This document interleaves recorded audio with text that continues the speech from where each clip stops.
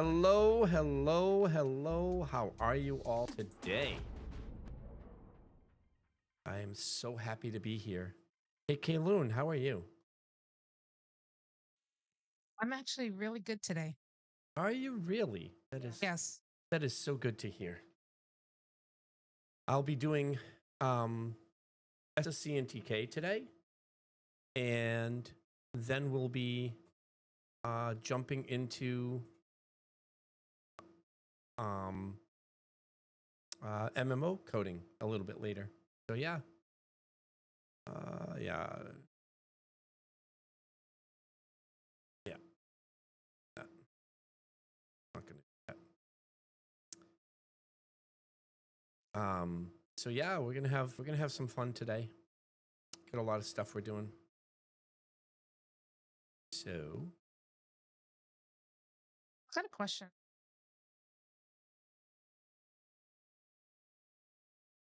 Maybe. hold on. I'm really confused right now. What? I just bought a whole bunch of stuff from the auction house, and none of it is in my inventory. Is in my mailbox. Yeah, sometimes it just gets a little lost in translation. So make sure you didn't bid on it. No, I clicked the buyout button. Yeah. Yeah, sometimes stuff doesn't go straight. Yeah, sometimes stuff doesn't go straight to the mailbox as quickly as I would like. It's rare, but it happens. I brought all my my SSC and my TK mana potions, and just in case I brought my fire risk here. But don't worry, I still have 29 empty inventory slots. That's not enough. I need to get closer. Actually, I'll get a bunch more when Freaking shards. I'll get a bunch more when I start shoving this nature resistance gear into Steve's inventory. Yahoo just landed. I'm gonna presume it's that. The hug roll is safe anyway.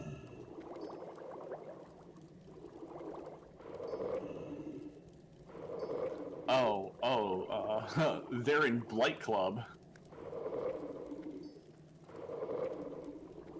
And the Warlock Classic server. Interesting. It's me. You brought me in, and the Tuck UI community. I share 4 servers with this person. I stopped using Tuck UI, but I used to be in that Discord server.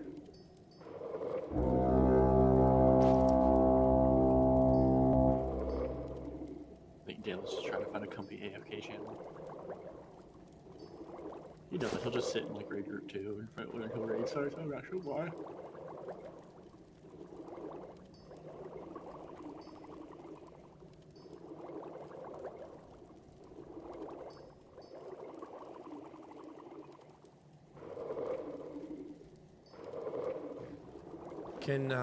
Can you sell me from the guild bank one of these stacks of mana potion injector?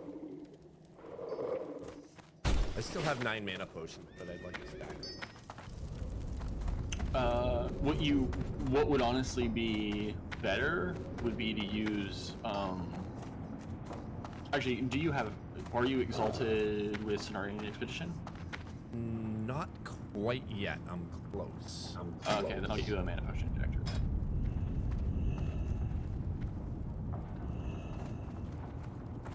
Because right now I've got like those potions and I've got the Tempest Keep ones. The Tempest Keep ones are dirt fucking cheap. I have 4 of the Tempest Keep potion. Well, they stack up to 15 in one slot. Oh, they didn't look at that. So you can bring like 15 of those, and I can give you this mana potion injector, and that'll easily cover you for the night. Just remember to switch off of the injector when we get to TK. I manually hit the injector, so I change my potion hotkeys based on which raid I'm in. yeah. I have between the TK versions and the mana injector and just the standard potions that I have 13 mana potions for tonight. And I gauge whether or not to use a mana potion based on how fast the mob is going down and what my mana's at. So if my mana's at 50% and the boss is at less than 50, I don't use a potion. That way there I don't waste one. Yeah. I was using mana potions and damage potions for a while there, so I'm aware of the sequencing. I would usually actually, because of the way life tap works, in the way that I actually burn through my mana really fast, try to use the first mana potion really early in the fight. And now it's like more efficient using a health potion, and because the warlock can actually he has life tap but has expensive spells. That's the way we're set up.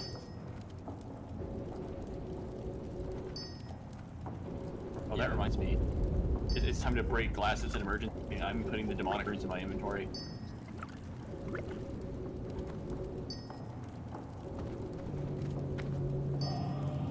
Yeah, I use like Burning lights. on boss.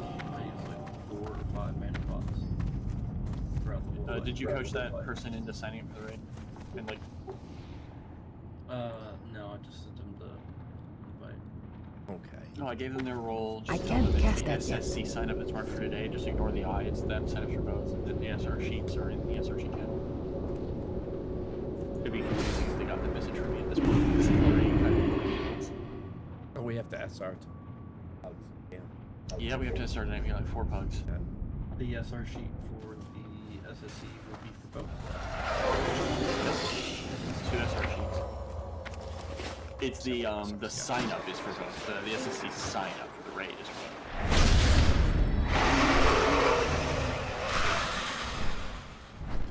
And you want us to have hearths set to fucking Netherstorm, right? If at all possible, yeah. Well, I'm on an hour before the raid, so that I can make sure all this gets taken care of. Yeah. I'm gonna go set my hearth right now. Yeah, I set mine yesterday, and it hurt like a couple of times since. It's been very funny. I decided to make myself have some accountability, so Puppy? I said on stream and started streaming the idea that I'm going to create MMO. Warm wishes to you. Yeah. These languages. And so, I both lurked in that stream a little bit and heard you talking to Arthur about it. I was online until 8 o'clock this morning doing that. I know. Diona? I knew that you were up until like daylight hours my time. Yeah, it was 8 o'clock my time. It was like a 14-hour stream, and I didn't want to go to bed, but I knew I had to. I was like, what the fuck? You're definitely gonna learn a lot. Oh yeah, because so I only know a little bit of Go, I only know a little bit of C#, and I only know like I don't know Godot. Well, even though I know a little, I don't know Godot, and so it's going to be a long couple of years, but it's going to be a fun couple of years. Yeah, and at a certain point you're gonna learn netcode. I believe it or not, I actually know netcode in other languages because I created an IRC bot in Visual Basic, and I did a lot of scripting for Merc back when that was like really big. So I know a little bit of netcode. Yeah, I was at the game design program at Central Piedmont Community College for a little bit. Ah, nice. Do you want to do a quick reminder for guildies to fill out the SR sheet so we're not wasting time when they get on? Sure. Might be helpful to remind people they're not used to SRing.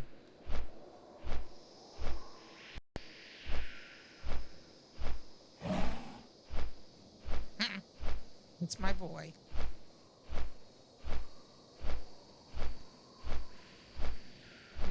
There's my husk. I really was hoping Sir Mama would just kind of like randomly show up, but they vanished.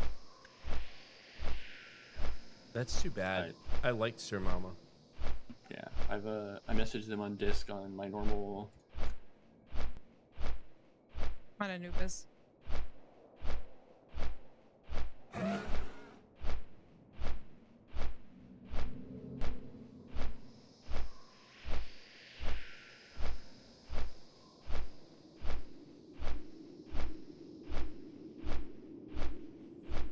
Alright.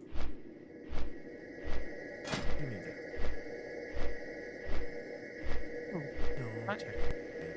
okay.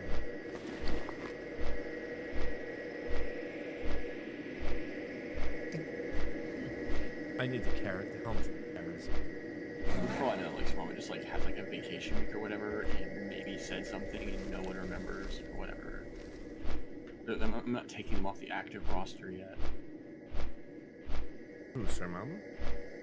Yeah, I maintain an active roster list. It's the people that I reach out to on Saturday, because there's a bunch more people in the guild that they're kind of sitting around. Oh, I thought that was Pip.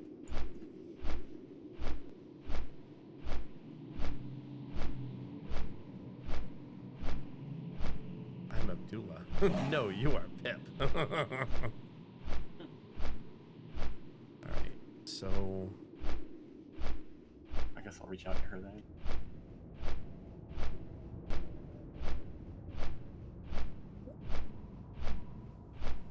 I have the Fathom Stone. Right? I have the Fathom Stone, so I don't need that.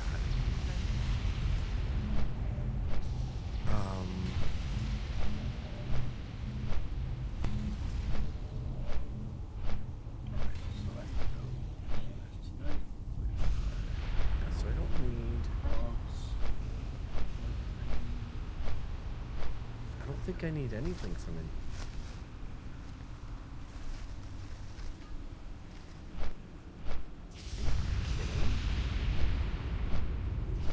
We have shock, solar, wrath, and shock.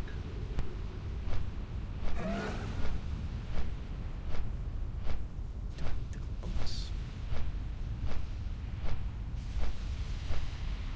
I could use them. No, I have the gloves, but I don't need the gloves. So like... I don't feel like I need anything from...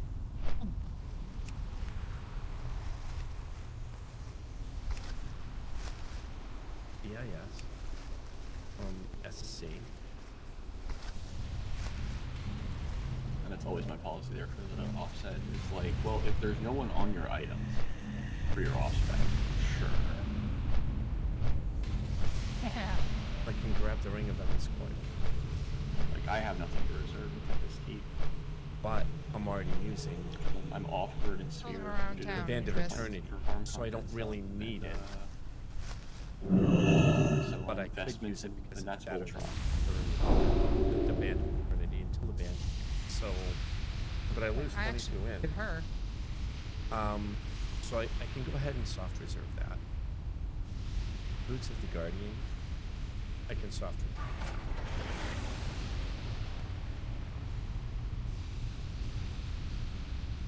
Even though, yeah, I can soft reserve both. Because I don't need anything else. I literally don't need It was anything me. else. Like,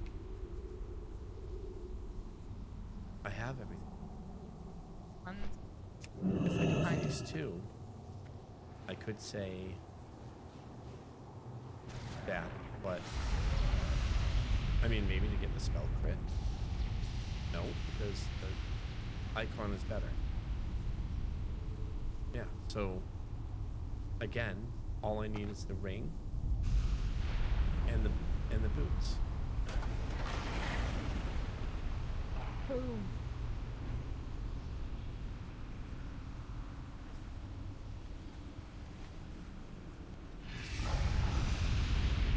Maybe the cord. Do I want to? Oh no, I don't want to. Very clever. I was like, do I want to delete inventory spaces? No. I'll leave Do it. I want the ring over the Band of Eternity? I don't think I do. I'm It's gonna buy one some stuff crit and in 8 the mail, which is I'll hurt. spell power. And I can pick it up I on the think- DK when I hurt, because I'll be right next to a mailbox. I absolutely want the boots. Do I want the cord?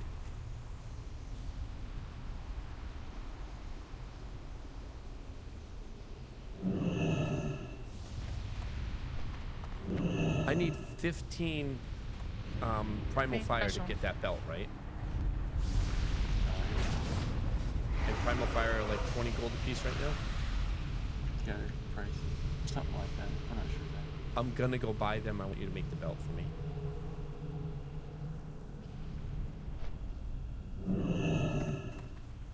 Ring and boots. Ring and boots. Ring.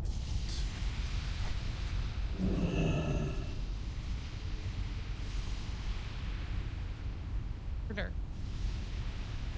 Soft reserve. Character. Make sure you get the other maps. Oh, aside from the next item for. And be ready to put gems in them in the belt because that belt takes gems. Alright. Hold on.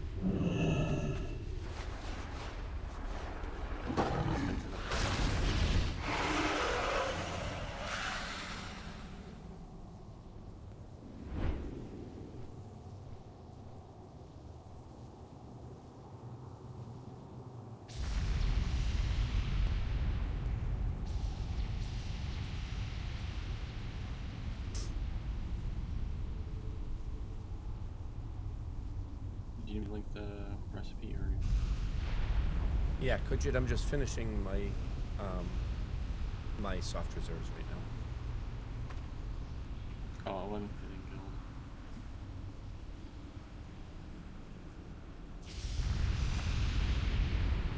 Or two rotates it either way, so I can get it right away.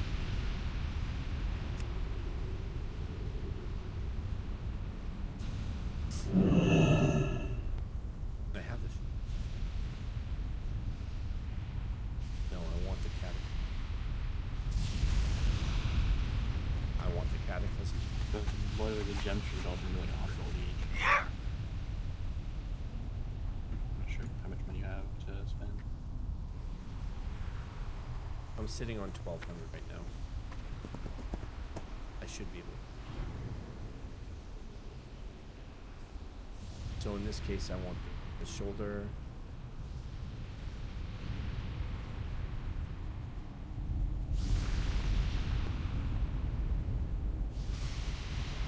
The Nexus key is actually not as good as the Glad weapon, is it? Depends what spec you are. As Ellie. I'm not sure. Because I'd be two-handed. I might shed. Where do I see the Glad weapon again? Atlas loot? Yeah, Atlas. Oh, correct.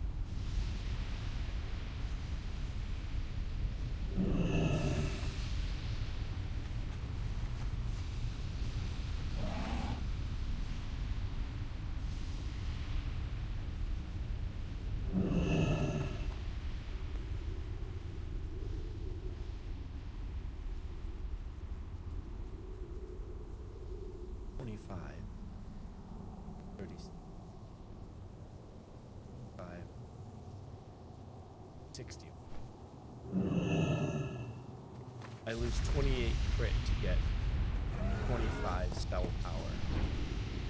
And like I lose.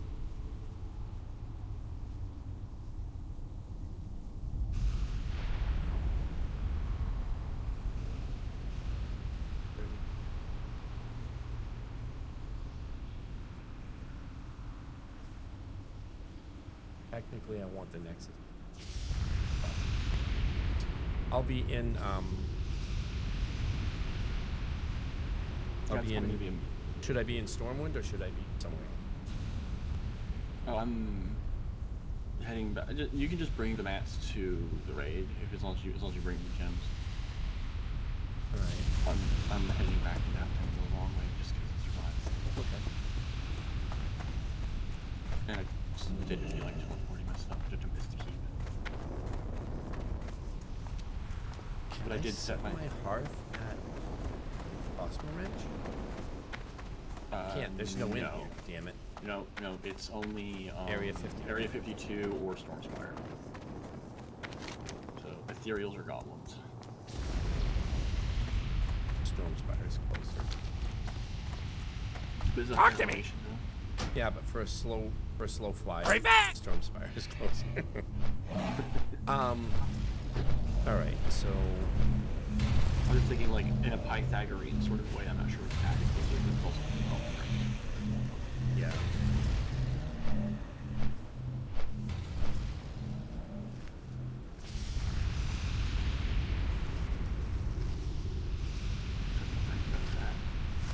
you said you're learning how to like make an MMO, my first pain was like to all the new fresh kids at SGD, Simulation Game Design, that were like, I'm gonna make an MMO, and we're all just like taking turns looking at each other, trying to figure out how to not break the poor kid's heart. Yeah, like, I'm going. The Dunning-Dooby Krugering at SGD.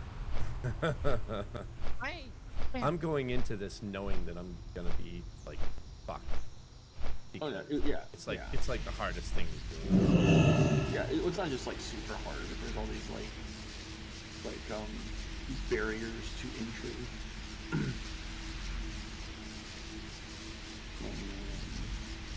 But at a certain point, it's kind of sort of like you make your own asylum. The students are like, oh, we don't want the program to be like this. We want it to be like this. The school are like, oh, we didn't know that's what you wanted. And a bunch of the faculty are like, no, like, okay. Champion. Because no, college is actually one of those things where the faculty need to make those decisions because the students literally don't know what they're talking about. They're over there like the Design 2 class that like what they do is they get to actually like make a game, and they're over there wanting to be like, oh, we're going to do like a test level for Super Metroid. We're in a 102 class, that would go well. Champion and like Completely not understanding the amount of manpower. Like, okay, so for the first day of this project, you're gonna watch the entire credits screen on the game you just made. Like, I don't actually want to be that discouraging, but my brain is like, how do I get from here? You don't want to like, snuff out the fire and something, but you want to like make sure they get it.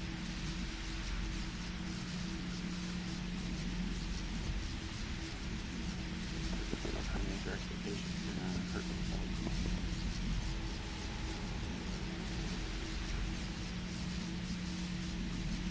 So I whispered shock and awe to see if he wanted an invite. They started the raid, but he didn't answer. And I haven't befriended, but I can't tell what he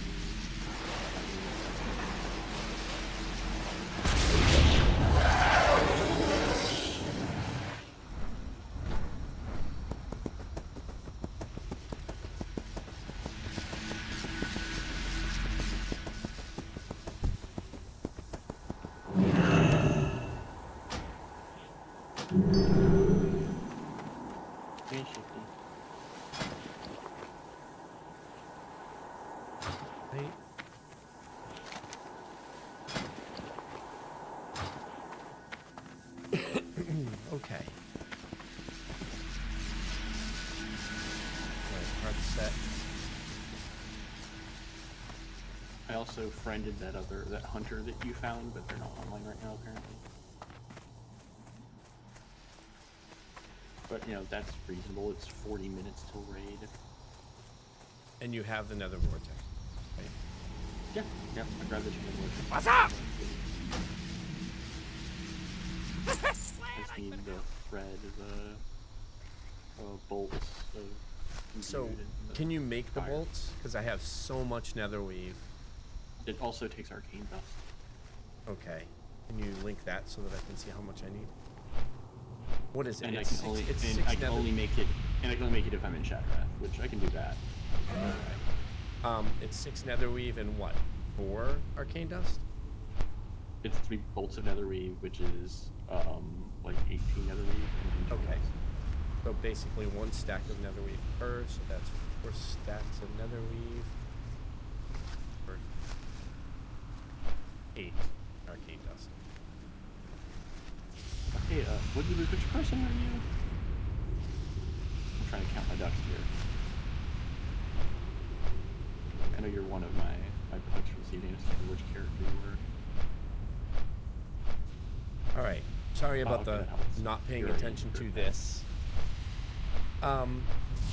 Kane, how am I gonna make you have fun? I was gonna make a clacking sound. I'm gonna make him happy. Yeah, the soundboard should definitely not work.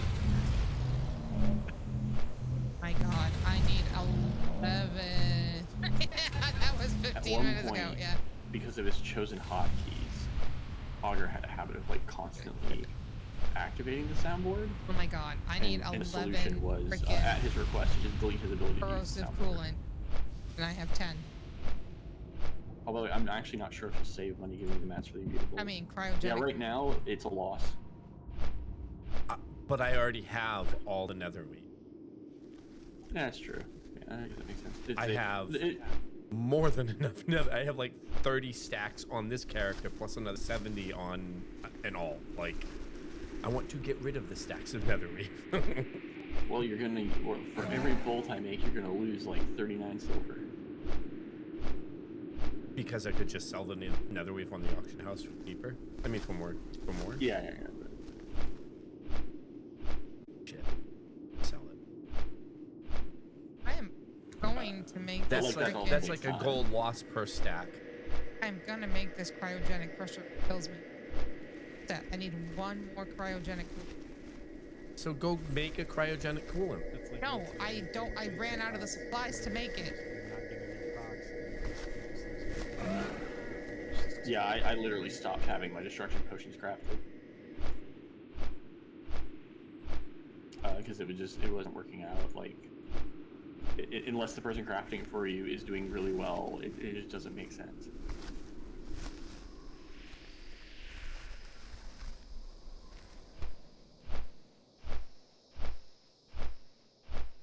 I have like 7,000 of them. I need to log into that. I just don't have time to right. Because I have things that drop ice organs in my ranches. I have ice organs, flame organs, and electric organs. Like, why? Why not? No. I'm talking to Cassandra. Oh. Like, yes, I did. I know. I haven't been paying attention to the stream. And that reminds me. Steve now has the nature resistance gear. I actually have to go to my desktop and turn on my Discord, not my Discord, my streamer bot, so that I can hear messages, which I always forget to do when I restart the machine. Switches to nature. Cat, you just do what you always do. Yeah, but did Rhode Island send like a? Oh. Huh? Not you, baby, not you. When it switches to nature, Paladin's good picking it up. But he also goes immune to your damage in that phase, so you don't have to worry. Neither do you, dude. No, that's the phase. That's the phase where I walk into him, start wind furying him, and flame shock forever. Yeah, it's alternate flame shock and frost shock while autoing. No, he's immune to frost shock. Not when he's in his nature form, he's immune to both. Yeah, because frost shock is a nature spell. Frost shock's a frost spell. The water elemental will be immune to it. Sometimes elementals are immune to more than one. I'm an idiot. Don't get me wrong. You have because sometimes like water I thought he was elemental immune. I thought he was immune to frost and lightning during that phase. So I've just been using flame shock. He might be because he is still a water element. It's like a corrupted water elemental. He could. Motherfucker, Abdullah. All right, so I haven't been using frost shock during that phase because I thought he was immune. Which means I've been sacrificing about 2,000 damage every 3 seconds. Yeah, because we alternate. Just because a former enhancement shaman in this thing, she won't have to worry about the threat on frost shock because it's gonna be the second shock that she casts, and she's gonna just be autoing during that interim. She's not gonna catch. Yeah, I'm not gonna. I ain't gonna catch anybody. The only thing I have to do special is I have to make sure I get Fairy Fire up before he transitions over to nature. Oh, that's very funny. I didn't think about that, but yeah.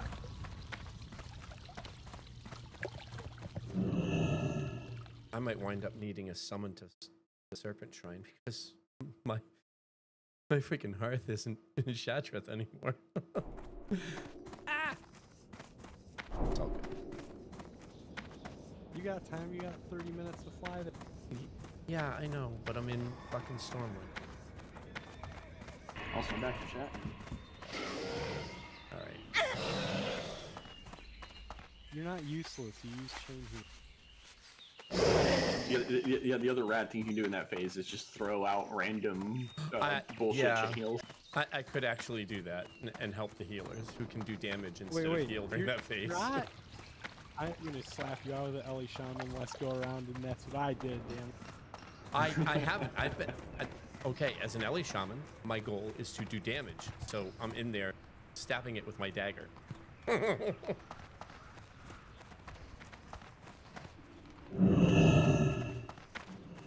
just gotta be careful not to pull the trigger too early on the healing, because snap thread is gonna be real.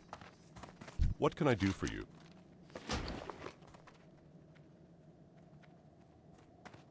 I'm gonna click off salve and spam Starfire. So I have 20 stacks of netherweave on this character alone. I'm sorry. Yeah, I've mostly just been selling it. I keep a stackish of bandages, and I sell everything else.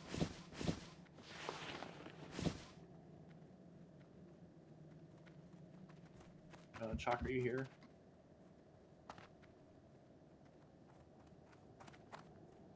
Okay. Light bless you. 15 primal fire.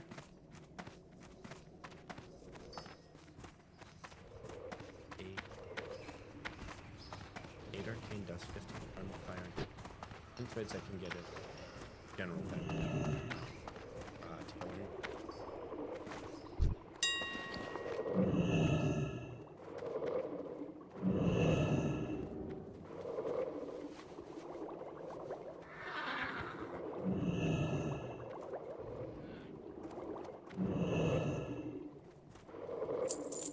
That's 2, 3, 5, 7, 9, 10.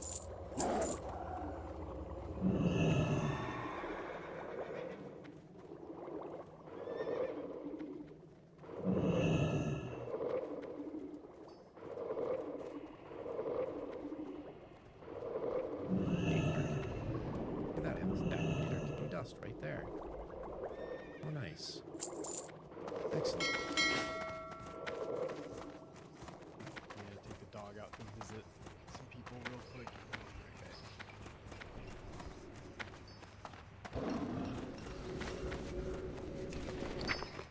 And I need a blue and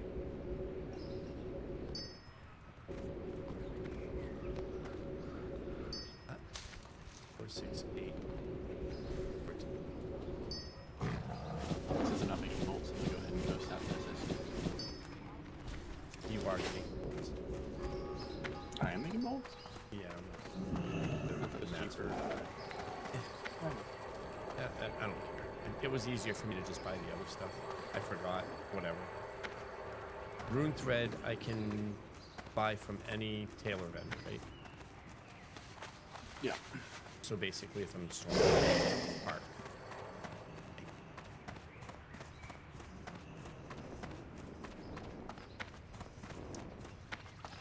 And I need to. Do I have anything I'm removing from my belt?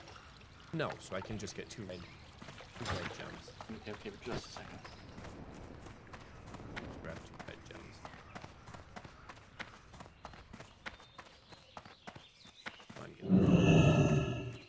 Red, Looking for something specific?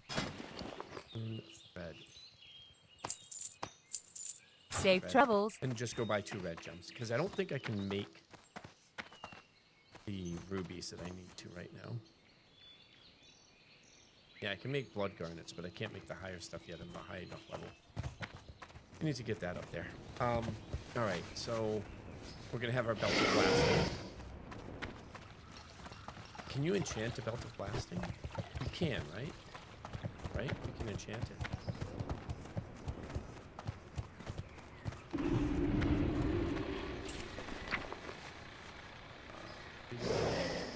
Go to WoW Sims.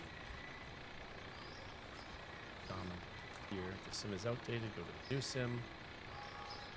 The belt can get. Oh.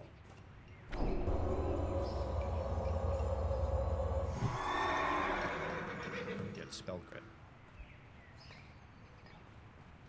I don't think the 4 spell damage and healing is worth losing.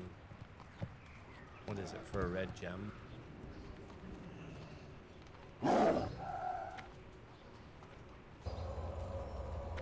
That's 14 spell damage? No, that's don't. That's 14 spell damage there.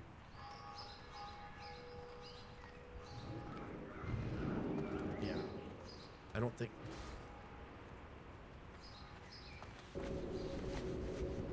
Fire opals. Okay, so I can't get those.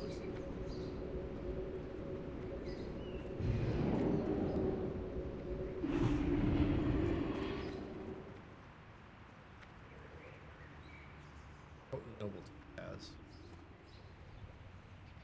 I can grab a potent noble topaz. And I don't even know what. Yeah, see, this just wants me to use rune living rupees. We'll just grab 2 rune. We'll just grab 2 rune living rubies.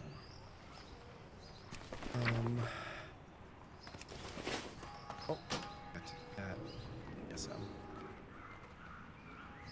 we'll grab 2 rune living rubies. Back.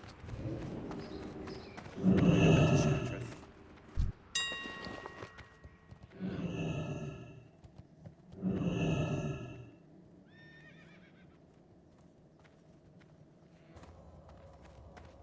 Holy shit, they're 100 gold apiece.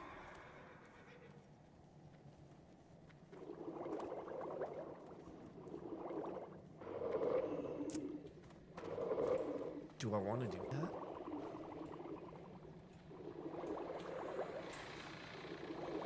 No, not this late in the phase.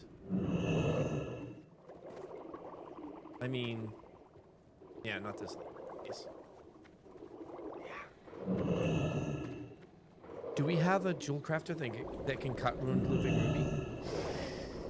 That's unreal. Not that you're aware of, huh?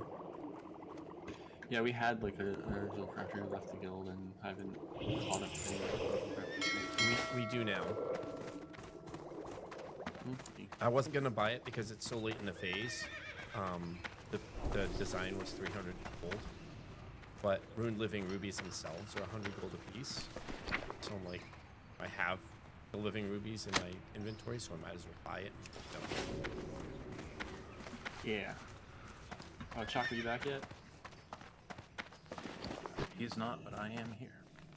Yeah, that's good. Need help?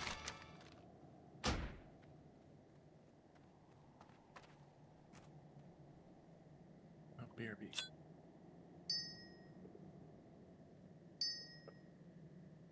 For the Alliance.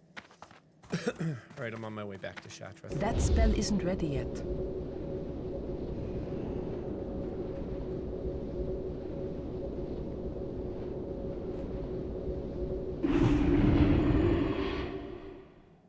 Time to fly.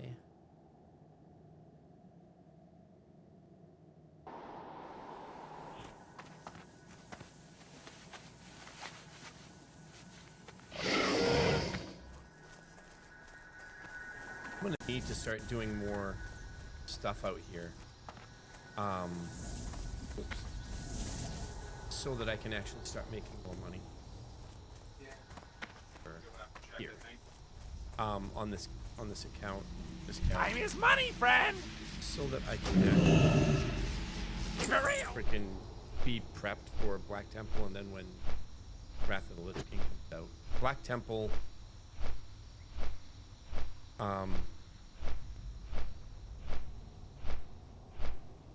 Isle of Keldanas, because I can't remember what the fucking name of that raid is. And then when Wrath of the Lich King comes out. Alright. This is running. Update available. What? Let's do it. Screw it.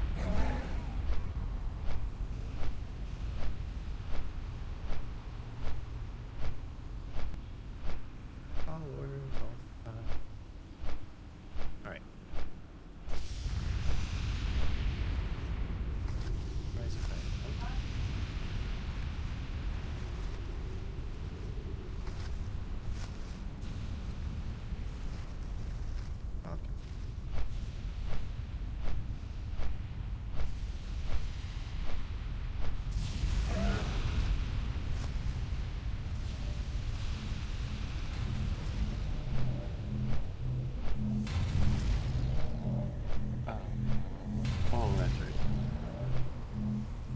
boy, that resto shaman is out. Well, so back to the mines.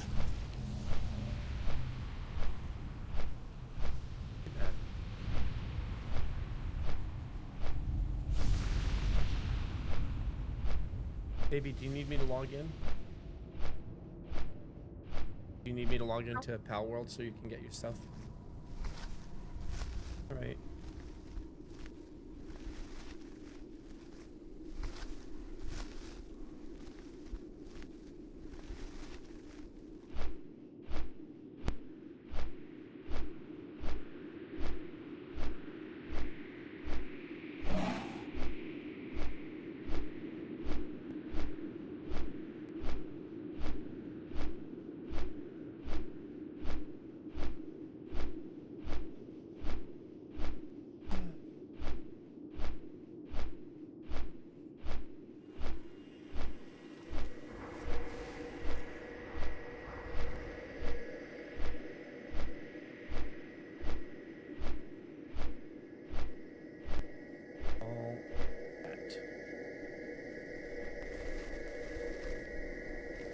Sure you don't need me to log in?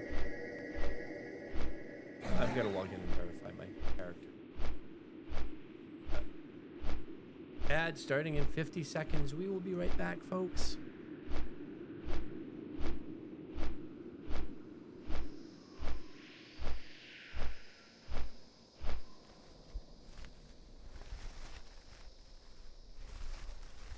Still got another minute and a half for this anyway. Wow, what the hell are you doing? There was so much to like. You're using Meow Mirror again? So much explosion going on next to you. It's so funny to watch. it's like okay, you can't see anything. It's all explosions. Verify. Oh wow, there's actually a couple of people on the server, huh?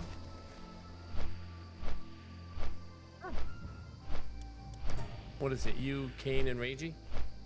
No, Chandra And what? Chandra and a friend. Ah. Oh, there goes Anubis. I have Anubis with me now. So, he just... And I have to finish this build too. So.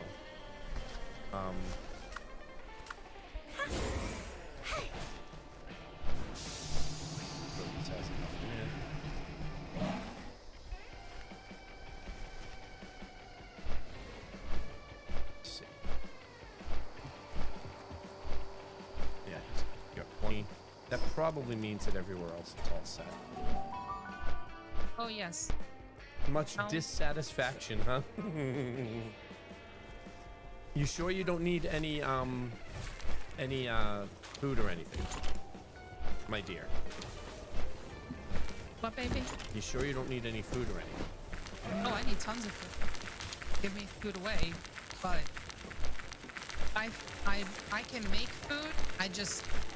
It's hard. It's hard keeping them. I've noticed that I have a hard time keeping them alive during the night. I have to make them. That's my problem. Yeah, that's a big thing.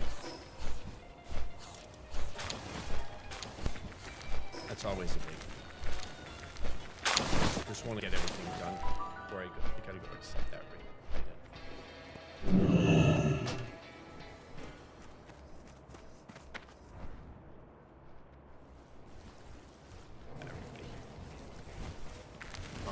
Anything, collecting stuff. Yeah. Nothing needs.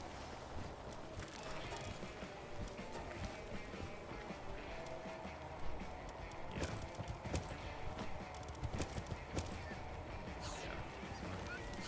So they're all set for food.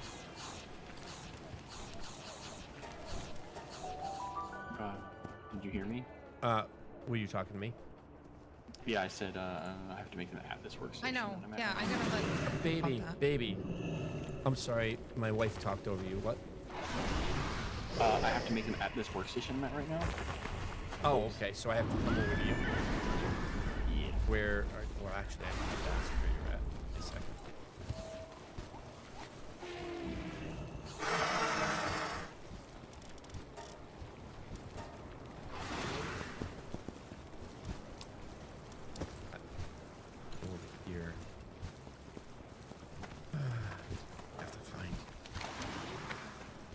occurred to me. I'm not on push to talk.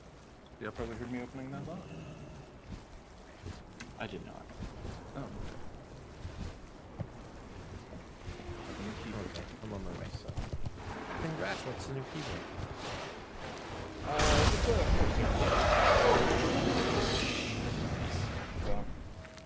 like a $90 mechanical keyboard.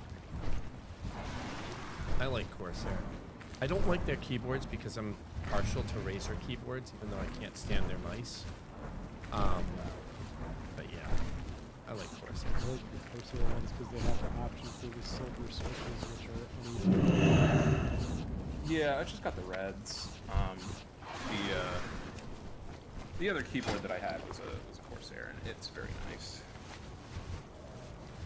But unfortunately, it did.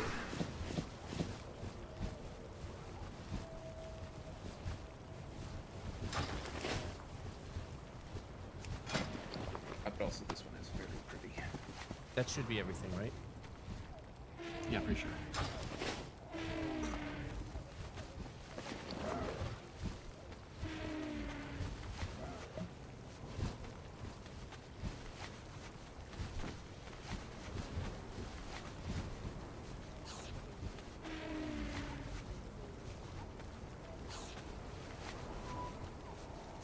Yeah, so I can make Ruined Living Rubies and Gleaming Dawnstones right now for higher level gems.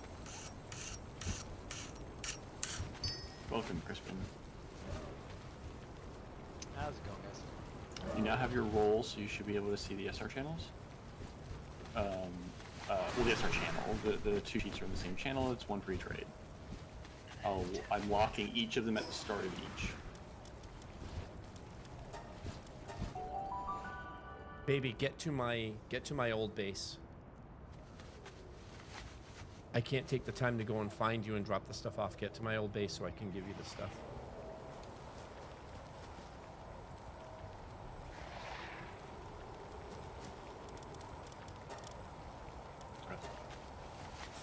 People whispering me.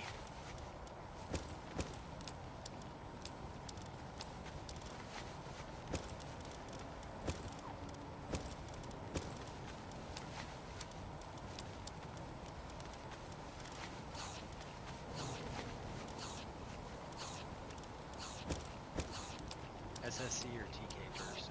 SSC first. If you have, well, I guess it's a little late, but we've been telling everyone to set their hearth to another storm. I couldn't hear you. What? Here comes the big bad. Where's your guy. old base? It's where the tower was.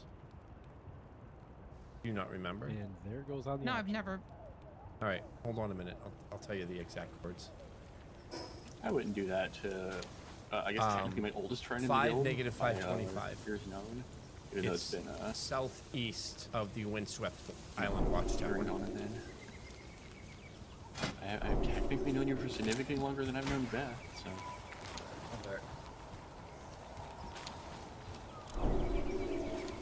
Philip, the blasting is yours.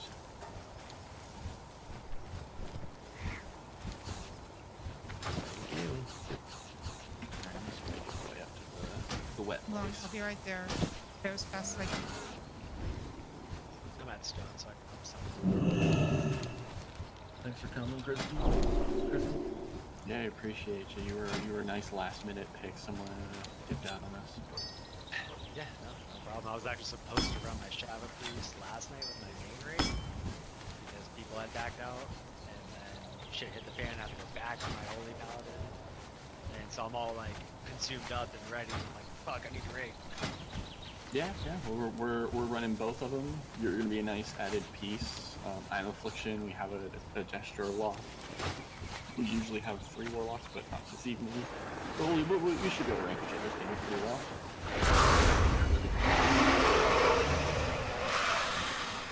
My question It's not worth it. is the healer getting the Shadow Priest? I'll be wobbling it back and forth between the mages and the healers, depending on the fight. Because that is the ethically correct thing to do. What? So I'm just an it to you already. I'm a person. I'm just a moon. Can I put Fairy Fire up? You're not even a person. You're just a fairy firebot. You said gotta southeast share of the princess. Twin It Smoke Watchtower. looks like a frost mage in a dungeon whose sole purpose is to pass me the butter. Yeah, make a table. Come on. Everybody wants to pull the SREs in different directions. Actually, that's my joke for they spam blizzard, and if they stop, everyone dies. But if they keep doing it, I See kill me everything. in the sky.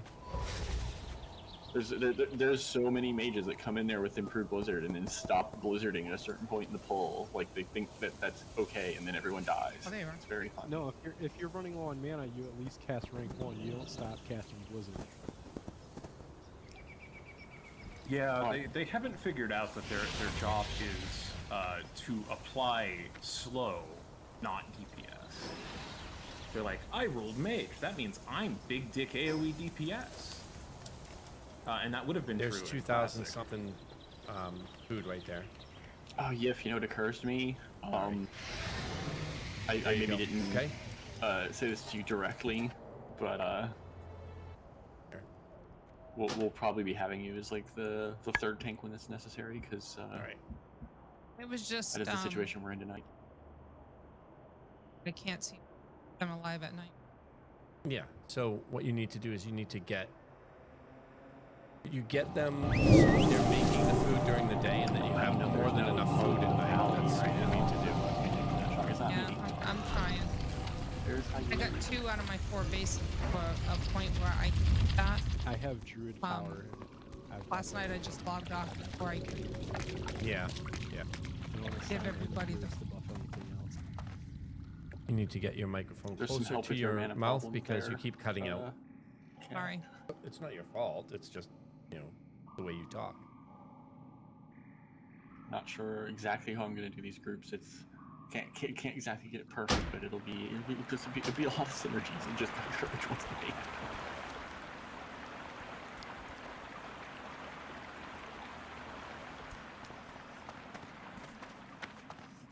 Also, between Street and Dela this evening, we will absolutely have need of exposed armor.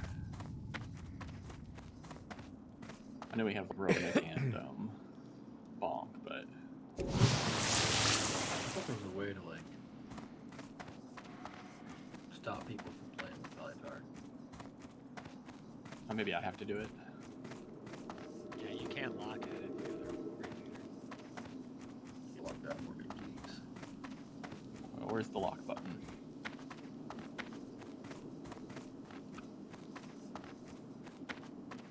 Oh, I just turned off reassignment. I see. I turned off reassignment. Only assistants and leaders can do it now. Still keeps changing. What the heck? Well, I only Maybe just turned somebody's off reassignment. having issues with the add-on. Yeah, I turned off reassignment. Only you, me, and Teller should be able to mess with it. Oh, and like Yif and Steve, but I think it's bugged because it's still like. or it's Steve. He's not in here yet. You, me, and Dupree. Because Steve does have assist because he's a tank. He needs to be able to do marks and things at times. Speaking of assist, bonk. I really. So weird. It's just Steve's. Steve's is the only one. Gain 30 crit, gain 15 spell damage. Just be like, hey Steve, are you playing Gain with Pally Power? 33 spell damage. No, he said he wasn't. That's the crazy part. 30 in. Oh, I'm not messing with it. Alright.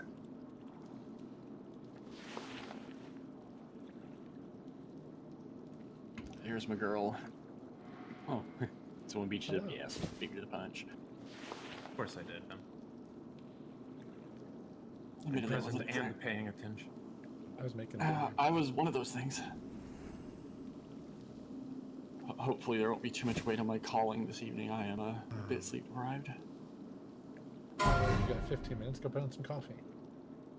Oh no. Gross. No. Nope. I could use some coffee. Who said that? Food it in. Come over. I'll give you something. Yeah. I like black Colombian coffee. I don't got none of that, but I got some creamers that taste good, and I've got some shit to your coffee. You disgusting humans who enjoy sweaty bean juice. You like Choco Nuts? The cheapest coffee around. Now we can do this. You know, I'm not choosy. I also like plant water. plant water? Good. You mean sweaty leaf juice? I do. Also disgusting. Oh, there we go. I only drink Yeah. the dew from the mountain. No, I'm permanently traumatized from the experience of having to drink that in order to be awake enough to assist my mother with her paper route.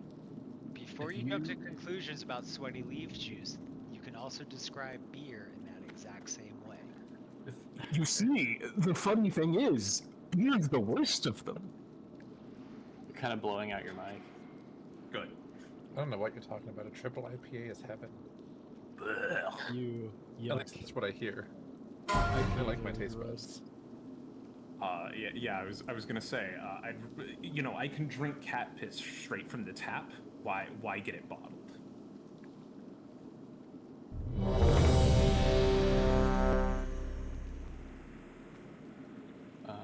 If your beer tastes like cat piss, you're drinking the wrong beer, so that's a you problem. No, that's just all beer, unfortunately. You see, I have the superior taste buds. Just buy the jug. You of haven't beer had and the just right beer drink then that. yet. I have had so many different kinds of beer, and they all taste like ass because I have a particular genetic quirk. And which is what? I am a super taster. Oh, that's fun. That sucks Yeah. for you, though. It's fun for me, but sucks So for you. we need Pip and Street is what we're missing. What do you drink then? Diet soda. Really interesting. Yeah. You take aspartame, which is already incredibly sweet, and then you just ramp the sweetness further. You should convert to Coke Zero. You see, Coke is inedible.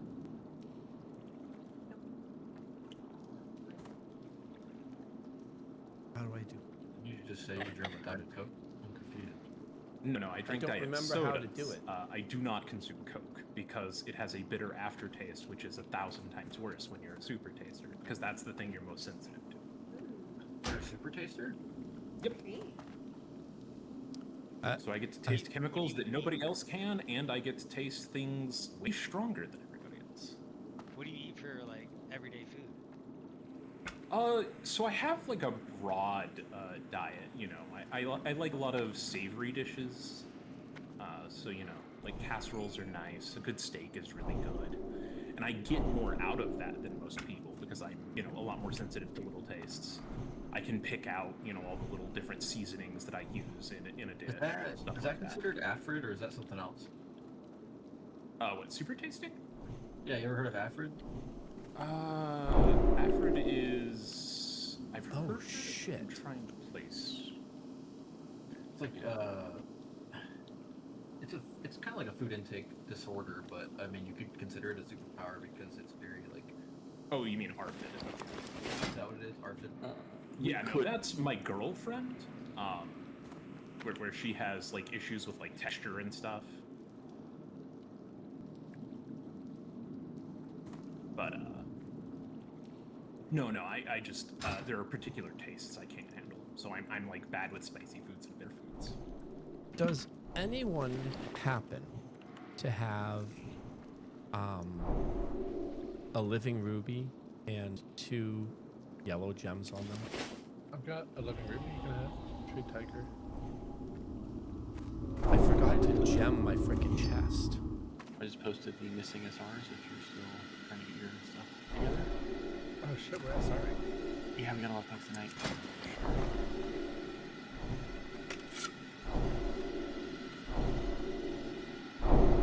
Oh no, that's no, I need to on top of it. Sorry. I'll just do it after 8. I just forgot to. I thought that I had already gemmed it. I forgot that one.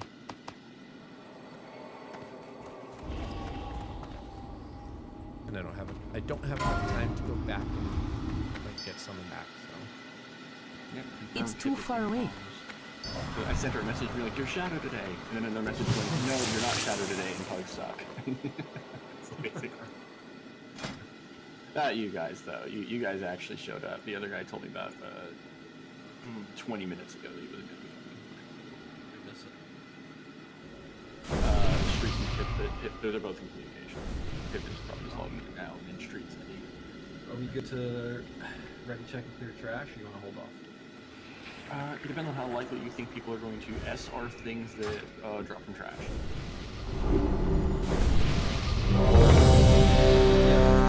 It is. It is. Love you both. I'm definitely trying. If it dropped and I didn't get it.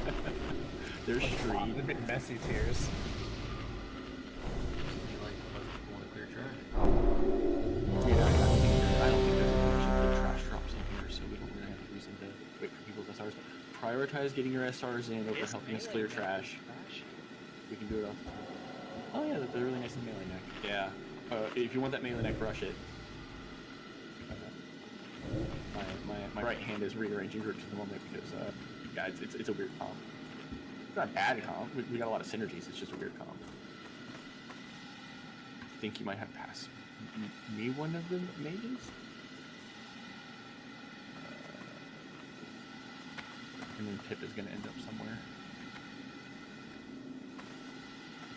But I'm going to let you do that, Jenga, because if we both do it at the same time, even if we're going to try to get the same objective, we're gonna... Because all we're missing is a holy priest out of that stack. Yeah. I think I'll just give you an honor.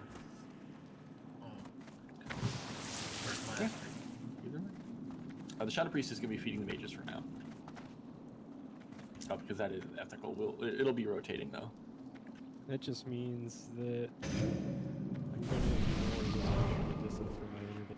Yeah, save your innovates druids for healers if they're gonna have a shadow priest. Vice versa if it's for swapped. healers. For healers, no. I'm using it on myself. I do on the first boss anyway, because I never need to. I'm seeing correctly. We have 3 paladins, right? You have 3 paladins, so you should have wisdom, salve, and I don't have salve yet, which is why I was. Steve just started. That's why I didn't say anything. I was just asking, making sure. Our time it here is 3 hours. I expect it'll go over 2. So if you brought 2 flasks, you can go ahead and flask on trash.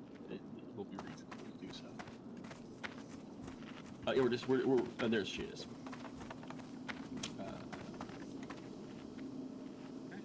We can start. I also need Mark of the Wild. I think everyone came in, so.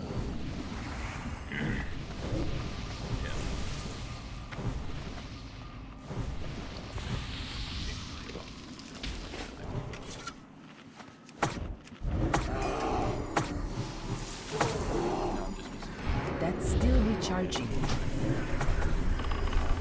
That spell isn't ready yet.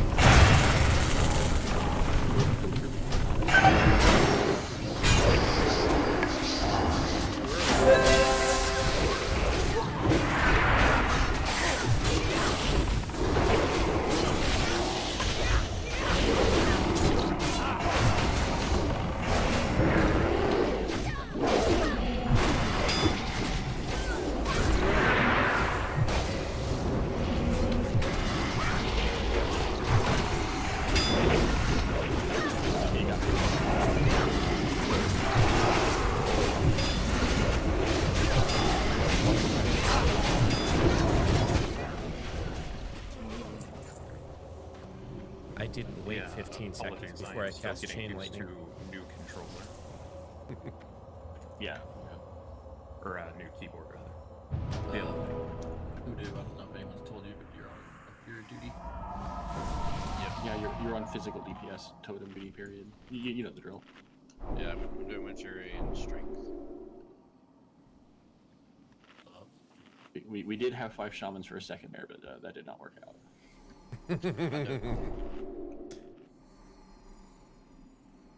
Hey, I'm always down to go on my shaman.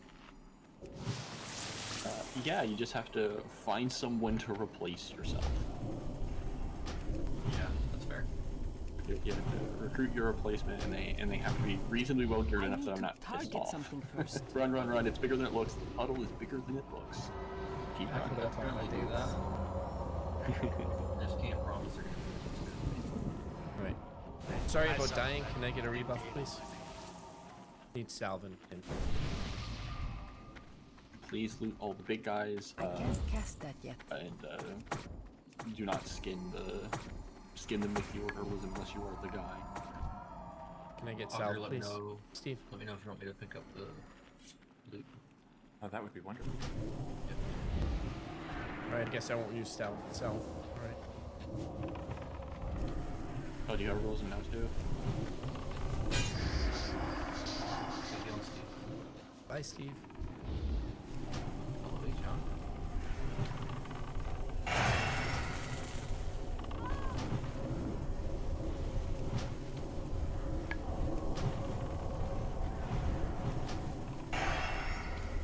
I remember this is going to be just like last Thursday. We're going to be kind of pulling continually fish. If an officer or someone doing raid call starts talking, try not to finish your sentences or your stories. Can Hera and I get salve, please?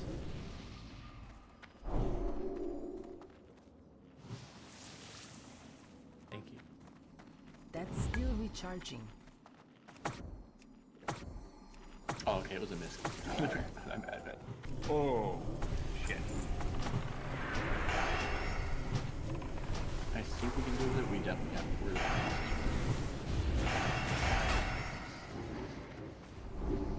Board. Oh. It's shifty the turn off one side. Pulling away. That's Christ, man. But you can't outrange that shifty. Yeah, I kind of had nowhere to go. Everybody else was a little left, so I just figured going right would be. Yeah, that's probably the move. Since you're also running backwards.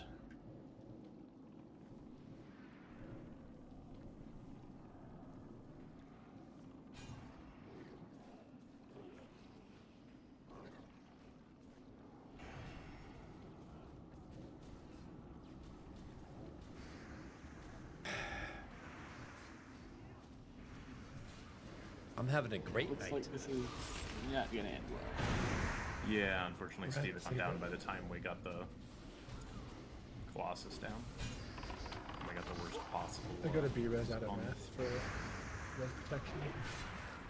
Well, have you just pulled too many there, or what?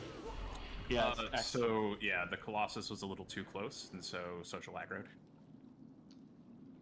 Am I gonna die? very likely. No, Not if actually, you might don't be come able to down the reset. elevator. They're gonna reset if you don't come down. I think you're actually immortal. I'm Don't get off the elevator. You're good. They're Don't reset. get. Oh, they reset. sorry. I looked like they reset.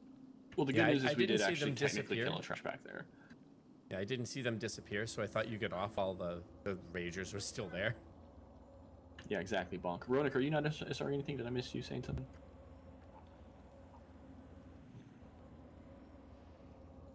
You not?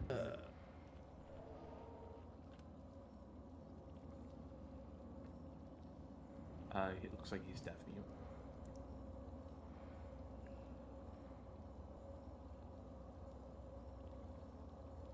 Beautiful. I took the res and it put me in the graveyard.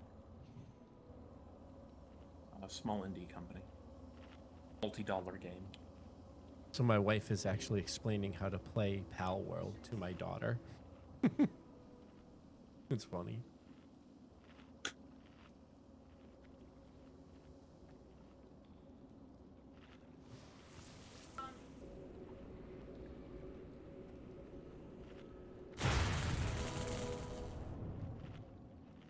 Baby, tell her insomnia is actually good.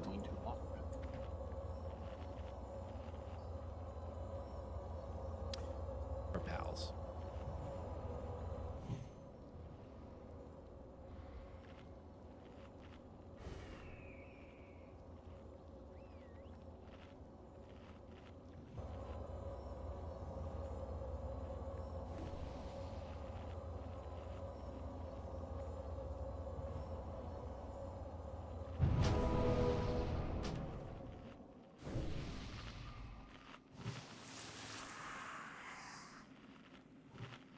I know, she's trying to mother her pals. She'll get used to it. She'll get to a point where eventually she realizes you don't mother your pals, you treat them like slaves. you work them into the ground, and they love it. 20 consecutive streams for Kayloon. Woot!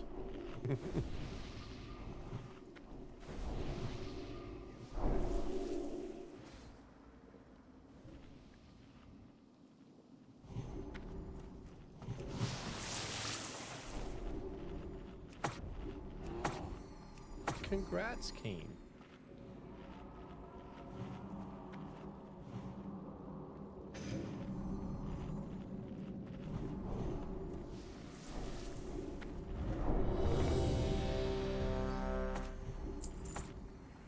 That spell isn't ready yet.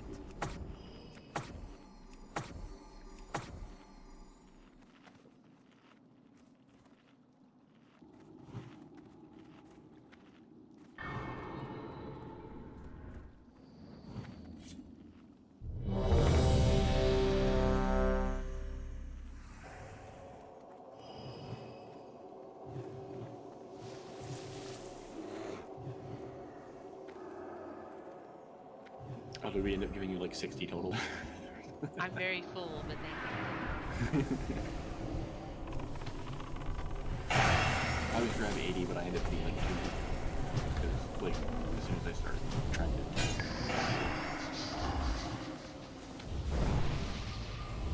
That's still recharging. Yeah, you can kind of range it sometimes. Sometimes I forget they even do it. I don't have a My target. favorite thing is getting so that I can generate threat. I need a target.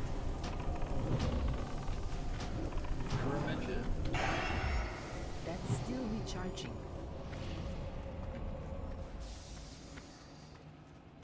¿Qué pasó?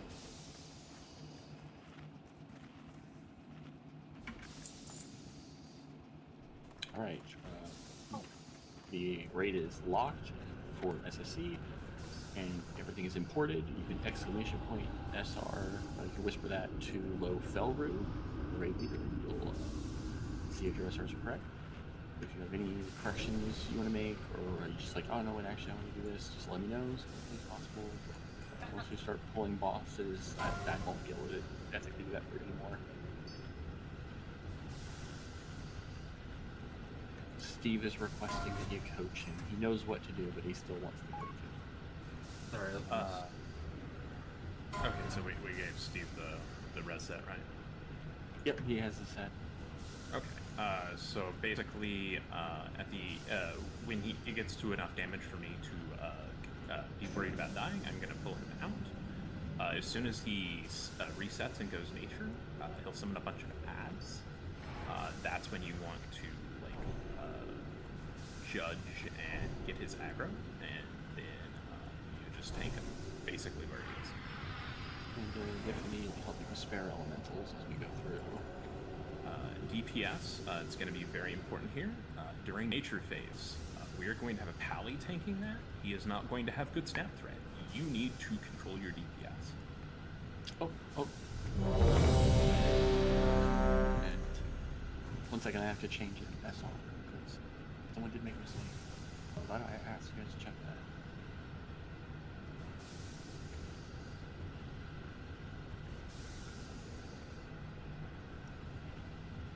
I'll have to re-import. Steve, you might have to stop because I just switch it to R3.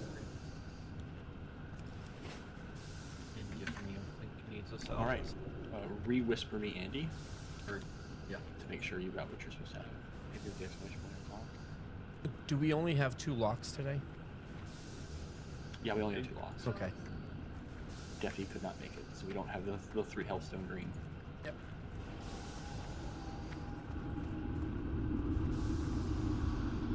All right. Cool. Oof. Not used to my well going that fast. Right, these are rage mobs. Don't go too ham. We're trying to top off our rage before we walk into this fight. That spell isn't ready yet. Alright, go. Oh wait. Might put on my nature or my full strength stat. That'd be cool. Might be important here.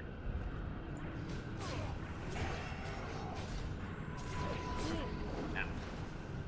I cannot allow you to interfere. Watch threat. Remember when it switches to nature, it's a paladin picking it up. Or strength. Whoa. Yeah, I stopped, but I stopped. We're good.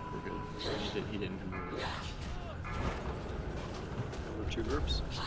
Plus. See if we can break that off. Recharging. That spell isn't ready yet. May get rebuffs when you guys get a chance. Not a massive.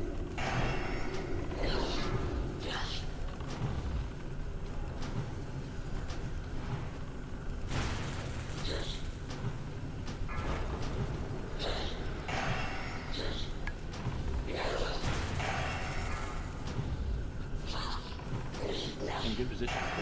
Only no one got hit.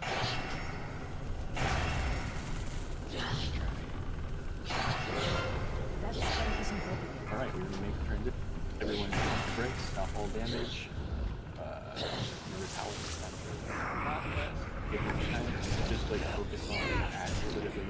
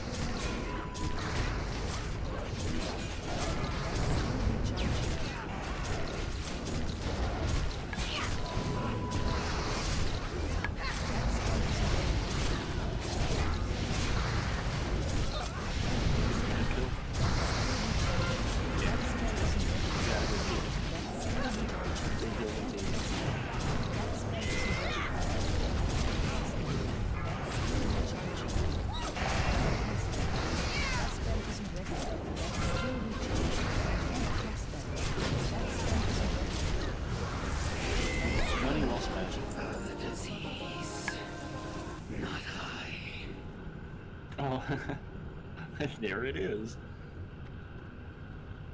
I'm going to be rolling out SR stuff kind of immediately because it's a timer. So this is Ring of Lethality, Ronictella, Bonk Dudum, and Darl.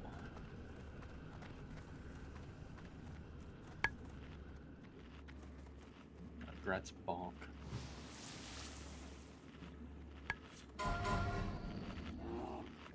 The other items I'm just going to pick a move with and roll them out as we go.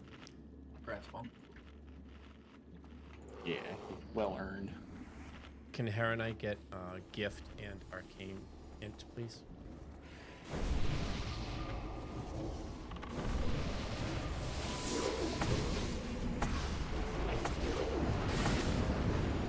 That spell isn't ready yet.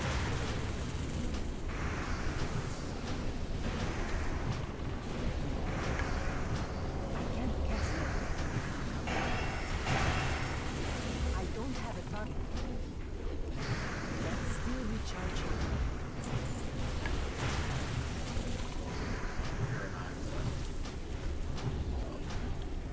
Yeah, they're a little... I got it. That I spell got isn't it. ready yet. Set. Sweet. That's still recharging. I just figured they were probably busy because we were keeping the pools running. Gotta parse on that trash. If any of No, you... I just if wanted anyone, to make sure I had the buffs. That's all. I don't care about parsing. I'm gonna put up the rogue because some people actually like it. If I'm holding something because I think it's bad, but you want me to roll it out, let me know.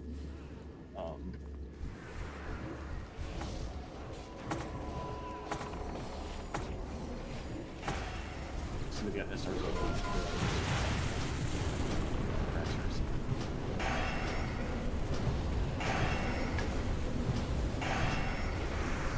That spell isn't ready yet.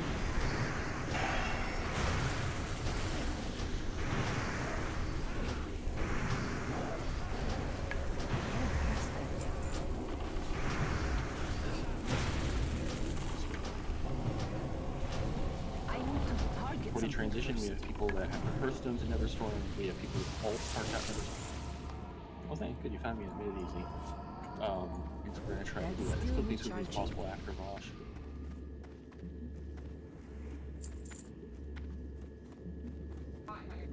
And that should save us a big chunk of time compared to that. That spell isn't ready. So honestly, last week, real good. I'm very excited. It might sound like it was good. Still recharging.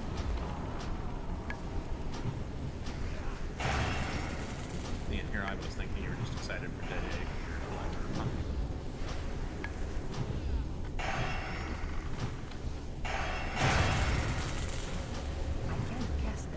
Not like you, I tend to fall on the supply side.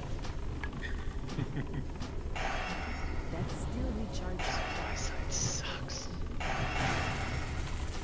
For punishment, it's fine. That spell isn't ready yet.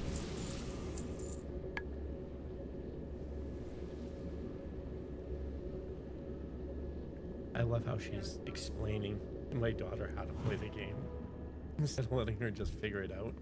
I can't cast that. So yet. Now you see, the winning strategy, as it has ever been, is to play both sides for maximum fun. Oh wait, my person that usually hits the panel isn't here. Did someone hit the panel after we delayed Ross? It's locked. She's telling me that the timer beans Oh, are thank slowly you. cooking on the Also, eggs, not that motherfucker, they're I slowly fell. going away. I'm so bad. I know exactly where you fell too. I bet Maya know exactly where you fell. The same place we fall every week. Thank you. There's like a little blind gap there where it like looks solid, but you just. I was in the middle of the floor. Like the fuck. Yeah, there's just a little gap. There's this little gap right here, like right in front of me, that people just fall into. It looks solid from a certain angle, but it's not. As soon as you step into it, it opens up.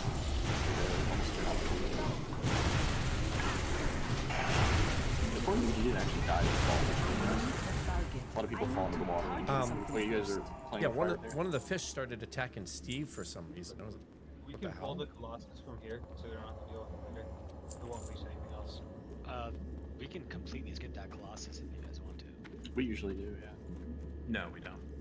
I mean, it caused us problems 2 weeks ago, so. Yeah.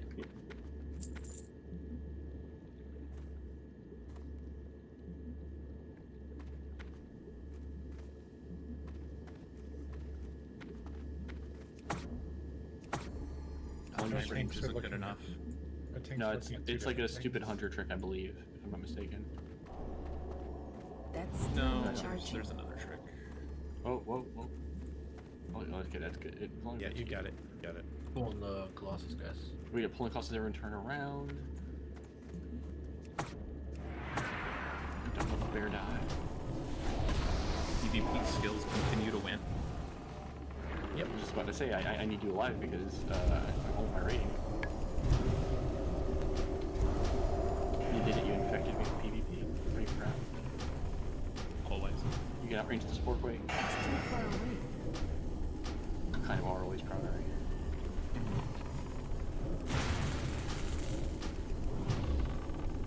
Yeah, I think you did it to me too, because I'm actually looking forward to next week's PvP run.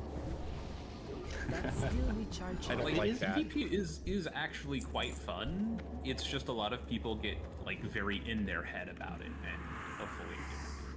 Yeah, it's like the anxiety. But when you realize that, like, oh, actually, you can earn enough arena points to buy almost all of the gear while being trash, it's just like, oh, this is way lower pressure than I thought. I can't cast that. Hey, if you want to play it really badly, let Tiger down. She does it every week. It just YOLOs them. I can't cast that yet. That's what I did on Tuesday, and I was like, oh, this is actually not that bad. Yeah, you could hang out do that.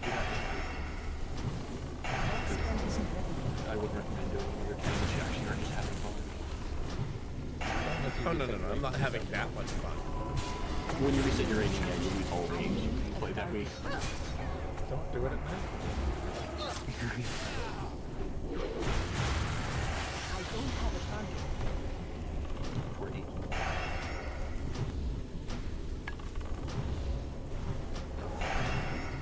What is the point of resetting your rating? You get points based on your rating. That spell isn't ready yet. You get what? So so if your rating is really the points you get at the end of the week is based on your current rating at the time.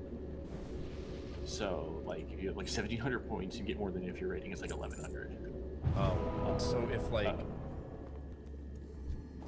So if your rating tanks down low enough, Yeah. it's worth just paying the 40 gold to bump it back up and then playing 10 games.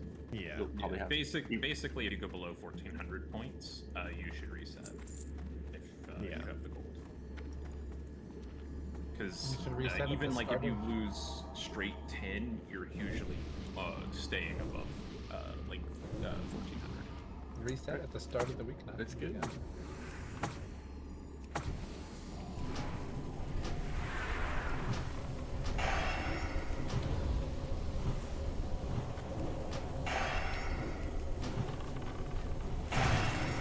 Everyone eating guild who need boots and blasting recipe has it, right? Yeah, I think so.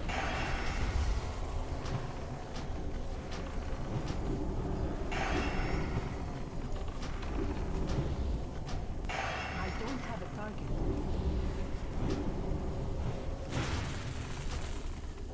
Just post in chat that recipe got like for you to actually I need to target something first. That's still recharging.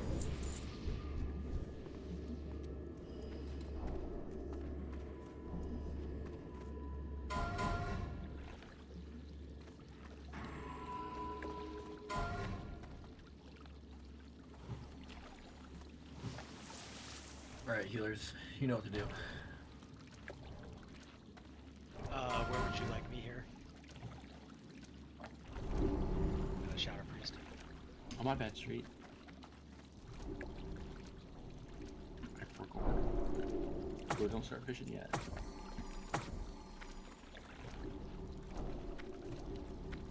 Question.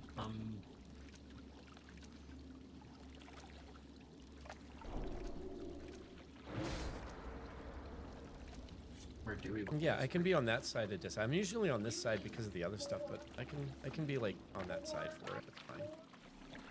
Yeah, I mean, ideally the whole group force should be over here because me Yeah. and Pyro have to be over here, and that way we can all get. Yeah, I'll just stick with you. I was told to be on the other side, but I'll just stick with that one. It's fine. Yeah, you're not in my group today because we're ramping, so I'm min-maxing. So I put Abdullah in the booming group.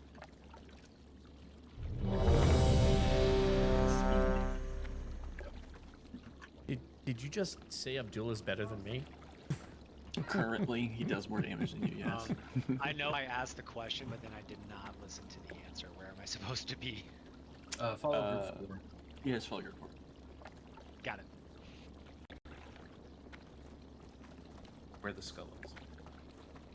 Yep. And then the other two platforms, if you're in group 3, you're trying to control those things when they come up. Put a cell on Yif if there's not one. Steve and Yif are just going to be tanking. We're going to start I'm fishing gonna- area. Yeah, we should be good. There was some talking over there. Do you want to clarify that? Steve and Yif are just tanking out. Okay. Yif, mark yours with skull. That should be the first kill target. Yeah, if you have assist right now, you can do all sorts of things that you need to do. Yeah. Yif's target is first kill target, mine is second, and then Steve's is last. Start fishing if you can.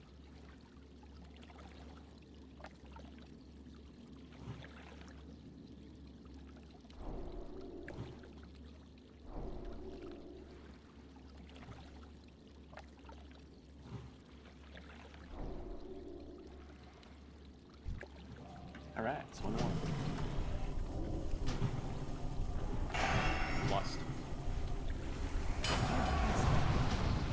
That spell isn't ready yet.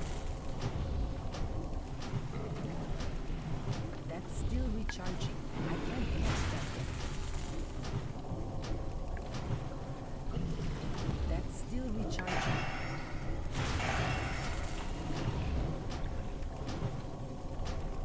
I can't cast that yet.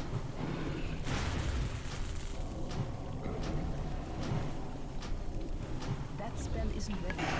That's Watch still where. recharging.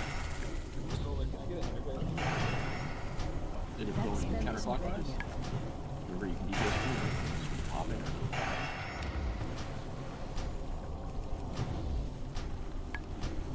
I can't cast that yet. That's still recharging.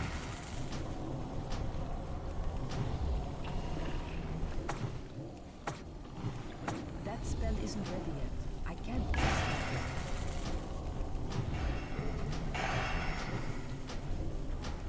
That's still recharging.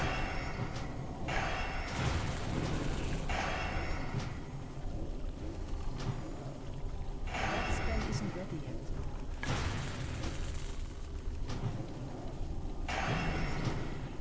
I can't cast that yet. Watch wave.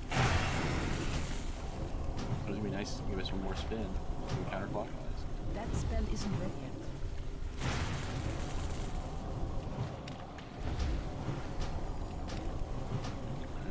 Oh, we're definitely only getting one dive this week. I'm pretty sure he's gonna dive with here, right? I don't have a target.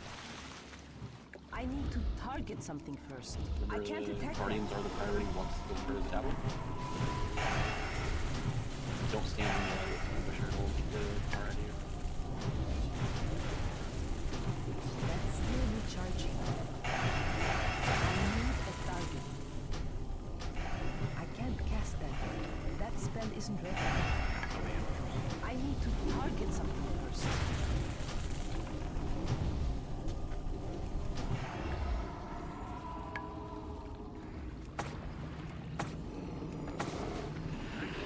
Watch wave. That's still recharging. Warm up. I can't cast that yet.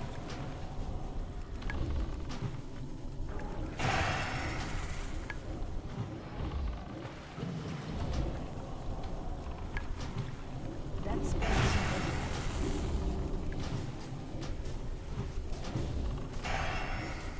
That's still recharging. Yeah, I think we got good damage tonight, guys.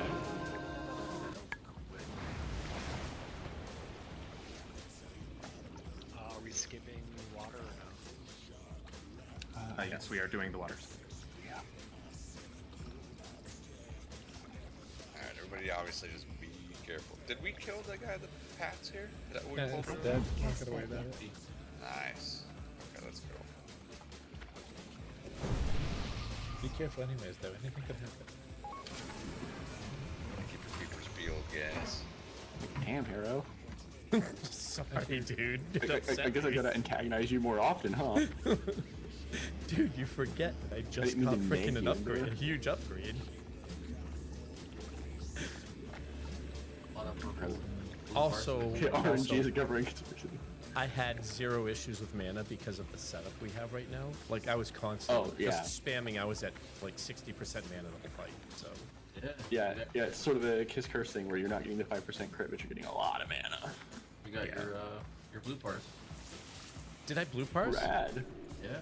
Fuck yeah. See, it has always just been like the mana gating your chain lightnings. That's all it is. Yeah, that's literally because on cooldown. Like no problem. Feel good. Do Are you coming? I didn't invite over. That spell isn't ready yet.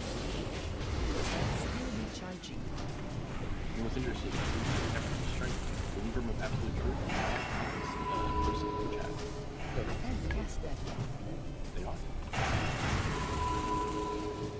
Warriors, it is your God-given duty to apply things to face. That's still recharging. I should have a type ret set, shouldn't I?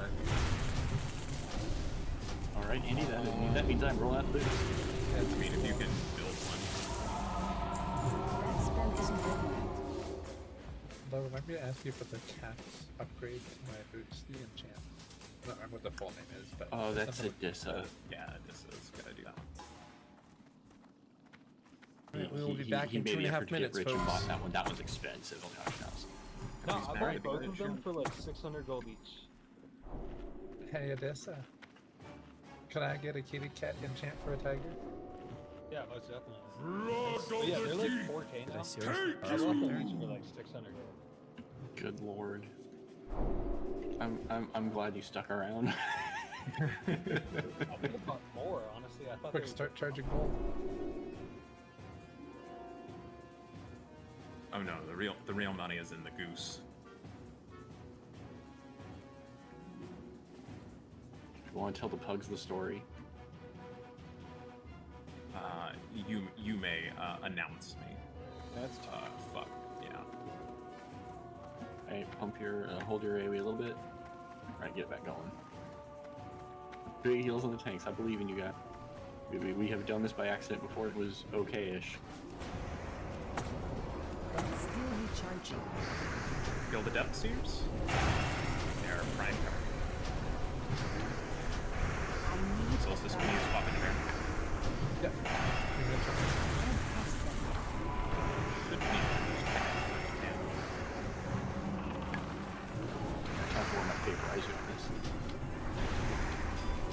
That spell isn't ready yet.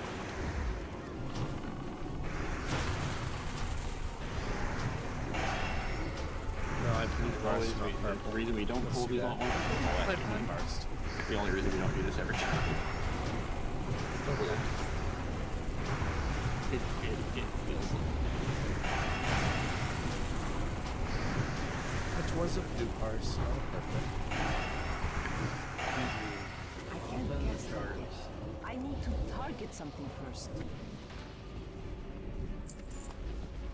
gotta guess those brothers. He had me thinking I got a purple parse. the dead may know he's I mean, from it's this still a mockery. 60, but it's a blue parse. Okay.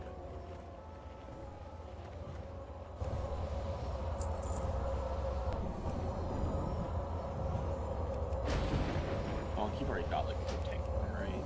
It's this one, isn't it? I think he already has it. I think Roman Then, Not he's one of the people in my emergency tank list. You have them out of the tides, right? Yeah. There's a lot of people that swap the tank list. It's nice. Right, ads are done with that.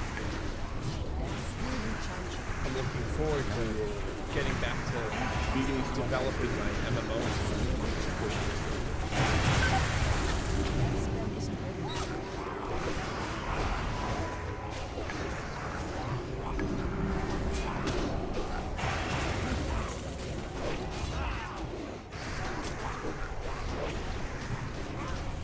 Have more ideas for the ways sleeping. I had dreams. Yeah. You're starting to keep, you could actually just be the main third tank. What? And that's meta. Feral prod is like meta. I mean, Oh. eventually we'll get Bethany Nice leveled boots, up. huh?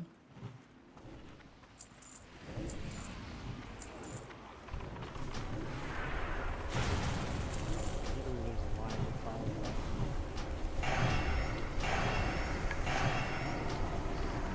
I don't have a target. That's still recharging. I want you to know that when I was told if we do well this week, That spell isn't ready yet.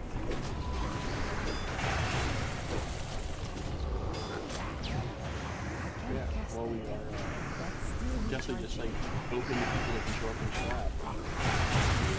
Particularly under shadow. All reasonable kind of. Are you guys every Thursday? Tuesday, same time. It's Tuesday and Thursday. This is our second week jamming all the raids in one night. Oh, okay. Pendant. But it went very. And there's the pennant. Someone talked about that Bisnack off trash earlier today, didn't they? Wait, is no one on it? It's That's way back here, yeah. No, I'm just checking these. I mean, next phase has to be 2 days. There's nothing you can do about it. Yeah, exactly. This is a temporary That measure. spell isn't ready yet. I would prefer to cram these together on Tuesday so we have Thursday's safety net, but the sign-ups dictate. I'm Wednesday, Friday in my main raid, so I am open to Tuesday, Thursday on my Shadow Priest. I'm also not sure if I want to raid 4 nights in a row, so I gotta think about that a bit. Yeah, no.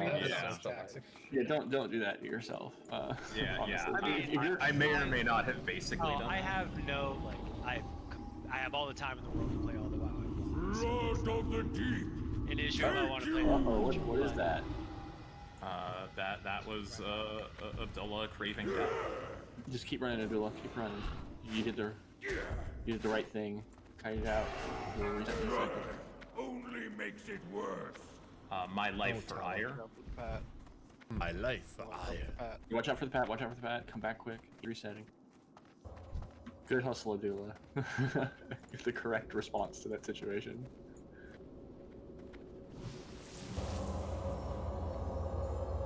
I swear I heard Sartharian start screaming there.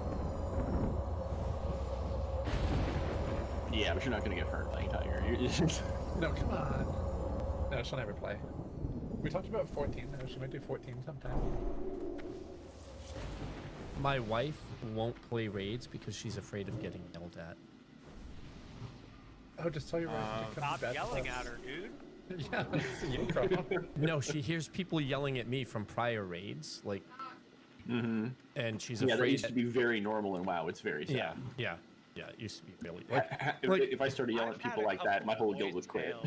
Like, Lo, you remember the Teeps incident, right? Let me be clear here. That would happen exactly and precisely once, after which I would have to buy a plane ticket, and that would never happen again. A plane ticket, huh? He knows where I One-way live. plane ticket. He's been to my house. I took him to dinner. He could get there. You'd never hear from me again because he is like 3 times my size. Because I'm a scrawny I'm sorry, little shit. officer. I just hugged him, and all of his ribs exploded. He bear hugged me once, and it was delightful. All right, we got to pull, sir. You were right. We were cheating too much. Lord of the Deep, take you! Lusts for death. That spell isn't ready yet. The treasures of being friends with all your guilty chit chats. Do call me something. I am very distractible. That spell isn't Send ready him yet. over anytime. I got a couch for you. Yeah, I got things I can take care of. Arthur, I'll lay out a few dog beds for you. I need to get closer. Hey, they're good size. Like, I fit on. And if I fit on, you fit on. But have you considered that my spine needs cradling support because it's full of dead people? You can just ask me to hold you at night. But I like to be walked. Destroy them! Alright, pull back all healing if you can. Maybe also personally pull back a little to the threat. You're gonna start to get it all on top now. Big heals on top. Whoa, don't do that here. That's still recharging.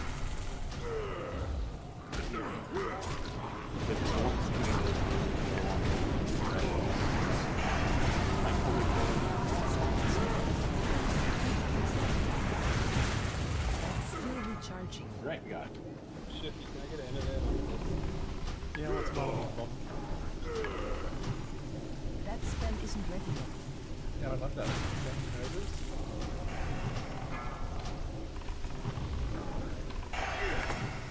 That's still recharging. Big heals on top. By the tides! That spell isn't ready yet. It's too far away. Crano. Careful heals, hold them. Damn it. We should be able to start AoEing. I'm out of range. No. I can't use that item yet. I need to get closer. I can't cast that yet.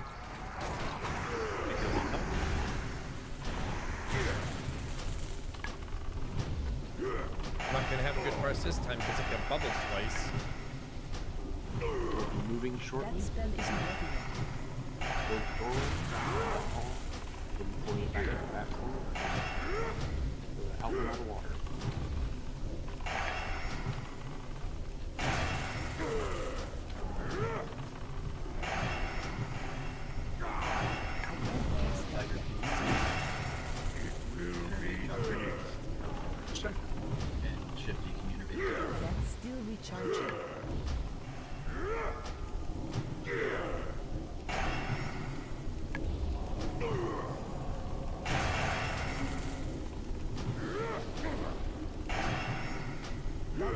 isn't ready yet. Just to stay on boss with the guys, don't worry about Murlocs. It's great time. That's still recharging. Actually, dying just in time.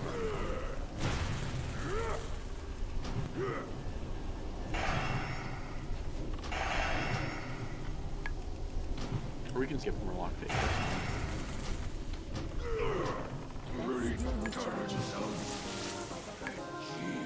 Double bubble sucks. Oh, that's a cool song. It's also a very nice ring. So there's only one person SR'd on this ring, so I'm going to simply give it straight to them.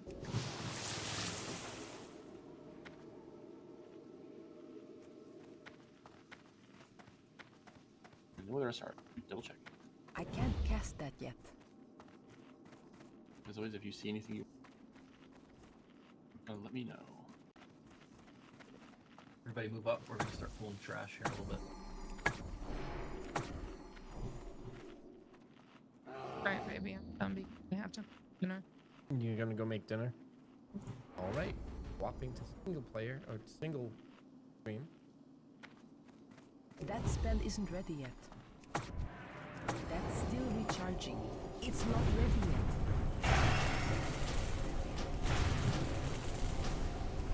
Yeah, this next boss will probably You said if you got an idea of how you need to do that? I'd rather retake the shadow.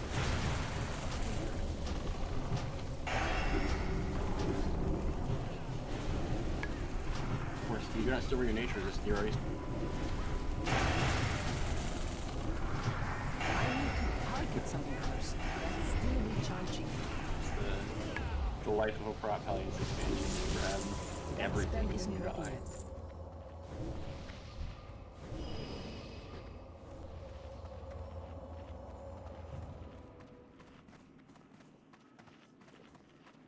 lost some notes.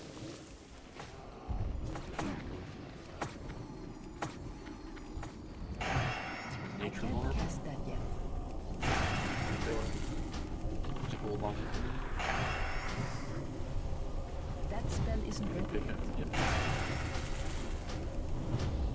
Is Sport Blade away? It's too far away.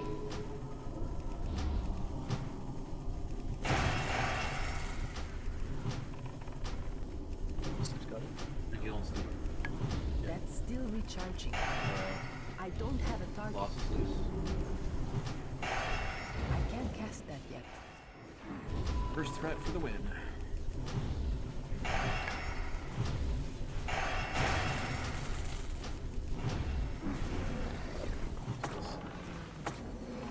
That's still recharging. You ready for puddle? I need to target It is something babies. first. Big difference. I'm pretty sure maybe challenge.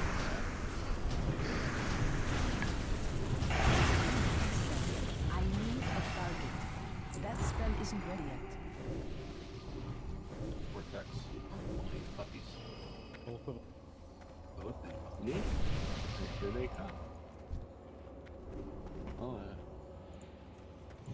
guess that's me. Unless we get a good recipe to give Bonk. Give me two so I can make a cat mount. Oh, you actually have a good recipe? Alright, I'll reserve you a couple. Can Hera and I get int again, please? Probably just give you the two off of Bosch since it's an even two. I won't accidentally give you one and then not be able to give you. True.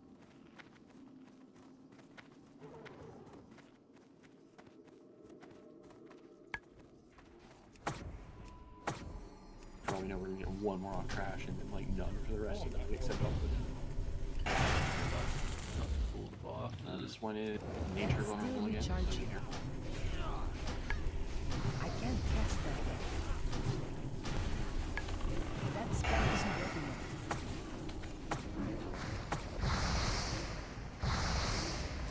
That's still recharging. I don't have a target. I can't cast that yet. Appreciate you shifting now there.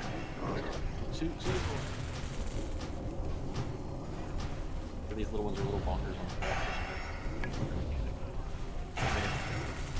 I need to target something first. I vaguely remembered something like that about them.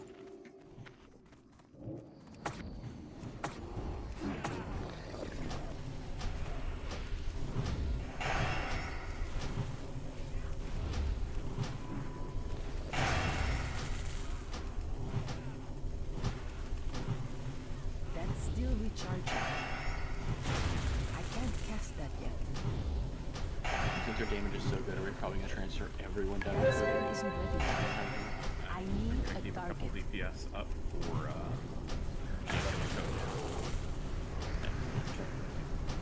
I thought kicks, but That's still recharging. That spell isn't ready yet. we're still pulling Colossi.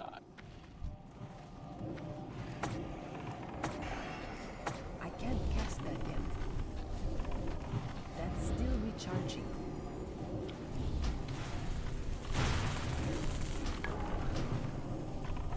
Tranking got it. I can't cast that yet.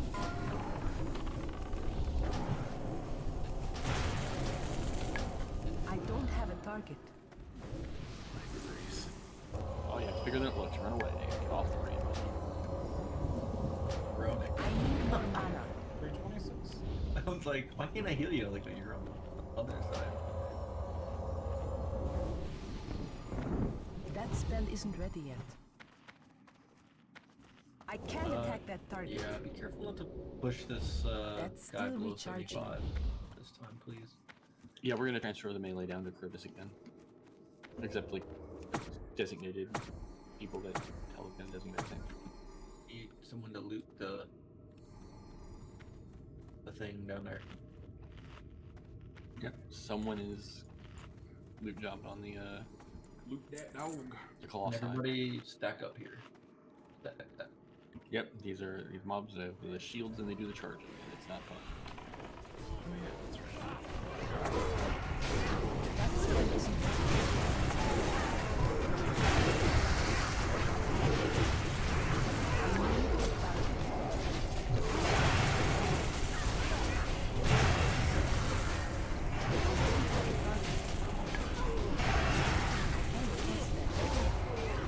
That's still recharging. Okay, so we're gonna have Yif, you're gonna tank Charybdis. Steve is gonna take Typhus, and then I will be taking Sharkus and Carathras.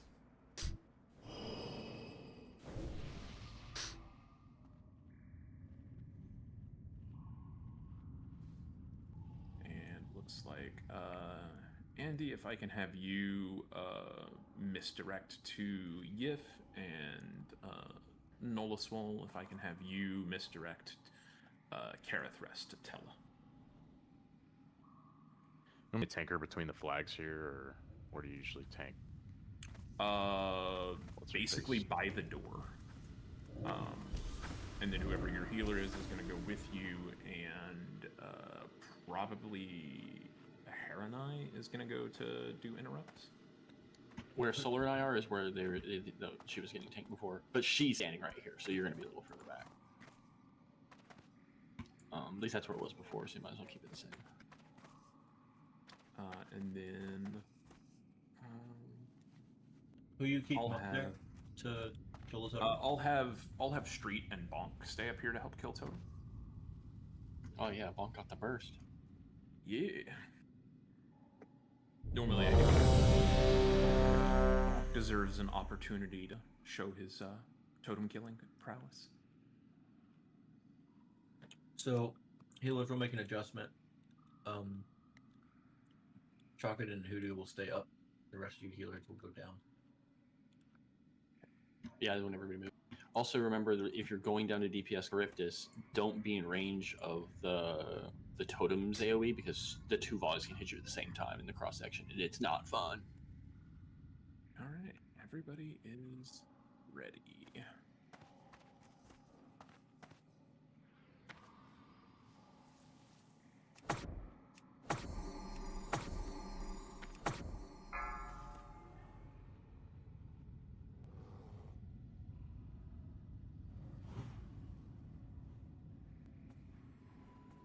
5, 4, Mark 3, a skull and 2, 1. Guards, attention! We have a visitor!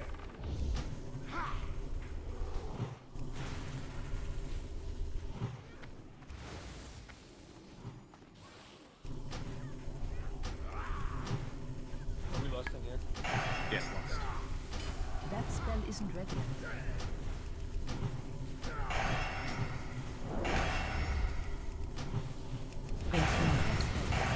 That spell isn't ready yet.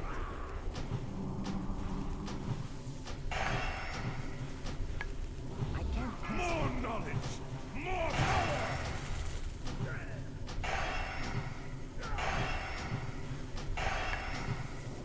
Should we go spin a melee?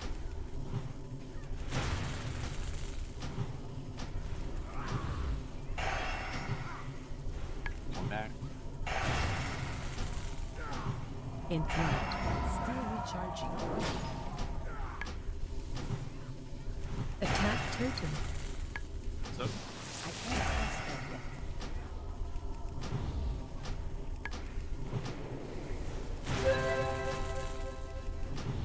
Break the one's Interrupt. four back. That spell isn't ready yet.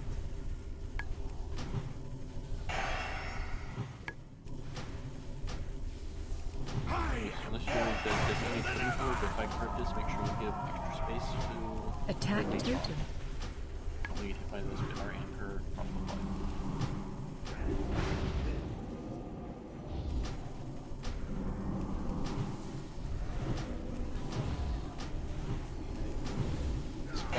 Lagging out. Interrupt. That's still recharging. Someone hustle up there. I can't cast that. Attack totem.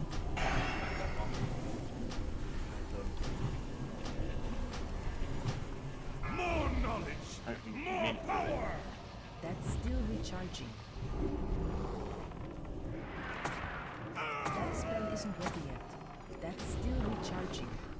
I can't cast that yet. Yeah, he's dead.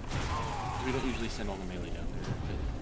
But our melee, we're doing too much damage. Attack and totem taking advantage. isn't ready yet. That's still recharging. Safer strap. bastards, kill Spitfire. Before you can finish the sentence. Good job, everybody.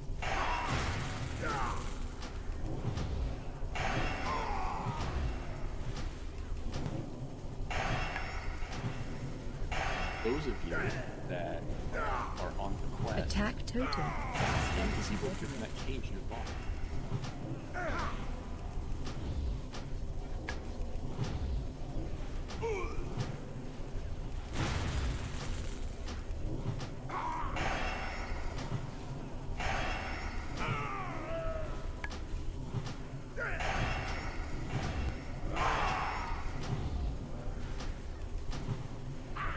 Attack My mana totem. is low. I need to target something first.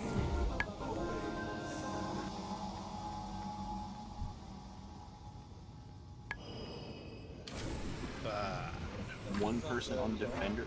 I have one person on defender tokens, so I'm just gonna ship it to Shifty.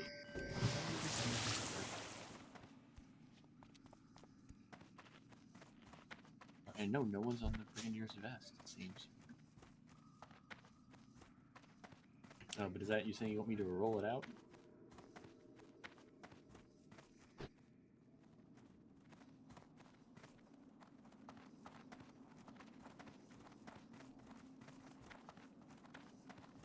We got a pole up here. There.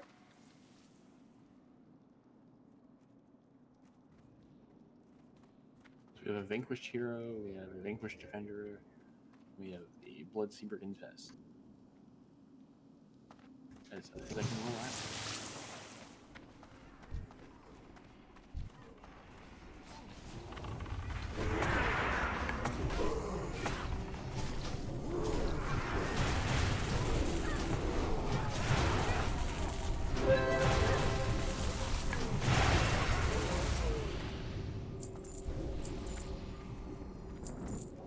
That's still recharging.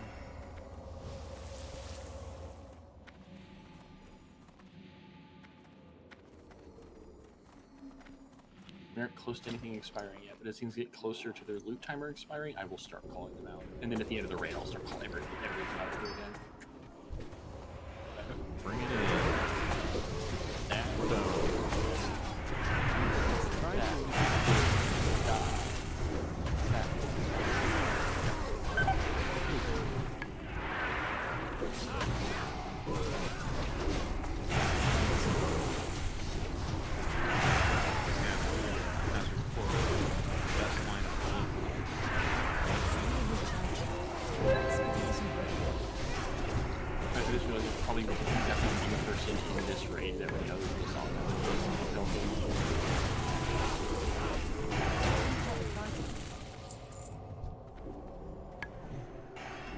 To skate or die. The NES. But you didn't say skate or die. You said kill or die. I said stack or die. Stack or die. Stack or die. Die. Tim, you're old. That spell isn't Yeah, but I'm not the most person in the guild anymore. So. Shush. I never knew you to be Okay, shy we about can your hit age. him. We can hit him with the aging beat. That's fine. Send me the beat to make you old. Or you could hide around the corner and then stack.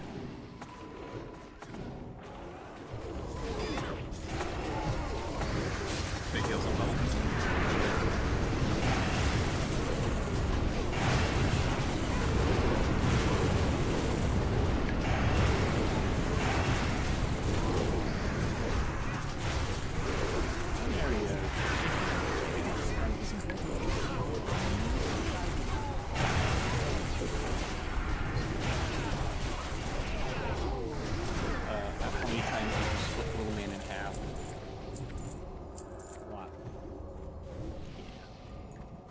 I never really played NES. I played the correct system.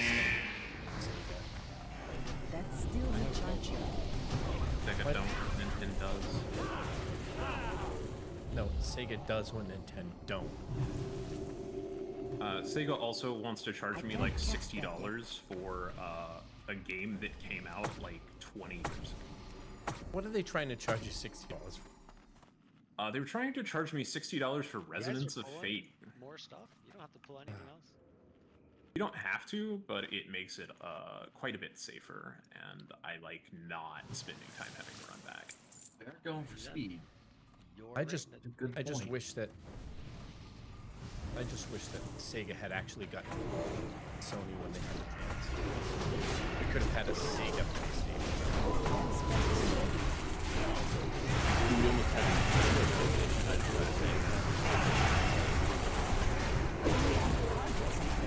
Sega was asked to go and talk to Sony about joining forces with the PlayStation. They said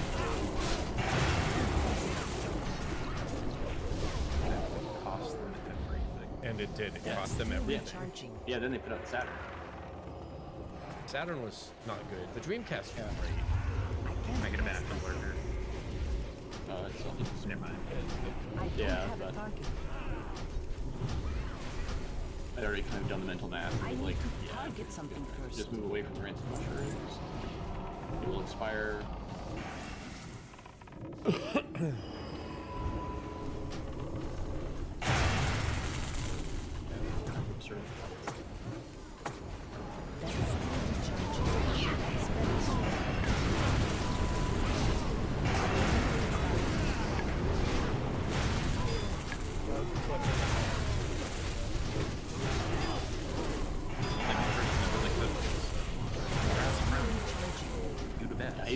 He's done that several times. He's been back up on like every poly.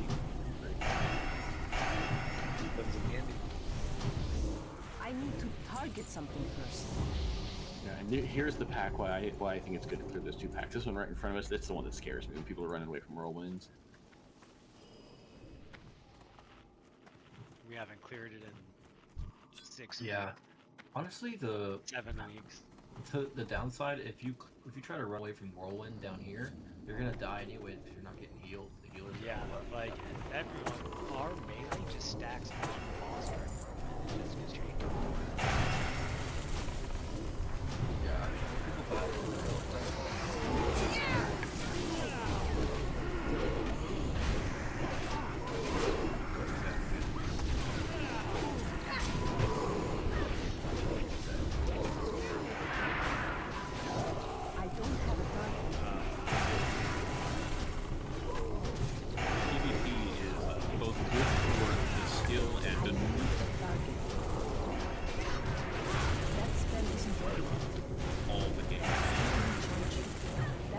isn't ready yet. I need to target something first. I can't cast that. I Oh, need there a is. target. You just had to do PvP for it. No, I mean PvE. I don't have a target. Well, yeah, PvP gear is PvE. Because this is TVC. No, PvE gear is when you kill bosses. PvE gear. Aegis of the Well, Vindicator yeah, is the a boss healing here shield. is That your spell isn't local ready Glad yet. player. Are we doing this extra pack in the back here? No, it's super Nah. unnecessary. Yeah, That we one's should super kinda unnecessary. Like Aegis of the Vindicator is literally healing. Get ready to go. shield. Still the funniest thing to me how that word is actually supposed to be pronounced, because the Greek are insane. I don't see anything but Aegis. There's another vortex down here. Low. Everyone you are about to lose your salve, don't yell about it. He'll get it back to you. Oh, actually, you're just swapping your gear, not your spec. I'm dumb. Yeah, I will hold that one because I'm just going to get the two from the other thing. I desperately need my salve. Yeah, you're fire resist. You are fire resist, yeah. Yeah. I'm taking human phase or taking demon phase. Sorry, I need mana again. I'm not ready. I had to get some buffs. That's perfectly reasonable.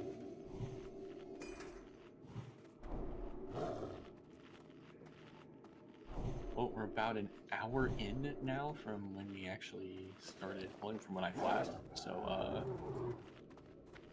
pretty good time. Amen. That's with a wipe too. I'm making great on. And boss could have been dead by now if we didn't clear 4 extra packs. Now, let's not be too snippy. 5, 3 packs. 4, 3. There was 3.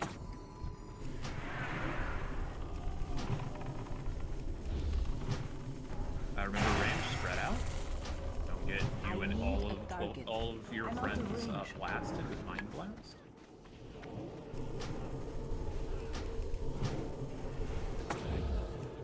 My banishment ends.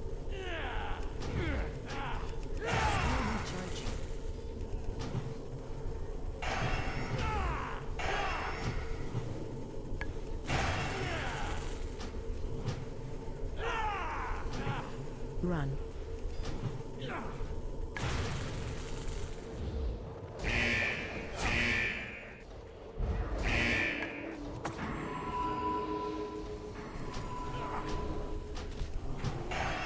That's right. Remember to get reset after every roll. I'm gonna die. Sorry, cookies right back my heels. I'll get hit by. Right. Run.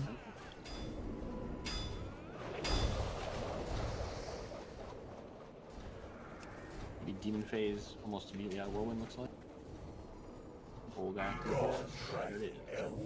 I am in control now.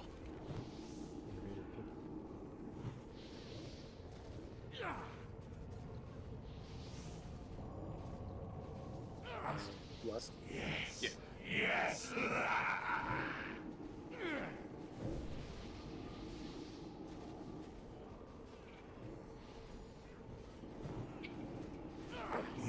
I didn't get any heals after I got whirlwinded. Not even one. I get a prayer amending.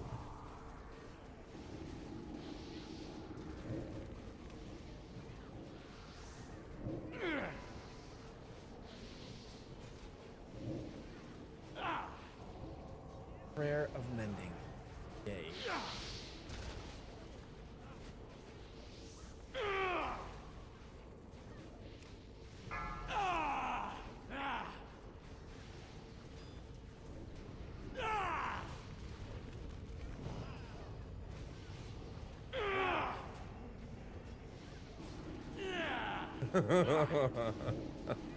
Yeah, Hunter, that's definitely all I needed. Welcome back in, my friend. Like, I thought maybe it was something I did. Like, I couldn't get away from the whirlwind, it came right by me. I used my health zone. But yeah, I get a Judgment of Light for 115 health. I used my health stone for 2,000. A judgment of light for 115. And then a prayer of mending for 1917. I took 1, 2, 3, 4, 5, 6, 7 hits from Whirlwind or Rend with 2 heals and my health stone. So that's about, what is that? It's every, the tick hits every 2 seconds. So that's like 14 seconds of no heals. Run.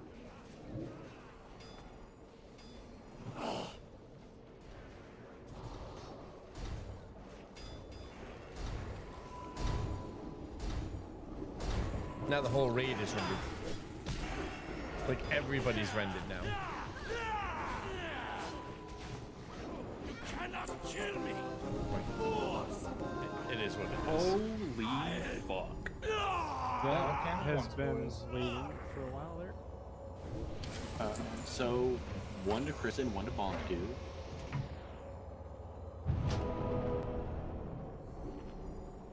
Just straight away. Well, good news, Steve. You're as soon as the PvP season ends, you can get a weapon that's even better. So, if you already got one, you don't have to roll. I know a bunch of y'all want it.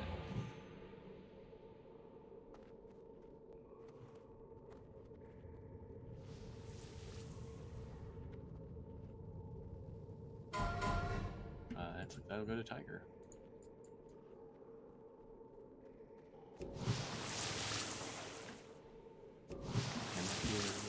I was already stuffing stuff in my inventory.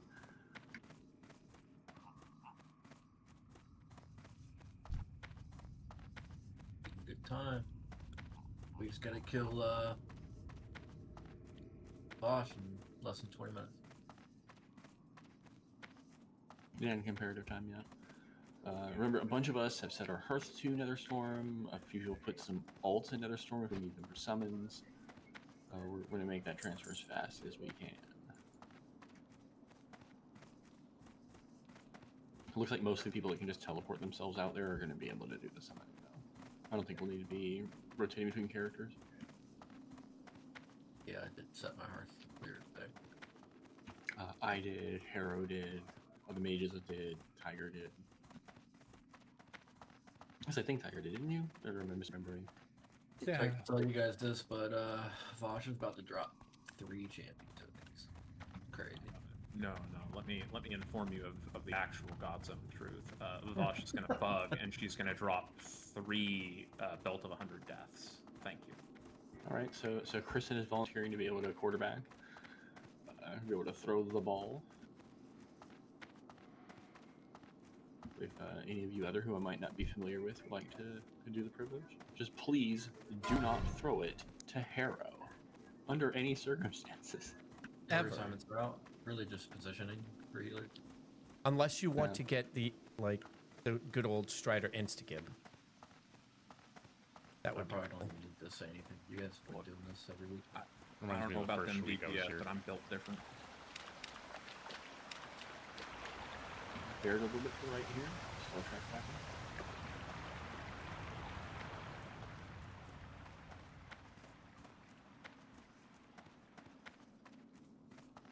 Oh, sorry, Laura. I fell off a cliff. Yeah. Say hi to the racers. Oh, that bridge. Beautiful sound, isn't it? It's great. Question: if you happen to live in the Elder Scrolls universe and you made a raft out of living cliff racers to transport you across Morrowind, would that make you a cliff racist? Oh my god. By the way, did anyone care about that girdle of the vulnerable that dropped? Maybe. We are the Highborn, Yeah, I and the think time it's has come about at last for us to retake I our wouldn't rightful mind. place in the world. Actually, I don't know. I don't know what happened. Yeah, it's not the most incredible pally build. It's like a pure avoidance defense build. Where, like, for your purposes. Well, he likes to run black belts for what he does. But Yeah. For, like, probably taking in raids for sure. That's not why he wants tank gear. I'll roll off spec for it. Alright, I'll put it up. I need to get Just closer. for anyone who might want to off-spec roll. I'm on out of the- range. The big belt. It's too far away. Shaman tanking for the win? I'm out of range. No, it's It is actually played, yeah. And Chalk wins it. Yay. And it has been traded.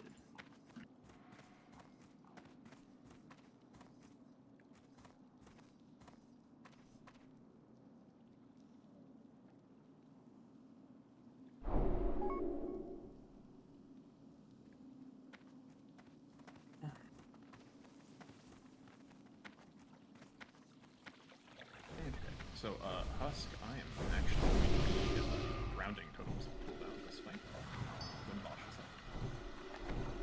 Because it'll eat the stun.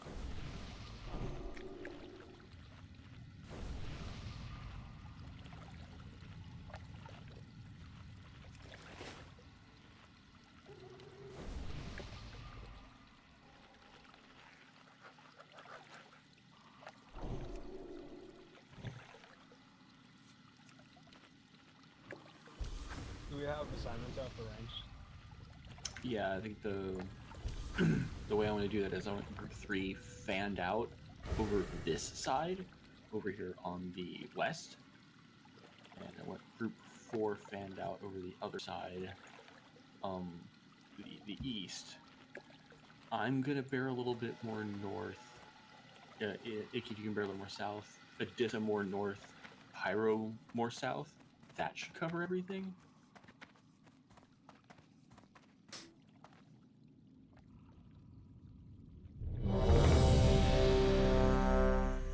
Pyro and Icky, if you can repeat to me what I said there. Ben south. Oh, and Adissa. Yep, you're south. Pyro is southeast. Yep. Yeah, you want me northeast? Yep. I want all of group 4 on the east side. Yep. All right, cool.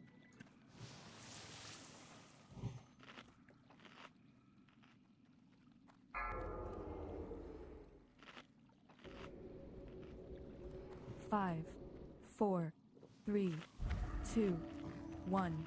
I'll speak from stem to stern.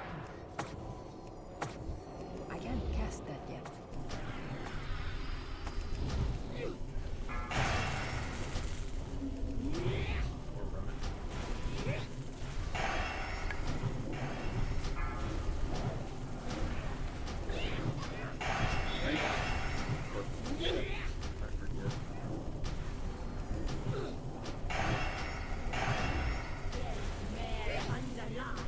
Right, you street.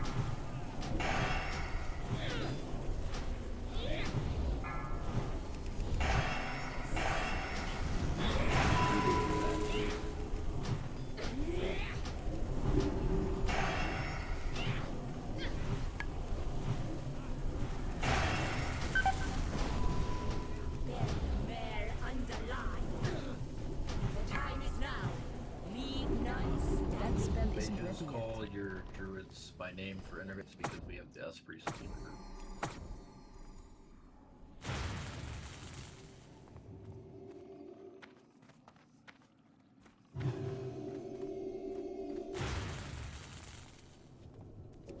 If you're ranged, fan out.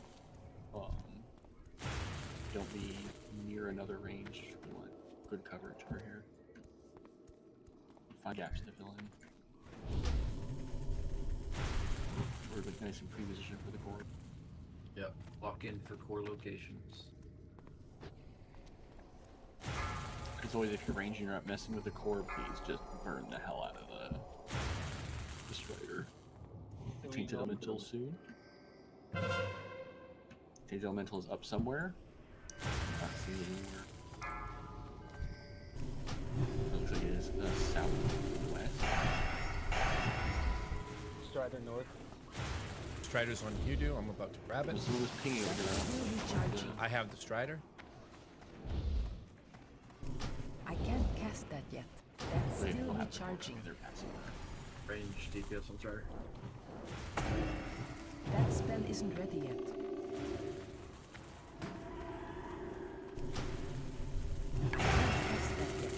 Strider's on Odessa. That's still recharging. That spell isn't ready yet. I can't cast that yet. Or it's gonna nuke you. That spell isn't ready yet. I played That's it too still close. recharging. I can't cast that yet. That spell Strider's isn't on the ready yet. I can't cast that yet. Take the elemental soon. That's fan still out, recharging. put I the can't full cast effect of the that yet. Strider. Yes, can you be-res Odessa? I got it. That spell isn't ready yet. That's still recharging. I'm on point.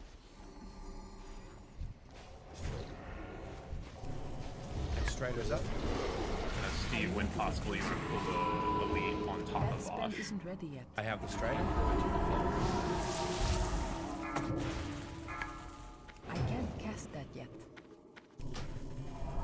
That's still recharging. I can't cast that yet. That spell isn't ready yet. That's still recharging.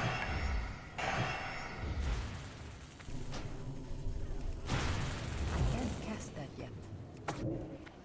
That's still Would you like clean recharging. up elementals? That spell Then isn't everyone- ready yet. That's still recharging. That spell isn't ready yet. Now you do. I can't cast that yet. Where is southwest? That's still recharging. Spot Odessa south. I can't cast that yet. Strider is up. Damn, we missed it. That spell isn't ready yet. I can't cast that yet. I have Strider. Yeah, we were damaging it. So. I'm out of range. That spell isn't ready. That's still recharging. Another tainted that same spell spot. isn't ready yet. Alright. I can't cast that yet. That's still recharging. That spell isn't ready yet. Core. I They can't went to me, cast some that good yet. Eaver. That's still recharging. No, after his I vision. can't cast that yet. Should be. That spell isn't Should be ready yet. reach. Yeah. That's still recharging. I can't cast that yet. Just north. That's still recharging. That spell isn't ready yet.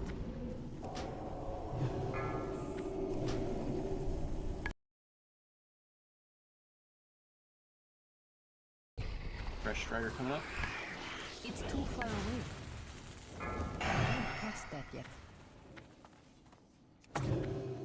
Ice behind the neck. That spell isn't ready copies yet. I can't cast that yet. That spell isn't ready yet. Tainted north. Yeah. Still recharging. That spell isn't ready yet. Naga coming Still south. recharging. Steve, take it. You want me to hold this? I can't throw it. cast that yet. Throw it in. That's still recharging. It stops the here. You're ready to pick up Bosch. Base. Lust. That spell isn't ready yet. I don't have a target. I can't cast that yet. Good job getting the last elementals. Just watch Melee kill the elite. That spell isn't ready yet. I need to be res, so whoever does it, innovate them. Got him. Can't cast that Warlocks yet. or hunters don't think about bats. Abdullah, back up. Yep, range Yeah, west. all range should be west. That's still recharging.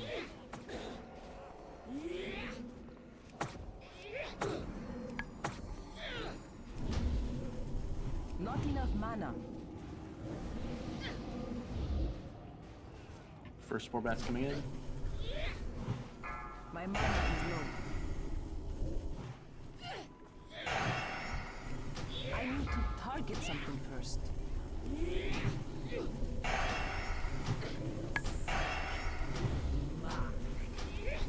Once again, just good, Dan. I need more mana.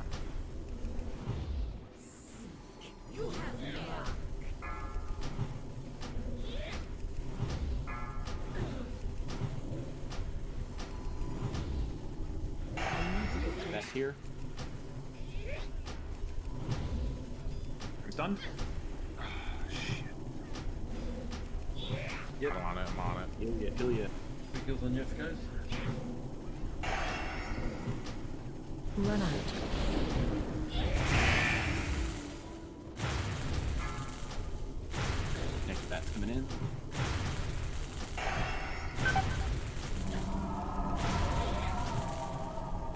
Big heals on Tella.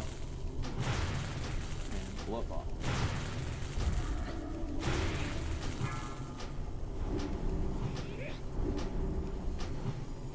I need a target. Tiny bit messier than usual, but pretty good. Prism. Lamau. Scepter, hell yeah. Okay, no Shifty, you wanted to make your belt, right? Don't let Steve die. It was Shifty, right? Yeah? Yes. Hearth now. Ooh, yeah, I'm gonna roll out the mace when we get to the other place. That spell isn't ready yet. Let's move.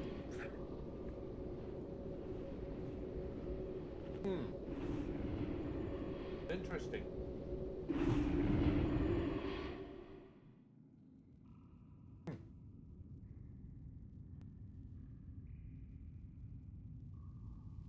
That pizza's interesting, baby. Yeah. It's not bad, no.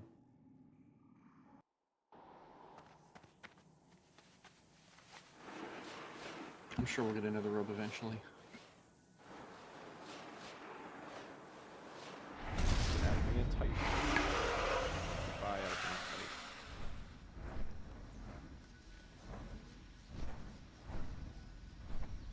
Heck yeah, it looks like 20 of you hearthed out of here. Let's go.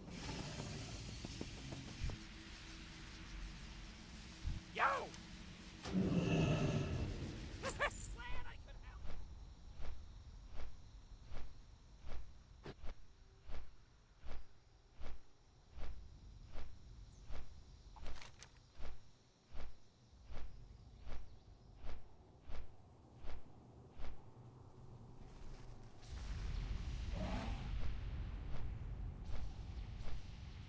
Della, you're layered. You're not summoning anybody, bro. Well, no one's here to help summon. There you are. We've been here. You're layered. There you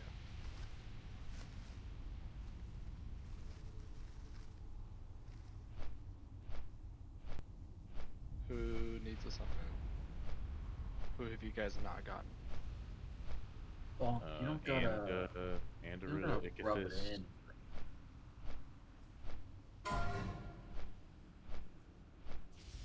Wrath, Huskers.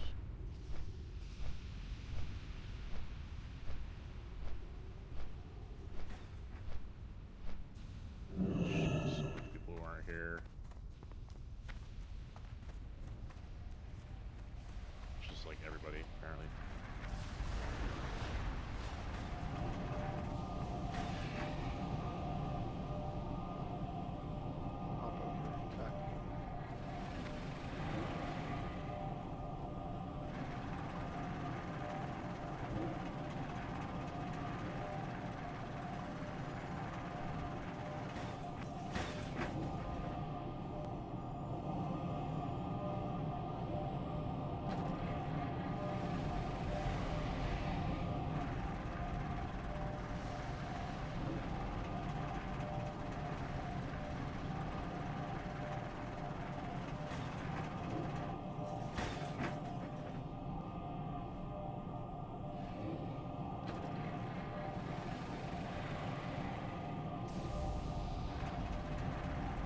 What's that?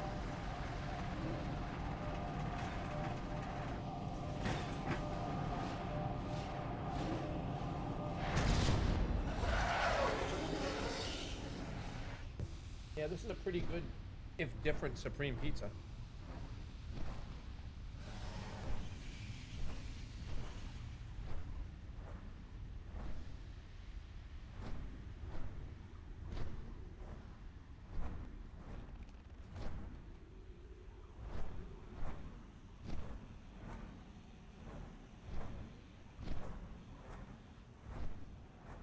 Really?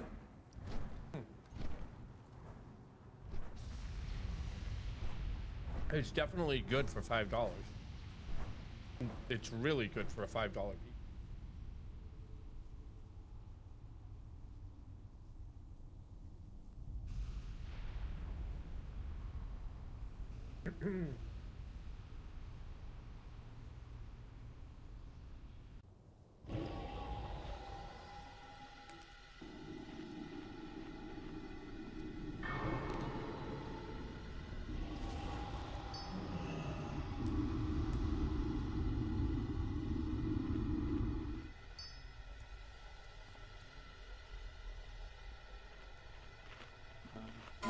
You've got someone on Andy. Go ahead and come in.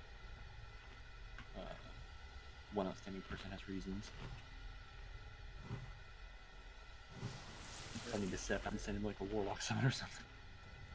You can't. You have to go summon from the stone anyway. Oh, that's true. Yeah. So. Oh yeah, Andy's here in Tempest Rift. Everybody's zoned in.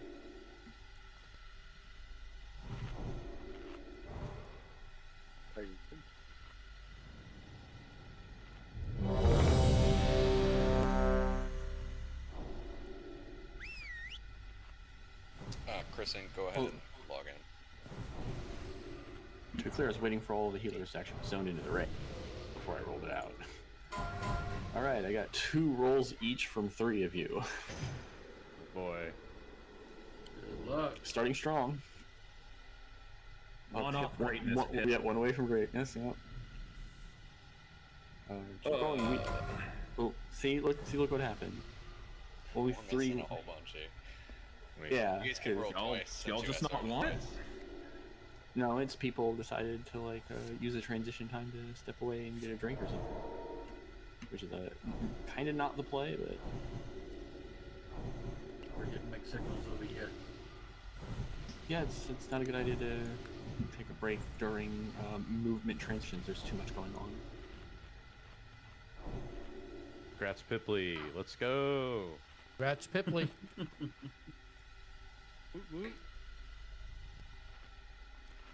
I was ready for an epic roll-off. Well, you've still got one more roll, and Hugh just lost 2, but I guess you went up and got a drink.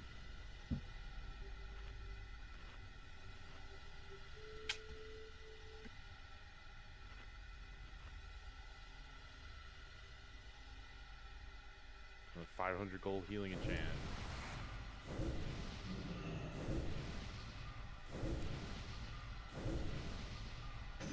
Alright. Start up again. Do your 2 rolls, Husk. And then Pip, you might need to do a second If one. you get 1, who do you get to? It keeps the recording of the previous rolls. Res so. sick roll. Oh no. There. Oh, Pip, you gotta do one more. Why are you not just doing your other roll? Just Oh, roll. sorry. I definitely need to roll one more. Do not. Okay. Unlucky. It is Husk.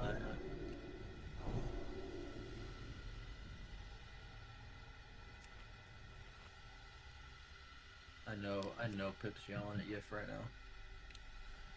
She doesn't even. She likes her lightsaber. Alright, so everyone's here but Tiger. I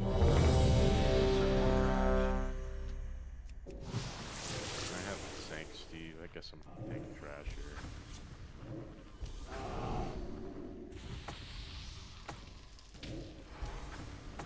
Don't worry, healers.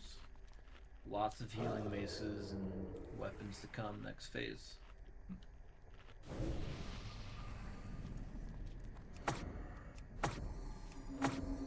Okay, I've got the important people, so we're gonna go ahead and pull. Remember that we lost on this trash. Polys? Once it. Be careful with your throw.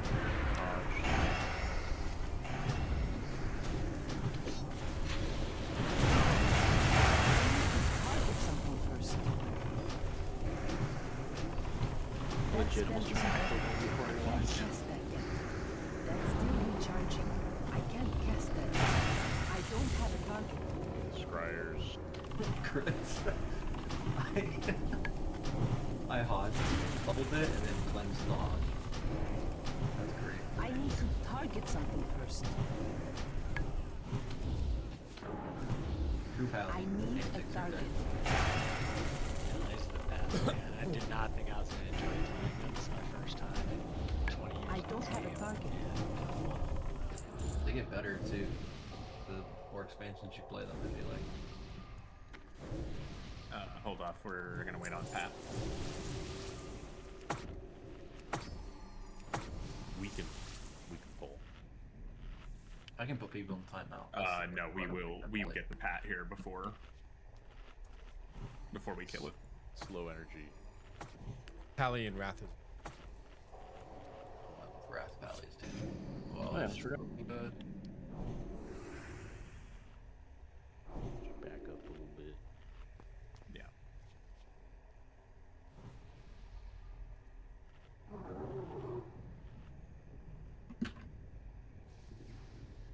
Steve, you're tanking the Marshall. I have loaded the eye. It is not locked yet. The Dela Pyro Ronic. Oh, did mine not go through? No, maybe not for the eye. Sec.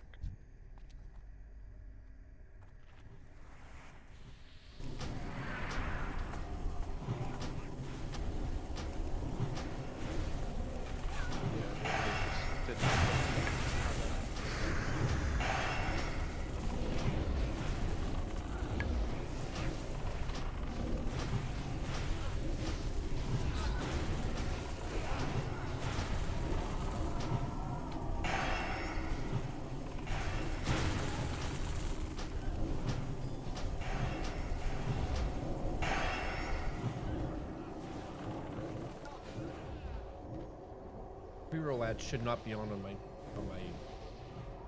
stream. Why are pre-roll ads on? I have 35 minutes before the next ad. What the fuck? Do you have nothing in I'm here? throwing up an ad right now. We'll be right back. Okay, cool. What the hell? I'll lock it.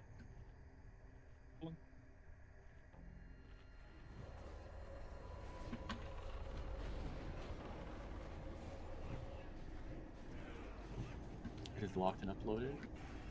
As before, if you made any mistakes or you make any changes, let me know. I will make them for you. It is locked. Once the bird is dead, buyer's remorse is limited only to me being very convinced that you just like SR the wrong.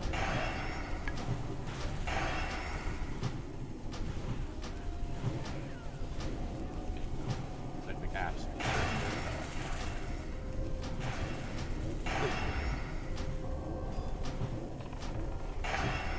That spell isn't ready yet. I need a target. That's still recharging.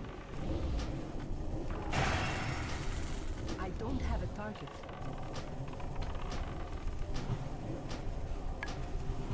That spell isn't ready yet. Oh yeah, Tim, I meant to actually ask I need for, to target Blade of something Phoenix so I first. can sit and rate. I need a target. Standard. Meta even.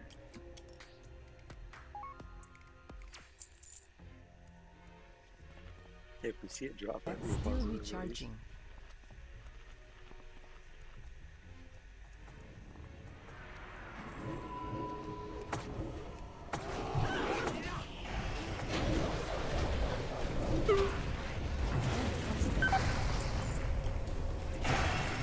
Dang. I need to target something first. My officers are all full of compliments right now, but they're hiding them from me. They don't understand. But we'll appreciate how like locked in and ready everyone is, how well everyone's playing. How dare you all be gamer? Once I come back up, can I get a repair bot, please? Tonight's been a great night. You can use the Just released.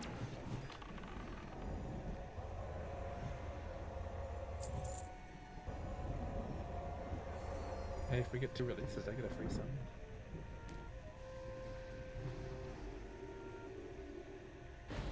Alright, DPS, you're staying back here.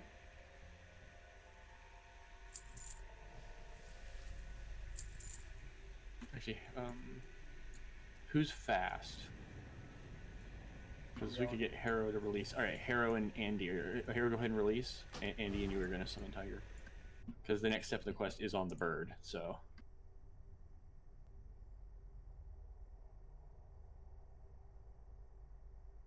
Big heals on Tella. Yeah. Thank you, Andy, for anticipating my plan. I can't hear you. What? Hold on. I went like this and shrugged my shoulders. I don't and know you what went, like this means. I shrugged my shoulders at the same time that you went the camera. We did it at the same exact time. Time is money, Did we? friend. So it looked like you were Hurry looking back. at me. Funny.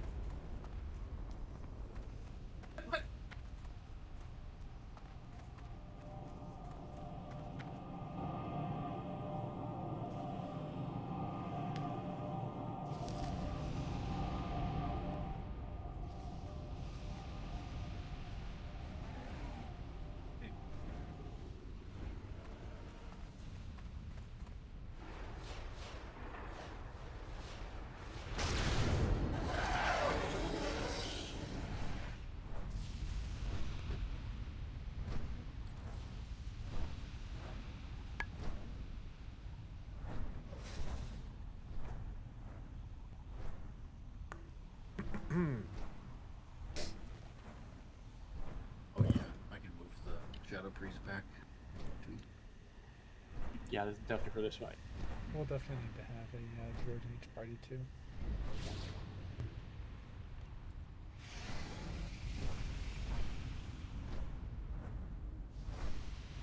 You could probably arrange a way to give both of those hunters tiger. I haven't mapped it out though.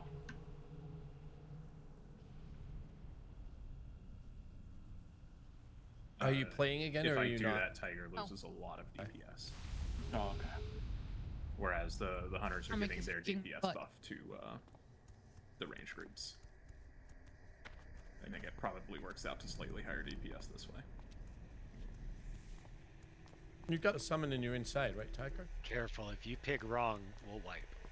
Yeah, she's in here. Yeah, yeah. Famously, this raid is tuned on Razor's Edge. So if you are if you're on the quest to kill Pilar, you can go ahead and hit the quest item now. It just puts a buff on you. It's not actually a helmet. It'll just turn you. You guys need to come in, pulling Dragonhawks. All right, follow them in. Get to your ranged position. Yeah, if you're ranged, you want to have the cliffside here between you and the Phoenix Hawk. Yeah, just get under the tree where there's shade.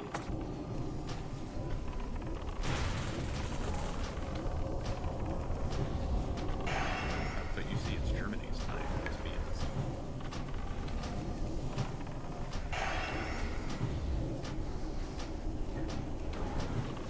I don't have a target.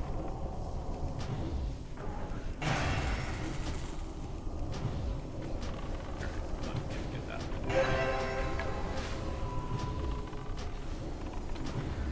Why I can't like get aggro on it? I'm out of range. I can't cast that yet. That spell isn't ready.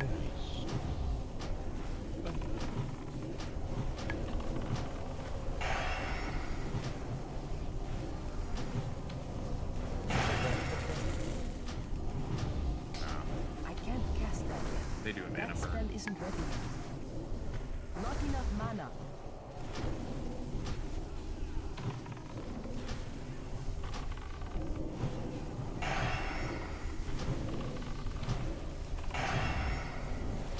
Oh, 10 minutes short.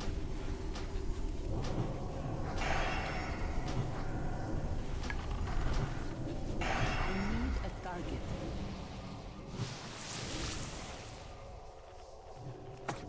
Oh, this left yard. Too bad Zeus is in here. Yeah, he had two like morning warrants to serve on exactly the wrong days, so he couldn't make either raid day. That's still recharging. So right now he's asleep. In the morning he will be serving a warrant. Oh yeah. Yes, Zeus is a police officer.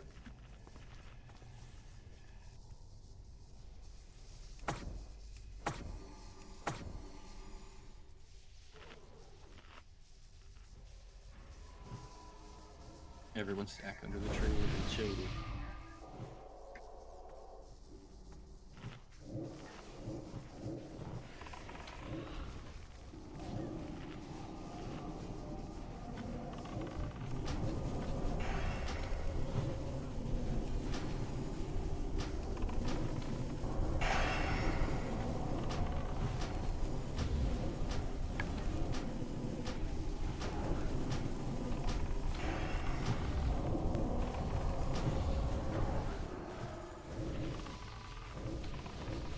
Damn, I had good RNG on that one. Oh, someone shot a. Yeah, we reset it. Yeah. That spell isn't ready yet. I don't even know. I mean, no, we're just dead. We're done. Okay. It's still recharging. Yeah. Hooray. Yeah, it's a little bit of a. Oh yeah, it ended. A little bit of oopsie whoopie. Yeah, Oh, it did did it? reset. Yeah, he reset. I wasn't crazy. So half of us died doing it, but Was a. If you died and you still using your Ashtone's disguise, reactivate it. It actually persists through death. That's rad. So it's really hard to actually mess this up. You just click on it once. I think you move res, it goes away. Yeah, if you spawn outside, it'll go away. Well, that makes sense. Fucking bonk, dude. Yeah, you are super running out of time. We're actually doing the raids in the order that we do them so that people can get their attunement out of the way. Otherwise, it would definitely be more pathing efficient to do TK first and then just everyone just hurts the chat.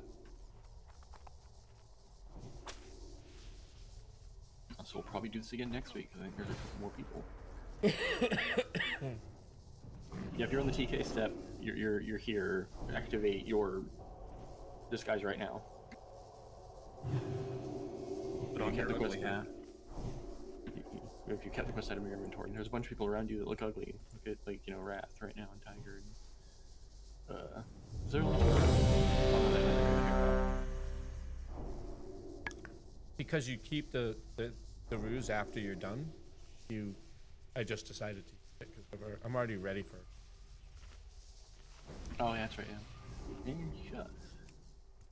Right, remember you can lead a little bit so that you're like they are over here with shifty. I do need fort. I'm sorry, I need fort. Yeah, if you're ranged, you can lead a little so you can move minimally between the two platforms.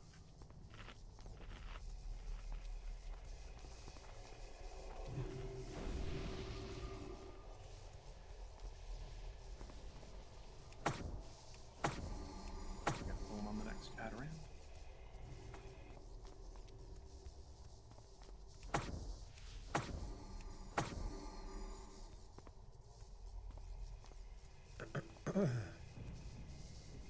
Sanctuary, Steve.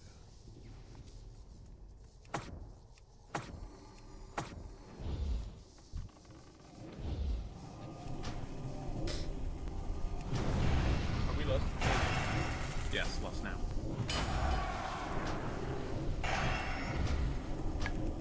Well, good question.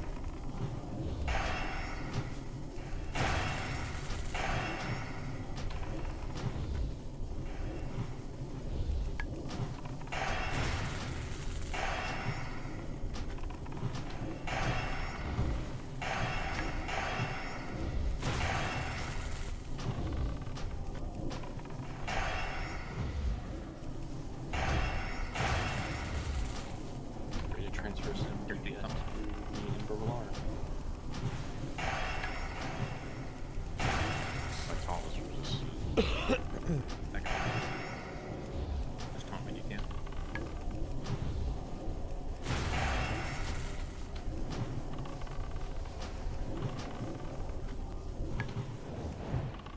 Moving past the lead, he's gonna move again.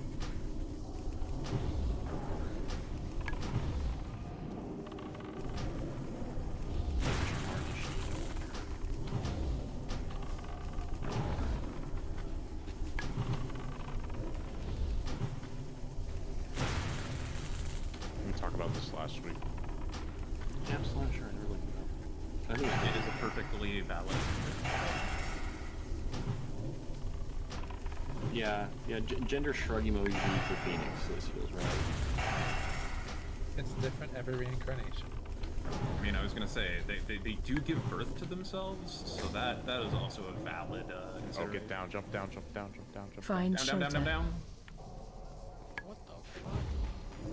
Dude, that's so unlucky. When you jump down, it's walk down. You walk off. You go right, I go left. Okay, you got it? I got it. Nice.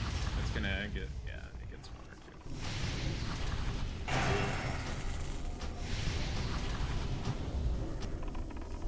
Melee, get ready to jump down. Big heals.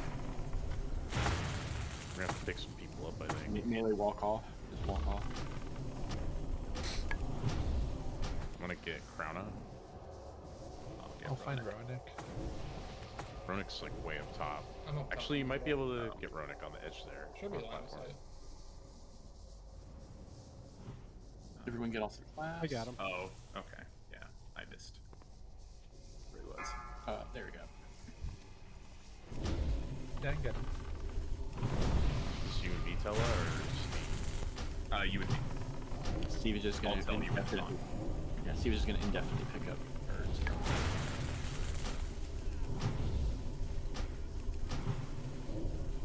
Yep, the birds.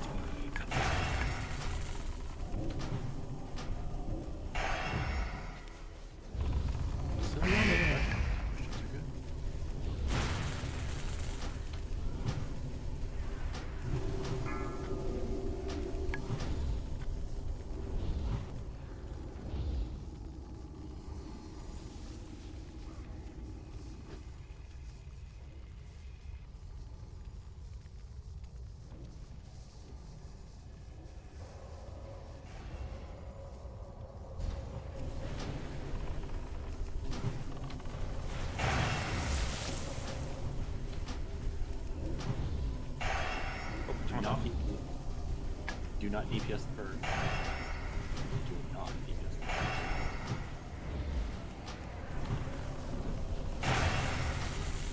Must have been the other shadow priest.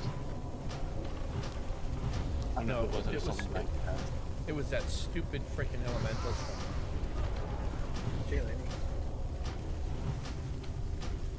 Arone or something like that.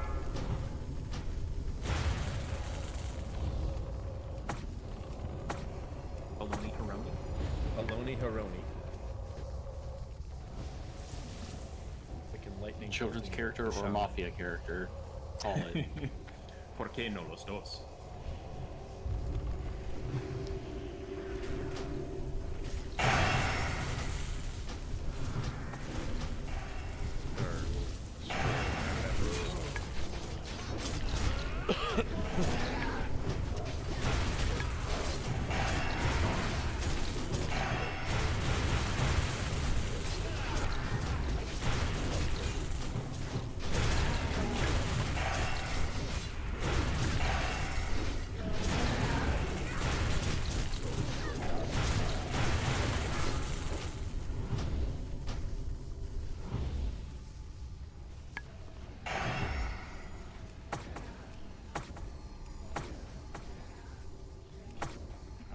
Bird is dead pretty soon. Just need a smooth pickup.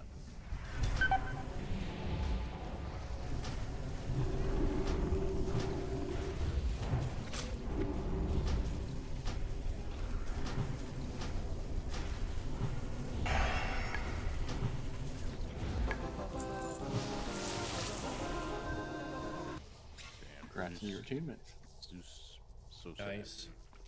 Oh, Nice. dude. Nice. We've HR'd that for him so many times. That's rough. Ugh.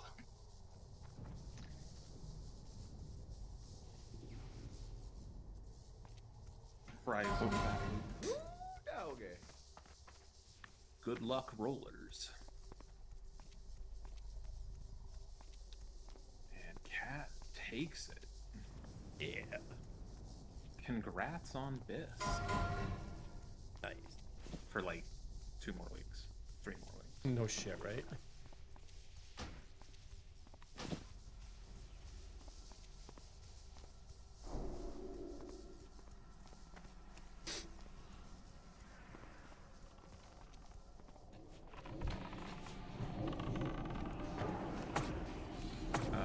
You see that is not the game design until Adam. What is your the highest armor type being your yeah, like holy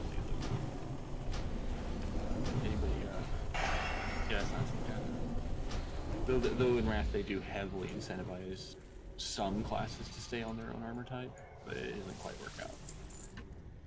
They did it through Still some passives, warriors. if I remember right? That's you get 5% bonuses. Is that cat? That's I thought cat. that was right. That's okay. Yeah. So and- Wrath does have a talent that's kind of like that for the late classes. Yeah. Where you get more attack power from having more armor. They also give a lot of the like plate DPS like strength amplification, so you want to hear their strength because it gives you more attack power than the doesn't. But it doesn't quite work out for a couple pieces. There's a couple leather pieces that like warrior ships. Death Knights stay on the plate though. They have multiple ways of increasing her fire percentage, and I will stop right there. Right. If anybody needs Phoenix Ring of Rebirth or Talon of the Phoenix to get rolled out, let me know. Those are some pretty good items. You can roll out Talon.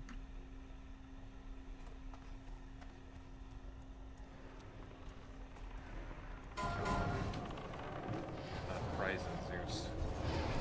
Yeah, so sad. See, Aldi already has it. Position. Ooh, the narrow victory there. Congrats. Why isn't Andy in the guild with rules like this? Those are some realistic rules. If nobody wants that Phoenix ring, I'll roll it for off spec. It's best in slot off the rest.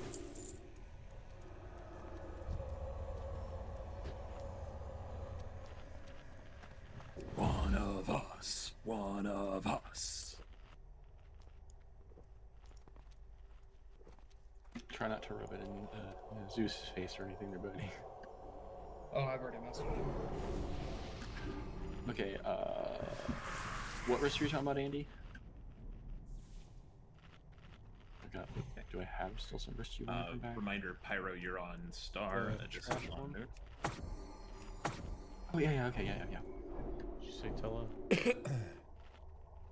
Oh, the mage assignments. Yeah.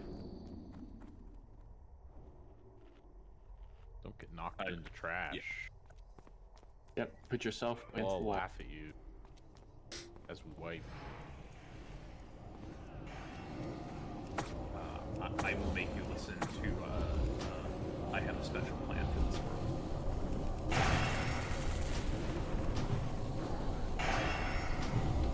Which is definitely incredibly uplifting and heartwarming 20 plus minutes on.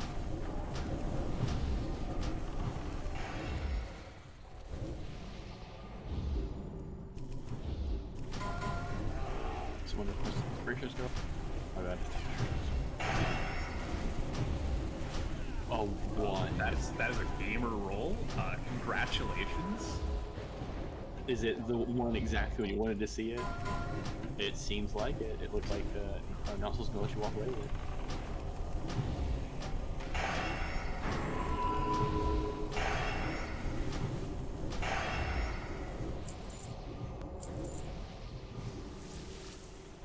Alright, Icky triangle, low diamond.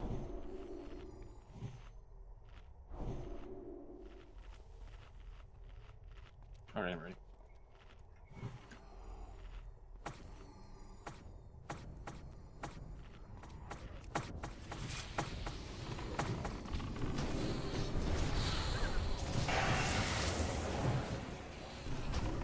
Do not get knocked back. It is wild how good Horror Table is.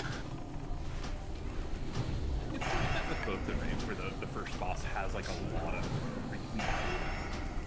Yeah, it really is. and they're both skippable and both require quite a bit of organization. Hydra also requires you to go to the panel. He's not skippable yet. Oh, that's right. He is skippable at least when you're starting. Oh yeah. If you've got no chance of getting to Wash, you can at least get around him. Like if you don't have the resist gear yet. That's, a different world. Yeah, not really a huge concern when you are. Do not go get the mechanic. Bring the mechanic to us. Don't charge him. It's scary. Alright, that's better.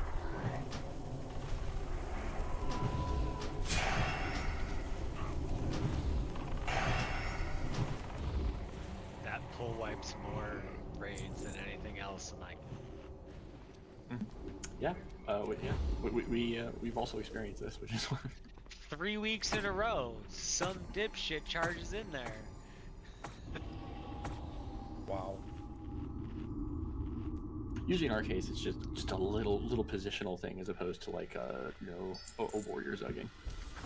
It's a little more subtle when it happens to us, but it still happens.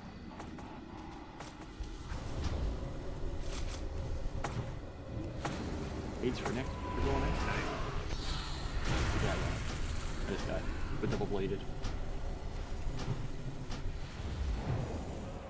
You get knocked back. You get knocked back. You're back.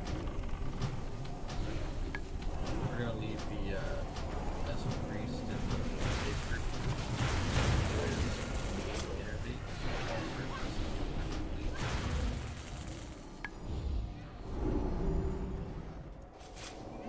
Our signups just went out. If you're a pub, go ahead if you're interested in running this next week. I don't know if this will be Tuesday or Thursday next week. And if you're not going, I will personally message you on Discord to let you know that we have enough guildies that we don't have any as soon as I know that's true. I won't like, string you along as like a bench when you're not in the guild. That's not what I do.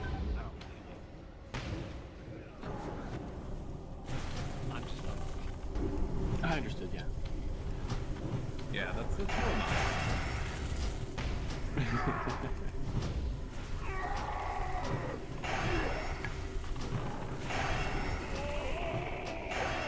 I am the devil's advocate for the cynic's position. Cynics are very important. He's the Spectre, I'm the Phantom Stranger. If he understood what the Spectre was, he would super agree with me.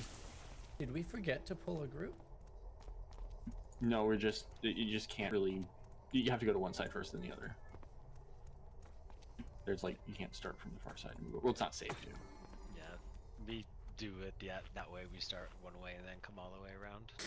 Yeah, but I thought because we had done some on the left, we were gonna left side.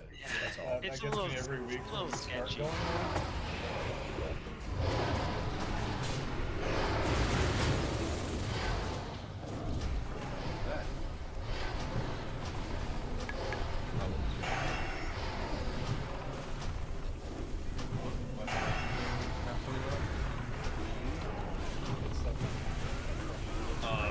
So the reason that I do this is because you start with pulling the packs that can knock people back. And then you just keep moving to a side. That's usually how I do it. No, I know that's what we've been doing. I'm just curious why. Well, you pull the packs that can knock around just so that nobody accidentally pulls them and wipes the entire raid from any position that you can pull any of these packs.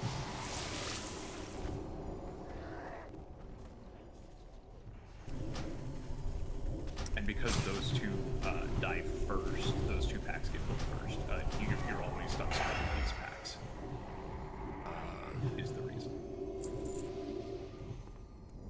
But it's just, I'd rather spend a minute walking than 5 minutes running back here if we wipe. It's a wipe prevention. Hello, you saw it's my a safety request, strat right? as opposed to the speedrunning strat. Oh, yeah, sorry. Okay. Someone wanted me to put out the Zareen. Potential prospect, but if you got main spec on. Phoenix Ring of Rebirth. That's why I commented that all the Blue Duck was so good, because you were talking about the ring. Yeah, that ring it's best in slot for Resto Shaman. According to the stats. Yeah, I think we've already handed them out. Alright, it's yours. Here we go. I do like you to have a backup set. One.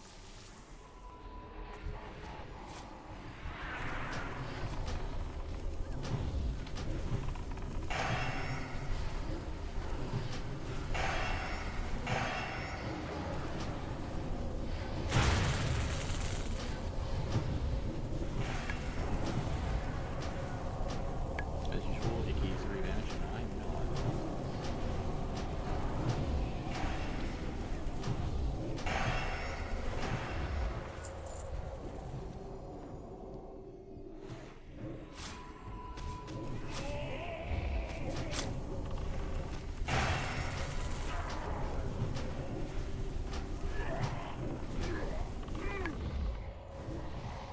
wish you could cancel a bandit.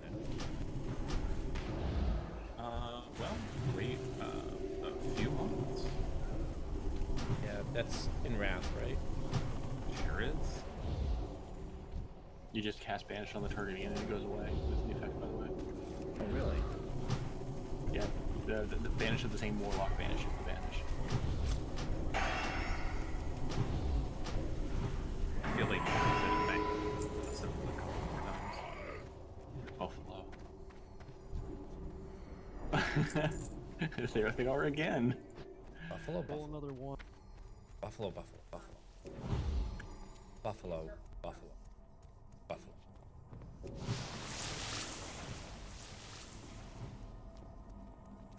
I'm surprised you actually said that. I haven't really met many people who know that grammatically correct. Totally awesome. I don't remember the correct number of buffaloes, but I know It's it, so I just said it I once. believe.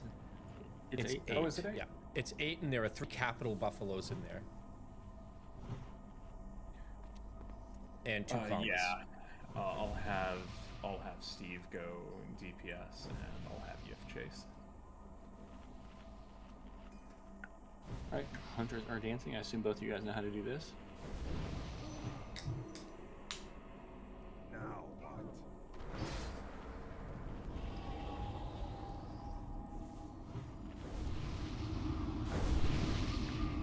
Do not complain about salve, just switch specs.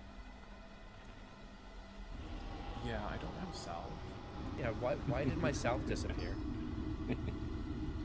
How am I supposed to kill every DPS in this raid if I don't have salve?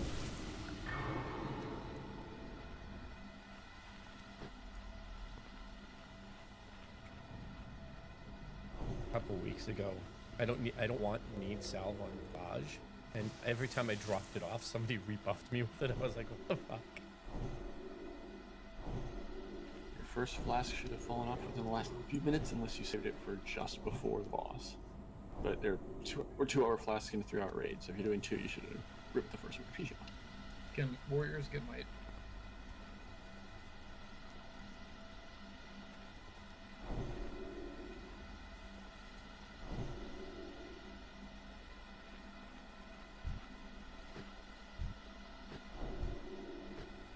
Hey, baby, your baby is babying you. Is it Erebus?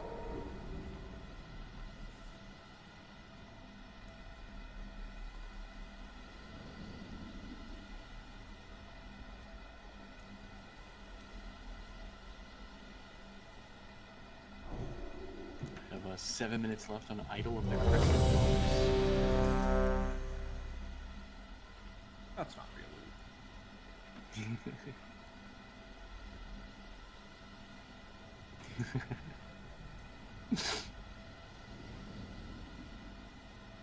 Okay. And we'll have Andy start with the misdirect on me.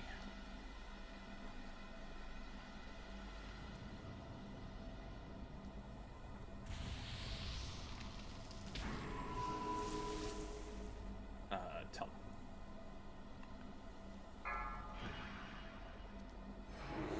We just kind of just walk forward, but not too super far, stand inside the red circle under his feet and stay there. We're kind of bringing him to where we are, but we need him to go forward so that he doesn't throw ball at us. 1. Alert! You are marked for extermination.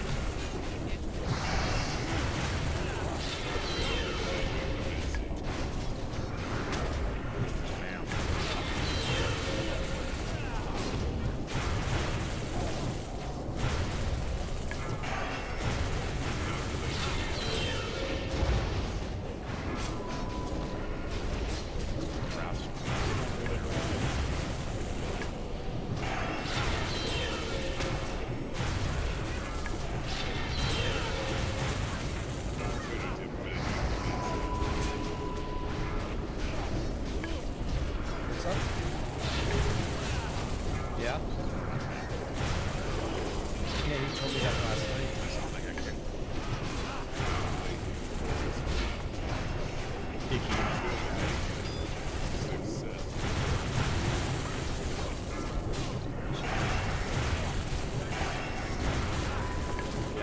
Yeah, but he told me that last night. He told me he got the job back last night.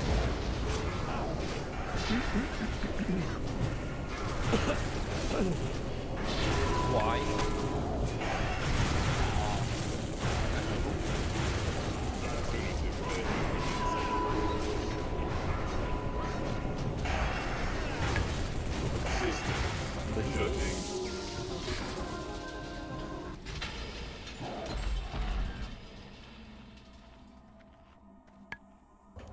Kristen, you're the only one of Vanquish Defender, so congrats. Good. Thank you. But the duel like kind of pisses me off. 2 rolls on the champion here, Henry and Q2.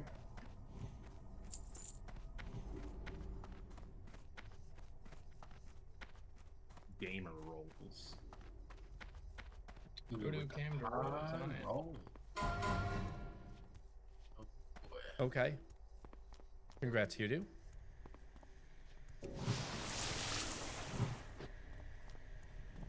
It's him not paying for the car. Shoulder token there that you were looking to get, or you want that belt, let me know, and I'll roll it out. I will go through all the items at the end of the raid, or that are about to expire as we go as well. What I'm saying is, there is a safety net.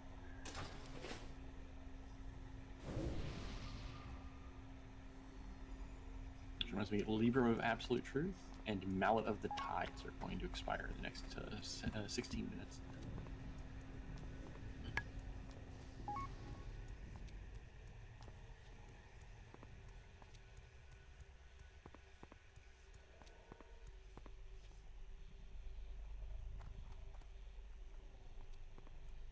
Pat is here. Go ahead and pull it. Patrick? No, Batrick.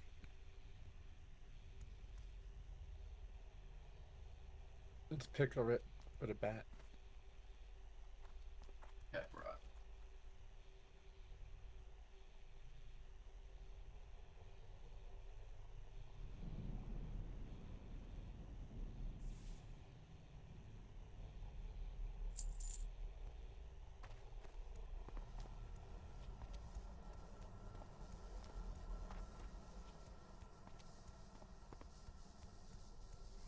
I always wonder who's gonna die as double whirlwind. And the answer is whoever's not tanking. Who's not paying attention? So yeah, like, don't cross that line when you pull the robots.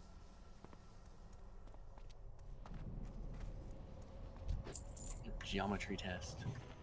There's a green back there. Oh, must have just barely missed this part. Guess you can do that.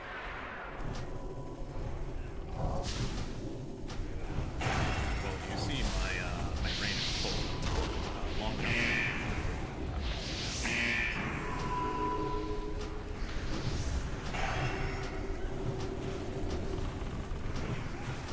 I don't have a big game. I don't know exactly how the interaction works. I think you can run up to it. Yeah, you just linger around up there. Sounds like next week I should do an Iron Kill Rod pull. My old shitty guild, out tank on the rocket and drink it. Yeah.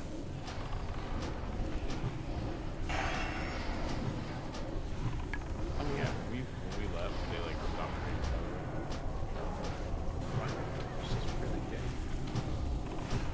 That sounds like one of the best guilds ever. Steve, yeah, it's Prismatic Circle, or sort of sister guild, is a very openly specifically queer against them. Well, you know, it's like you can't join them if you're straight or whatever, but you know. Yeah, it was very gay. I liked it. Super gay, yeah. But then I met this cute girl playing Burning Crusade, and she was like, "You should join my guild." And then she stopped playing every week. So now Lowe's stuck with me. But they also live together, so it's kind of... Yeah, she's like 5 feet away from me right now. the most epic of loot drop. The girl. What friend was the kid that day? I had a friend who met his now ex-wife on the water. It was beautiful when it happened, and then beautiful when it happened again. Steve, are you in here?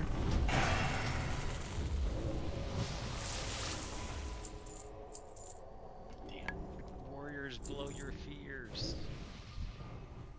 That's probably good advice. Oh, Warlock's Howl. Got Fjord on the Pally tank.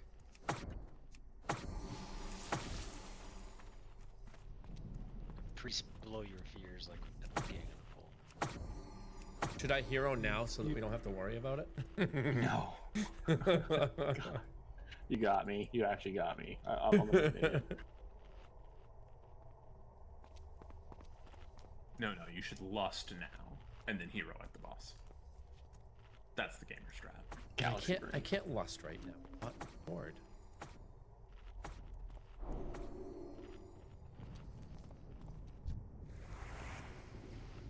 Skill issue.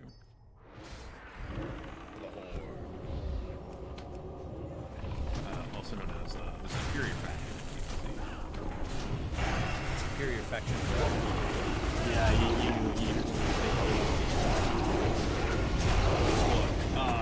It is theoretically better to be Alliance for PvP in Wrath. Yeah.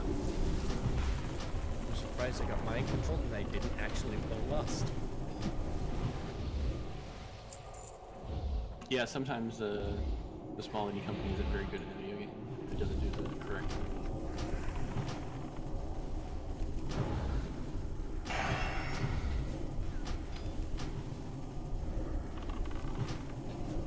I think we can pull this pack and have it clear in time for that. Samsung and Micron sold out as a 2027.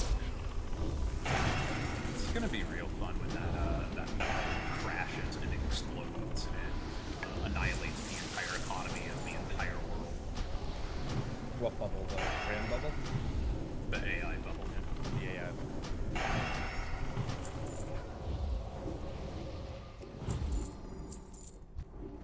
And mantle of... And when it does, it's going to do so because AI does it. That drops tonight. That's like pretty fucking good.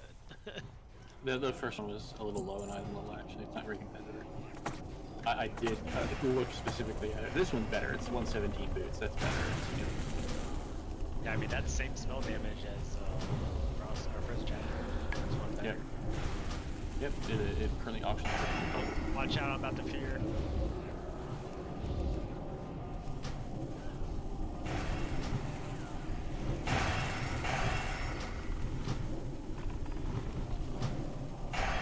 Baby, I think we're absolutely going to change my normal stream time from evening to midday or so-ish.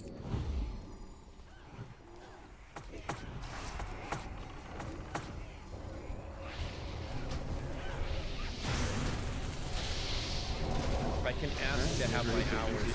Look, I can basically suggest my hours to Rob, and we'll get, like, my hours would be set to what I want them to be. Because this next track only one mechanic, you become the bomb, you have to run out of the road. Wild that they made a boss with the same mechanic as Baron Geddon, but made it easier somehow.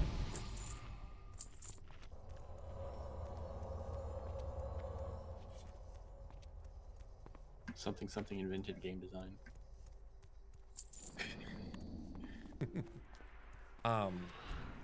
And I don't know what my hours are going to be just yet, but I think that's going to be brought up next week.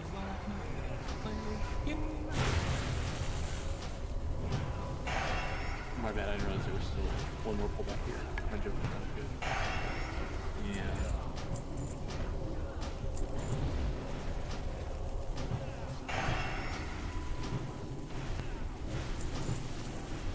The 2 items I just in chat are about to expire. Our third pair of bracers has hit the guild.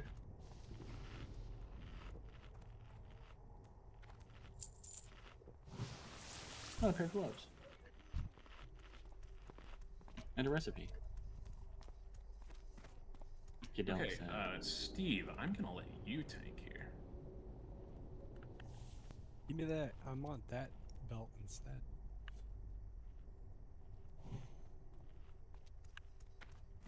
That is a nice belt. Wait, who wanted the recipe? Shifty. So do I. Now I can put it up. It's bind on equip, not bind on pickups. The recipe is soulbound. The Right, belt is but the belt itself that you make isn't. Like, if it were bind on. Yeah, that's how that belt Didn't works, you yeah. didn't you give Shifty some quartz? For making something else, but yeah. No, Shifty wants to make that instead. So. Oh, okay, well. Oh, if Shifty wants it. Shifty, it's yours. Do it. You're Shifty. For Shifty? Shifty? You want the recipe? Okay. You sounded so eager, I was confused. Now I'm gonna need 2 more vortex. Oh, you want to make both belts, huh?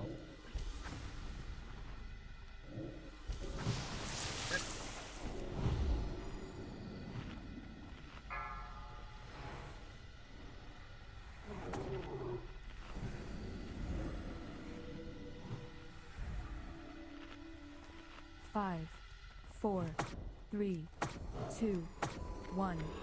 Tal alumen no sindorai!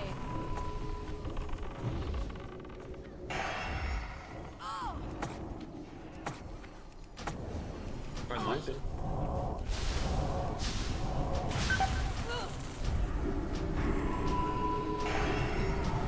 By the blood of a highborn!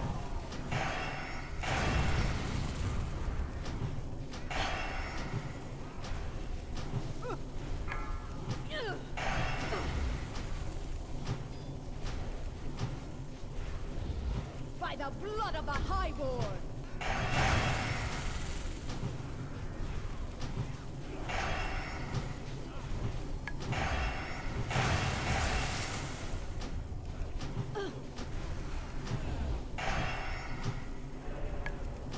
I will crush your delusions Did she only of put out one grandeur. bomb?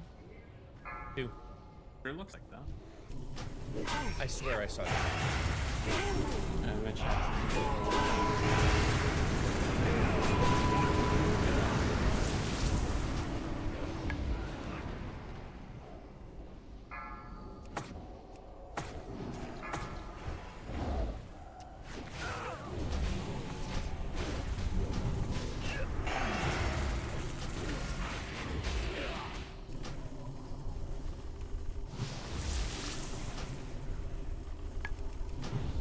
push her to the next one. She will have a threat table shortly. Be careful.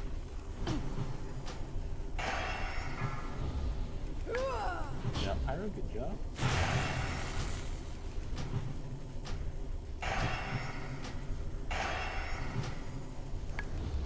For the Sunwell!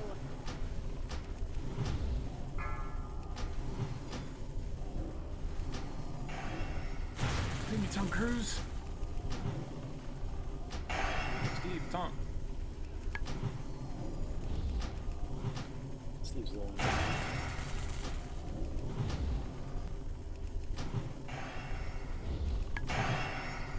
The warmth of the sun. Nah, Steve just doesn't want me.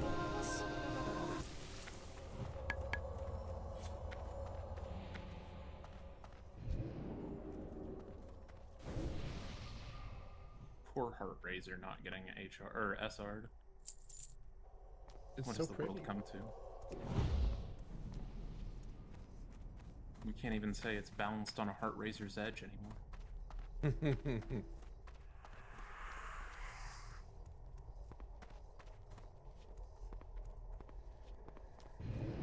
We've been making some good time tonight.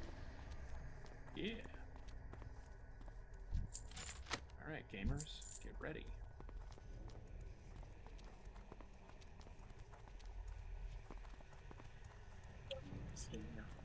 I need both these Centurions polyed.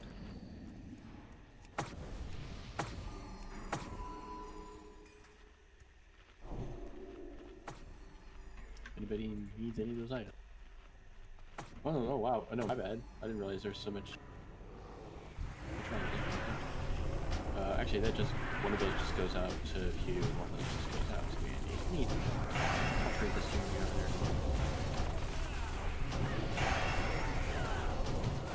That is that for a second.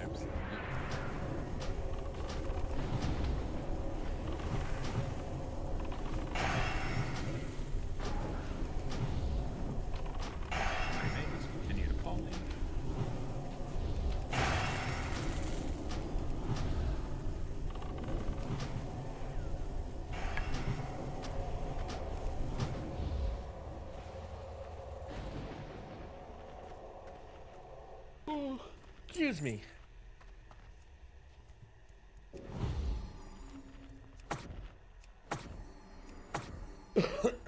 Oh. The trade did not go through. Sheep in here, right? Ideally, yes. They will be out of line of sight until we pull them back. So just keep that in mind for polying. Palm if you got it. Oh, okay. Pulling in 3, 2, 1.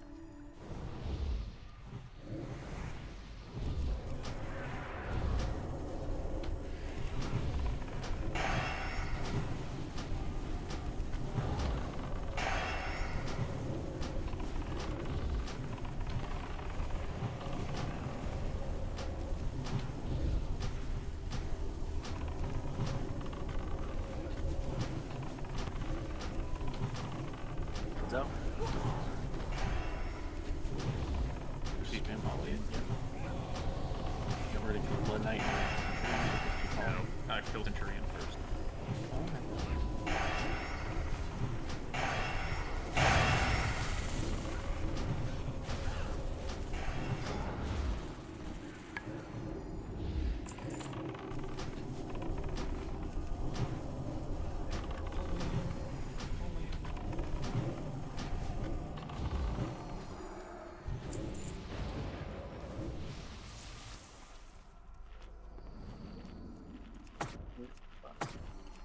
Sorry, I've been eating and trying to make sure that it doesn't go over stream. I think I have to throw up another ad because my pre-rolls are on again, and I don't like pre-rolls being on, so we'll be back in 2.5.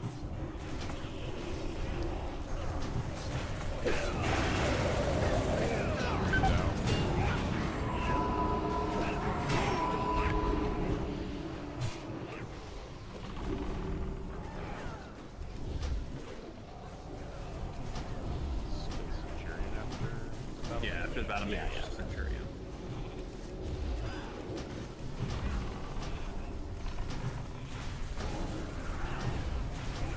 Blood Knights are always they don't actually.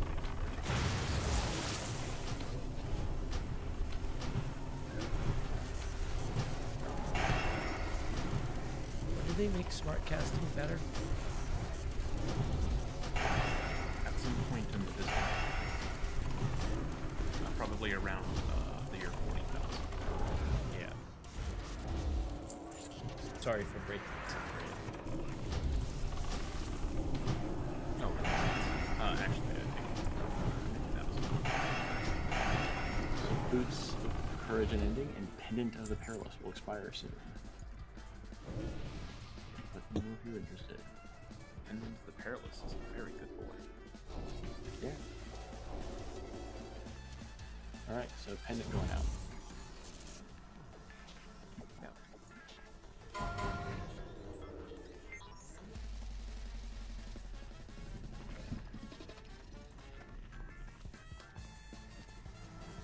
I think Shock really wants it. Oh, you can have it. Oh, you want to see if we get it for his lost round? Yeah, it makes more sense. He does rat more often. Okay. Good.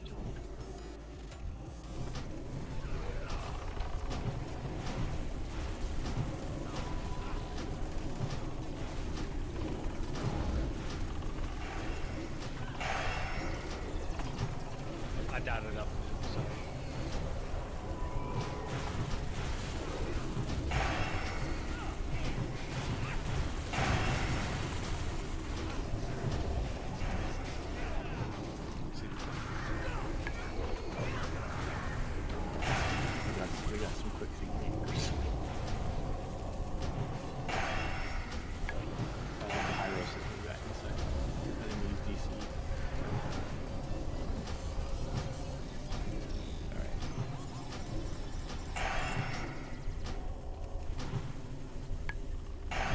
The unfortunate thing is now I have to do the ads manually because the pre-roll disappears in 50 minutes. Rip in pieces melee. But the next ad isn't for another hour and the next automatic ad isn't for another hour and organized mess. Where's the word? I don't know why this happened. There it is. But way of things.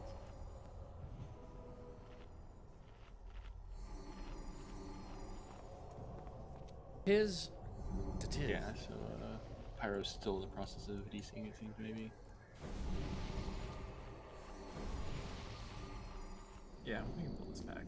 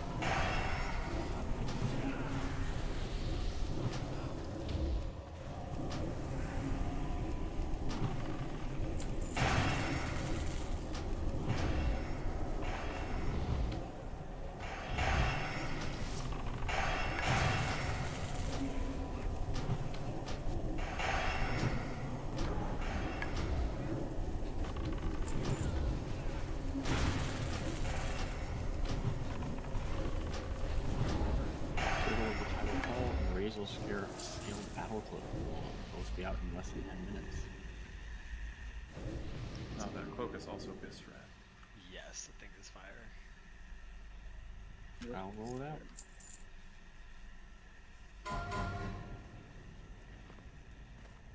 Oh yeah, Bonk doesn't have it.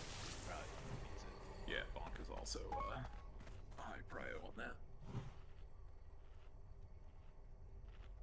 It'd look good on him. Get rid of servants. Alright, Gratz Bonk.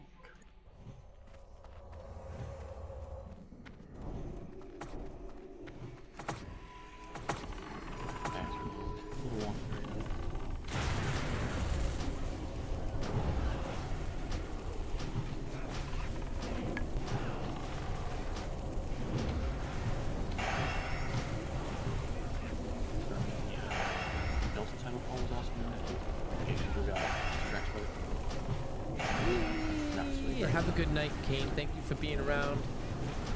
I appreciate you. It'll be nice seeing you later. Or seeing you. You know what I mean. It'll be nice seeing you back in here tomorrow. Night, Kane. Have yourself a good night. Sleep well. Give Arctic my best. So they probably roll that, or push for that out.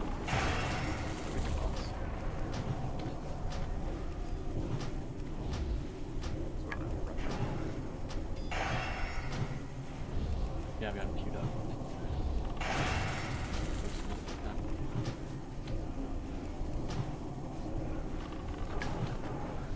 There's some good items. It's the Bloody Brigand's Vest, Leggings of the Vanquished Defender, and Leggings of the Vanquished Hero.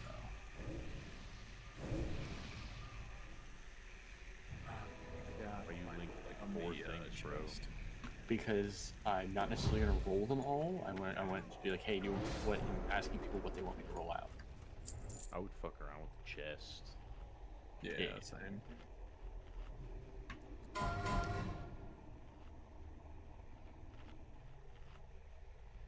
I'll probably go through the other two tokens because people are going to take them for off-spec and whatnot. Go ahead and give that to Yves. No, go ahead and give it to Tella. No, go ahead and give it I'm to Chuck. I'll take it. I'm not gonna. Go Tiger or Tella or either of them can have it. It's fine. Okay.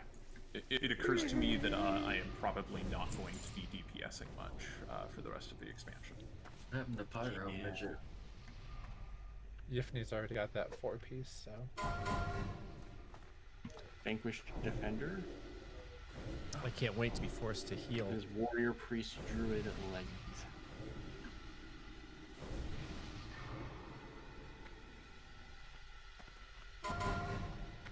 Gratz Tiger. And lastly, the vanquished hero.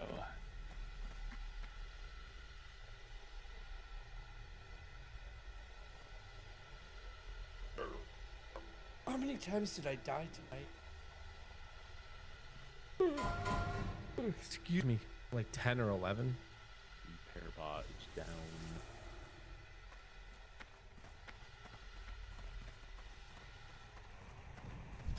That was double agi scroll, double strength scroll in there. Alright, we're a good 45 minutes out from anything else that's expiring, so. Yeah, if you're DPS.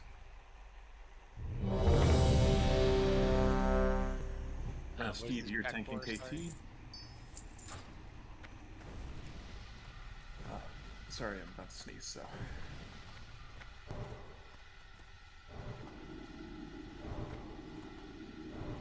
Okay.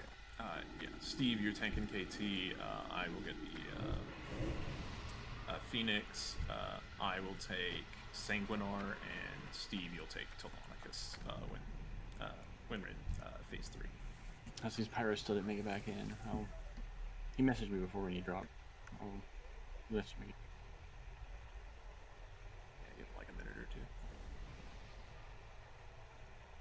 Oh, he dropped the message in here.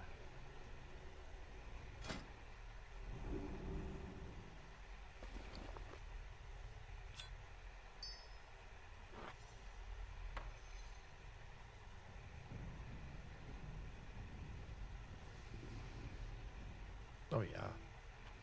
Yeah, I'm still good. That'd be a good time to sign up for the raid. We'll figure out if we're doing this Tuesday or Thursday again, based on signups. I am signed up.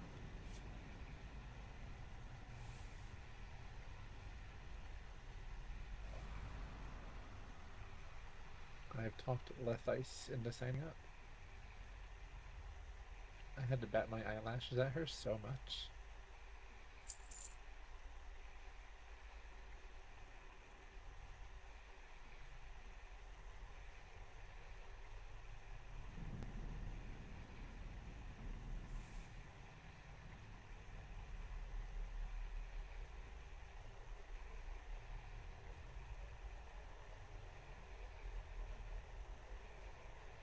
Barry said, coming back 1 second. Sorry, computer decided to update firmware right there.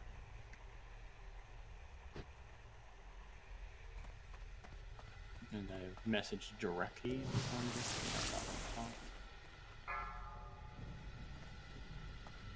Give him a minute before we pull. I think he might have something. Yeah, he's on the Nexus key. Yeah, we've got 20 minutes for raid in, so I don't have the time to wait around.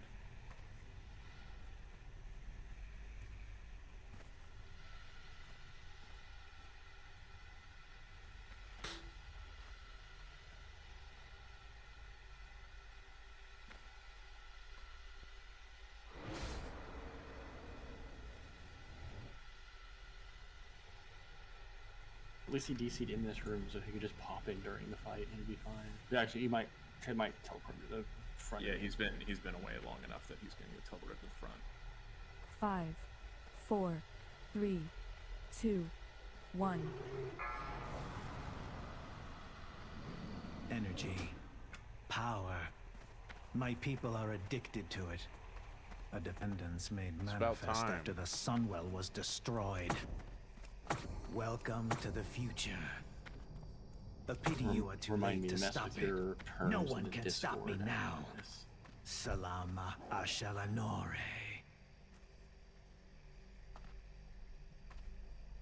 Let us see how your nerves hold up against the Darkener. 4, Faladred. 3, 2, 1. Prepare yourselves!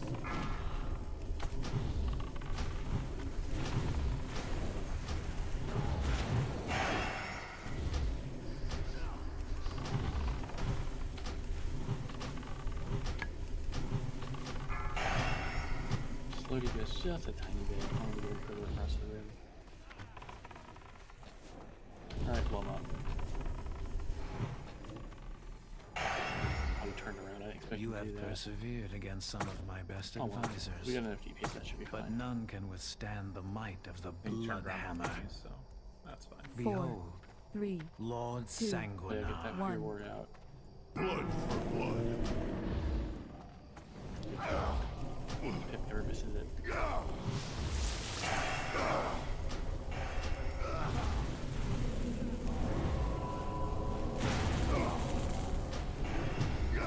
And you'd see this at our worst and our best. We'll see to it that your stay Is here that is Pyro? as short. Oh, Pyro. 3, Hurry. 2, 1. Thus endure I reign supreme.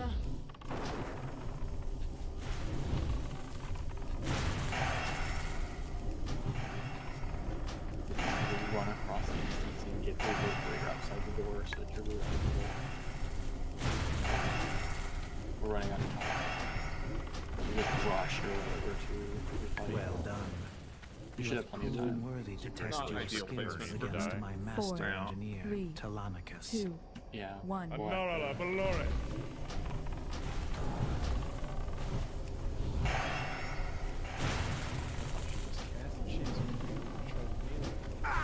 Yeah, she does that sometimes. Weird. You see, programming hadn't been invented yet. As you see, And especially I have on many buffer weapons in my arsenal. Be careful on the weapons.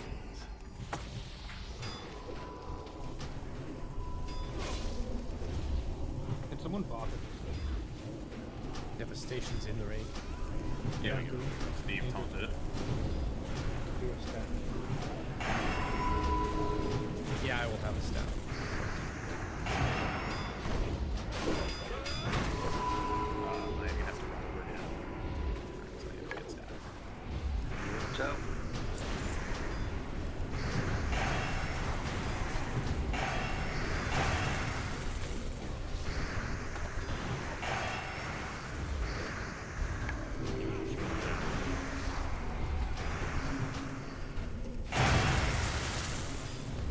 Use yours down, slice it on that. And getting blades at the same time. Devastation over. Stun devastation. Get your healer back up.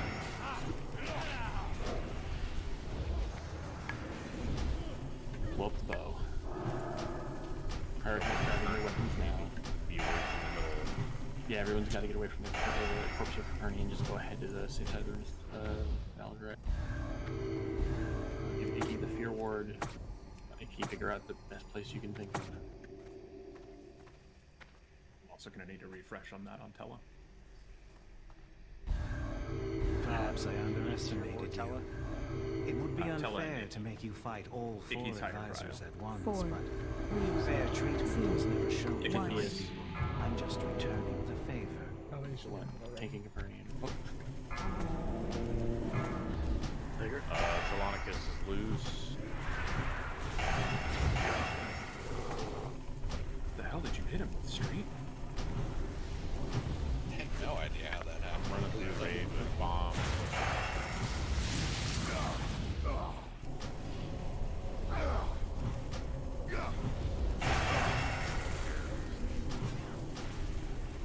Eldred down. Get ready, my friends. Dang. You got her back of that, really? Or we did that? That's good. That's okay. No, Icky's that good.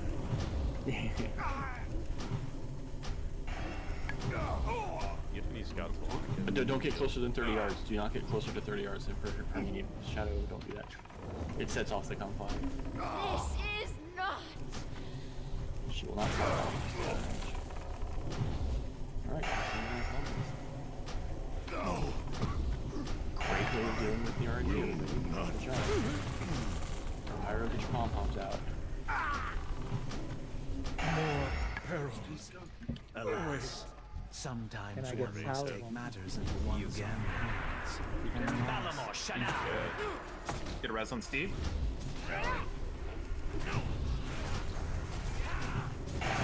Close up on Steve right away. Keep up the interrupts too.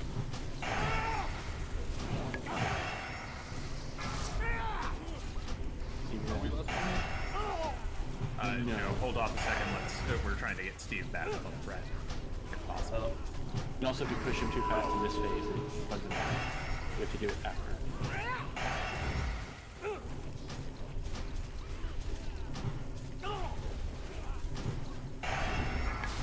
Innovative speed. We're just gonna have to kick every pyro. There's no option.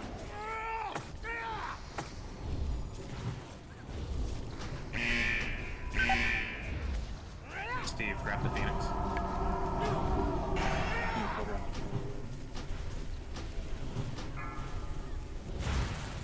Pyro. Yep. Only appears to get every pyro kick.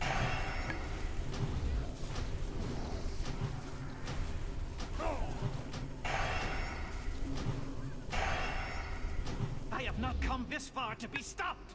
The Collapse. future I have planned will not be jeopardized. Now you will taste true power. Good job, fast killing the egg. I already used it.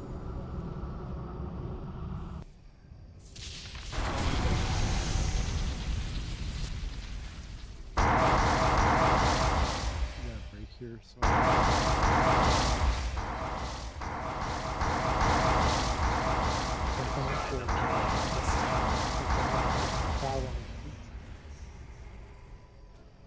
Ciao, Vicky. 4, 3, 2, 1.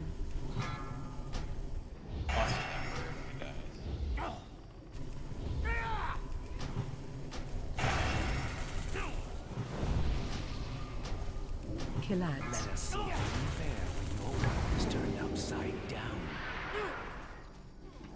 Go ahead and burn the egg. To the range.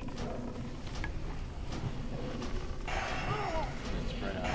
Not erased.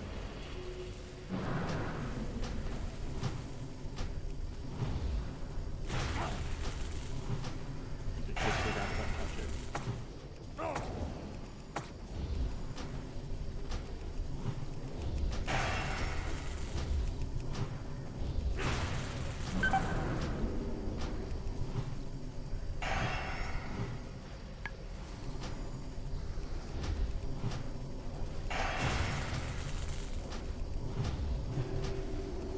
Bad timing.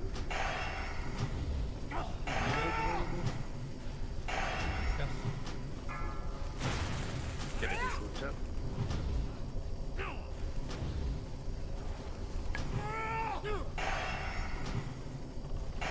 We have a innovate for this one. Slam it. By the power of the sun. You gamble. And lost. And it's despair. And the key drops. Does it really? It sure did. And I didn't. Good luck, guys, those of you who reserved it. Good luck and Godspeed. I'll be putting in all the SRs first, and then all the rest of the loot on this boss, and then I'll start going through all of the loot that is left over from the raids. If you've been keeping up and paying attention, you know you don't need anything, you're free to go. I can reset my hearth. Until next week. Well, it probably Starting shouldn't be at the top of the food chain with the Nexus key. 2 Odissas, a Get Shifty, and a Pyro. And Godspeed. And Odissa just wins it with 1 roll. I didn't need Congrats, Odissa. Gamer. As if you didn't have enough damage already. Chalk, you're the only one on this token. So, Vanquish Defender, Pimply times 2, Bonk, and the Solar Dude. Actually, we have 2 of them, so it'll be top 2 rolls if it's not the same person. Solar, you got 1 roll, unless you're passing. Going to bed? Alright. Oh dear. I love you. I saw. Well, I saw gets the thing. the surprise. Yeah, I might as well just Pip and Bonk it.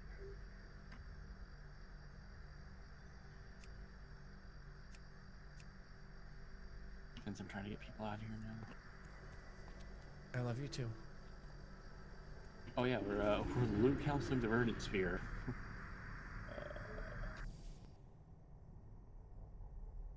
So I'm gonna put that out the other way. Just link your neck. whatever it is. If you That was good. Verdant Sphere. We're gonna go ahead and take care of a couple of minor things real quick, and then we're gonna get to work on our MMO that we're developing. Again here. A few minutes.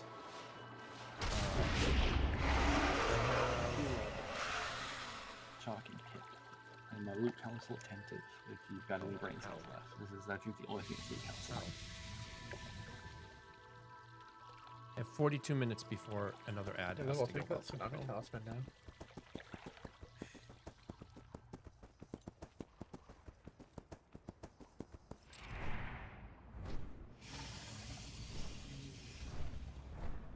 I mean, one of these days I'll start rolling on that sphere again.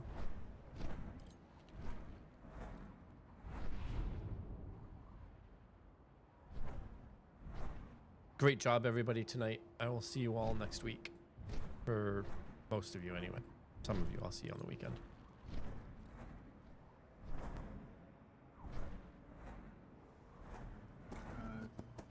Tell, are you still here? Yeah, I was typing. Your gold is welcome here. Farewell.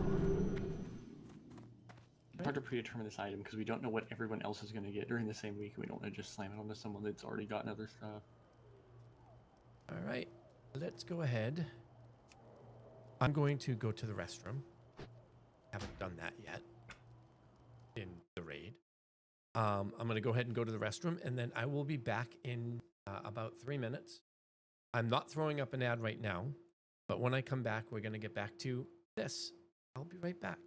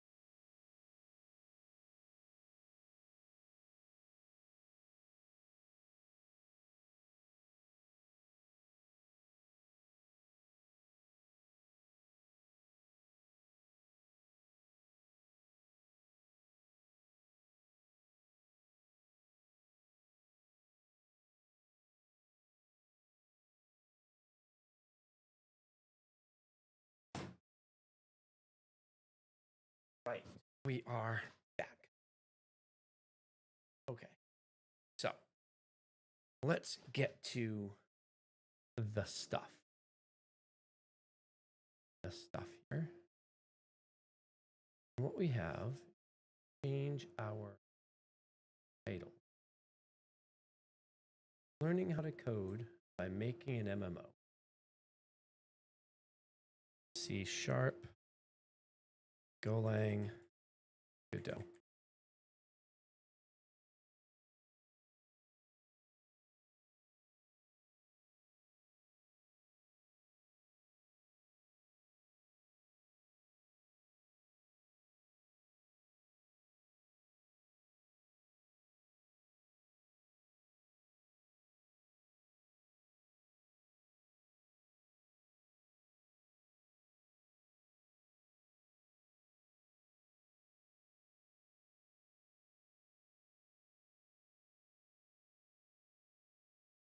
That's all set. Let's get my music started and get this ball on the this ball rolling. All right, so I did not make any changes to what we were doing last night. I did not I did not like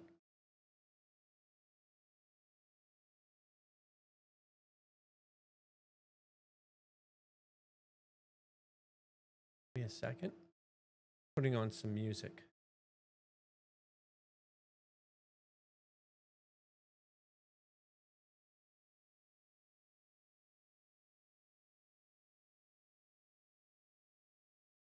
All right. Listen to some good music today. Right. All right. So,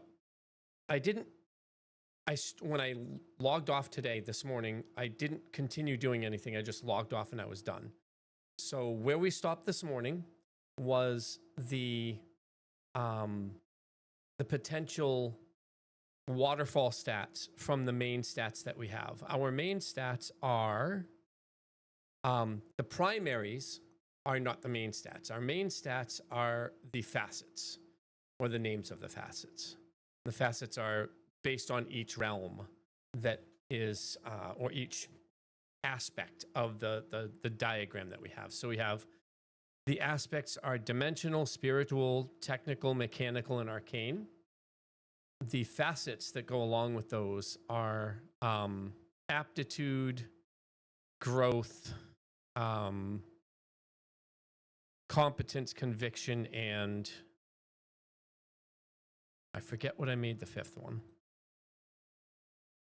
Aptitude, conviction, competence, growth, and resilience. Okay, so those are the aspects and the facets. The facets are the main, are what everything like waterfalls from. The facets are where everything comes from. They're where everything is going to come from for stats. They're where everything is going to come from for buffs and debuffs on players and enemies. They're what's going to dictate the stat bonuses and whatnot on equipment. And they all have like a kind of a theme to them. Mechanical being obviously a mechanical thing. Technical being like think tech in Cyberpunk versus mechanical in Cyberpunk. Tech is like the ability to, well, think tech like electronics and think mechanical like robots. Separate, not together. Arcane is obviously an arcane idea. Dimensional is like from interdimension or different dimension or whatever. And spiritual is like the dead, the undead, that kind of shit. So basically they're all themed. And then from those facets, resilience, conviction, aptitude, competence, and growth, we have this, open this new one. We have this, is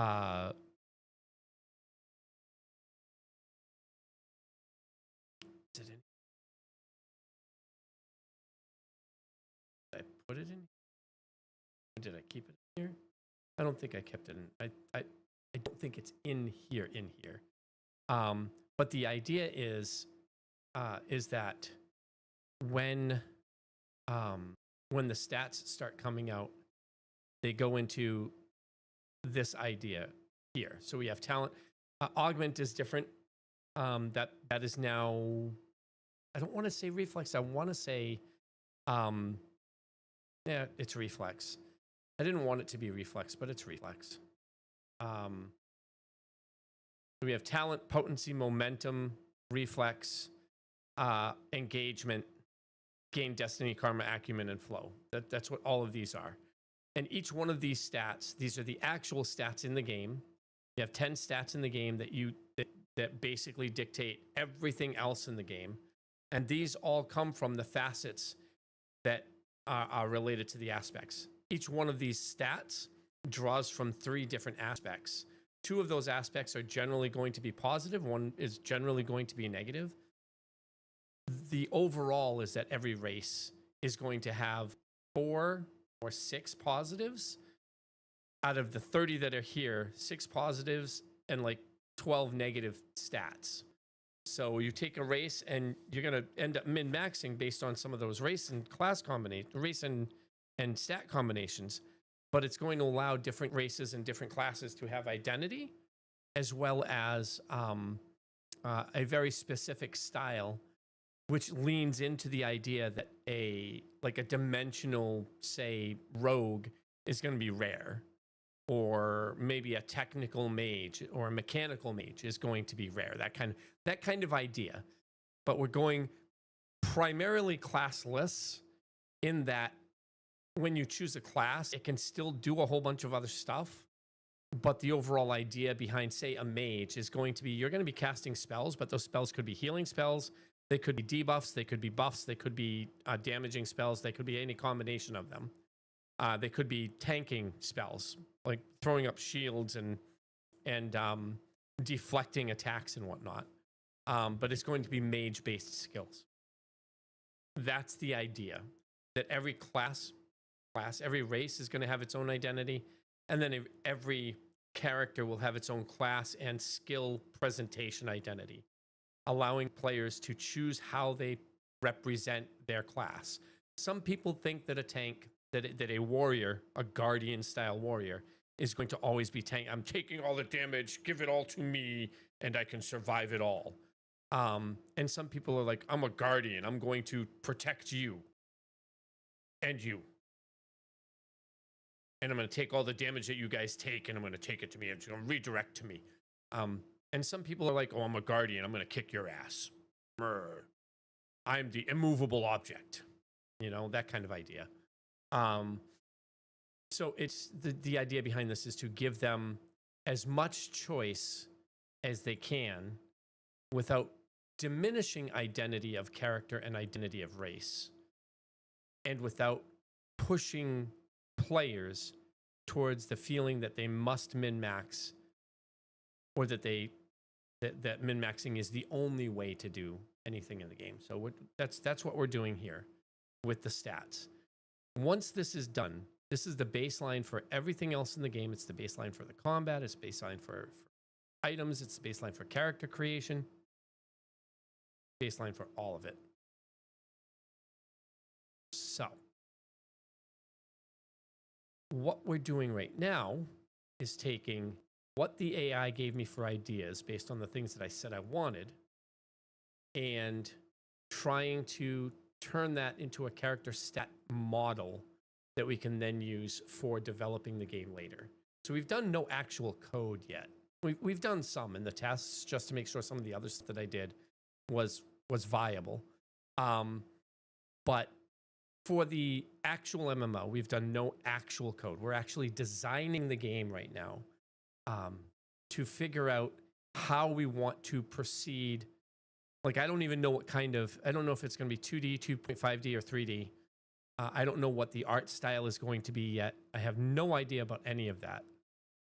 I know what I think I want it to be based on the stories that I've written that are basically driving this game, but I don't know how it's going to look.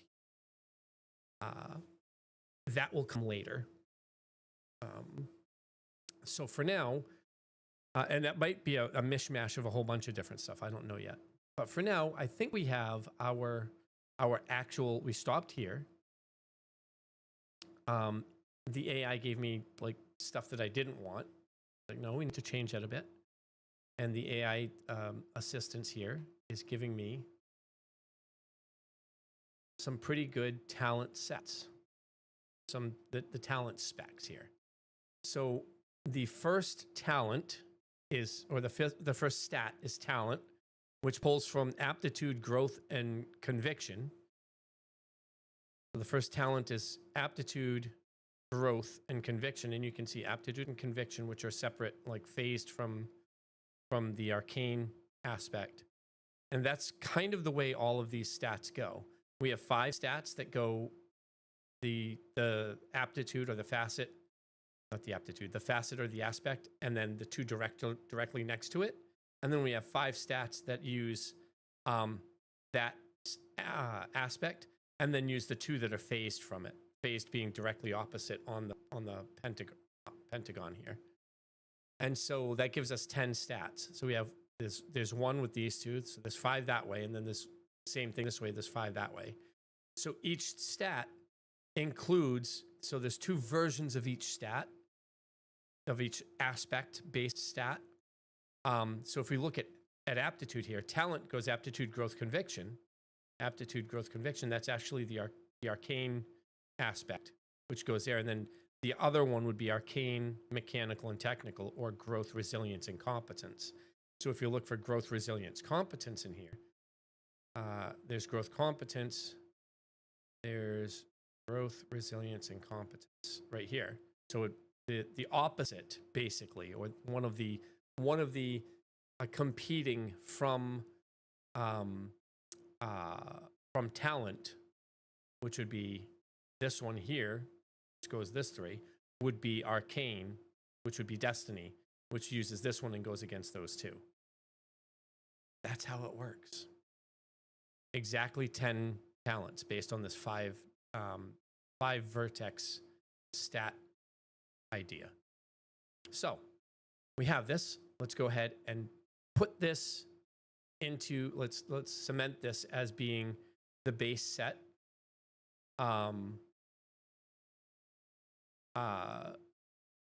It says that there are 3 flags. Flow remains build conditional, meaning that if there are channel-based skills, if there are few or no channeling-based skills, then we have flow, and we'll go up here to flow.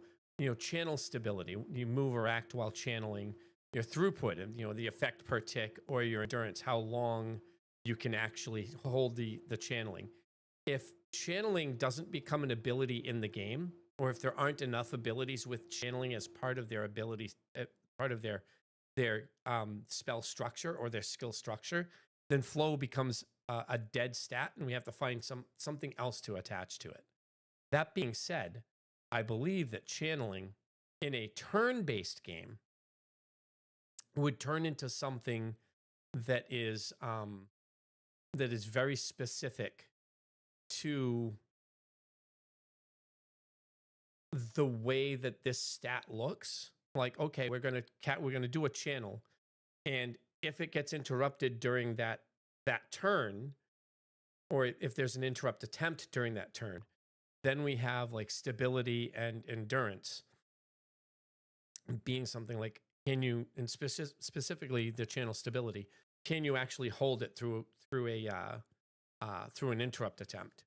And then that ends up becoming like a roll based on what your stat is versus how hard they hit and whether or not you have defense for it. The idea is to make sure all of these stats are well represented throughout the skills, the spells, and the abilities that player characters have. So that flag is, it's something to be aware of, but it's the same thing for every spell and skill that we have in the game. Anything that does dot damage, that does healing via hots, the whole 9 yards. These are all, be aware of them. We have reflex and the reflex resilience and the engagement stats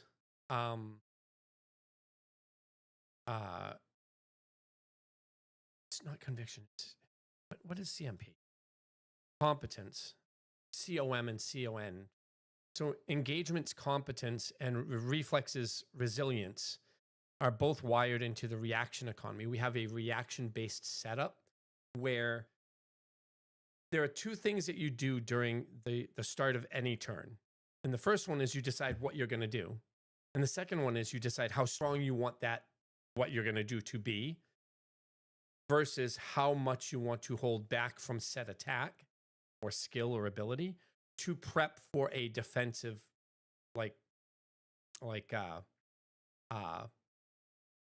ability or stance or reaction, right? And so that reaction economy becomes a part of, like, you're not going to want to min max on these two stats, but you're going to want to have some of these two stats, or you're going to want to have none of these two stats because of the way that you like the way that the reaction part or phase of the combat is going to work. I think that's what I'm thinking when I look at these. But this will all come out when we start actually doing some testing, not development, but some more testing to make sure that the combat phase works the way we want it to. And then Acumen and Destiny overlap conceptually. They're both defensive. So think about that. Acumen and Destiny are both defensive, but so is Reflex and Engagement.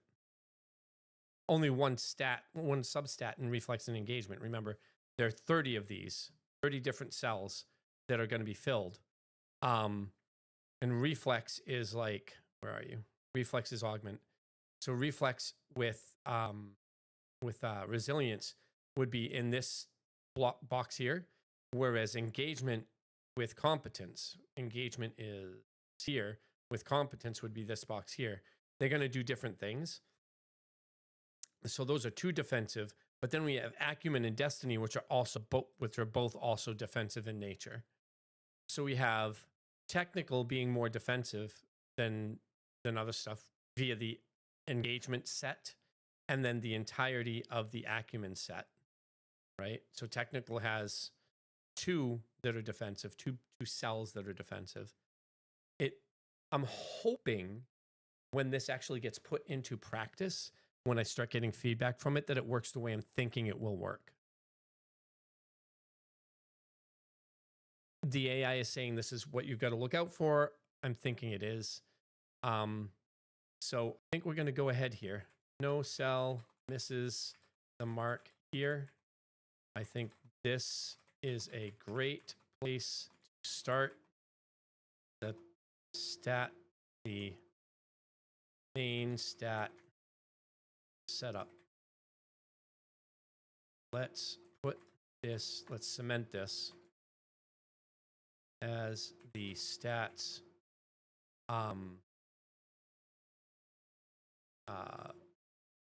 stats model.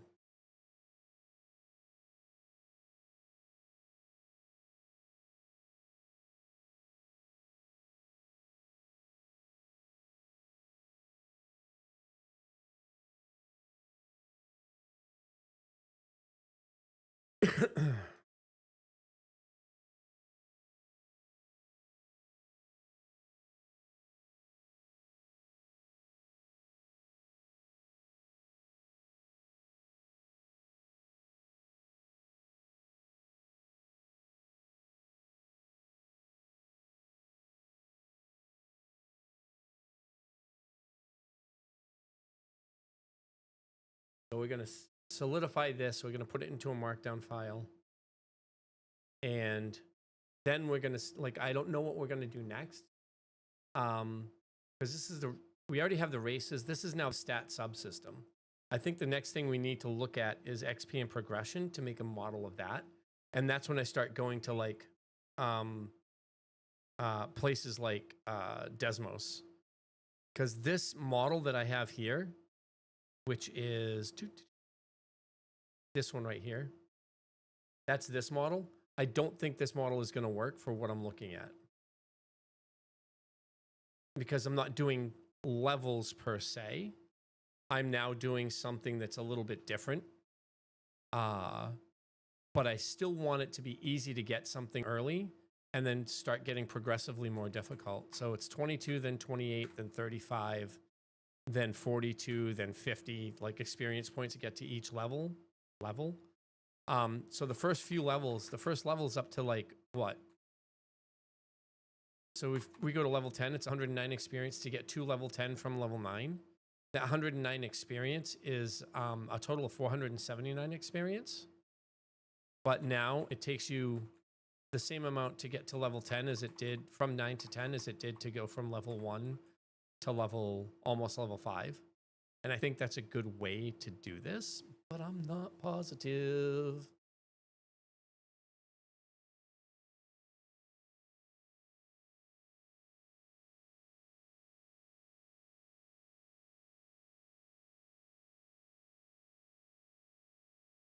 So that wasn't brown. It's like a gold. Gray, gold, green, purple, steel blue.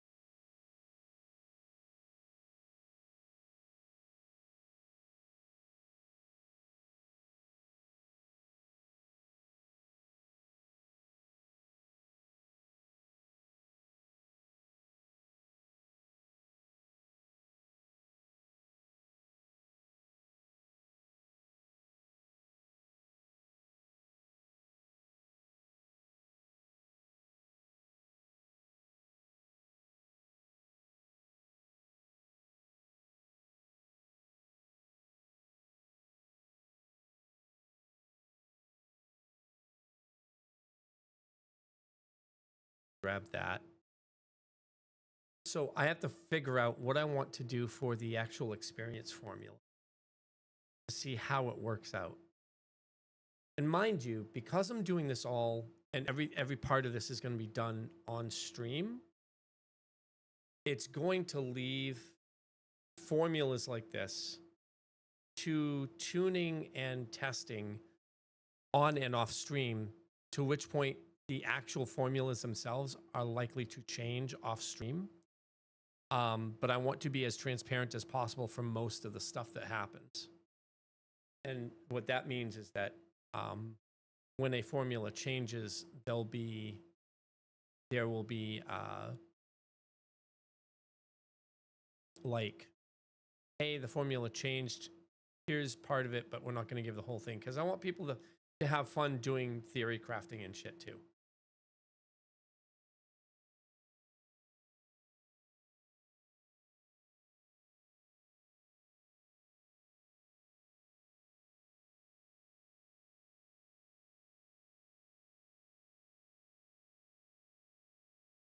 And if I make it 100 levels, do you think 1,083,000,000 experience points is too much to get from level 1 to 100?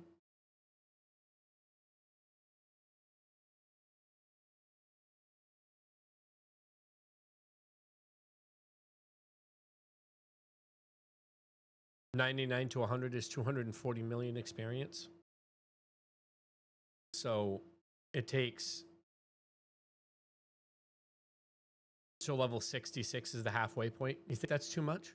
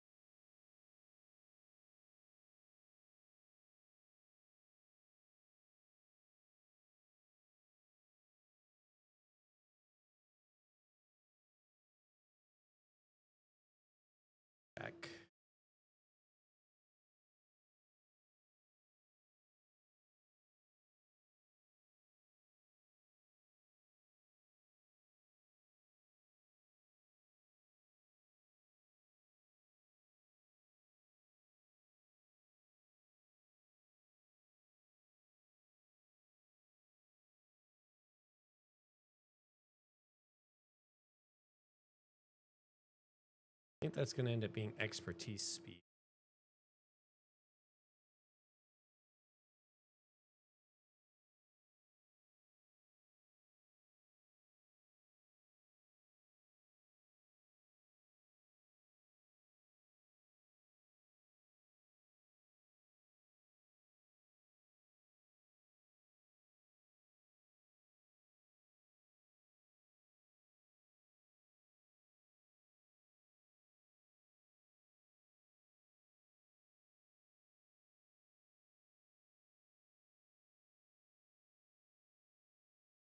I think that looks right.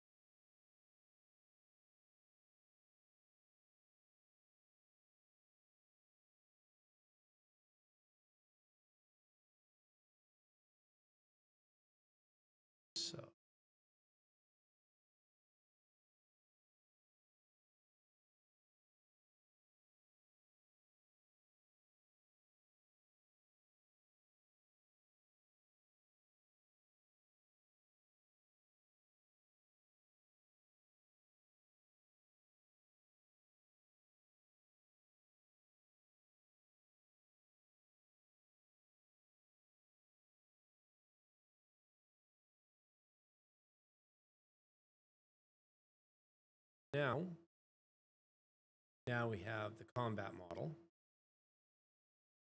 have the execution sequence, which is what we're doing, and we have stats model.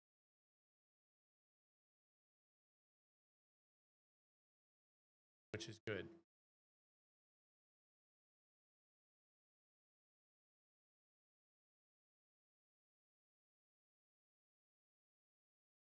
Now I need to find a name for each one.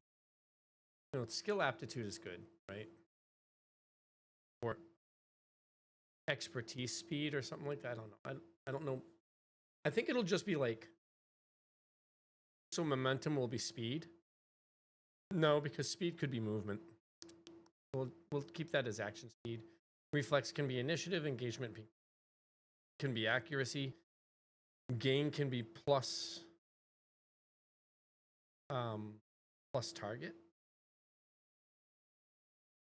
Physical crit and leech is what that'll be. Life leech or resource. I think it'll probably be life leech. Probably be physical life leech. And maybe it'll be physical life leech here. Yeah, it'll just be physical life leech. I don't want spellcasters to have, well, maybe I do want spellcasters to have life leech. Maybe it'll just be life leech. We'll see. Magical crit. Yeah. Plus brace. Plus bracing. Plus channel duration. Plus channel effect per tick. And then plus increase how fast you move while you're channeling.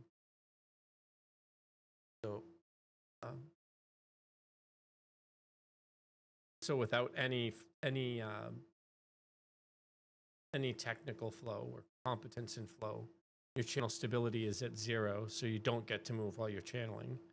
But the minute you start putting points into it, you get to start moving a little bit. The more points you have in it, the faster you can move, up to your movement speed. I think that'll work. Yeah, that works. But notice that here doesn't have the freaking thing I wanted it to have. The legend isn't there. Doesn't have the coloring, the legend colors.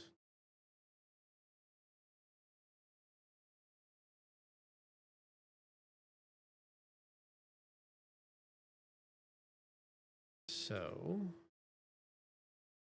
suppose this. So dimensional.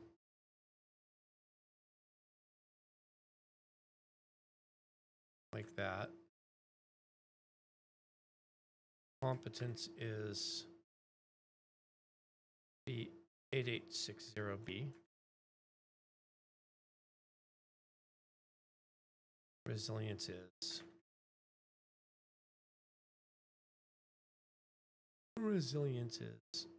for 2E7D32. Growth 7B1FA2. I could just, I think I could just take them out of here. Or I could just take them out of here, right? Could just take the colors right out of here.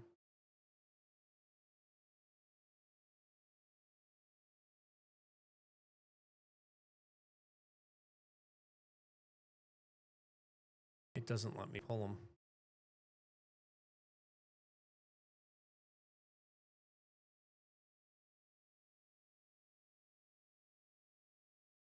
That's too bad.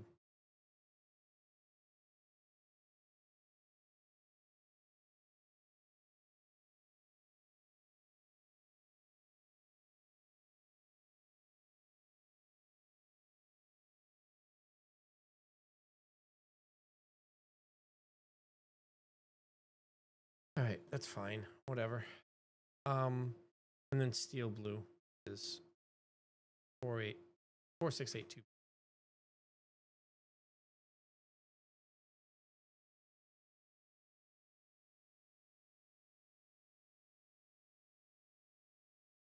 That works there.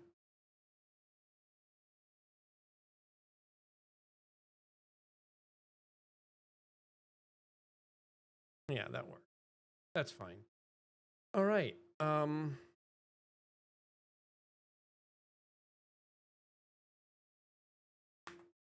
Okay.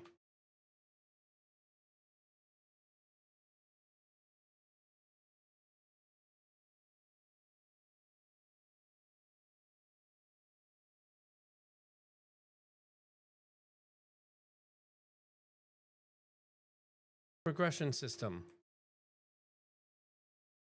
Progression system time.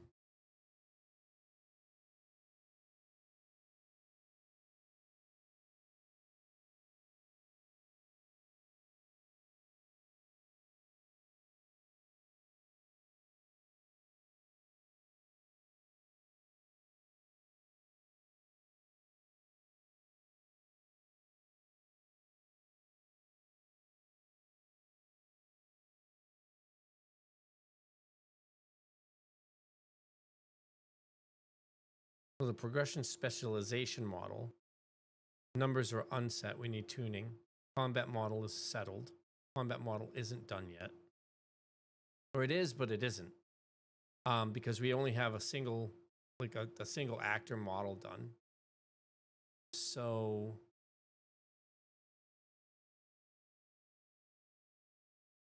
we still need to do the multi-actor model. But like,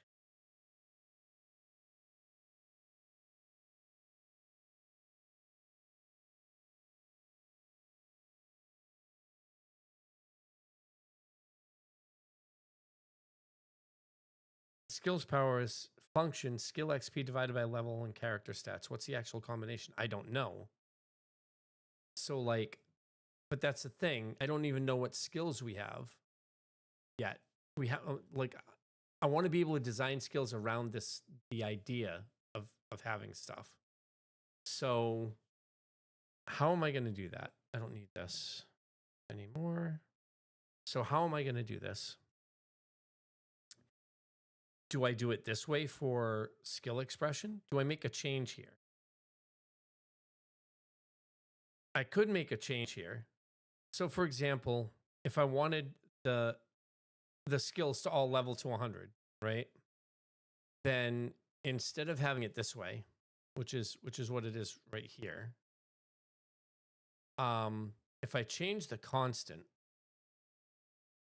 to 0.079433, then now it only takes 512 million experience without changing any of the other constants.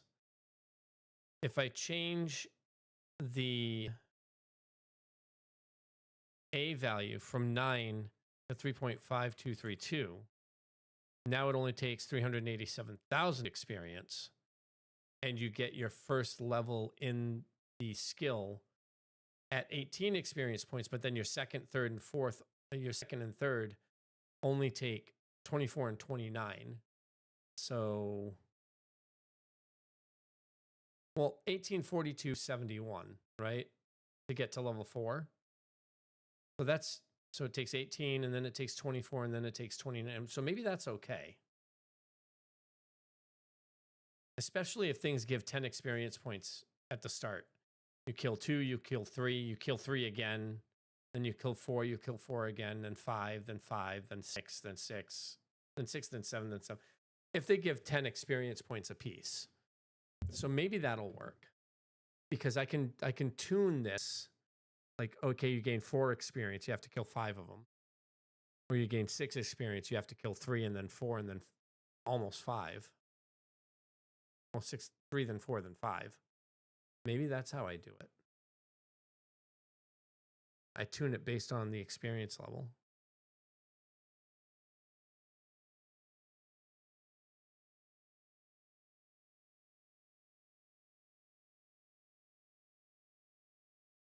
Or I could change this constant back to 11422. 24 million. It takes over 1 million for the last 10 levels each. That might work. All right, pre-rolls are on. I'm going to throw up an ad. We'll be right back. Actually, I'm going to let the pre-roll stay on until the ad goes. Because the next ad after this one is still an hour later, and it's still and pre-rolls will still come on. So I'm going to let the pre-roll stay for the next 10 minutes. But I have to go to the bathroom. So there'll be an ad while I'm sitting here because I can't not go to the bathroom right now. So I'll be right back. Sorry about the pre-rolls for the people who are going to be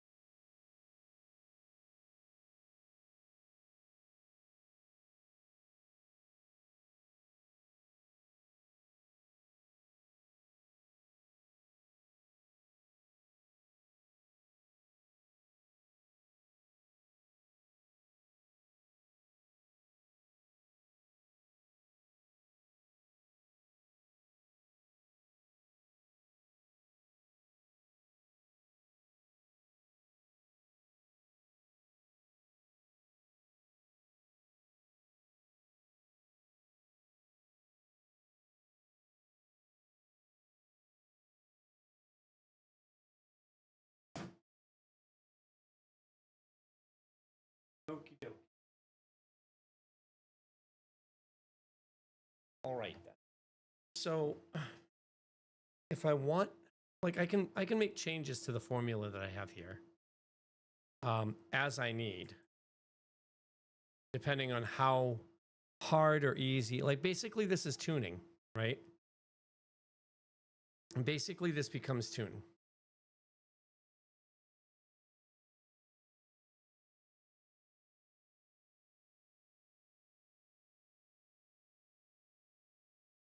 Like +2, we can make that plus 55, 57, +5 or whatever, plus 57. And all of a sudden, you know, plus 57, level plus 57, 2 offset plus 57. So now we, like, where do we start? Right? So the first level you gain is at level 77, is at 77 experience. And then the next one you gain is at 83 experience. So maybe we just do 57 here and we do 2 here. So now every level is about 200 experience until you get all the way up to the 1 billion part. But as you can see, even if you start with 57, like, the change here at the very end is like nothing. You end up having to do 13,000 more experience overall. So basically this D value increases how long it takes you to get to the first one. But so you start off slower and then you speed up and then you slow down again. So like 700 experience to get to the first level, 700 experience to get to the second level.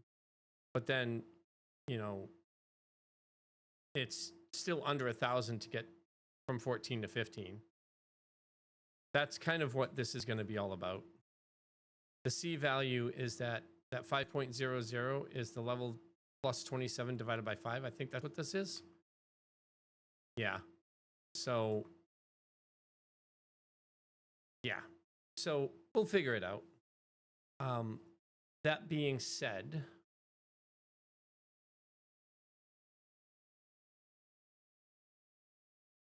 accumulated skill XP on a continuous scale. Levels are arbitrary breakpoints. So in addition to the XP, we then have to take that total value, and that total value is what we use to figure out how the damage is done. So that's going to introduce overflow potential overflow issues. We're going to have to be very careful about that. We'll figure this out. This is going to be interesting. Your progression doc flags, progression doc at section 11 flags how skill level XP combines with the facet core derived.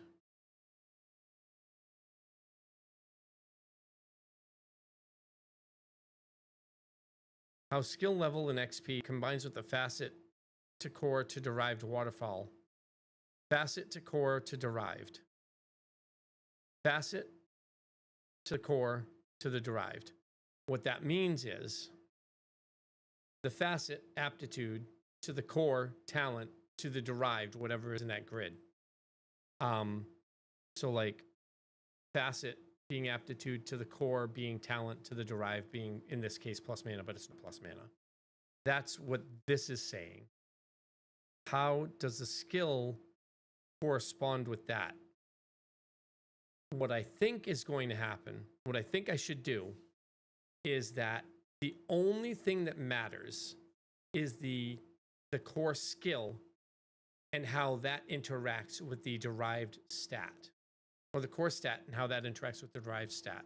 So for example, we take, it doesn't matter that we have dimensional, right? The dimensional, which is aptitude. That doesn't matter. Like, let's say we have an aptitude of 17, right?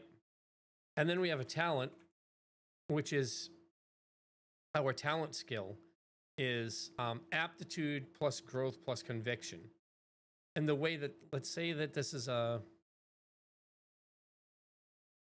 yeah, I'm gonna actually ask this to do it because it'll be easier than me looking it up because everything's already in memory. So let's say we have a. I am going to look up one race, but I'm going to have the AI do everything for breaking it down. So we have our race table reference, and inside the race table reference, I want to use a dimensional race. So we find a dimensional race. I don't want it to be like a phase race. I want an aspect race. I want it to be a phase race. So dimensional phased race. Let's say we have a fracture weaver. We have a fracture weaver, which is +4 aptitude, +1 conviction, but -3 growth, and then -1 to the others. So let's say we have a fracture weaver with aptitude 17, with base aptitude,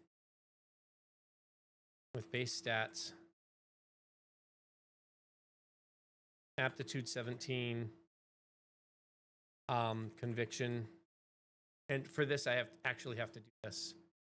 This is fun the way I have this set up because I can go in here and actually use this without having to use my pentagon scene here, without having to go in and make math changes, because this will tell me what I can and can't have. So let's say they have aptitude of 17, which necessitates that I can only have the highest mechanical and spiritual. The highest they can get is 9. And let's say that we have growth of 1, right? Let's say that we have technical, so aptitude and technical for the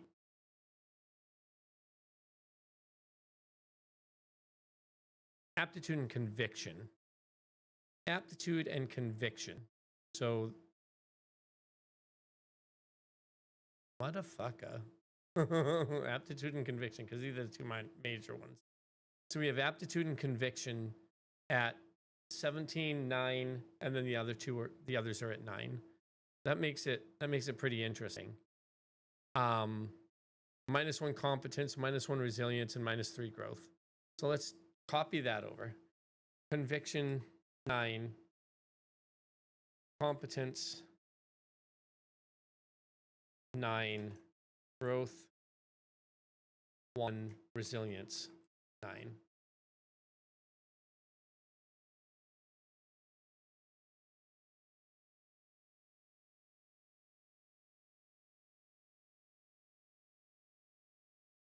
Let's then say that character uses a talent-based skill. Talent-based skill or spell. Right? So we have a talent-based skill or spell, which is aptitude, growth, and conviction. Right? And I'm doing that because growth and conviction, we have, for a fracture weaver, the conviction is still +1. So that means that the talent stat is by default a +2, because growth is -3, aptitude is +4, and conviction is +1. So it's 5 minus 3, so it's +2. For a total of +2 talent.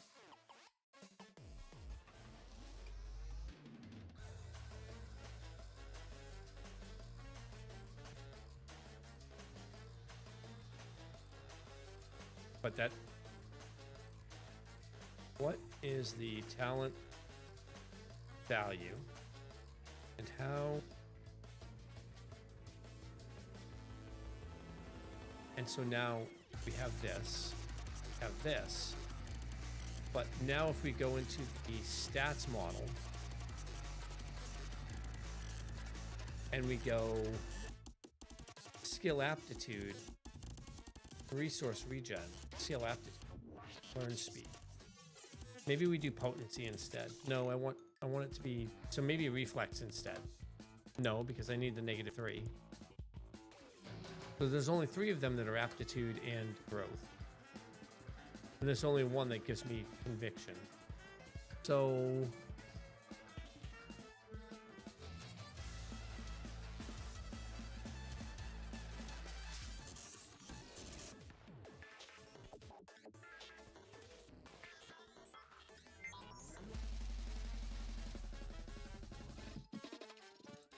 So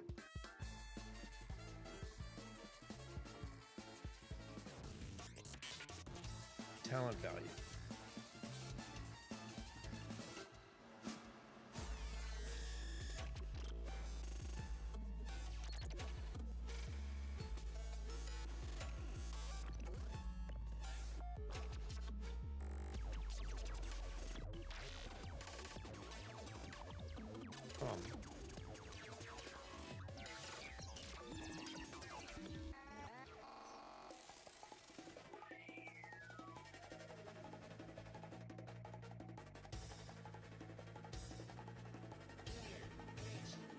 Talent-based aptitude.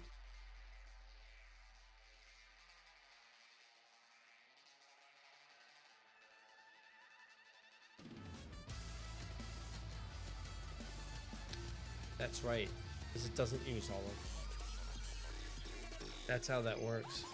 So they'd have a smaller resource pool, a slightly increased regeneration of that, of their resource pool. And then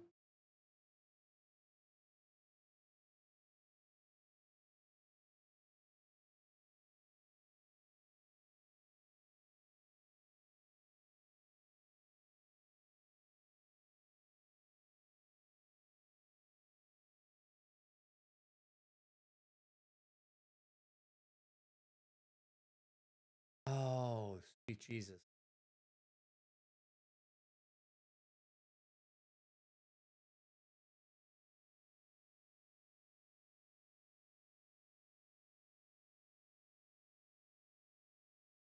Actually, I think I just figured it out. A dimensional creature using a talent-based skill that is a growth-focused talent-based skill. That skill would then be something like give yourself mana back.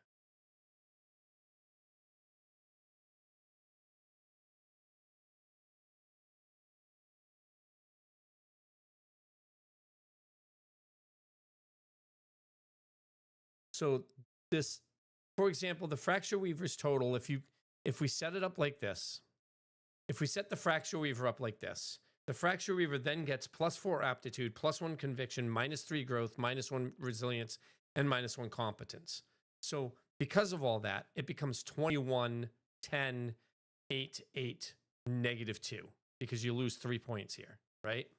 So you'd have a -2 to that, which is a penalty. We'll get to that later. Maybe if you go negative, we do it like -15 and then -35.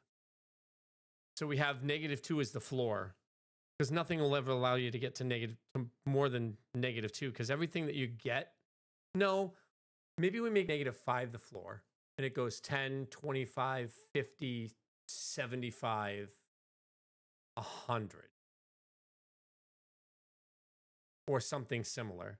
So that 5 points puts you at like the absolute worst, and -1 is like, don't do it. -2 is like, I said don't do it. -3 is like, dude, you're fucking yourself. So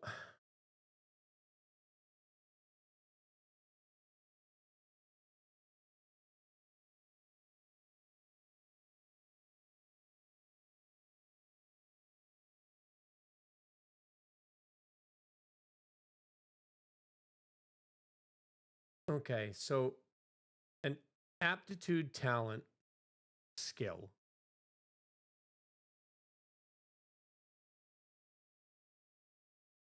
is 20 plus 21 or 21. It's plus 21 because it's a positive, because this is a positive number.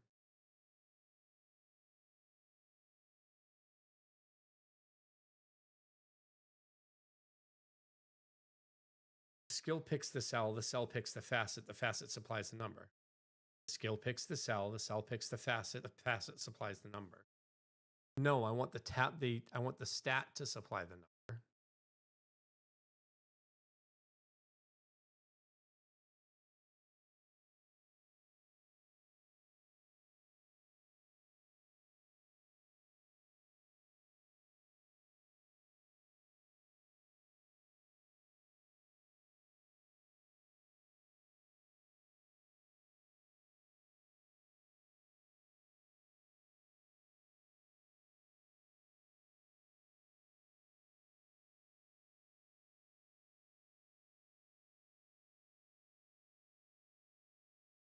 I might be confusing myself here.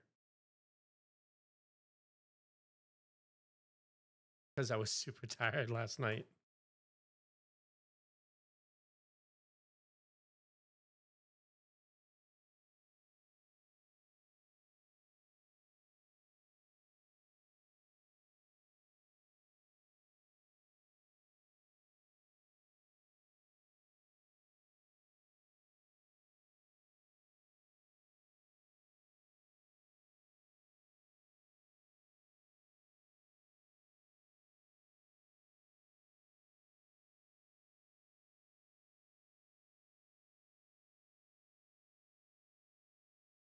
I might be making.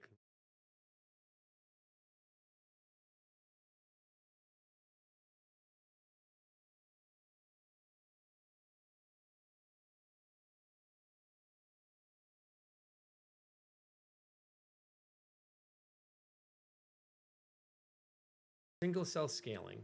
Each skill reads one cell, one facet. But it should be one waterfall skill based on the full stat value. But how is this stat value determined?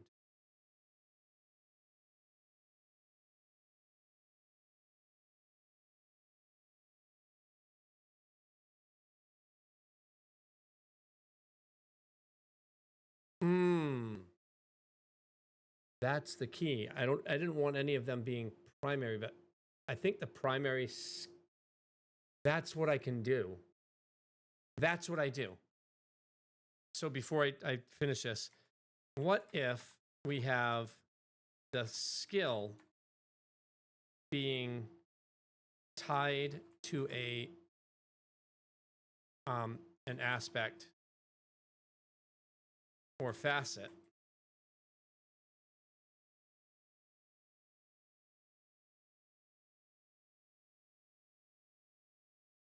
and the stat, say,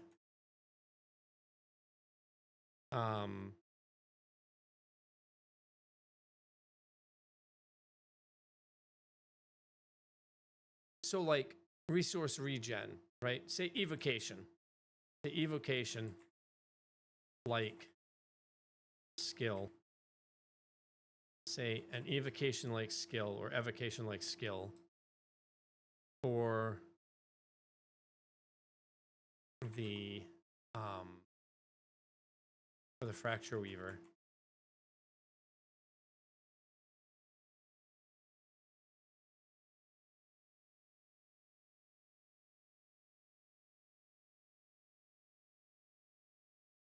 It's a talent base. It's a talent skill with a spiritual, with a conviction primary or it's a talent conviction. It's a conviction talent skill.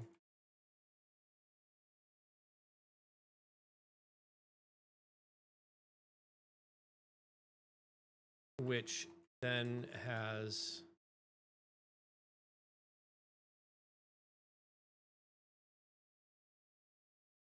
we have the skill being tied to an aspect or a facet, right? So we'll do this one, evocation. That's a resource regen. So you evocate like a mage in World of Warcraft, and you get a whole bunch of your stuff back. That one is based on spirit. In this one, it's based on talent primarily. That talent stat comes from a combination of the three facets that it pulls from. How do I do this?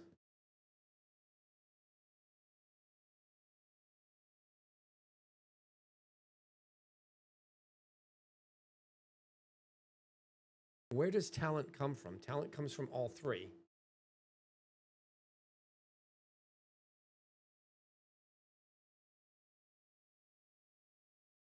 It's a conviction talent skill.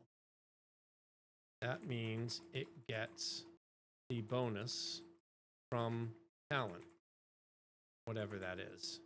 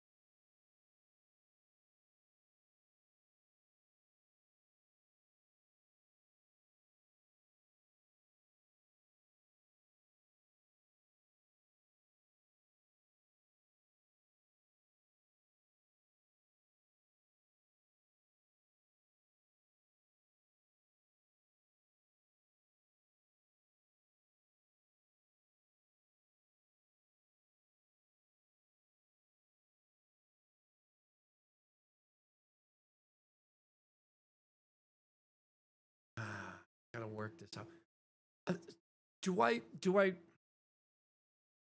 I'm unsure whether I work it out so that each one of these is its own thing, or this whole row gets bonuses and negatives based on this stat combined with this one of these stats.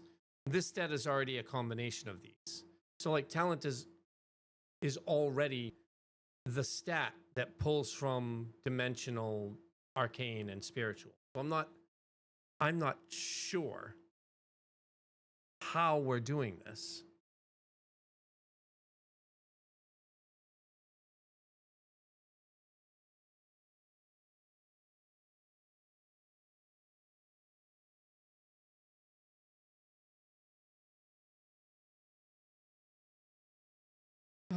None of my language related talent as a value other than the stat called talent and its value.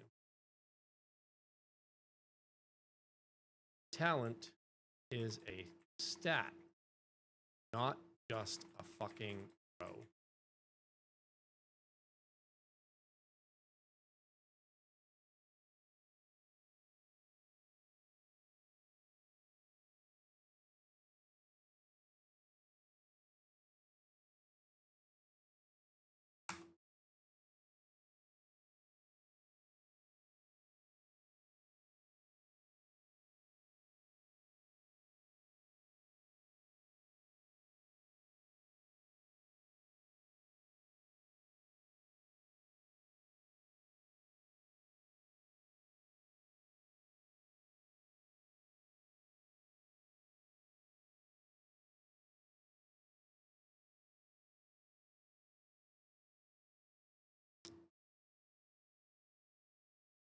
This is part of the process, right? It's part of how you make the base of the game either work or not work, is trying to make sure that you have everything looking correct and easy to understand for a player. Talent is the stat, but as I was explaining things, something got lost in the translation where the AI started thinking that talent wasn't a stat.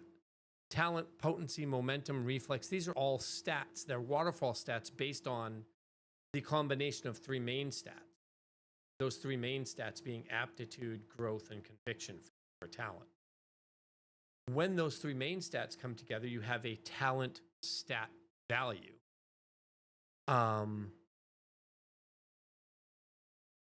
Makes it a little bit more complicated than it needs to.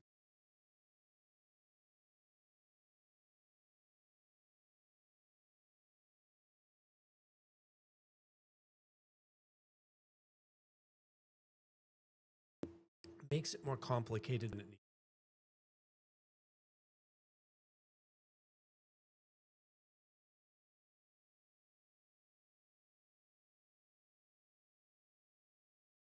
If I make it super easy, talent equals aptitude plus growth plus conviction. Talent equals aptitude plus growth plus conviction divided by 3.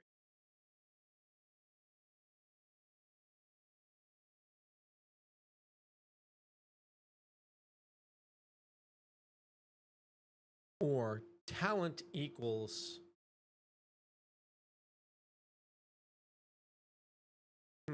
no, because then that doesn't make growth.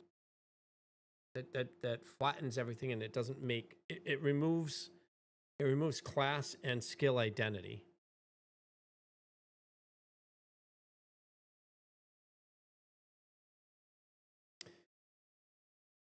Yeah, I'm conflating things. So a dimensional talent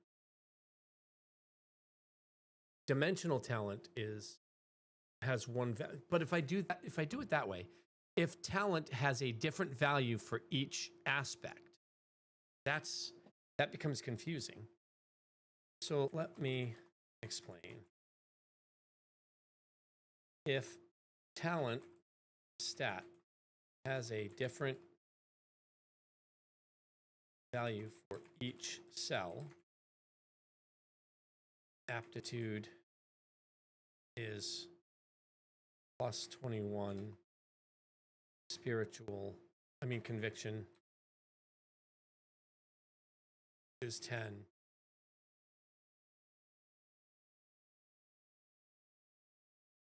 Growth -2.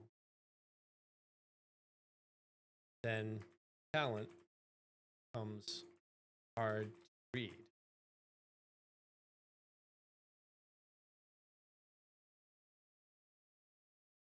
Even though skill aptitude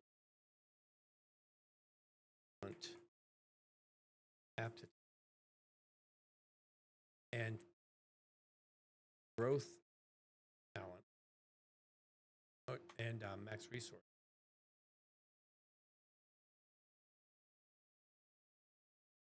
talent are easy because talent comes 3 aspects. If talent stat is a single value cell with a bonus based on the skill aspect, based on the skills aspect, then talent easier to need. Skills all are required. That theme of in that theme. So all growth, talent, skills are max themed.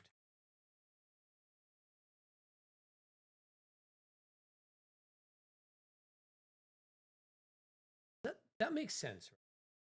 So we can do it that way and make sure that all the skills are themed. So we have 30 different themes.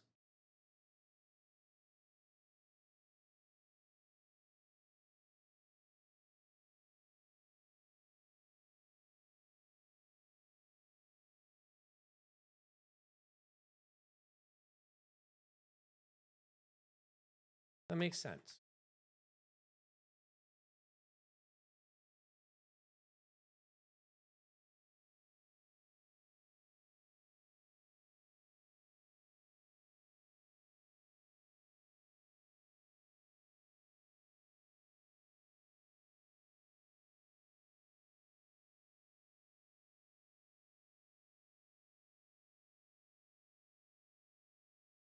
Hello, Slatey. I'm having trouble with expanding the stuff I finished with this morning. I logged off like right after you, like very, very shortly after you left. Basically, I ended before I cemented the like grid that we had. And now I'm having trouble trying to figure out how to extrapolate this grid to skills. And I think the skills are going to end up being themed, but I'm not positive because my mind, I'm confusing the shit out of myself right now with how I had this set up, because talent is supposed to be a stat based on talent is supposed to be a stat based on dimensionals aptitude, spirituals conviction, and arcane's growth. And so I was thinking when I started again today that talent is going to be a singular number. And if it is, then I remove the like skill identity for anything that happens to be a talent-based skill, because now I don't have a talent-based skill that is like an aptitude skill, which means I don't have a skill aptitude quote stat-based skill. I have a talent skill that just goes based on whatever those 3 are. And if I try to make it, okay, we have a skill, aptitude, talent based skill, or a max resource pool talent skill, then I then reintroduce that skill based identity, but I remove the whole reason that a talent skill, that stat row, has 3 different aspects that feed it in the first place. So I've only been doing this for about 30 minutes, 35 minutes, because I just stopped raiding a little bit ago in World of Warcraft. And I'm super confusing myself. And I think part of it is because I didn't go to sleep early last night. I think I was actually too tired to recall or to commit to memory the stuff I was doing in a way that I can recall it easy now. So I'm like trying to get back to where I was this morning. So yeah.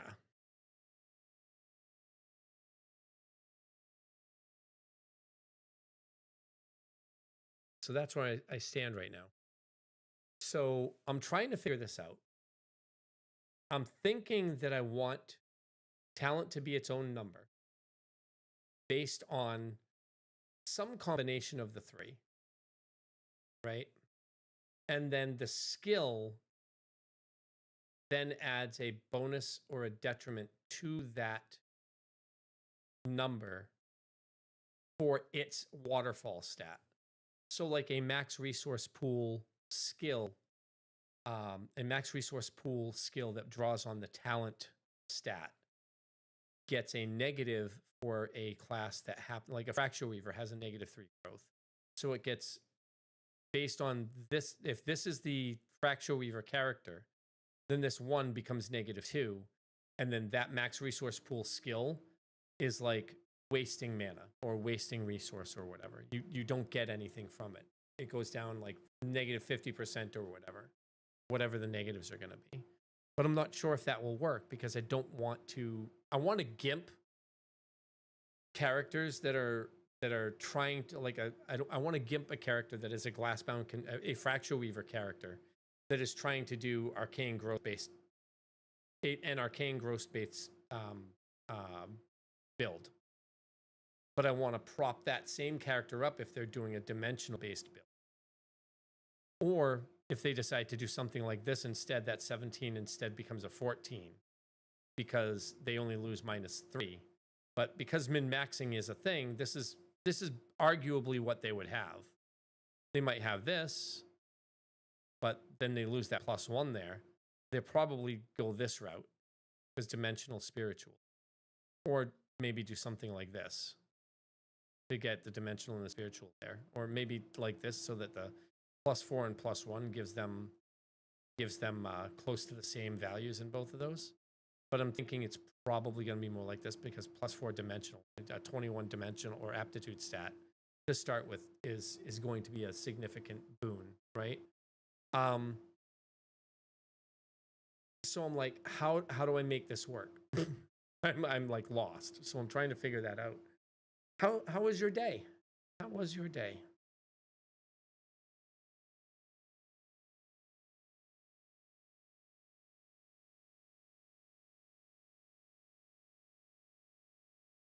Oh, I'm sorry.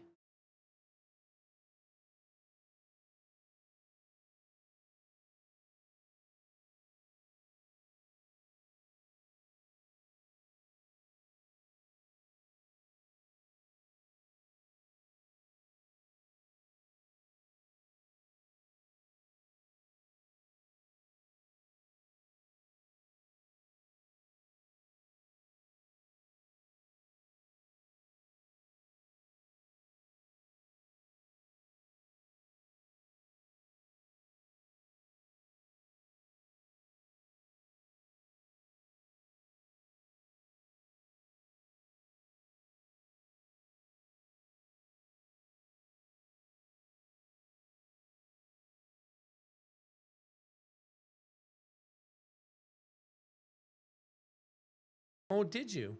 Nice. AI is an interesting beast.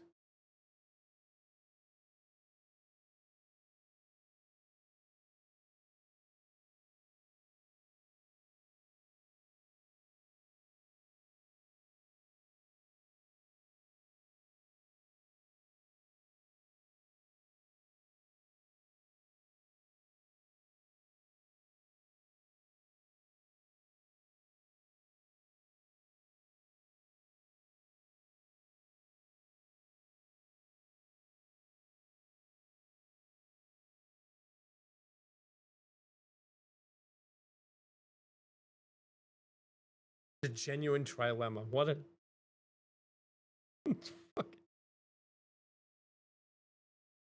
The AI just told me that the 3 problems I have is a genuine trilemma. Fuck.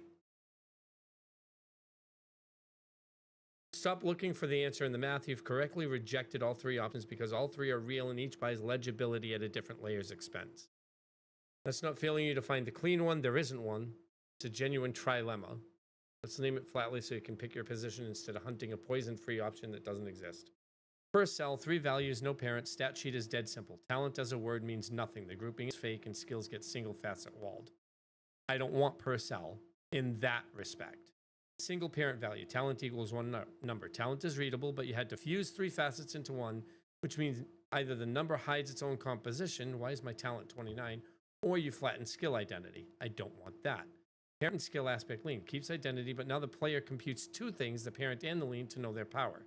The complexity you flinched at. Is that too harsh? Parent plus skill aspect lean. Talent plus aptitude skill. The dimensional aptitude. Talent plus a skill that increases your skill, or the stat that increases your skill aptitude. So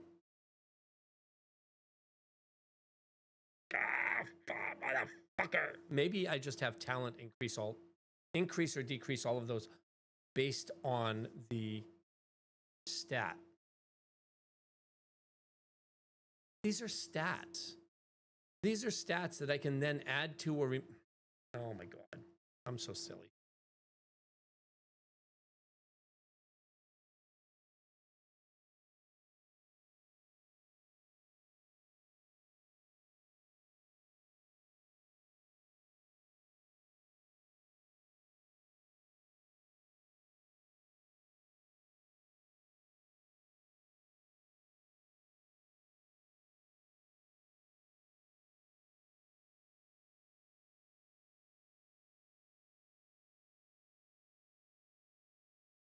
I don't even think trilemma is a word.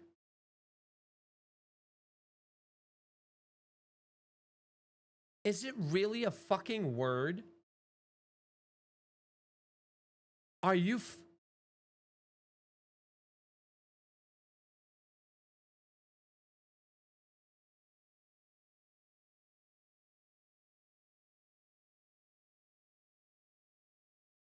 I am an English freaking I'm stupid. Yeah, I did not think it was a word. I did not think it was a word. I did not think it was a word. I learned something new today. Yes. Wow. I actually thought it was an AI hallucination. I didn't think it was a word. Interesting. All right, so instead of doing what I've been talking about and what it's explaining here, so talent is a stat that adds to or subtracts from the waterfall stat directly. So dimensional, a +4 talent would then add +4 to all talent waterfall stats by having 4 additional talent. This is where I am stuck. A pentalemma. Oh boy. In this case, skill aptitude, max resource pool, and resource regen would all gain their conversion value of +4 times, would all gain 4 times their conversion value. 4 times their conversion value from talent. While a +4 resource regen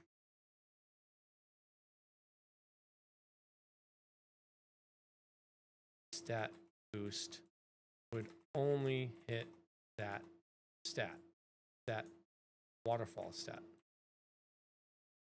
This is what my mind is thinking and how I thought I would be pushing these stats.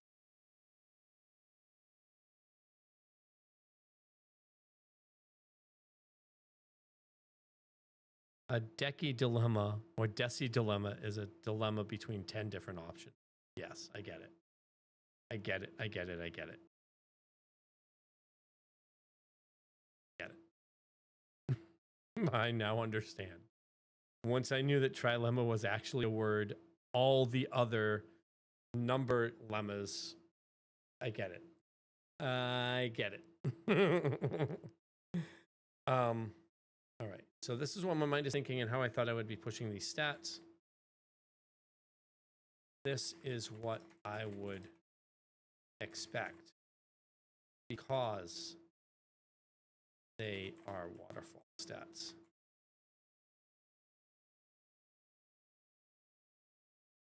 Yeah, it's an octadial, right?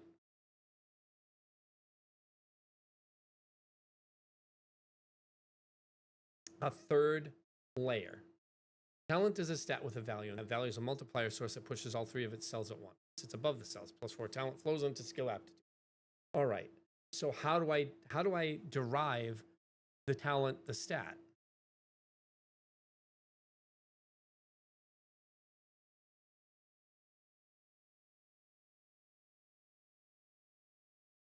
How do I derive the stat?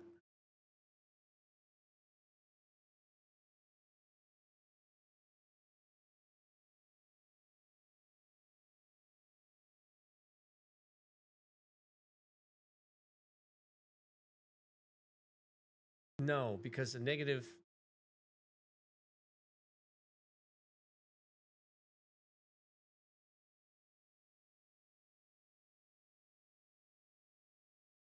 No, because now everybody gets super popular.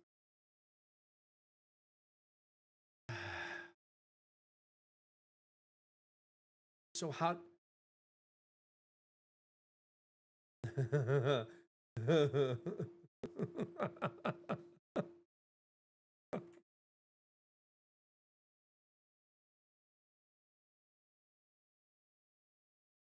Oh my God.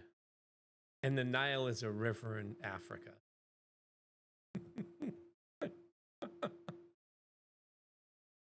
Oh my God.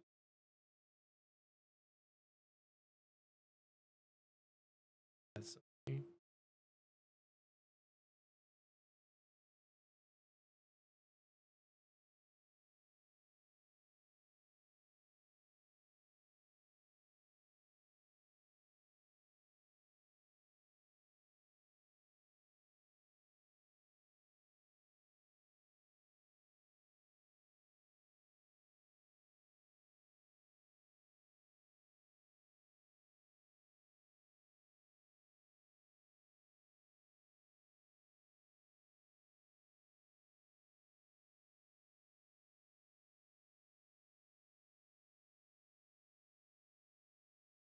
they are octagon, yes. Oh, puns. I love them. I love them.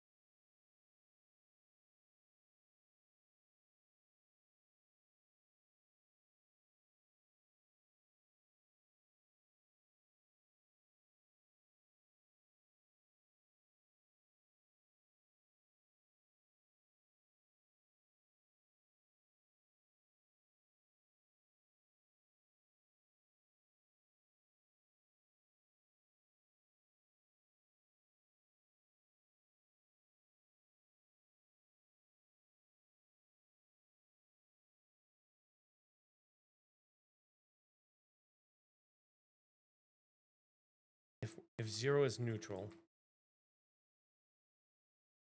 and 1 is the first bonus,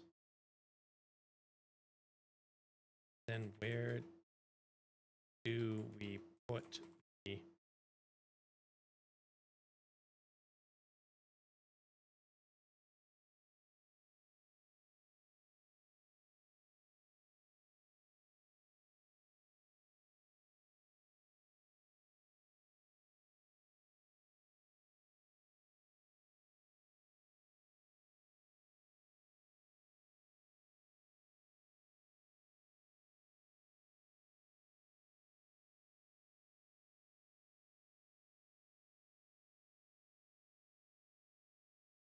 so that's 10, 15, 20.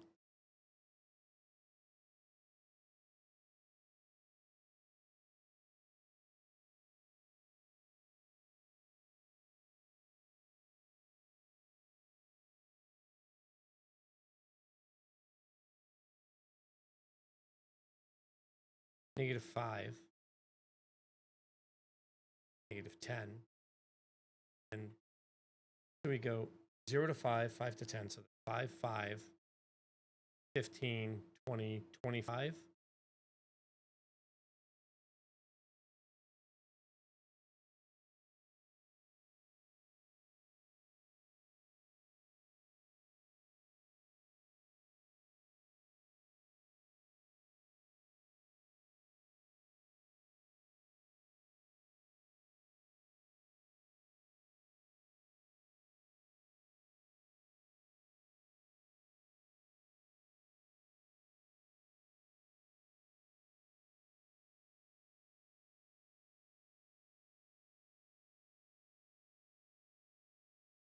Maybe we do it that way. So the stats start at, if you have a base of 0 of 1 and you use a race that brings that 1 down to a -2, such as the case for a fracture, which is a dimensional race that is also, so it's a dimensional spiritual race that has a -3 to its growth stat by default. So that growth stat starts at -2. And if you bottom it out like that, then you start off, just base start off with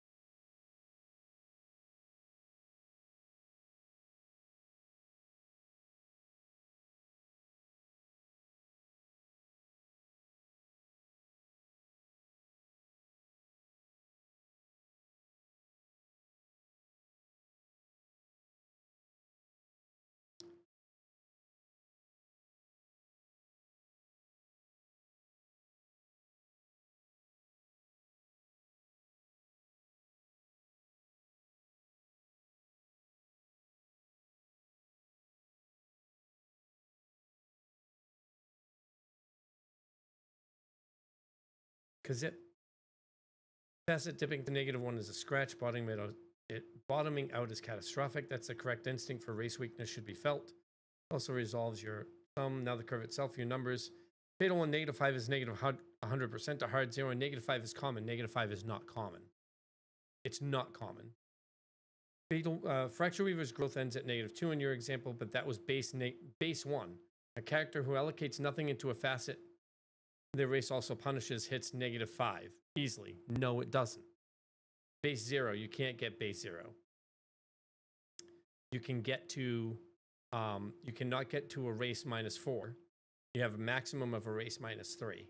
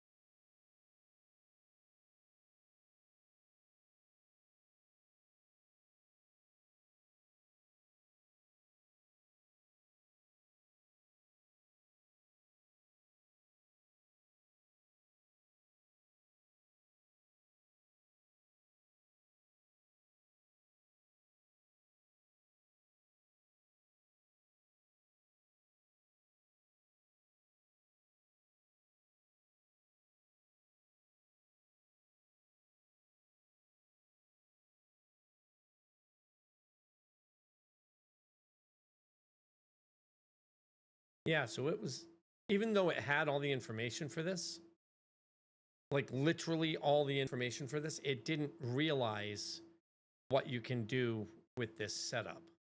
With the image I just gave it, it realizes what you can do with this setup. So now with me confirming what this all is, it says that this changes things for the better.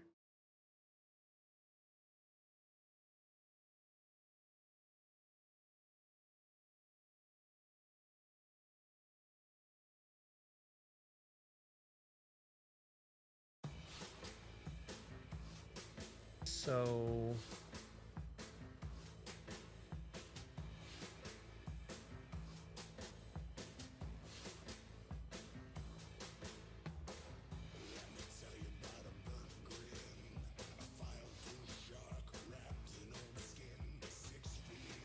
why a -65% floor?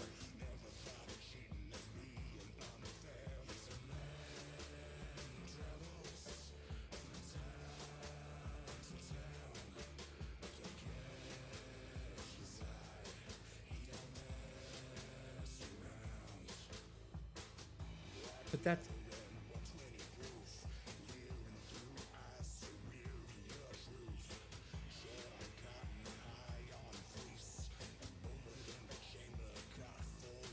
Do we want it to be absolute 0%?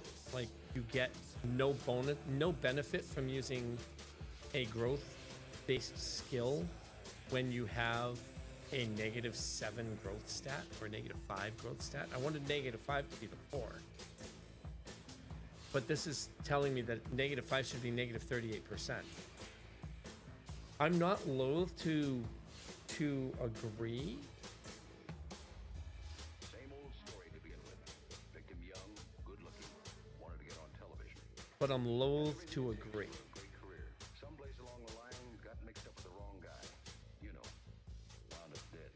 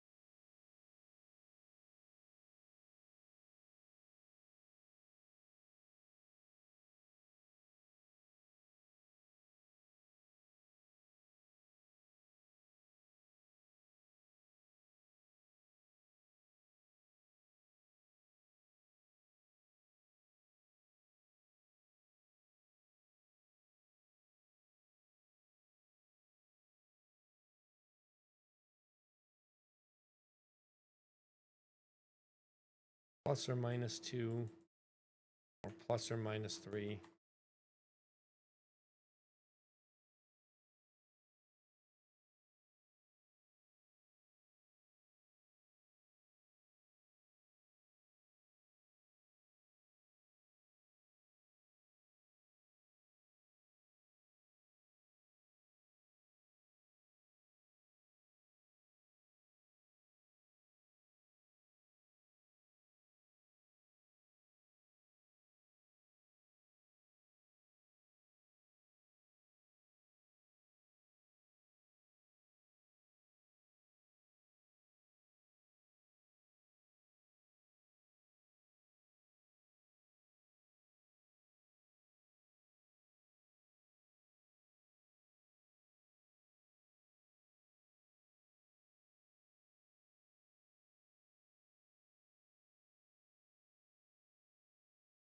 Positive -5 floor ceiling.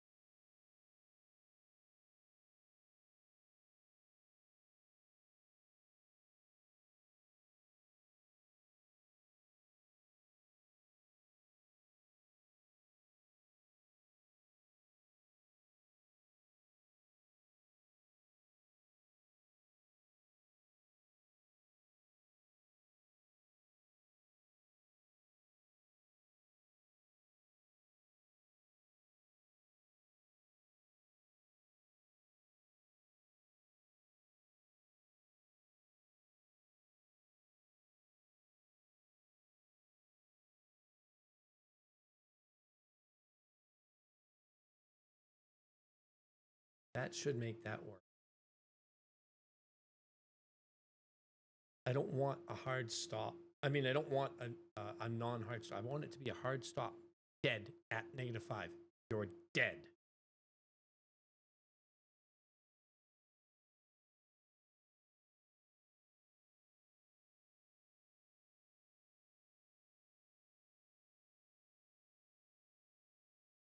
Yeah, they earn the lockout. Exactly.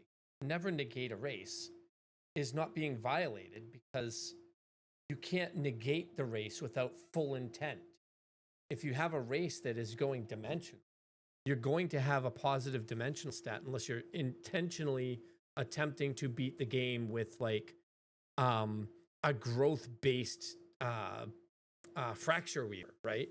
I'm going to go growth-based fracture weaver. All right, well, none of your skills are going to do any fucking damage because you go down to -5 after you have some items that give you a -3 to your freaking growth stat. And by having your growth stat at -5, you kill 6 different freaking primary stat sets where you're going growth stat. So yeah, you're not going to have a fracture weaver that is a spell that is a mind flaying like god, because a fracture weaver is generally going to start at like negative, like you're going to start by bottoming. If you're doing a challenge, you bottom out your growth stat, so you're at 1. You become a fracture weaver, so you're at -2. You put on like 10 things that give you negatives to growth. Now you're at -5. You can't go any lower, but now you're doing 100% less damage with all your growth stats, with all your growth skills. That's the idea I'm looking for. Your buffs go up and come down immediately. They don't last more than 1 tick, like 30 milliseconds. That's what I'm looking at. Your overpowered doesn't hit for any. Your crit rate is at 0. Like I crit for 0, or I crit for exactly what I would normal hit for, you know, that kind of thing. And this thing was fighting me on it. No, that's not what we're doing. You earn that lockout.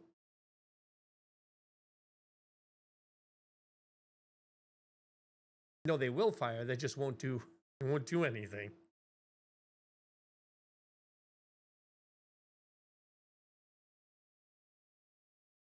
And it's still saying 0 is -6. Fuck you. You're no. -1 is -10%. 0 is 0%. 1 is a bonus. You start at 1, you get a bonus. You start at 1, you get a 1% bonus. 2 doubles it to 2%. 3 doubles that to 4%. How does that work? So it goes 1, 2, 4, 8, 16, 32, 64, 128, 256, 512 at 10. That's too much. That's too much. Maybe I do Fibonacci. 1, 1, 2, 3, 5, 8. Fibonacci to 35. What's Fibonacci to 30?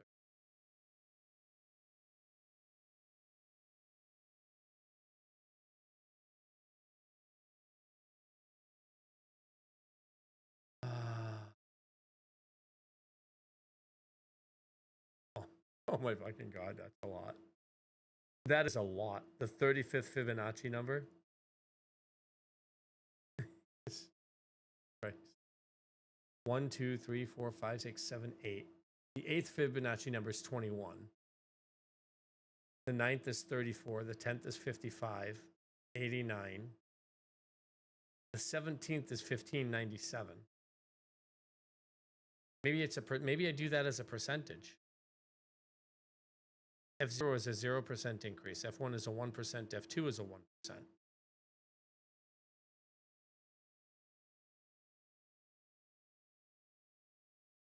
Then it's not exponential, it's Fibonacci, but that'll be something that we do.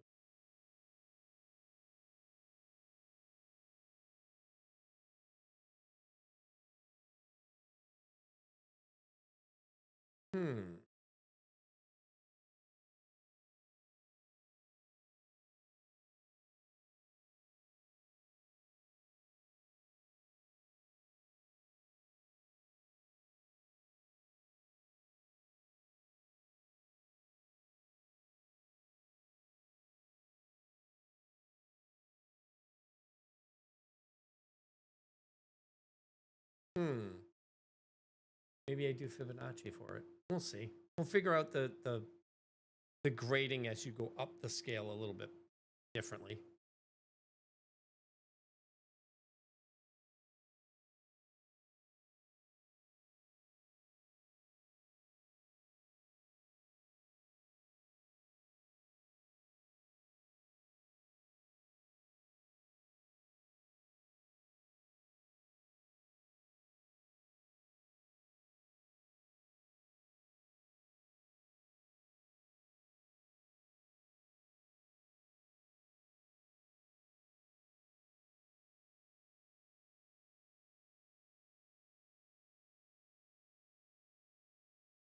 Yeah. Yeah.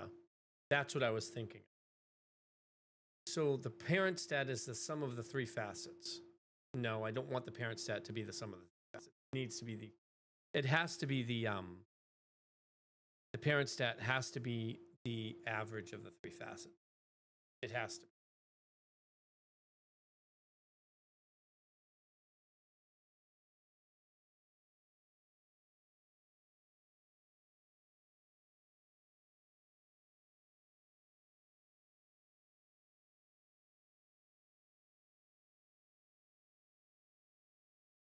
Okay.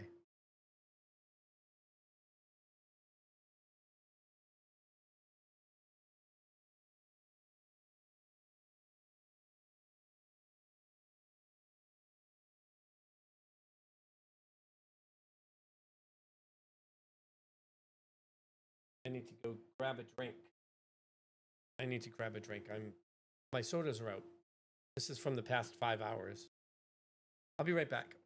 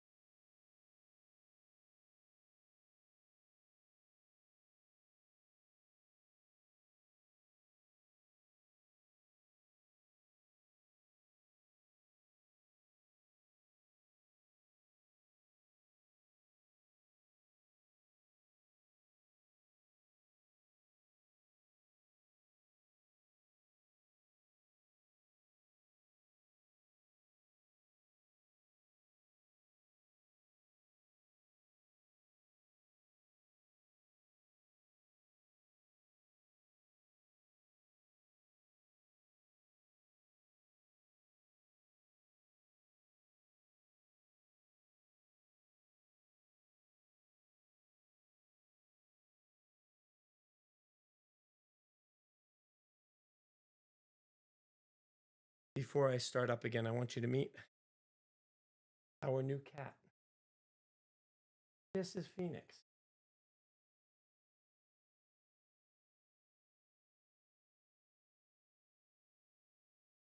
He's a rescue.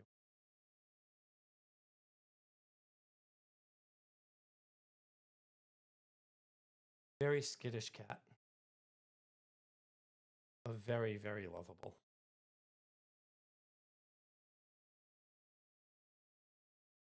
Taken him 2.5 months to break out of his shell.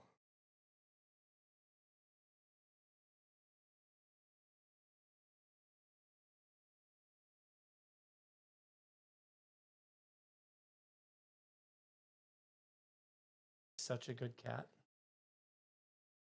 How beautiful. They were like, yeah, there's no way he's Maine Coon. No, he's part Maine Coon. Aren't you, buddy?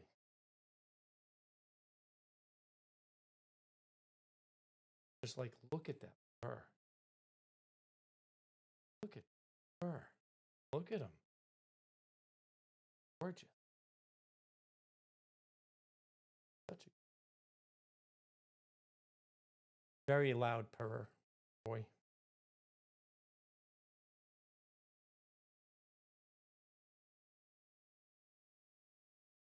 very skittish. Never been in this. You okay, buddy?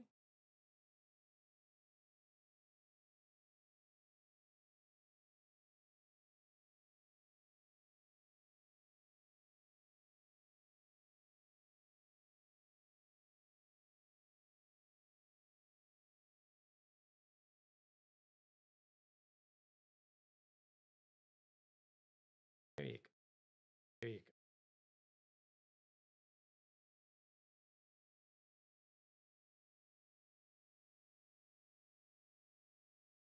Your nose.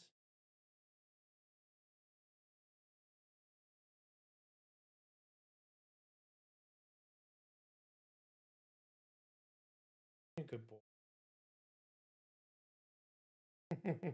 He just laid down on my lap.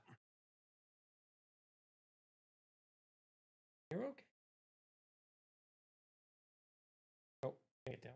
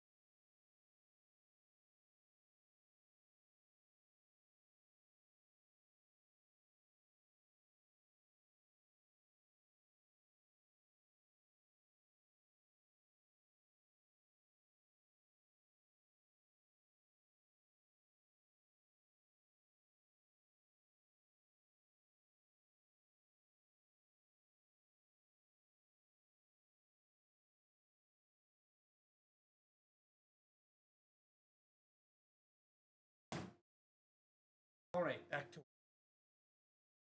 now that my cat has been cool. Excuse me. All right, so I think we have convinced myself how we're going to do this. Yes.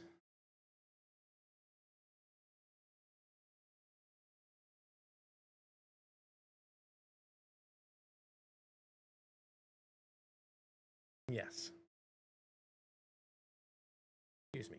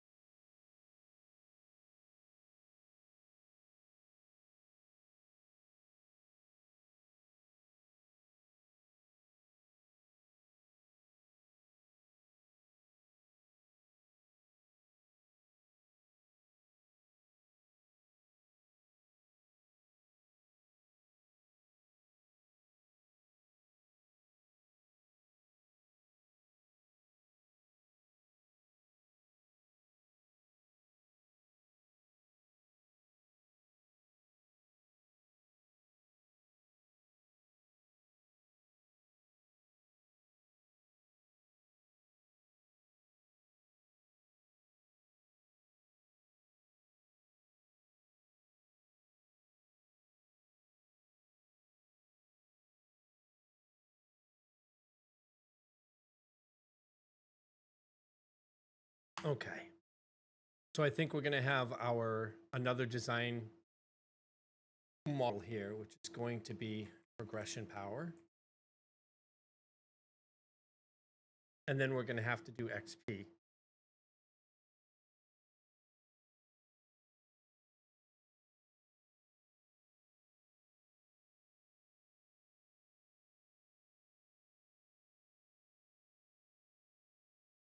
And of course, it done.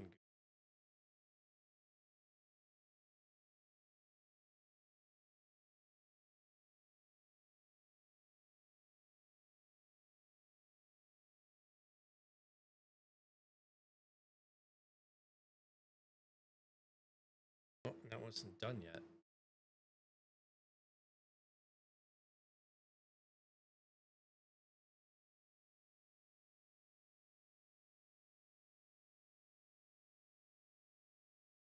Let's verify that this is actually what we want.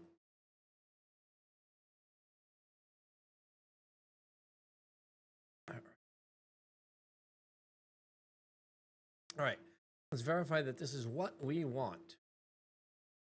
L10 and progression power model, facet stat cell, model settled, curve shape settled, most coefficients TBD, depends on stats model.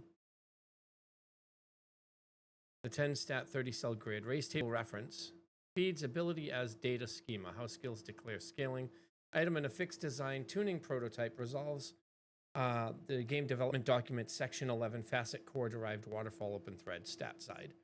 Power flows through 3 distinct tiers. Each tier is a separate object with its own value. Buffs and penalties can target any tier, and where they land determines how wide their blast radius is. Facets are aptitude, competence, resilience, growth, and conviction. They are composed by sum into stats talent. I don't want them composed by sum. So if we compose the facets into stats by sum, then we can have a plus 25 base, 26 base, or higher. I want to use positives as base and negatives as base times 2. So in the example we've been using, 17 aptitude plus 1 conviction, plus 9 conviction,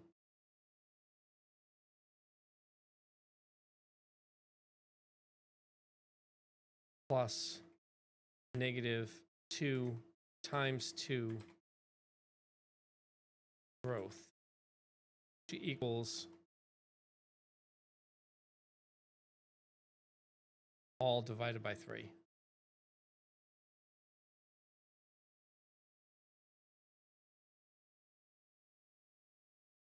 So we have, which equals talent 26 minus 4 is 22 divided by 3 is 7.xxx. That ends up being floor.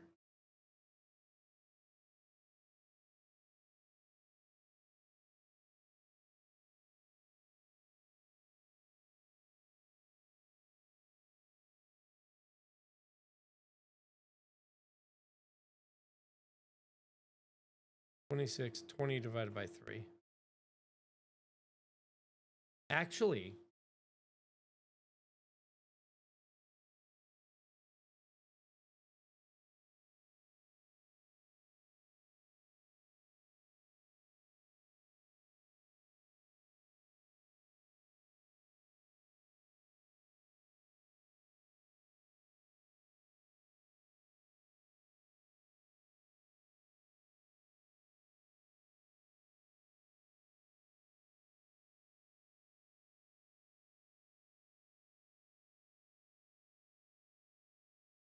two times 3 is 6, negative 6.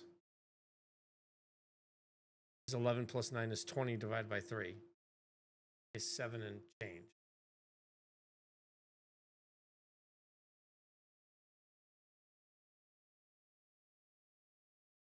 That'll force min-maxing.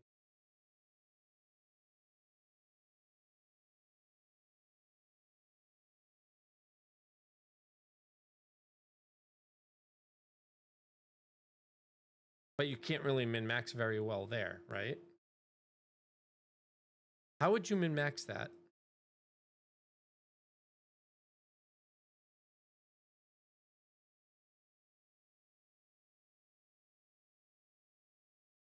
How would you min-max that?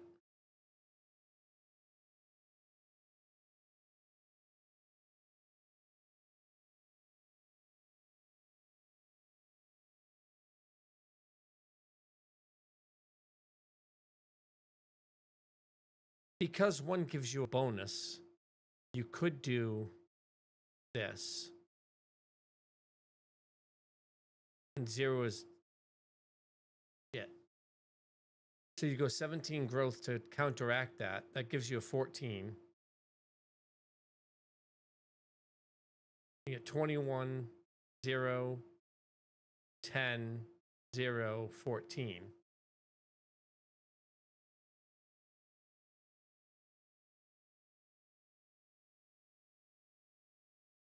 But I absolutely don't want the tiers. I don't want it to be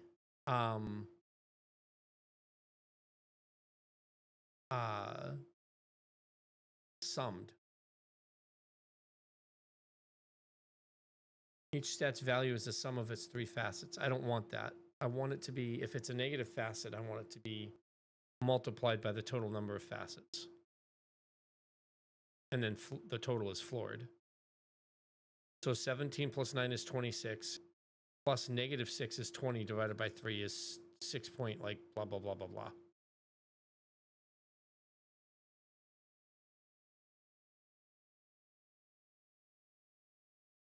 That seems too low.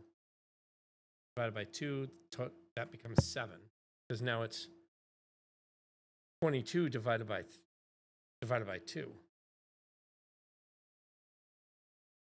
That's 11. Actually, that's better. 17 and 9 is 26. Minus 6 is 20 divided by 2 is 10. That's actually better.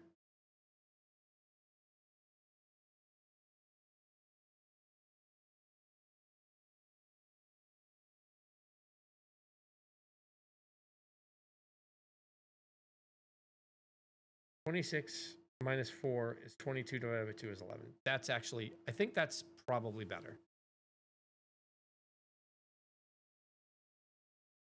Is there a better formula for this style? Does this create problems with other races and maxed, floored facets?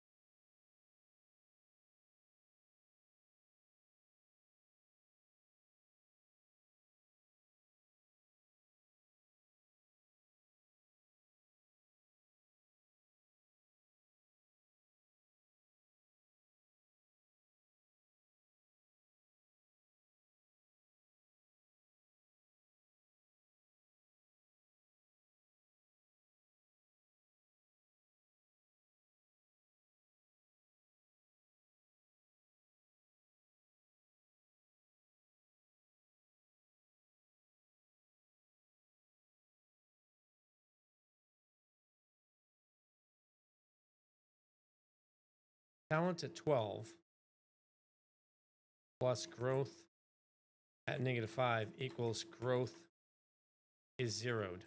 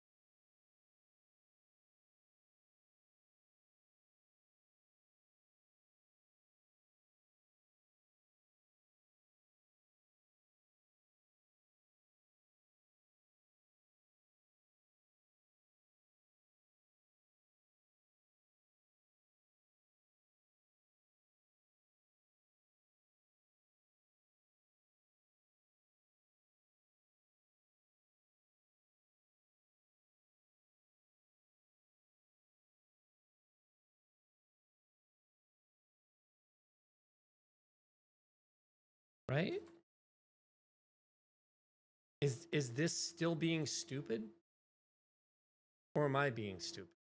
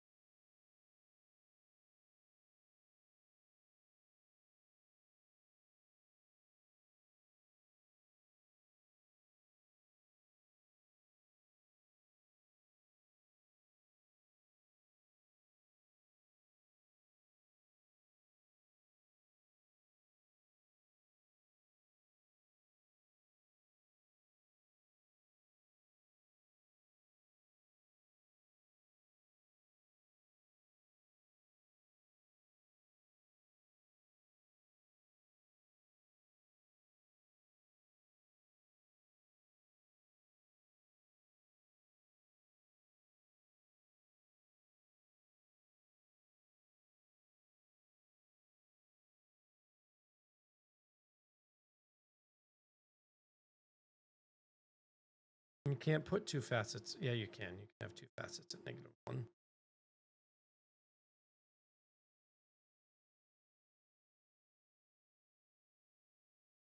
No, you can't have two facets at -1. The most you can have is one facet at -1 and one facet at 0. Or two facets at 0 and one facet at -1 or -2.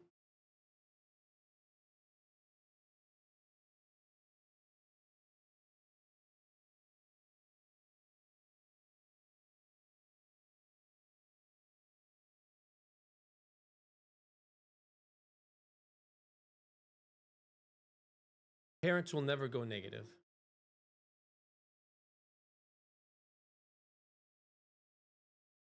You can't have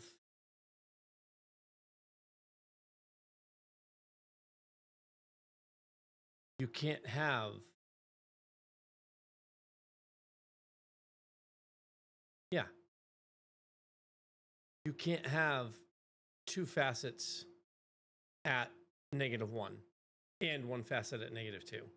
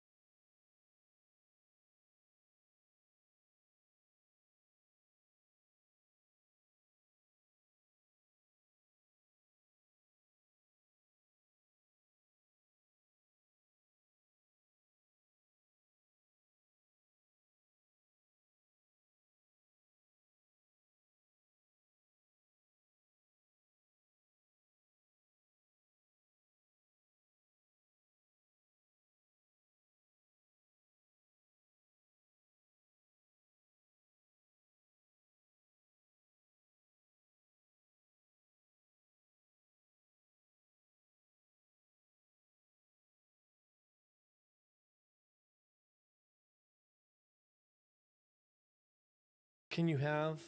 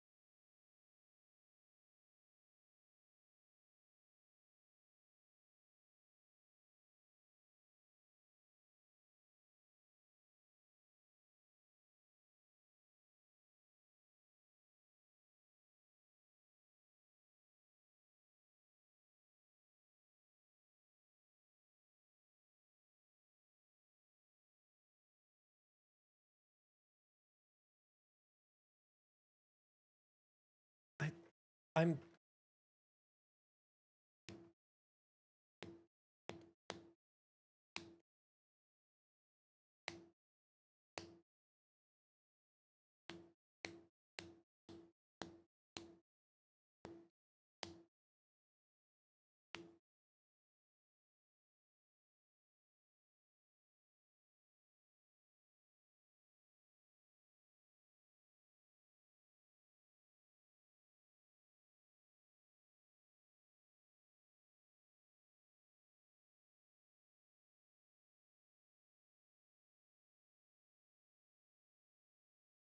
So if we go back to the fracture weaver, right? If we go back to the fracture weaver. We're back to the fracture weaver, which is here. 4 aptitude, 1 conviction.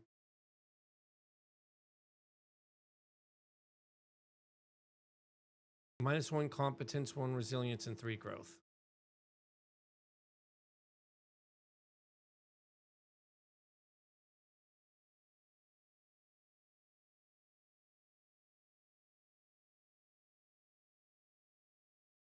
So now that goes 17, it goes 21, 10, 7, 7, 0.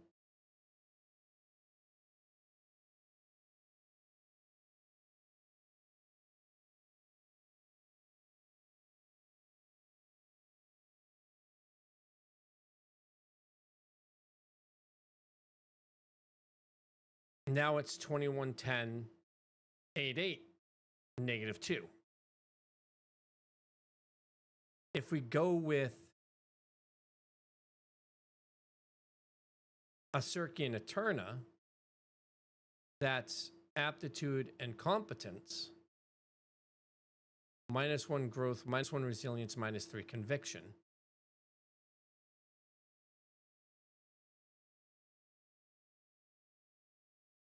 Now we have 20, 19, 0, 8, -2. The worst you can get is -2, 0, or -1, -1.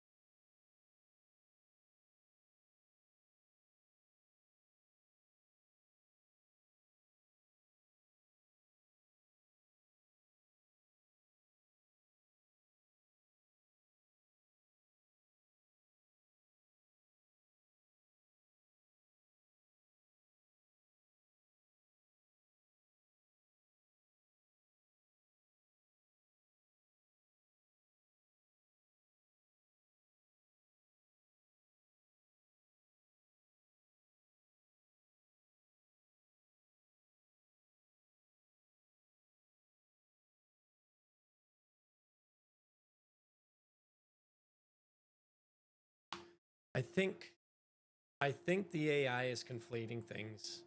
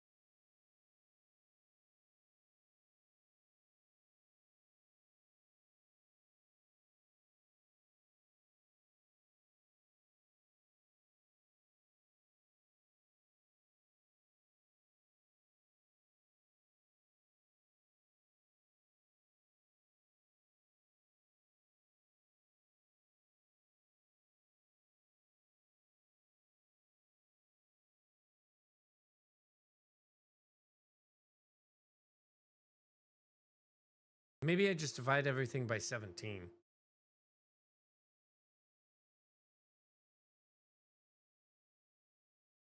Or I divide everything by 9. Because 17 plus 1 is 18, and that's the base. You have a 1 to 17 range. Maybe that's what I do. Way down below. Way down we go.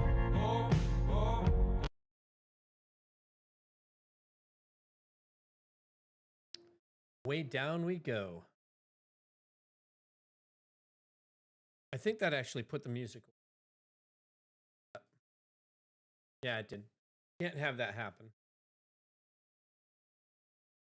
Can't have that happen. But that's what I'm listening to right now. This.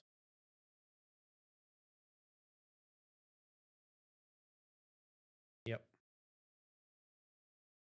So, floor sum of positives plus 2 times the sum of negatives divided by 2 is coherent. The multiply by 2 makes negatives bite the base harder. The divided by 2 keeps the base on scale. And the per cell term does closure on top. However, it allows you to do something like this. So if we have these, right? So we have 20 and 19 here, right? So we have 20 plus a 19 plus minus 4, because negative 2 from the arcane, let's say, is 35 divided by 2 is 17 and a half, and it's the floor. It makes it 17. That's fucking perfect. That's perfect. And that's the highest it can get. A 20 and a 19, or a 21 and a 17, I believe. No, a 21 and an 18. Because if I go back down to the fracture weaver, we have +4 here and we have +1 here. Yeah, so any phase-based race can't get the bonuses because it's 17 plus 9, so it's 21 plus 10, so it's 31. So that ends up becoming 31 plus or minus 4 divided by 2. 13.5 floored is 13. So so any phase race starts off with their stats at 17. But because of the way the phase races work, that 17 is a base for their aptitude scores. And then anything inside aptitude, anything inside this row here, and actually we don't even need to use that anymore. At that point, anything inside the aptitude row, which is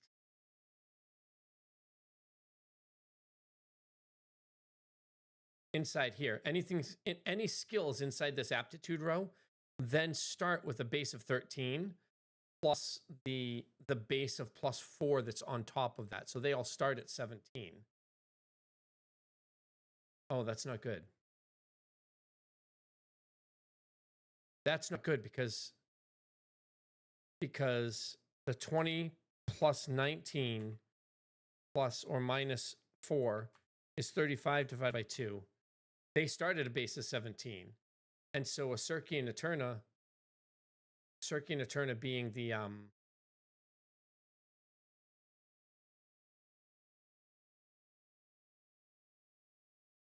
go away.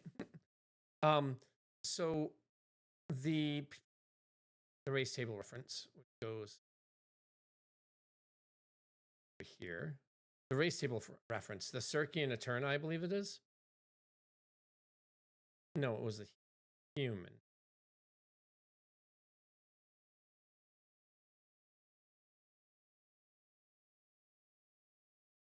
No.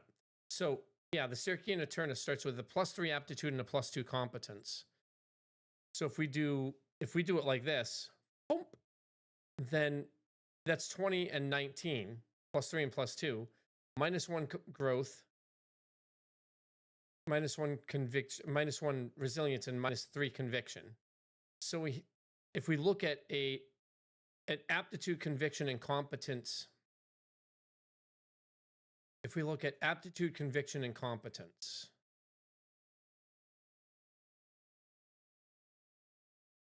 We look at one that's aptitude, conviction, and competence. So that's blue, orange, blue, gold, and gray. So if we look at engagement, then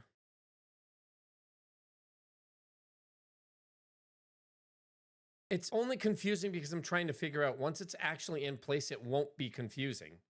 I'm trying to figure out how to make it not confusing. That's the thing. When you see it in action, it shouldn't be. That's the goal. I'm trying to make it not confusing when it's in practice. I always find, like, I don't like to theory craft because theory crafting to me gets confusing. It gets super confusing. And that's basically what I'm doing right now. Trying to keep my mind around what's going on to ensure that players don't have a problem figuring out, okay, well, if I do this for this stat, I get all of this. Because each one of these pillars here, the aspects, they are a realm of like spells and skills and abilities and whatnot. They also happen to be the basic pillars that the entire universe that I'm creating for this game are basically hinged upon. And so I need to make everything work with this base structure so that a player can't destroy the game from the start, but at the same time doesn't get gimped from the start.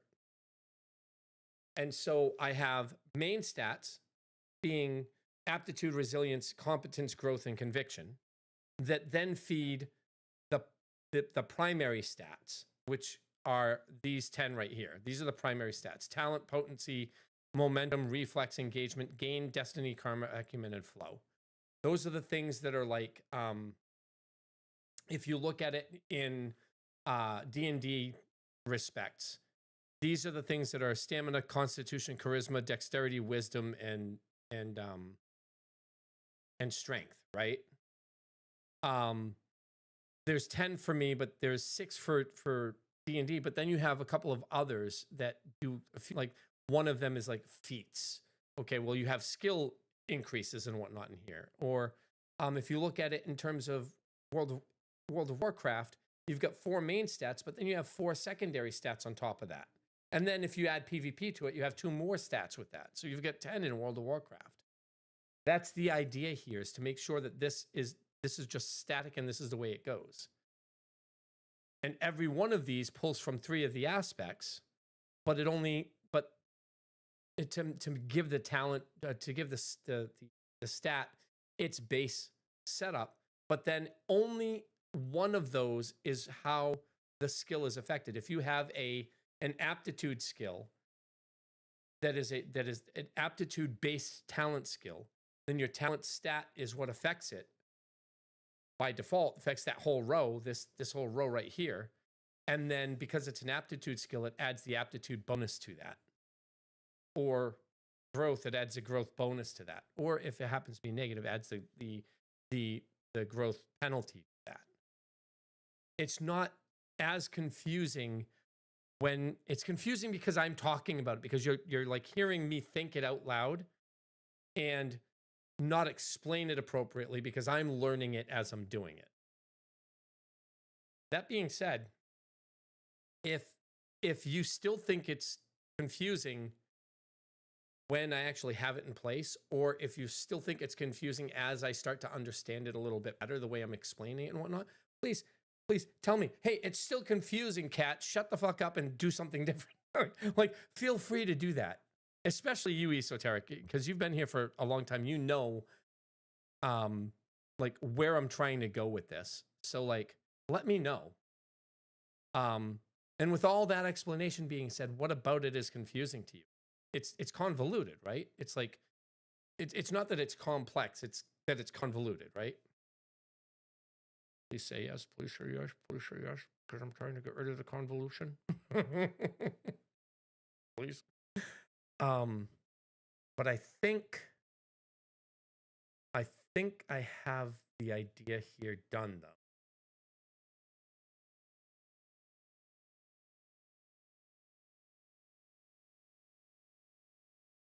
I'm trying not to make it so convoluted. That's the big thing. I could just say the stats are this and not do these secondary stats. I could do that. And then if you decide to have if we decide to make a skill that is based on 2 stats, then you pull from the 2 stats. But I think this is going to make it so that we can have more skills and more skill expression.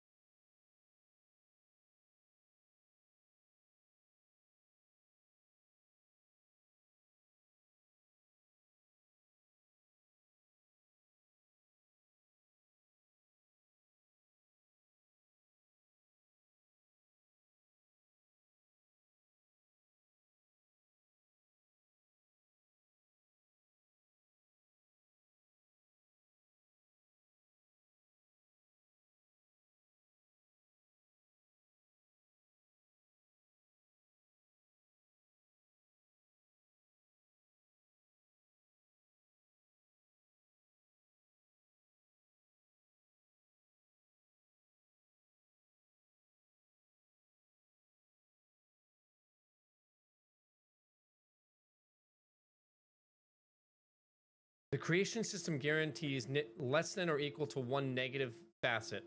The item system has to guarantee less than or equal to 2, or whatever your ceiling is, by limiting how many facet negative affixes can coexist. So basically, I have a unique 2 or something of that nature on the negatives.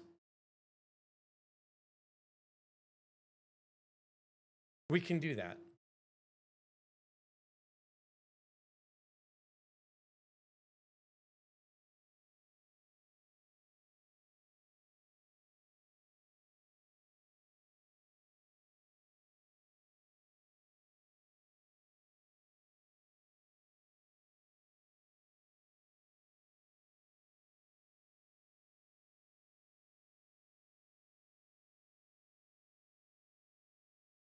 Yeah, so maybe we do a negative divided by 3. So if we have 20 plus 19 minus 4 divided by 3, so we have a base of 11. Or 21 plus 10 minus 4 equals divided by 3 is 9. So that's a problem, I think. I think that might be a problem because now phase races are penalized. Phase races are penalized for the overall talent start, but they still have the +1 on that specific aspect. No, that's still, so they're still penalized. They have +1 giving them, let's say they have 4, so that brings them to 13. Whereas aspect races have +3, that brings them to 14 by default. So they're still penalized.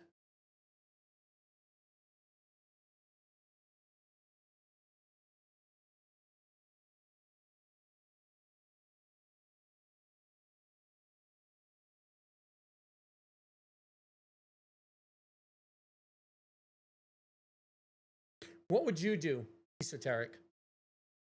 Given where I'm at right now, do you think that this whole setup with these as actual stats and these as waterfall stats, like increases max health, provides life leech or whatever, do you think these are too much and I should just have these as stats? That's what I'm starting to lean toward. That's literally where I'm starting to lean.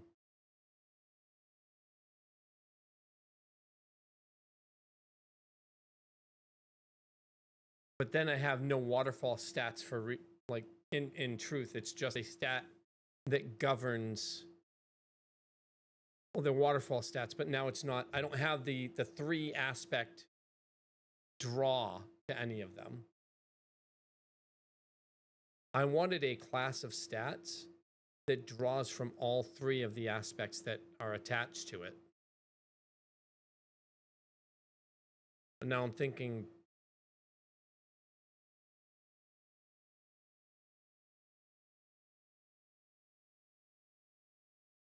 that might not work. But I don't want to second guess myself at the same time. I don't want to screw myself over by second guessing myself and rehashing the same thing over and over and over again.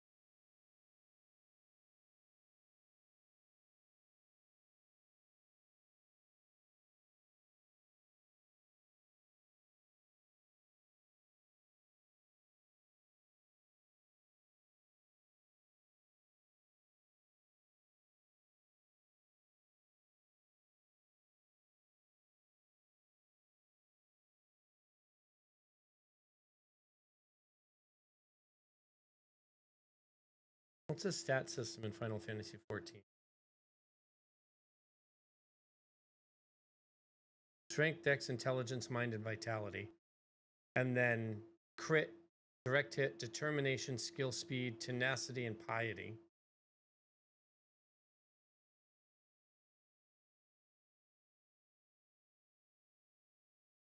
None of which are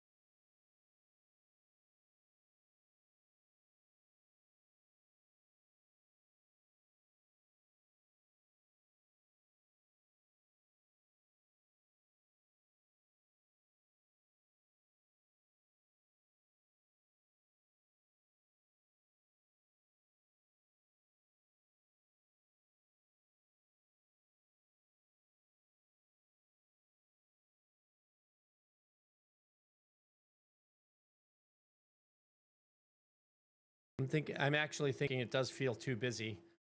but at the same time, I don't want it to feel too. I don't think it feels too busy. I think it feels close to too busy.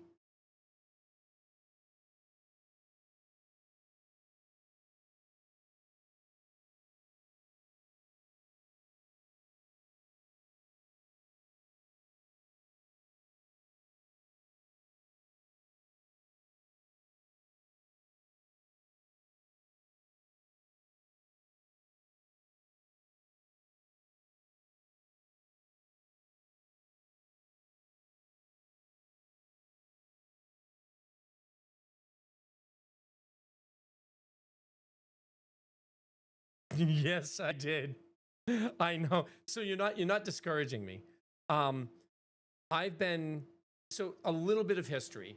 I've done programming and development in the past, but I've never done a game. I've developed websites in old technologies. I've created applications in some old and some not current, but current at the time technologies. And I've had this game idea in my head and actually started it in C++ 10, 15 years ago, whatever, 12 years ago, I think now, at multiple times in the past. I have 2 books that I'm writing, one of which I did for my master's degree, that are all based in the world that this is trying to present. So I've been wanting to do this for a long while. And I'm constantly wanting to learn new languages and new skills and get myself more, like, build myself up, right? Build my skill knowledge base up. For C#, I started learning that with streamer bot extensions and coding, not just using scripting, but actually using C# based connectivity within the scripting stuff that they have. So like using I forget what it's called because I haven't touched it in a couple of months, but the scripting language that they have embedded in there that uses C#. So I started learning C# with that. I've done DLLs for Merc in C++. And I've done some JavaScript, some Java with this whole idea again when I was doing a Minecraft server 10 years ago. For this, before I started this incarnation of this and decided to give myself some accountability by putting it on stream and saying, this is what I'm doing, kick me in the ass if I don't succeed or actually, complete this.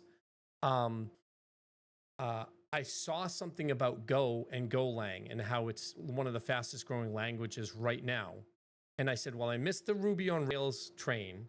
I ended up doing Visual Basic instead of C and Java when that was coming out. I don't want to miss this train. I haven't done any JavaScript really. I haven't done any React. So screw it. Let's go with Go. I'm already learning a little bit of C#, so let's keep with that. Oh, and I want to learn Godot because it's free and it's always going to be free. And I don't want any of the headache or the hassle or the unknown that comes with, I think it was Unity at the time. And so because of all that, I said, I'm just going to do this. And so that became Go for the back end with Godot and C# for the clients. And then I was like, okay, here we go. And so that's why I'm doing it in Go, C# and Godot. I'm probably going to stay with Godot no matter what, which means I'm probably going to stay with C# no matter what. But the server side, I'm not tied to basically anything. I could actually go to Unreal or to Unity or something else if it comes out. I really want to learn Godot. And I really want to learn Go. So for the moment, I'm stuck there. For the MMO side of things, I've been juggling back and forth whether it should be an MMO or just a straight ARPG, single player, multiplayer, what have you. And every time I get into a conversation about that, with the ideas that I have for my game, for the world, MMO comes back to me and says, stop thinking about it. It's a big world. Single player might work. an MMO, if you can get it done and actually make it succeed, will work. But you know, a single player game may work for your world. So I keep coming back to that, knowing that as a solo dev, it's going to take me a metric fuck ton of time, and saying, well, I'm up for the challenge and I need something that's going to keep me busy for years. So I might as well do it. So I can look at a code base and understand it a little bit. Just it won't take me 30 minutes. It'll take me a little bit longer. Unless it's Visual Basic, Perl, or PHP focused. Then I'll understand it a little bit faster, because those are the languages I've used primarily in the past. It'll take me a little bit longer to understand C# or C++ or Java, or in this case, like Go, which I'm learning right now. But I can get a general idea of it. But don't ask me to recreate things that I created in the past, because I won't be able to do it until I get back into the like routine of creating and recreating with that stuff. For databases, I can understand how the database works, for even for netcode, right? So I created DLL interactions with Merc. I created, and then also saw somebody else's creation in VB for an IRC bot. So I'm one of the original streamers on Twitch. I even started creating a Twitch bot before all the Twitch bots were around, before Nightbot was a thing. I started creating a Twitch. It was actually Justin TV. I created a Justin TV Merc add-on back in the day. So I've done things with regard to WebSockets and netcode. I'm just not good at any of it because I haven't focused on any of it. I'm trying to force myself to focus on these things, which is, again, why C#, Go, and Godot. But I do know it's going to be fucking hilariously. It's going to be hilarious because I'm going to be learning the stuff. I'm using AI to help me learn, and I'm not going to vibe code because vibe coding will stop me from learning. Copy paste, bug. What do I do? AI. No, I'm not going to do that. I have to learn it. So there's that, which is going to set me back a bit, because learning instead of using AI to vibe code, even a quarter of the stuff is going to be like significantly longer. I have to learn it, so that's going to take a longer time because you don't learn unless you do, and you have to make mistakes. So rewriting shit, and then on top of all that, it's a fucking MMO. Like it's an MMO. So I'm immediately introducing things like, oh, you have to make sure that you can have multiple players. Oh, by the way, with multiple players, you have to make sure that you can't get hacked. Oh, by the way, you got hacked. You have to make sure that you can fix all of that. I know what I'm getting into, thankfully, or at least most of what I'm getting into. So there's no delusions here. I know this is likely not to succeed if I even complete it in the first place. But I want to. And I think that's a big thing. So right now, I'm looking at the stat system that I'm going to put into the game. And I'm not hitting roadblocks, but I'm finding things. People are saying it seems a bit confusing and convoluted. And I'm feeling the same, but I'm feeling that way because I think it's just that I don't know exactly how I want to apply it yet. And because I don't know how I want to apply it, I don't know how it's going to be applied. So I don't know how to actually wrap my mind around things yet. So right here, I'm actually doing a comparison to see where I stand and how I'm going to do this to make it work. And it looks like it's not as complicated as I'm making it. It's just me being dumb about it right now. Maybe.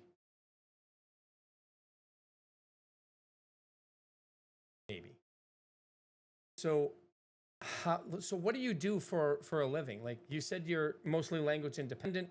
You can sit at a code base and within 30 minutes for most languages, you can understand what it is, exception of with Erlang and Haskell. I would be that way with like if I sat down and tried to look at assembly, I wouldn't understand it. I've tried. I don't understand assembly.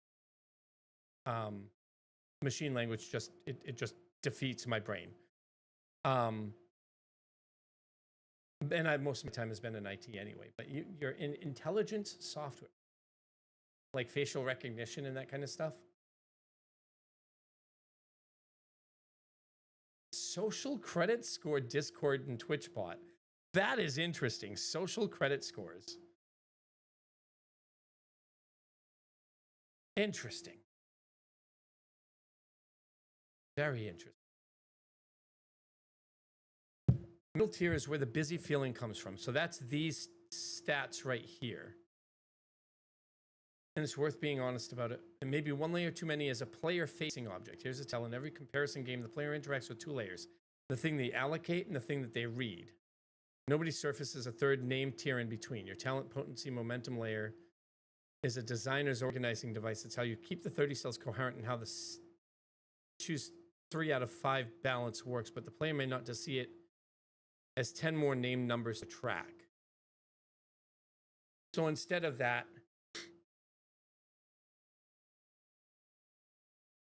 oh, okay.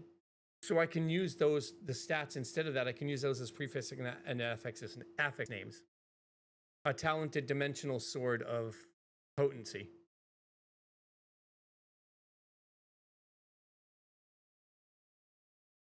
Or a talented dimensional sword of technical momentum.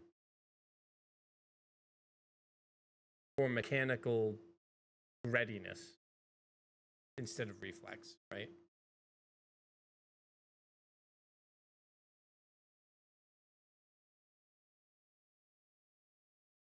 I can do that. I can do that. So we changed the stats into actual prefix and suffix names. A karmic arcane sword or a karmic arcane wand of acumen or of spiritual acumen. So we have like a spell power wand that does increased counter payoff or something of that nature. I think we can do that instead.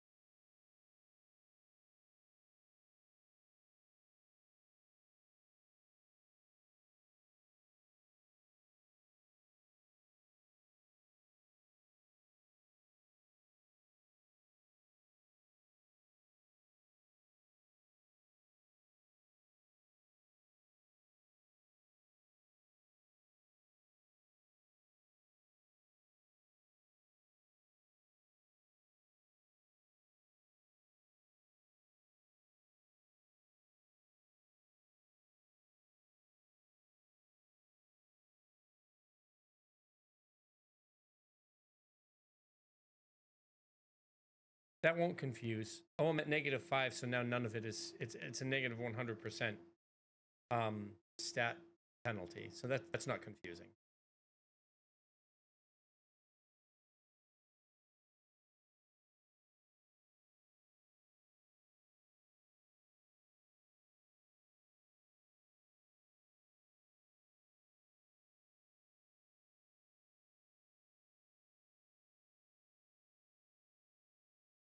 Okay, let's change a few things here and with the stats model itself. The stats are instead prefix and suffix names like they were in my 10-year-old document, but changed based on our conversation. Changed the current based on our conversation.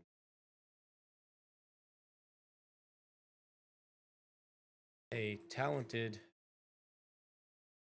technical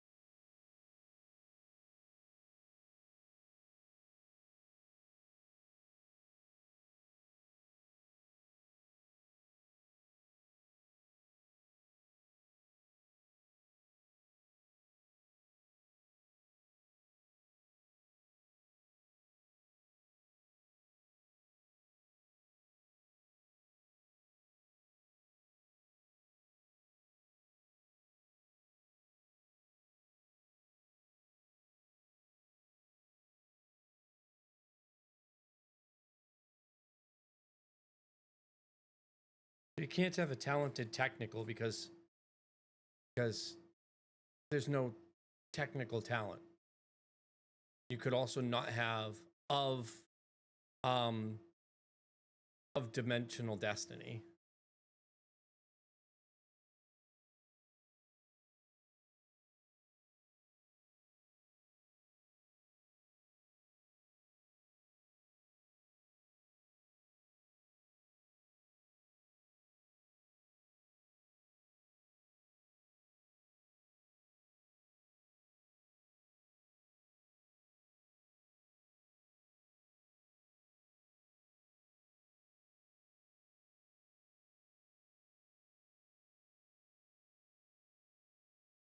Okay.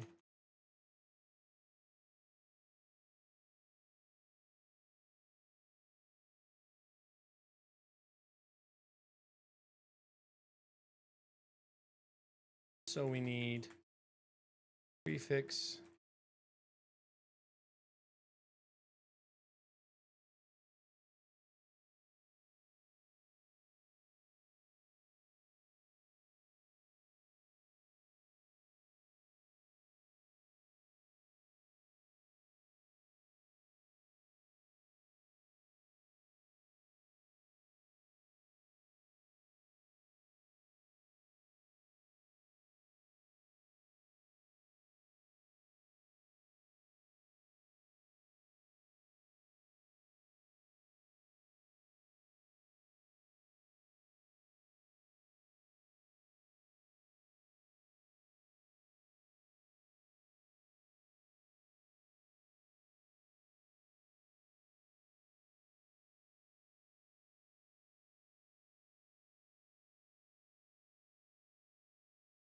Okay.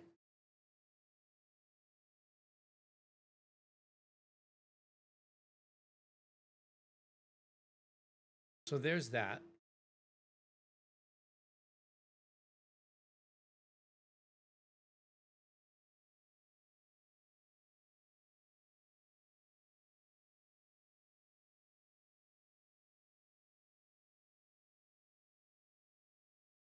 This will also allow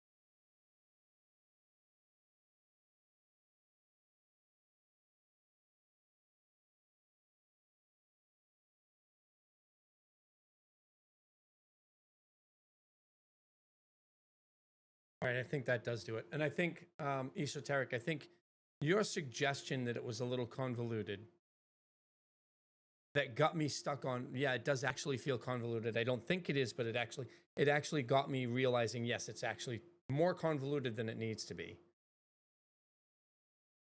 All right, I'm getting sick of this thing explaining everything, for crying out loud. This should not be explaining every goddamn request I make to it.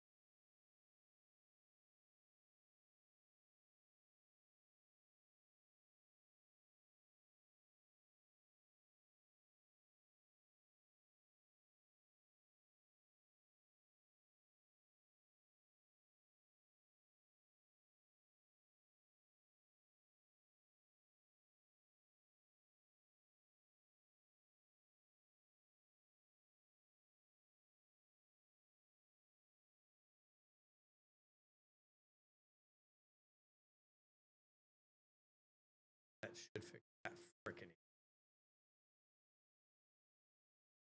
You just demoted the stats tier from mechanical layer to naming vocabulary. Talent and potency has stopped being numbers that compute and become affix families.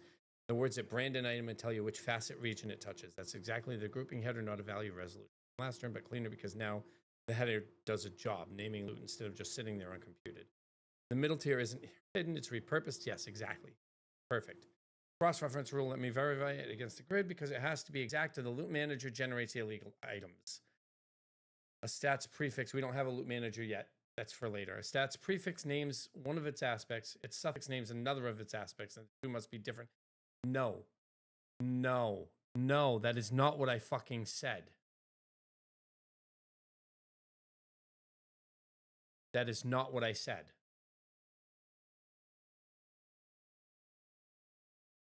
I did never say a stats prefix and suffix, an item's prefix and suffix must be different.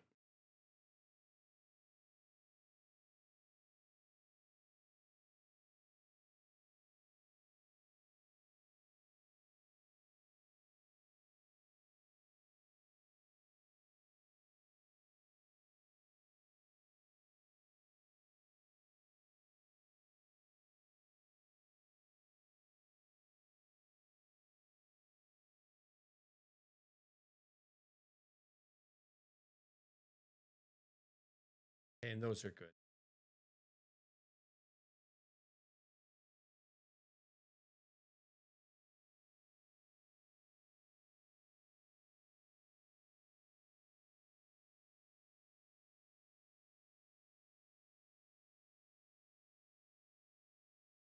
Parry versus block was split. Old grid had accurate technology, block and parry chance.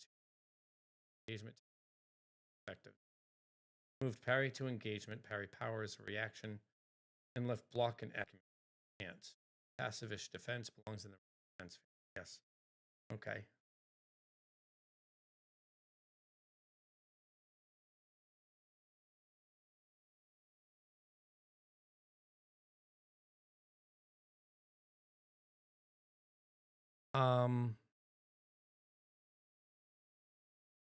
Ad comes 7 minutes.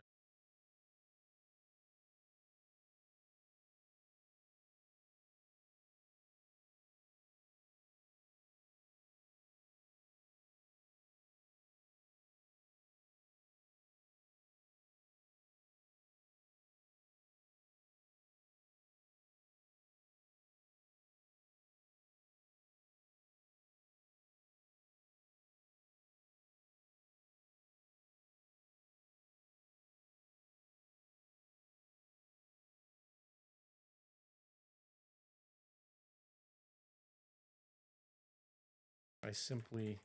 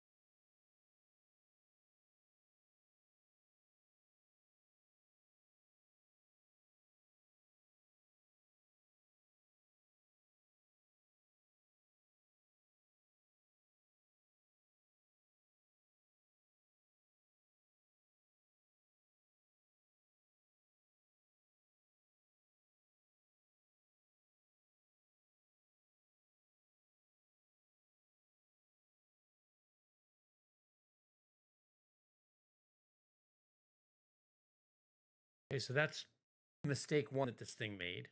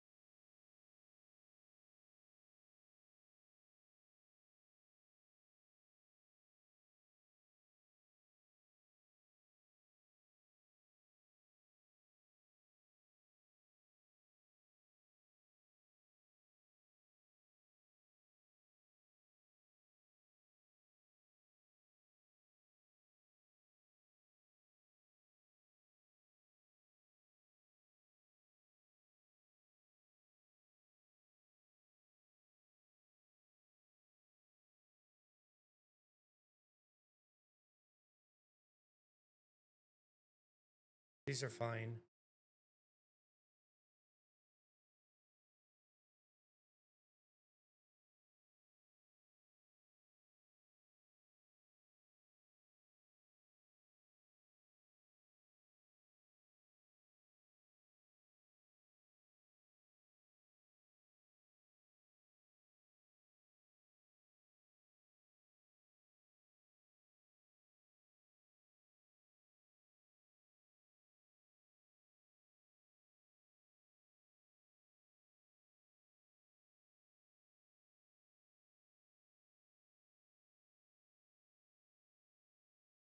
That one works.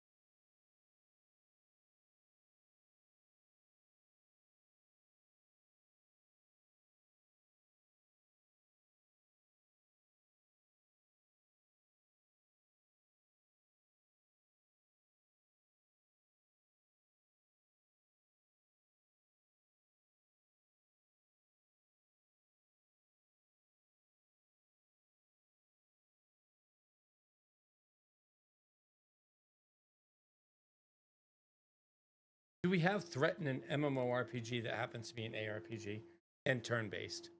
I think more effectively, do we have threat in turn-based game? Do we have threat in a turn-based game? I don't know.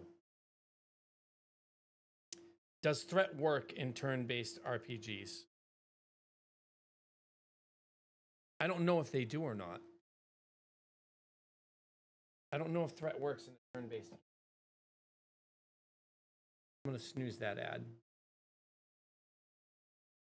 Does threat work in a turn-based game?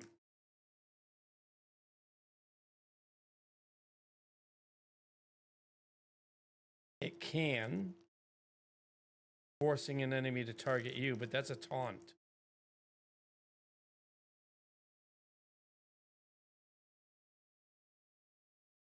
Threat is more appropriate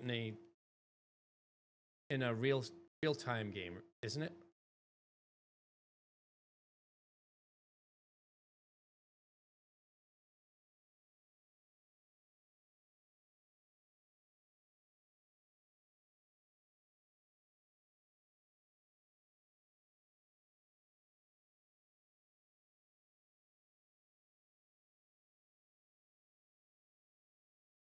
Hmm.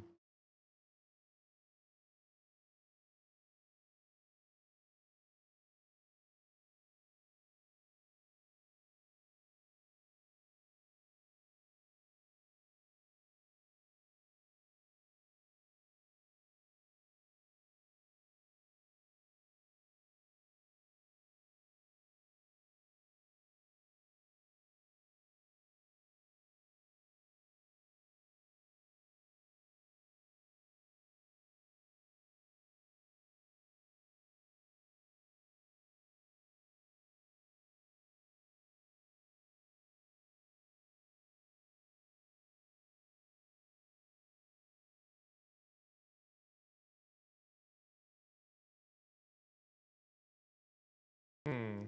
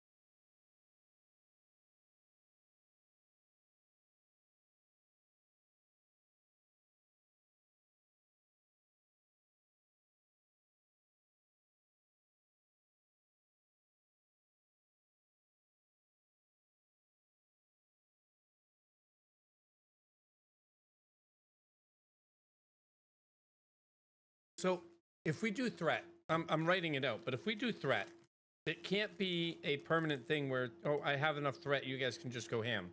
It can't be that. It has to be like a per turn or a a couple turn thing, not a full thing. So it becomes a taunt.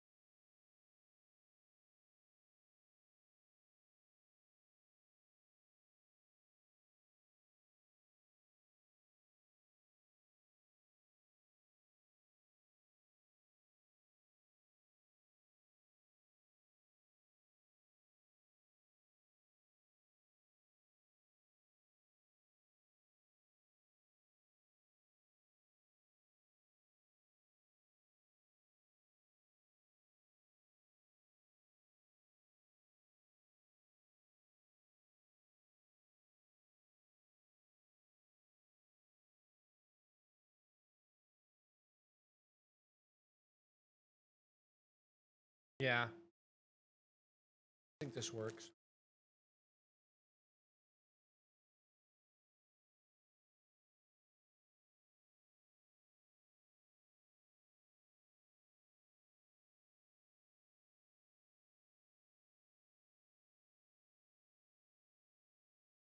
Hmm.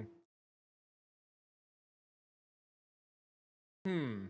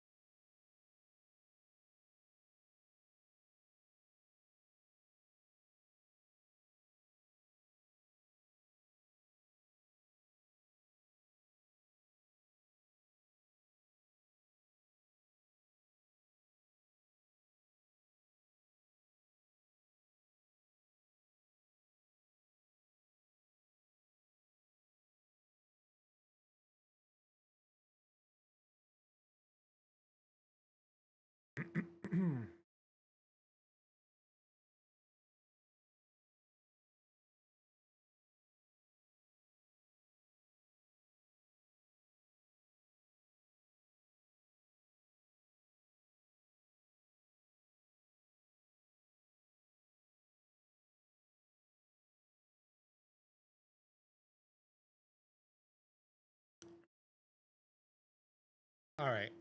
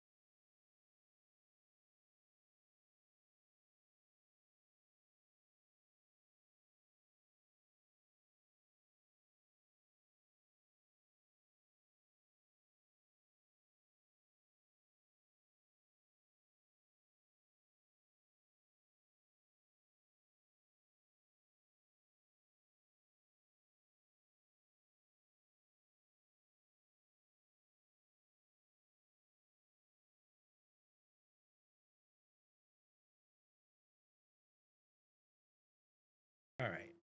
So that fixes it.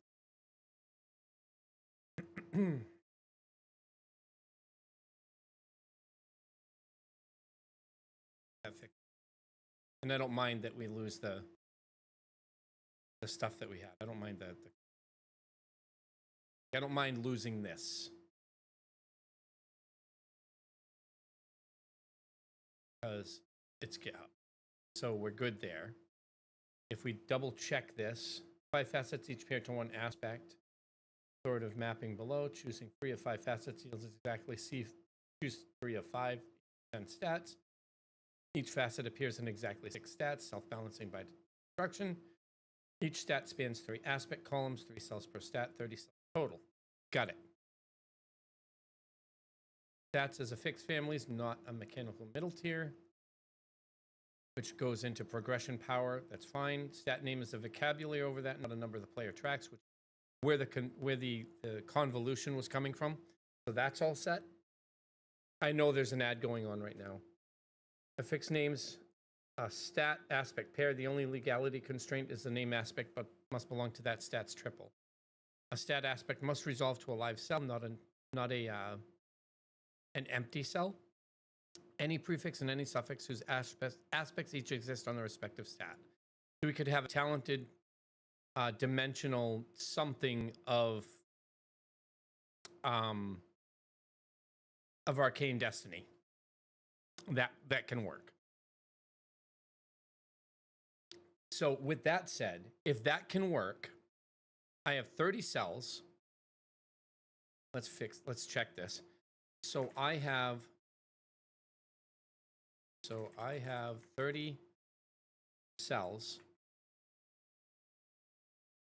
in the following grid.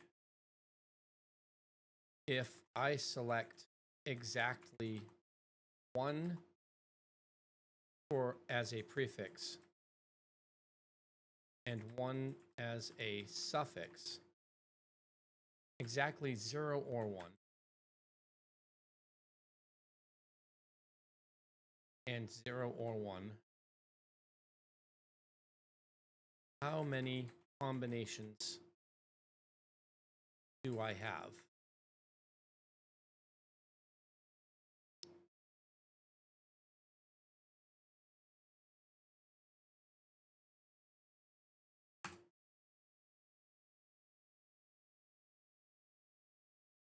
I think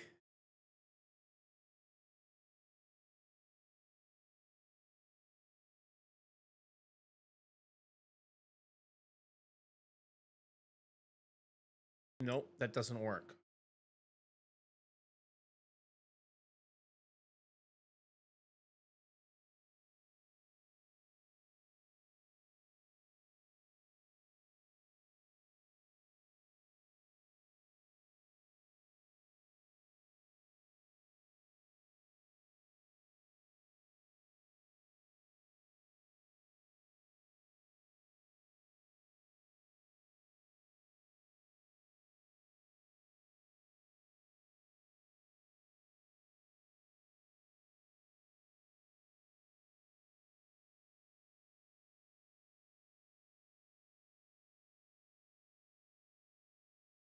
I don't know how to do the math for that. Like I select this and then I can have 1, 2, 3. So I could have 3, 6, 9, 12, 15, 18, 21. Like, I don't know. Is it 18? No, because it could have 20. I don't even know. I don't know.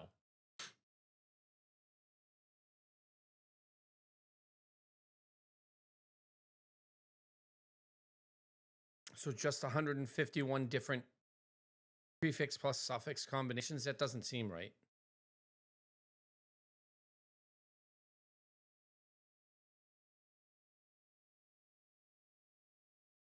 So how do I do the math for this? Let's check.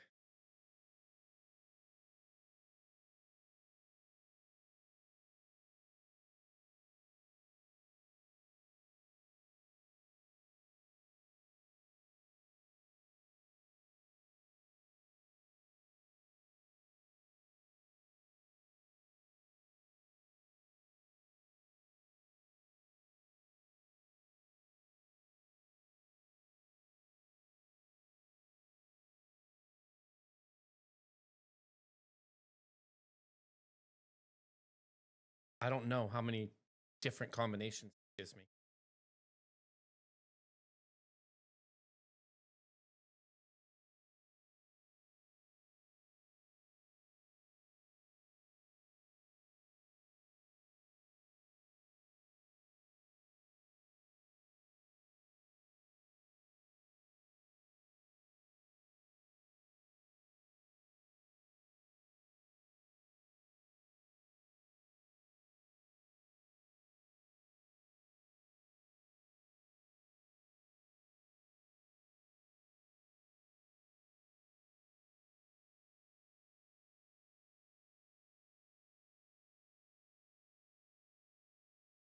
So 960.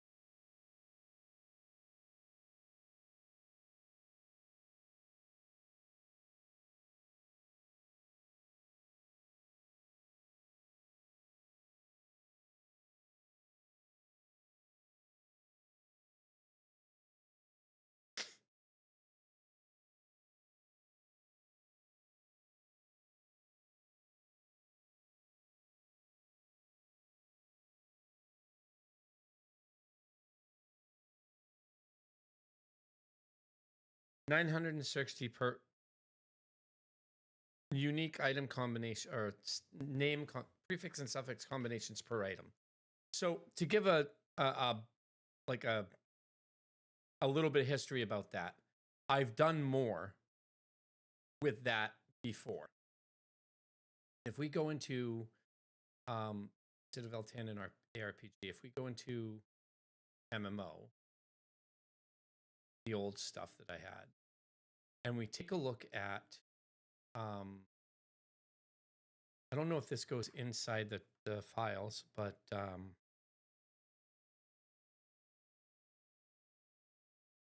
right, item framework in the MVP plan from.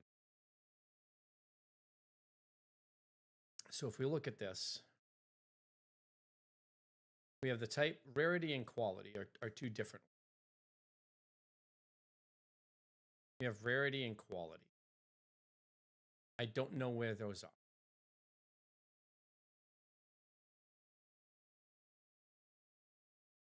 A quick look at something.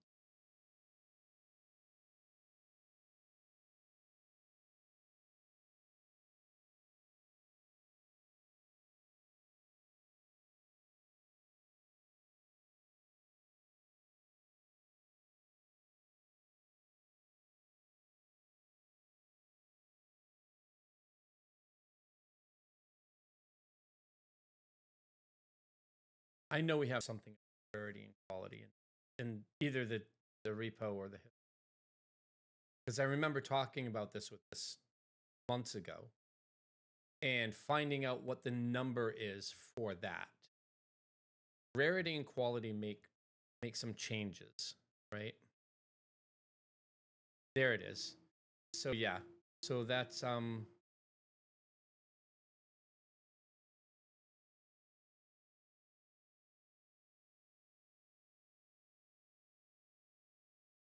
uncommon,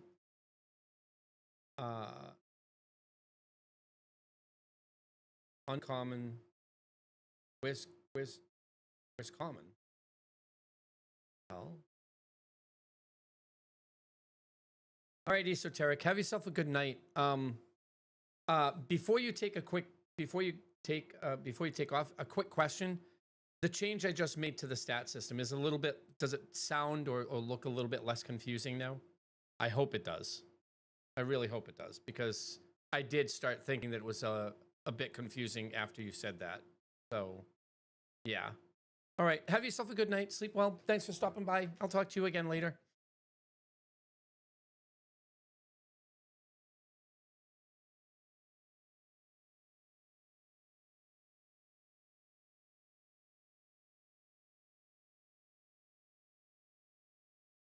don't care about.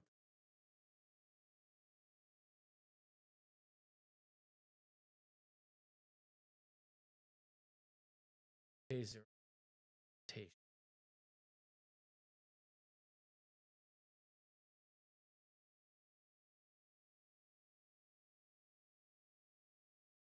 There.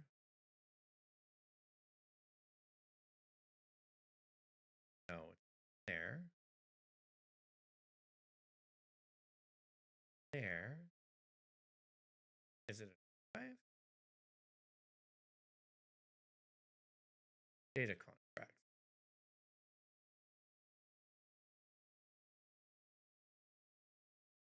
I'm gonna sneeze. Give me a second.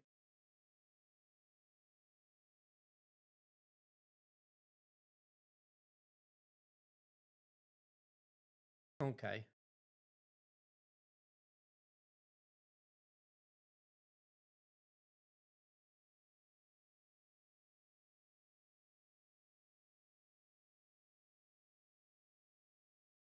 Oh, look at that. I did have stats before.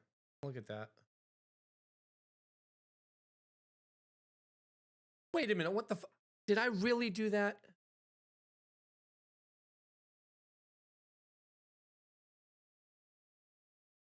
Oh, come on.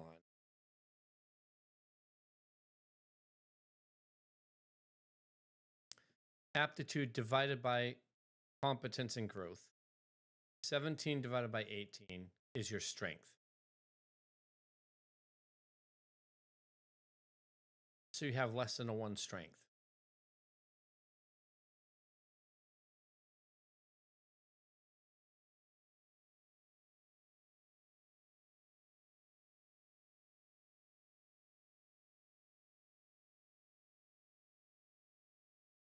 For a stat formula, modifier facet equals facet value minus 9. 17 minus 9 is 8. For stat modifier, it was primary modifier divided by phase 1 plus phase 2 modifier. So character A has an aptitude of 14. Oh, a competence of 7 and a growth of 12. This is when I had 9 as the base. So 14 minus 9 is 7, divided by 7 minus 9 and 12 minus 9. So this would be 17 minus 9 is 8, divided by 17 minus 9 is 8, plus 1 minus 9 is negative 8, which is 0.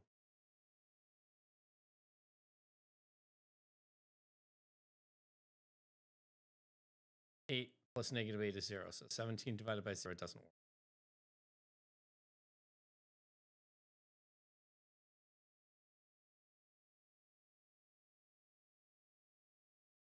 I didn't do that, right? So that would be 17 minus 9 is 8, divided by 17 minus 9 plus 1 minus 9 is 0. Equals cannot divide by 0. So yeah, if I were to do this, that would have actually screwed this up. So I'm glad I didn't do that. What I'm looking for, the derived stats is different, but I think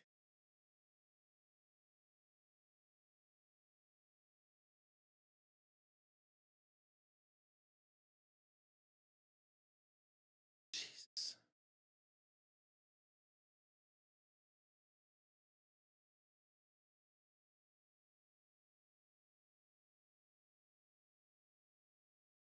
XP spend based with stat gating, base gating for abilities, passes, equipment. This I might end up bringing back.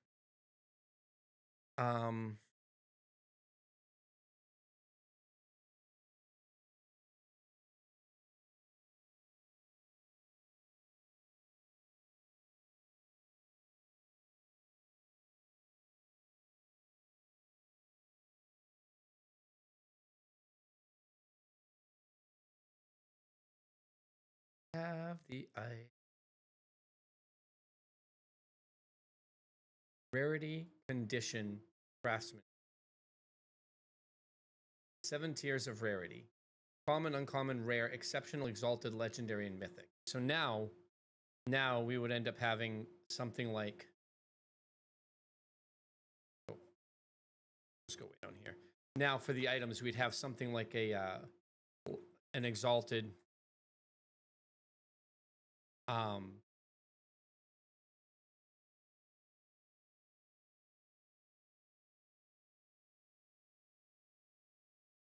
talented.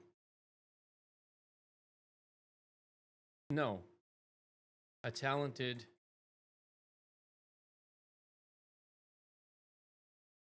No, it would have to be an exalted.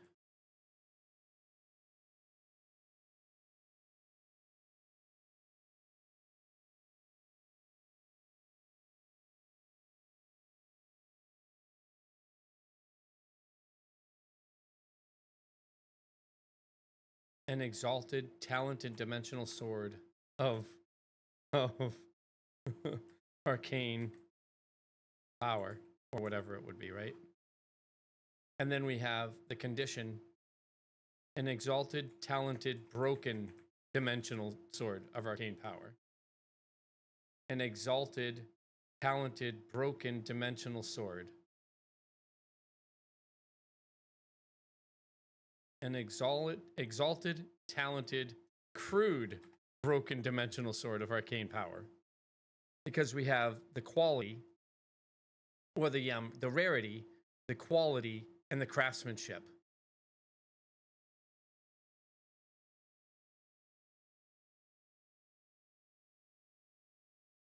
Or maybe, like, how would we do that? Where would they go? But that's basically what I'm looking at. That's how it's going to be. You're going to have rarity, you're going to have condition, you're going to have craftsmanship. Right? So instead of broken, it would be like a pristine, which would give extra bonuses to the stat values that are on that sword. But if you have crude, it would have low durability and a possible 1 or 2 negative side effects, right? But if you have something like a timeless, exalted, pristine, timeless, talented, dimensional sword of arcane power. Exalted, pristine, timeless. So that's like the max quality, the max craftsmanship, and the max rarity that you can have. That's what people are going to be looking for. Something like that. That's what I have in terms of the items. And the higher the craftsmanship, the higher the durability, gets a unique ability. It has possible bonus potential if it's a set item, that kind of shit. That's what I was looking for. This is absolutely coming back in. Now, what I'm worried about is what I had sitting here. And I'm not sure this stuff is going to stick around. I'm not sure I'm even going to bring that in at all. But what I am concerned about is stuff like this. Like, do I want to go back to the stat set and do something like this and remove all the stats, or do I think I want to keep the stats the way they are?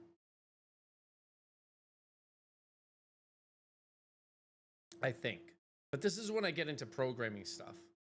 Whereas the condition, the rarity, and the rarity, the condition, and the craftsmanship are all absolutely going to be in there.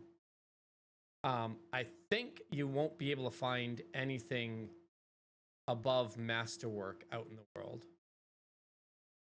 Or maybe you won't be able to find anything below masterwork out in the world. Or maybe the craftsmanship is just when a craftsman takes the stuff and adds to it, like fixes it, maybe. Or uses it to update something else, maybe. We'll figure that out. But I'm going to take the item stuff, and so the whole item scheme is definitely coming in from the old MMO starting design that I had. Because fuck yeah. Abso-freaking-lutely. But that's the kind of stuff that I'm going to be bringing in from the old setup. So yeah, thank you for bringing it up. Oh, the other thing that I actually did this for. So think about that. We have the tiers. So let's say we have 960. I think it said it might be 930.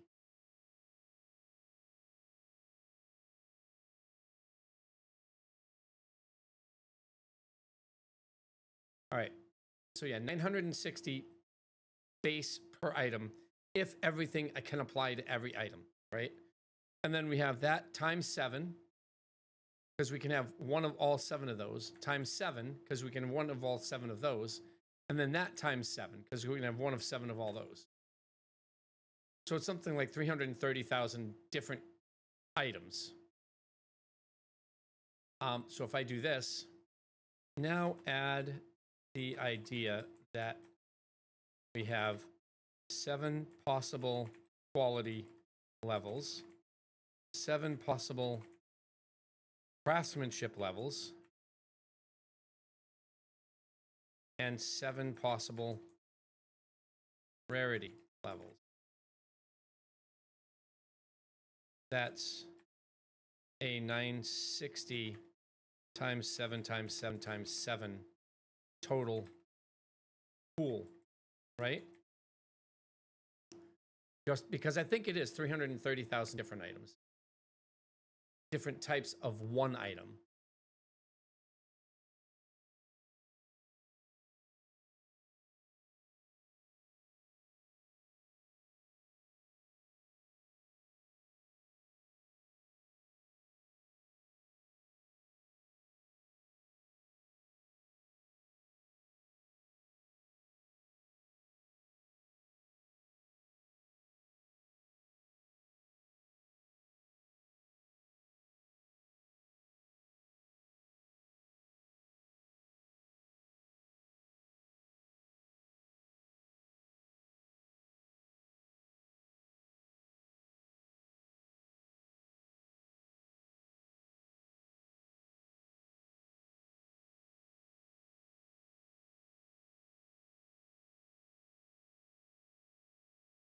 Yeah. So it'll be something near that, but it won't be that. That's fine.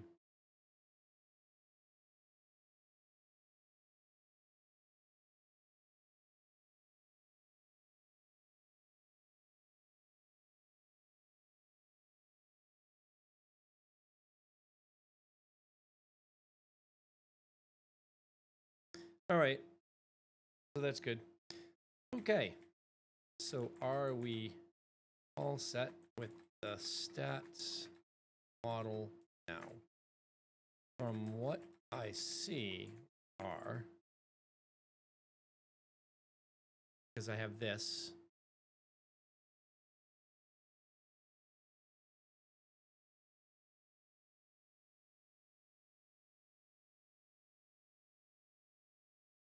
Verify that we have this all set. Got.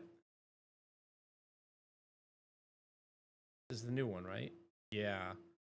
Gain is multi-strike, magic crit, block chance, channel stability. Yes, this is. Yeah. Rift reservoir. Gift reservoir. But.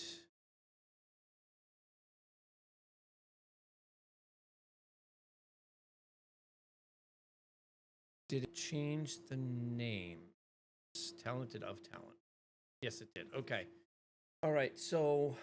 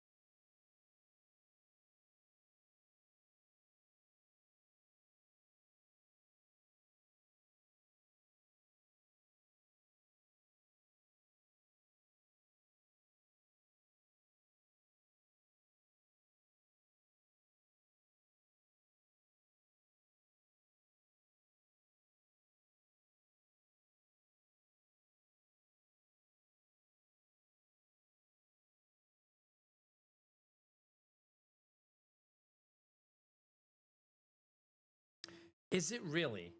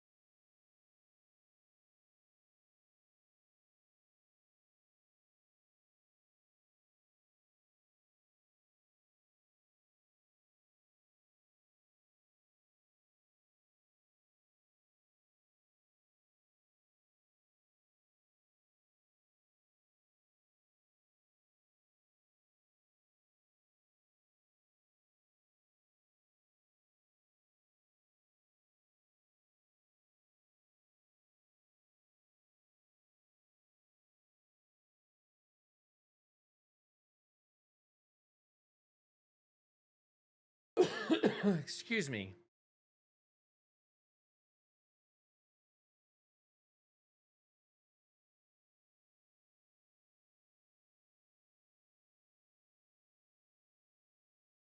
So how in the world do I do the XP to power skill XP to power thing?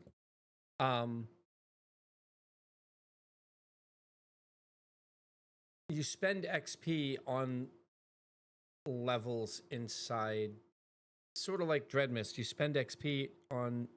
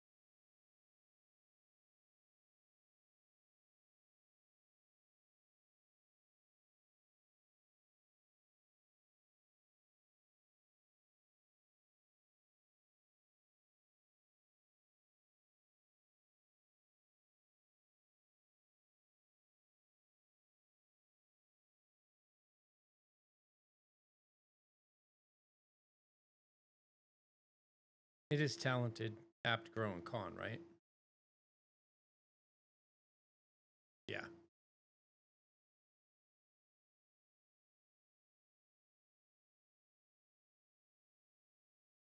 I honestly don't know which one to push that towards, whether it's the aspect or the named value, the talents, those things. I don't know.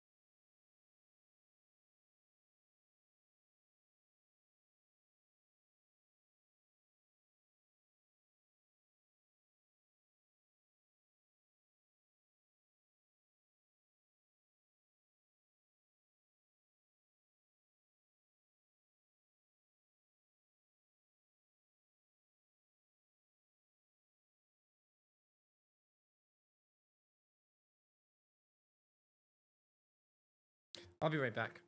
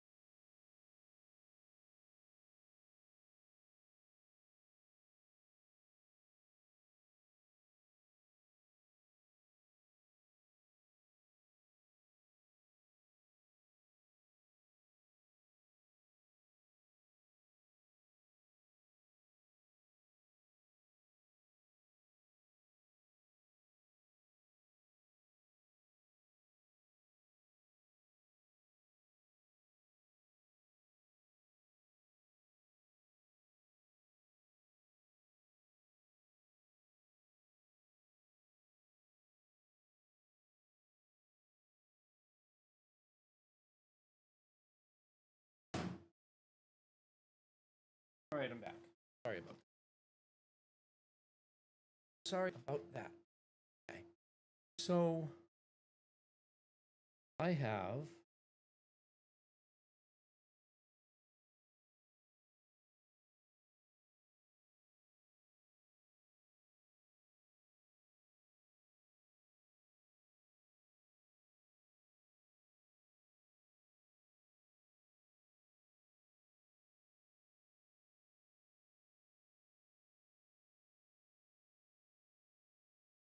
XP pooled by aspect, 5 pools. Do dimensional flavored things, gain dimensional XP. Spend any on any dimensional skill. 5 pools total, 1 per aspect or facet.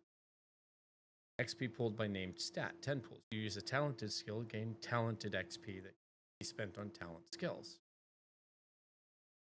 Cross-contamination problem.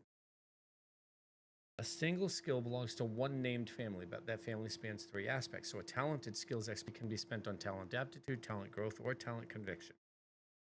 It means grinding one talent skill funds skills across 3 unrelated facets. Meanwhile, the same facet appears in 6 different named stats. So aptitude flavored progression is scattered across 6 different XP pools. A player who wants to be an aptitude character has to grind 6 disconnected pools. No, they don't. They grind 1. Oh, no, they grind 6 different pools, but they're not disconnected because they're all in the aptitude. Even though you're grinding even though you'd be grinding out the talented, the potent, the momentum, the reflex, you're still, because they're all dimensional skills, you're using the dimensional skills. It doesn't matter that they're all separate in separate like stat rows. They're all dimensional skills. So a character that wants to be a dimensional character is going to use them. Like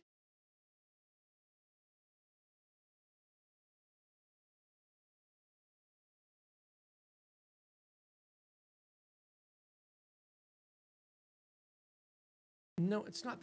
They're using how is that fragmented?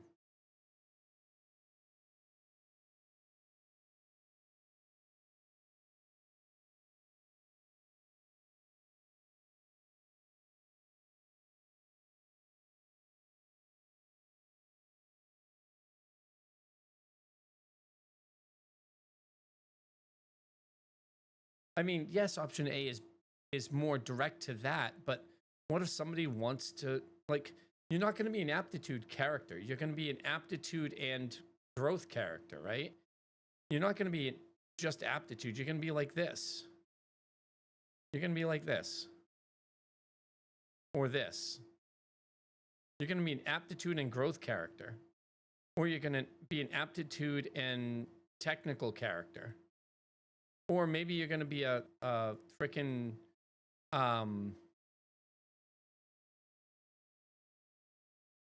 a fractured covenant or whatever the hell I call them character. So you're going to be like this. Right? You're not going to be like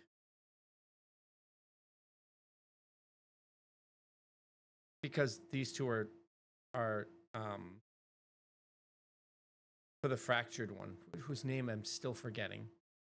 Right? You're going to put these two at minimum and you're going to max the sides out, and then you're going to do, okay, well, maybe I do something like this, right?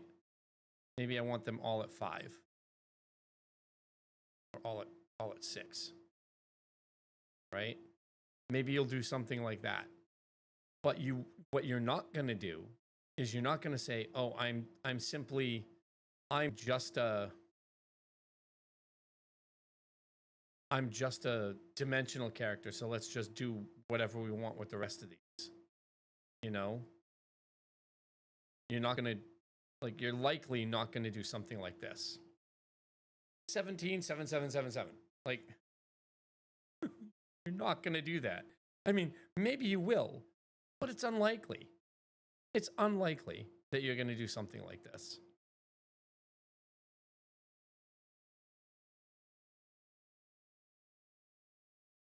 Because you're going to want to spend your stuff in aptitude. Or in aptitude and spiritual. So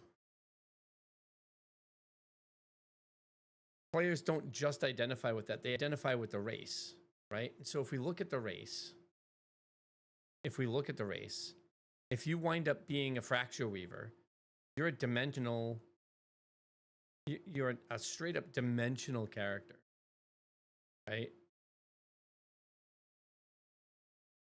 That's what you are. That's like,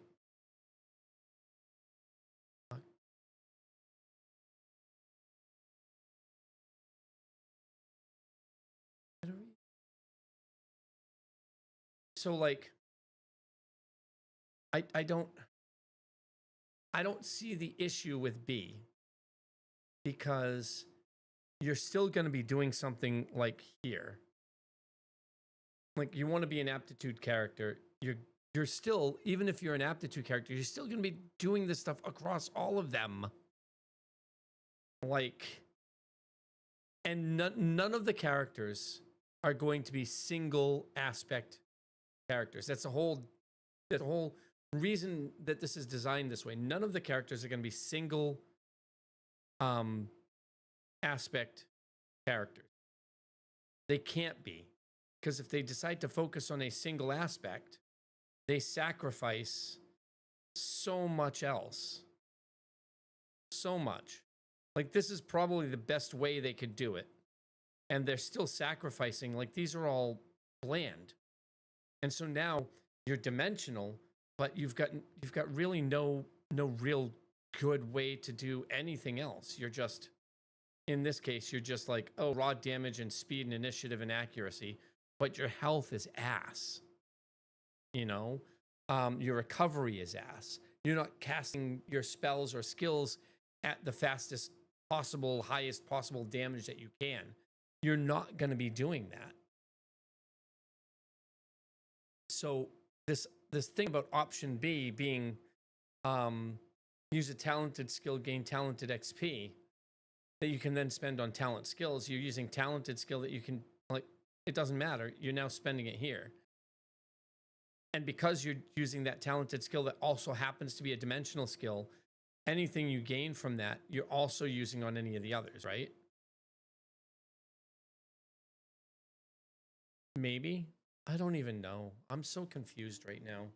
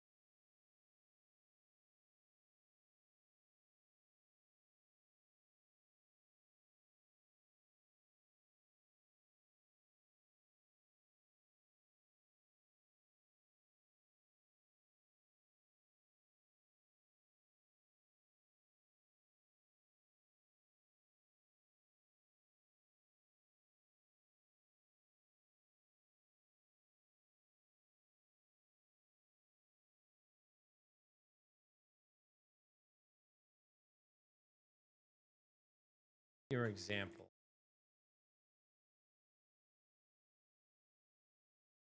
It begs a question. So what if, before I type it out, what if we have, in the example it provided here, if we have a firebolt, it's a spell power based skill that also has the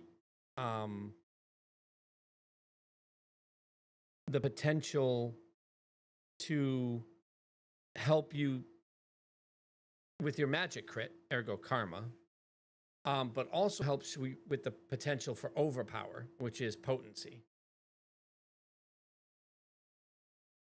Magic crit is in karma competence. Spell power is in karma growth. And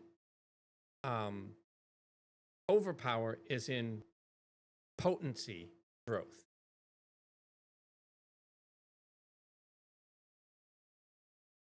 So like, if I cast a firebolt, this is saying, okay, that only gives you like karma growth. So like, or arcane growth XP. What if, oh, that gives you the ability to spend that into overpower and max resource and all the other stuff too. Okay. So yeah. So how would you gain XP in magic crit? Shit. Is restricting XP to I don't think restricting XP to certain things works. I want it to work. I don't think it works. I think I might have to do it separately. How does OSRS do the skills stuff? Like active skills?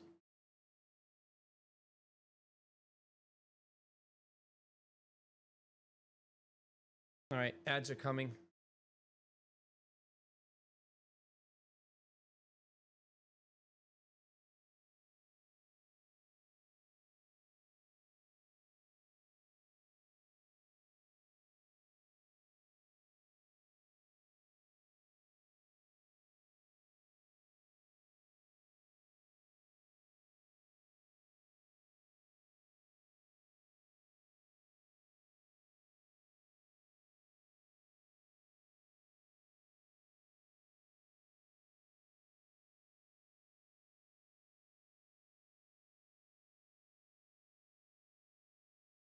How do you even play the damn game?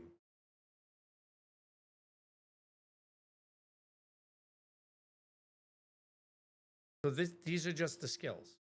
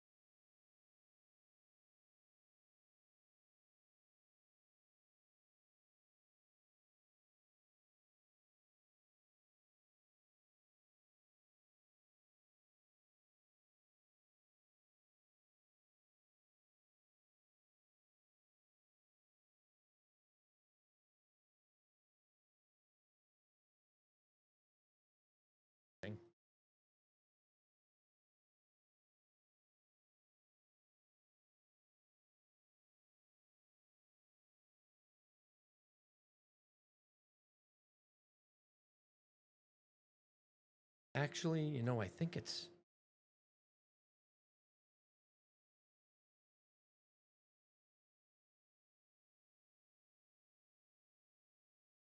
actually better.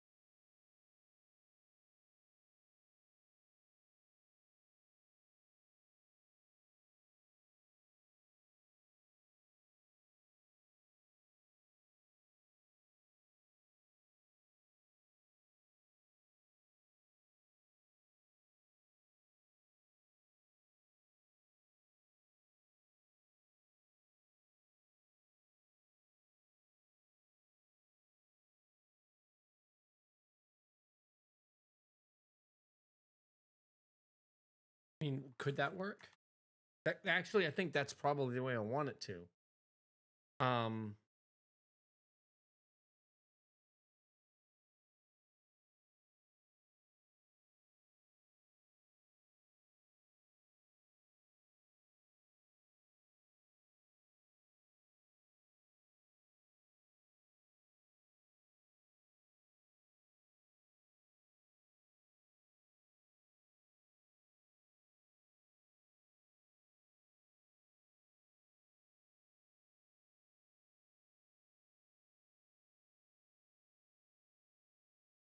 I think that's actually the way I want it to work.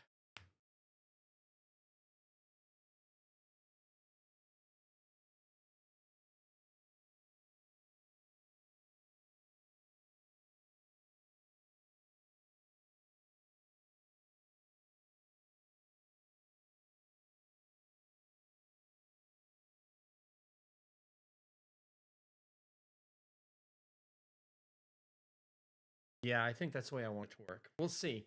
That'll probably end up being something that gets changed multiple times over the course of game's development, but we'll see how it feels at the start. I like the way it sounds. I don't know if I'm going to like the way it feels when we're actually playing the game.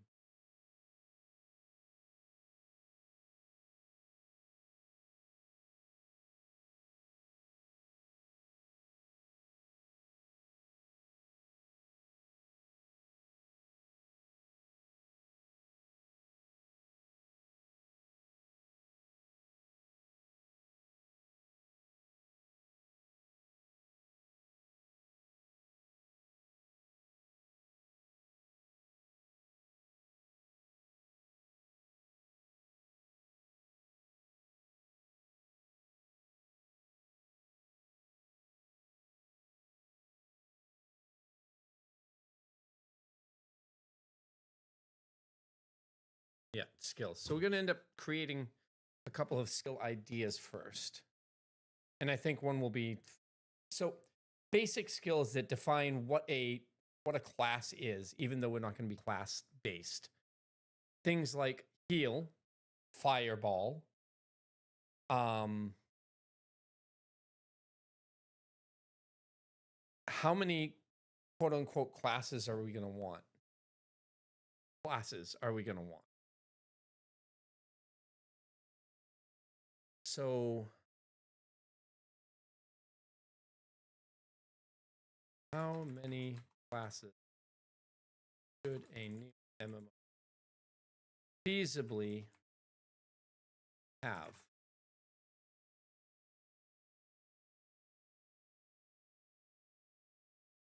Four to 8 foundational classes. I don't think that's, and I don't want in a non-Trinity style.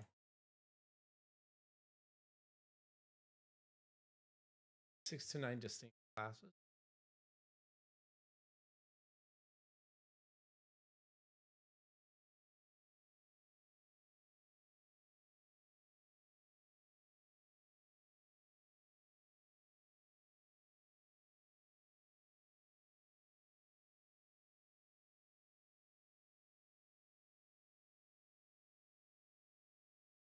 How many classes are in Dofus, Wakfu, Atlantica,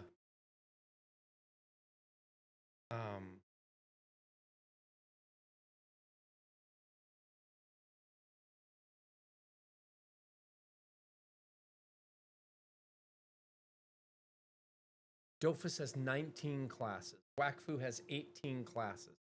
Atlantica has 13 playable and 70 unlockable mercenary classes. Broken Ranks has 7 classes. Waven has 5 characters per class, but centers around combat using distinct weapon loadouts. Wizard 101 has 7 primary schools. Albion Online is you are what you wear. Honkai Star Rail and Genshin Impact are paths or elements instead of classes. So 19, 18, 13, and 7. If I say 18, then we have to have 18 starter skills. We're going to go through creating skills. One skill per class, even though it's not going to be class. So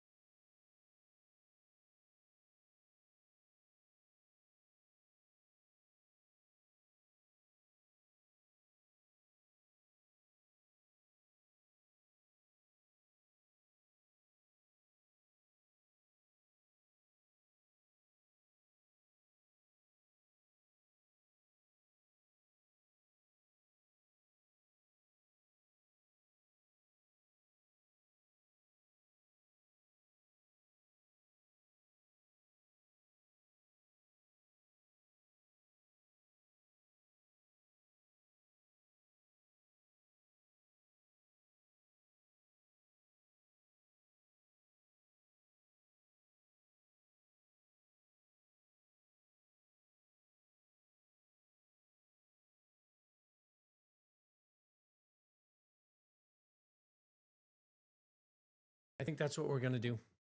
I have ideas. I'm thinking about the way the world is, and I'm thinking about how that's going to be represented in game, and I like the idea.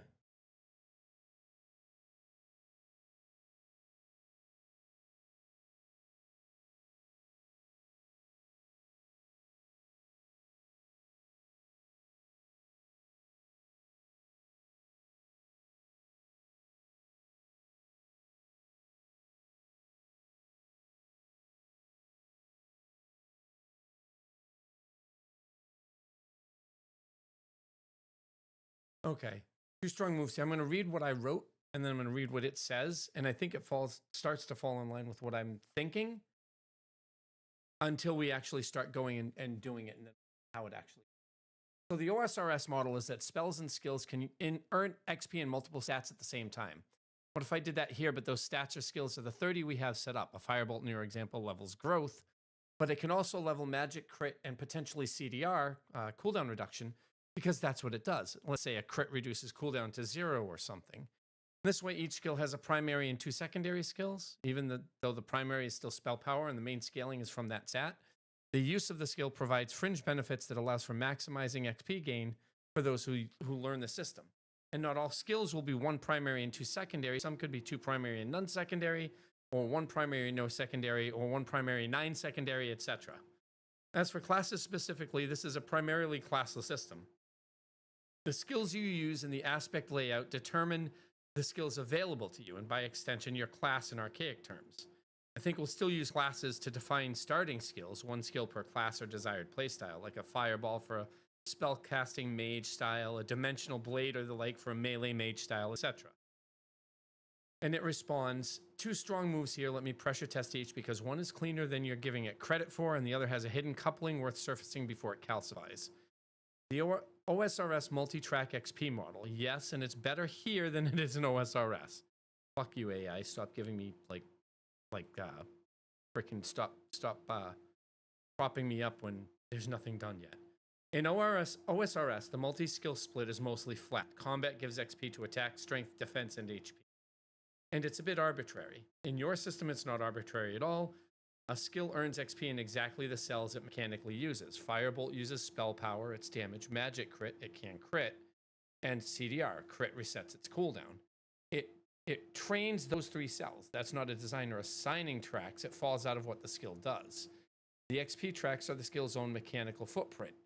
That's elegant and it means the rule writes itself. A skill trains every cell it reads, weighted by how central that cell is to it. And it resolves the facet pool question from last turn better than my option A did. I said earn XP in the facet of the primary cell. Your model says earn XP in all cells the skill touches, primary weighted heaviest. That's strictly more coherent. No arbitrary single facet assignment. XP earning maps exactly to skill mechanics, and the maximize XP by understanding what trains what mastery layer you want emerges for free. A player who knows Firebolt, trains CDR via crit, will build for crit to pump CDR XP. That's genuine system mastery, not busy work. Keep it. But the coupling to surface because it's load bearing. This collapses the 5 aspect pools versus 10 name pools question entirely. There are no pools now. There are 50 cell tracks and skills train them directly. XP pool isn't pooled then spent. It's earned per cell by use. Actually, that's different. It's about to say that's different, but what I'm saying is you're earning XP in those tracks that you can then spend on those tracks or on other tracks. For example, in the Firebolt example that we used, that Firebolt is going to be using spell power. It's going to be leveling spell power, magic crit, and cooldown recovery. By default, that spell power leveling also gives it the ability to, oh, I'm not going to level up my spell power. I'm going to level up my overpower, which gives my spells even more damage. Or I'm going to level up my max resource so I can cast more of them. Or I'm going to level up my effect duration because a fireball, I can add an ability to it that adds a conflict rate or sets you on fire skill. And oh, now that effect duration lasts longer. Or I'm going to set it up so that when I cast a fireball, add a little thing to it. I cast a fireball and it gives me more magic defense, a tanking mage. Sort of like what some of it happens in World of Warcraft right now, but on a better scale. So like you can cast fireball in this case to help pump up your ability to use other skills in the growth or arcane, like umbrella. You don't have to spend those on that. And this is thinking that you're doing that and you're now leveling up spell power instead. I'm saying you're leveling up by gaining XP in those general areas. For spell power specifically, you're gaining it in all of arcane. For magic crit, you're gaining it in literally magic crit. And cooldown recovery. So that would be the technical, the competence route, right? So because magic crit and cooldown recovery are both in technical. So now you're gaining it in 2 different aspects, but in like a 3 or 1, 2, 3, 4, 6, you're gaining in 8 different like realms, right? So you're gaining in karma, you're gaining in momentum, and you're gaining in the tech side, and you're gaining it in arcane, just the whole thing. I want you to be able to spend the XP, not just gain it and that's it. So going back to what it said, the coupling to surface because it's load bearing, this collapses the 5 aspect pools versus 10 name pools question entirely. There are no pools now. There are 30 cell tracks and skills train them directly. XP isn't pooled then spent, it's earned per cell by use. That's actually a different progression architecture than earn facet XP spend on facet skills. It's use trains the specific skills you want to use, which is cleaner, no spend decision, no pool allocation, but it changes what spending XP even means. See the flag below. This is a real fork and I don't want it decided by accident. Do you still have a spend step? Earn sell XP, choose what to level? Yes. Or does use directly level the cells it trains? No spend, pure use based Dread Mist UO style. Dread Mist is not what they're saying here. Dread Mist, you earn experience, you spend it on whatever the fuck you want. You kill something, you gained experience, you like. Let me just go in. I don't think there's many people playing it anymore. But let's just go in. My freaking there. So if we go in here, let me grab the password. My password. Right, so let's create a new character. Doesn't matter what it is. We'll go female. Doesn't matter what it is. We'll go mage.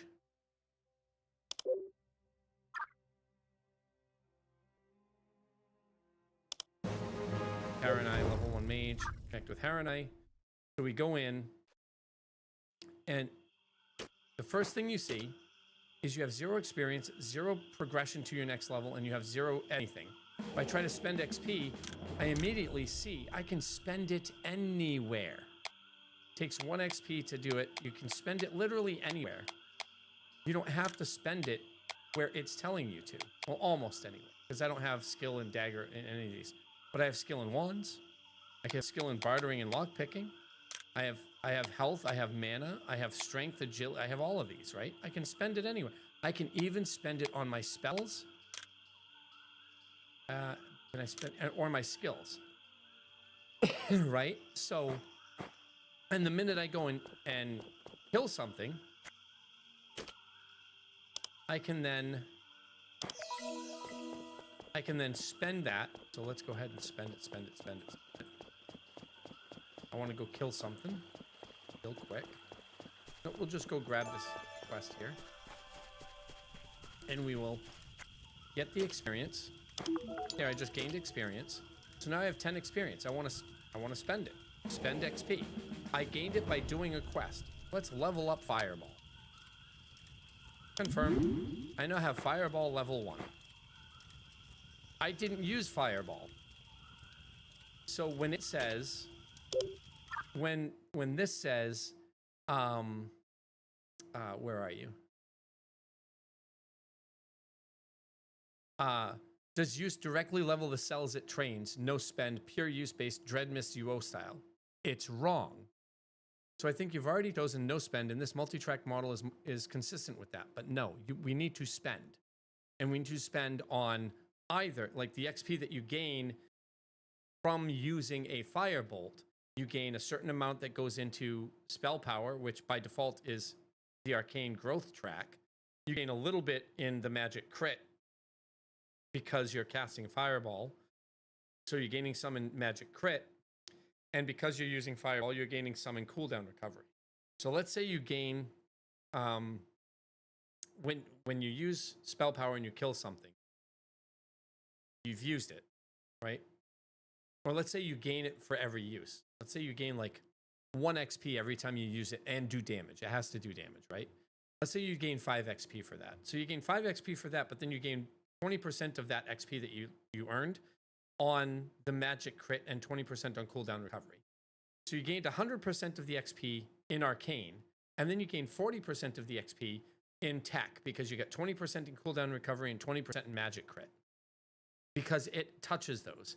Now, if that ability also was a sustained channel ability, spell power, chain stability, channel duration, magic crit, and cooldown recovery. Now you have to say, okay, I'm still using spell power. That's the only one that's in the arcane side. So everything else in arcane doesn't matter. It's still 100% into spell power. But now I have 20% into channel duration, 20% into channel stability, 20% into magic crit, and 20% into cooldown recovery. So now I have 80% that's being split, 60% into competence and 40% into resilience. That sounds a little off. So what we're going to do is we're going to say 100% goes into your main stat, Nothing else goes into that main stats primary aspect. And then you get 20% split among all the other aspects that it touches. 20% split means you want to focus on just 2 aspects, which feeds into the idea that you have a 2-aspect system. Everything in this game is 2 aspect. It's double aspect. If I go back to the race table, a Circean is a dimensional creature. A Circean Eterna is a technical dimensional. A Void Circean is an arcane dimensional. 2 aspects. If we go all the way down to the bottom one, the Ironfold Assembly are mechanical and dimensional. A Scriptwrite is a Scriptwrite of the Ironfold Assembly. It's a mechanical focused, mechanical and dimensional race. So you want to focus on spells and whatnot that have 2 specific aspects that they pull from. My throat is tickling me. I'll be right back.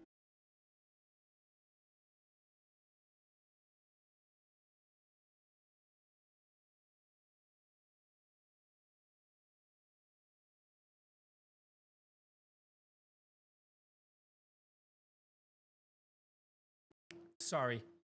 I was starting to like cough and choke and whatnot. Sorry about that. Hello, Dolly Epic Burger. Dolly Epic Burger? Dolly Epic Burger? Hey, Epic Burger. Epic Burger. So the whole idea is use skills and abilities that touch 2 different aspects so that you're gaining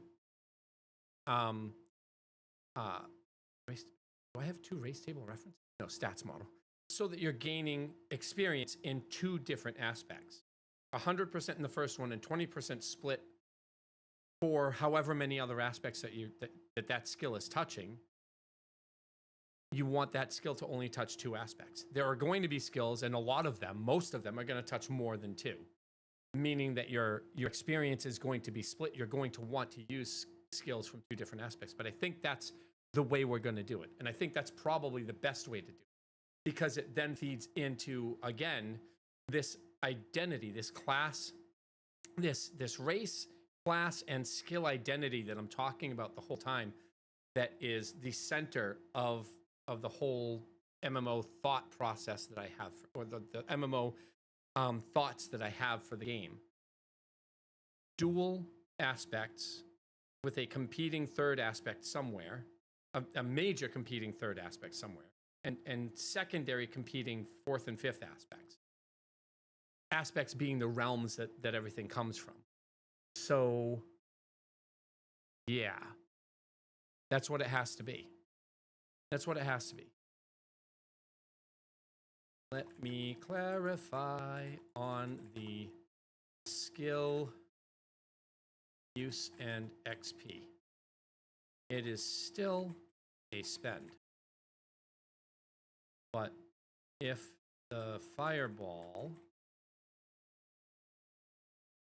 is used, say 100% is dedicated to spell power, but that is actually XP assigned to arcane growth. Then 20% is split between each other aspect the skill uses, touches, applies. In this case, that is only tech.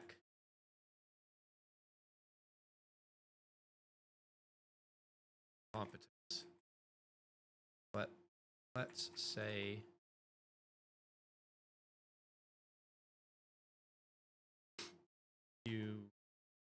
the player gains a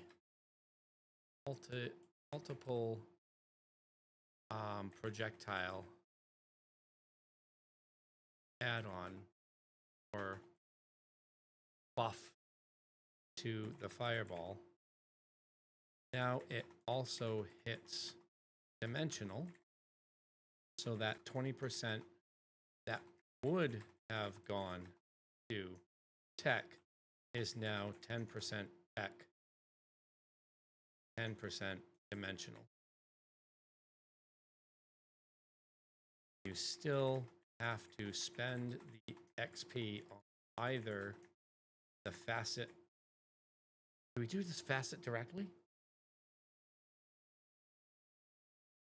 No, because the facet directly can't directly. And this is where facet and aspect separate, or on a stat within. Maybe we just put it in the stats or on another stat.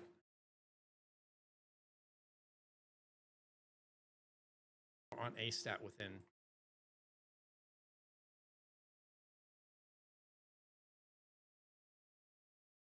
Aspect.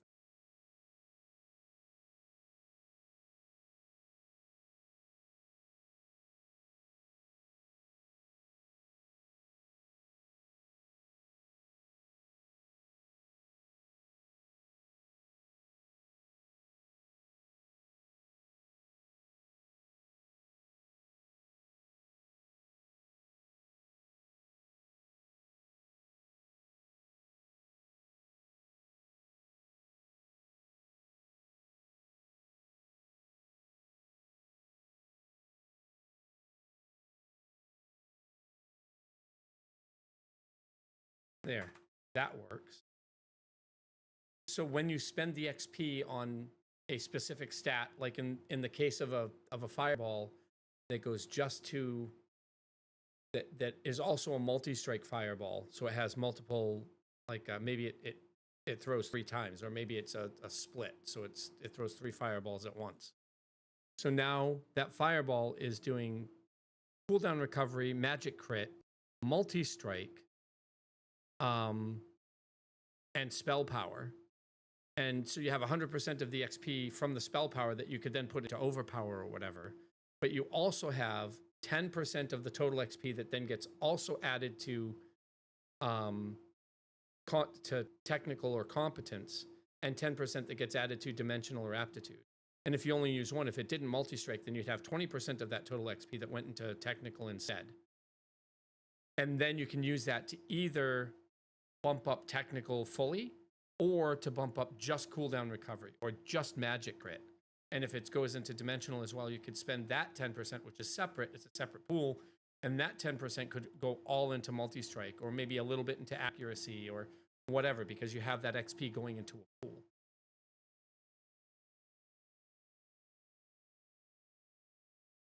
Yeah. That also gives you, oh, wow. That means that if you want to then level up your multi-strike capability as a quote-unquote mage that's casting fireball, you're going to want to start casting or using some abilities that are dimensional focused, so that you can then put the points into multi-strike or initiative or action speed. Action speed being like cast speed. Yeah, that's exactly the way this has to be done. Choice. Character choice. I'm doing this in this way. I'm learning this, so I'm going to spend XP here, but because I did some of that over there, I'm going to spend... Yeah, that's exactly how it has to be. It has to be like that.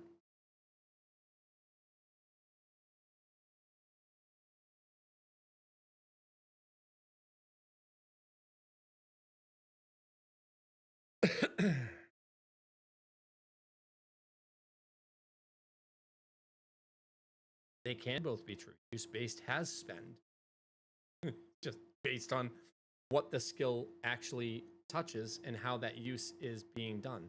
Because, for example, when you decide you want to, let's say you want to learn how to fight in armor, and instead of being an archer, you want to be like a big old fighter, go to a Ren fair and be a big fighter and you do RP style fighting in armor. You're going to learn a couple of different things, and how you learn those couple of different things will determine how like what you want to learn is going to determine how you present each encounter. I want to learn how to, I don't care about protecting myself. I'm in armor, so I want to learn how to actually attack in a very strong way.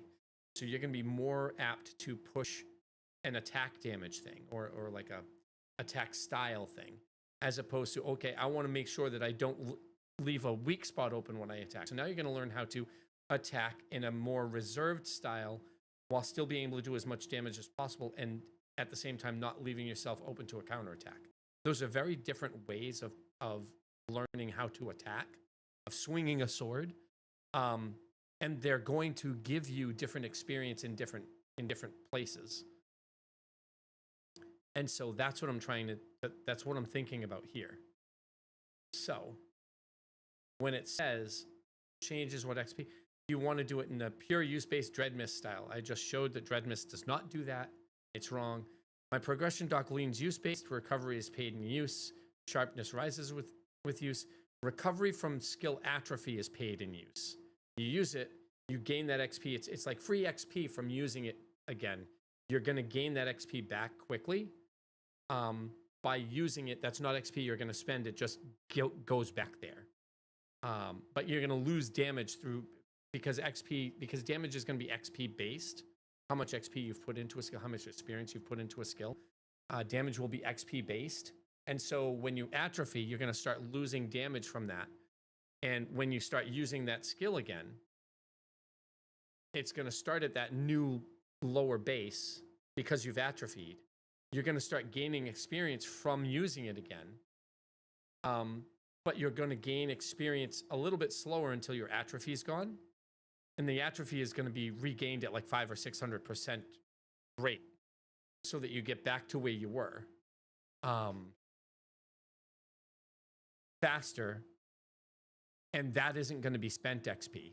That's going to be XP that, as it recovers, you're going to gain the XP, but you're not going to be able to spend the XP until the recovery XP has been recovered. So it's a little bit different than what this is thinking, but it's exactly the way, like I'm seeing it in use and I'm thinking that's actually going to be pretty damn good. I hope. Ad coming in 15 minutes? Yeah, 15 minutes. So we're fine there.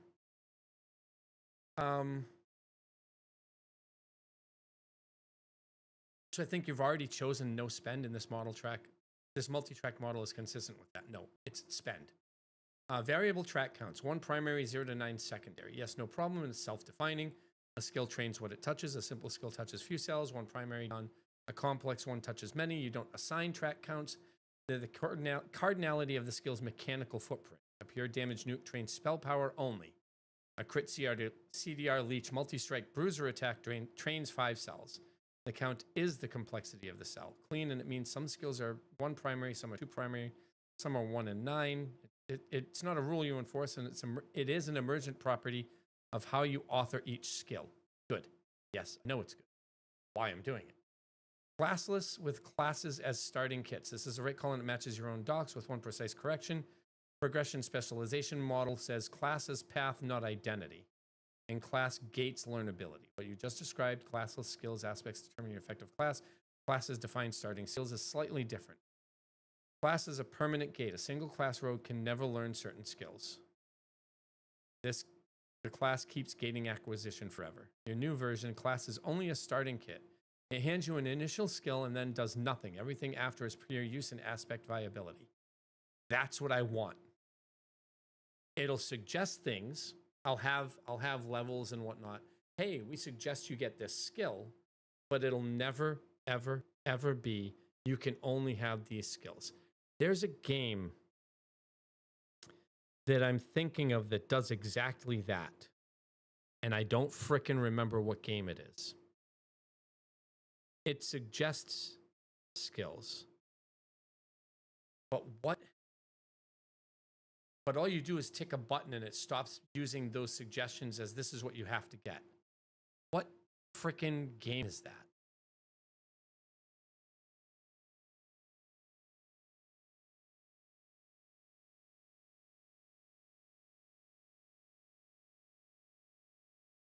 It's Path of Exile 2. It's Path of Exile too. All right. As for the classless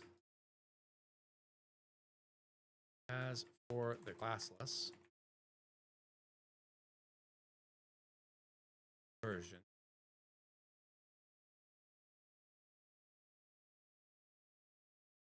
the idea I have is kind of similar to what PoE2 does with skill gems. It suggests a skill attachment, but how does it work? How does it work? Fuck. Path of Exile 2. Of course, it's a thing. I have it. Do I not have it installed? Path of Exile 2 update. How big is the damn up? 8 gigs. Damn. An 8 gig update. That sucks. That sucks. It's an 8 gig update. Oh, Deep Rock Galactic has an update. How about that? Bitcraft Online has an update. Monster Hunter Wilds has an update. I don't know why I even have Black Desert still installed. I'll never play that game again. Well, I might play it again because I'm developing an MMO, but I don't want to like jump into that and see what the hell's going on. Stars Reach, I'm in the playtest stuff, but I don't think it's actually any good, which sucks because I wanted it to be good, but yeah, when is this game supposed to freaking release? Planned release date August 18th in early access. It's not in a good position, this game. The startup, like it might be in a better position now.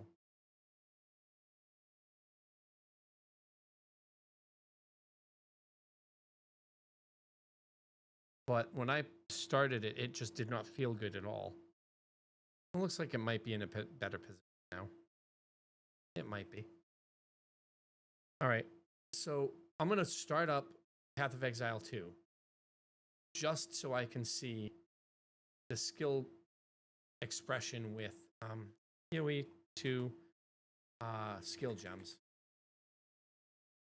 Like, the way that this works, like right, yeah, it is. 1 second. I don't care about skill gems. All right, so when you do this, you see how this is like this? When you first get them, it doesn't show you all the stuff that you can add to something. And so that, like, it suggests shit. Hey, you should put this on this ability or whatever. And so that idea is what I was thinking. It'll suggest something, but you're never going to be restricted to anything. And so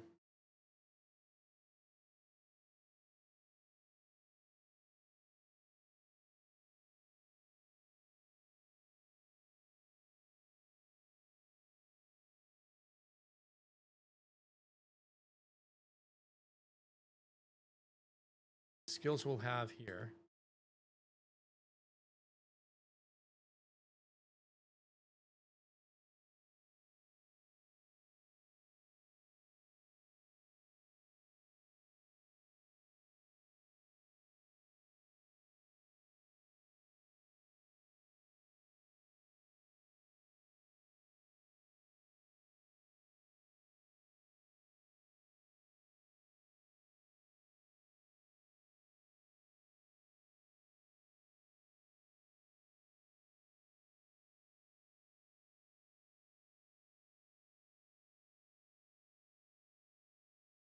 The only lock is from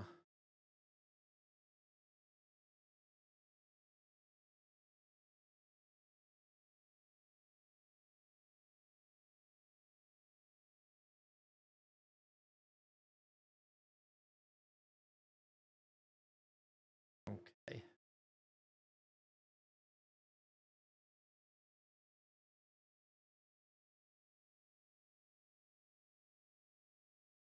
Yes, you can have both truly classless classes just a starting kit and class permanently gates learnability. You can have that because that's what I'm doing. Class is a starting kit and class gates learnability. If your class, quote unquote class, is a dimensional class, right? Let's say you pick something that uses the dimensional aspect as its primary, and you do something like this, and you say, I want to now get a mechanical ability.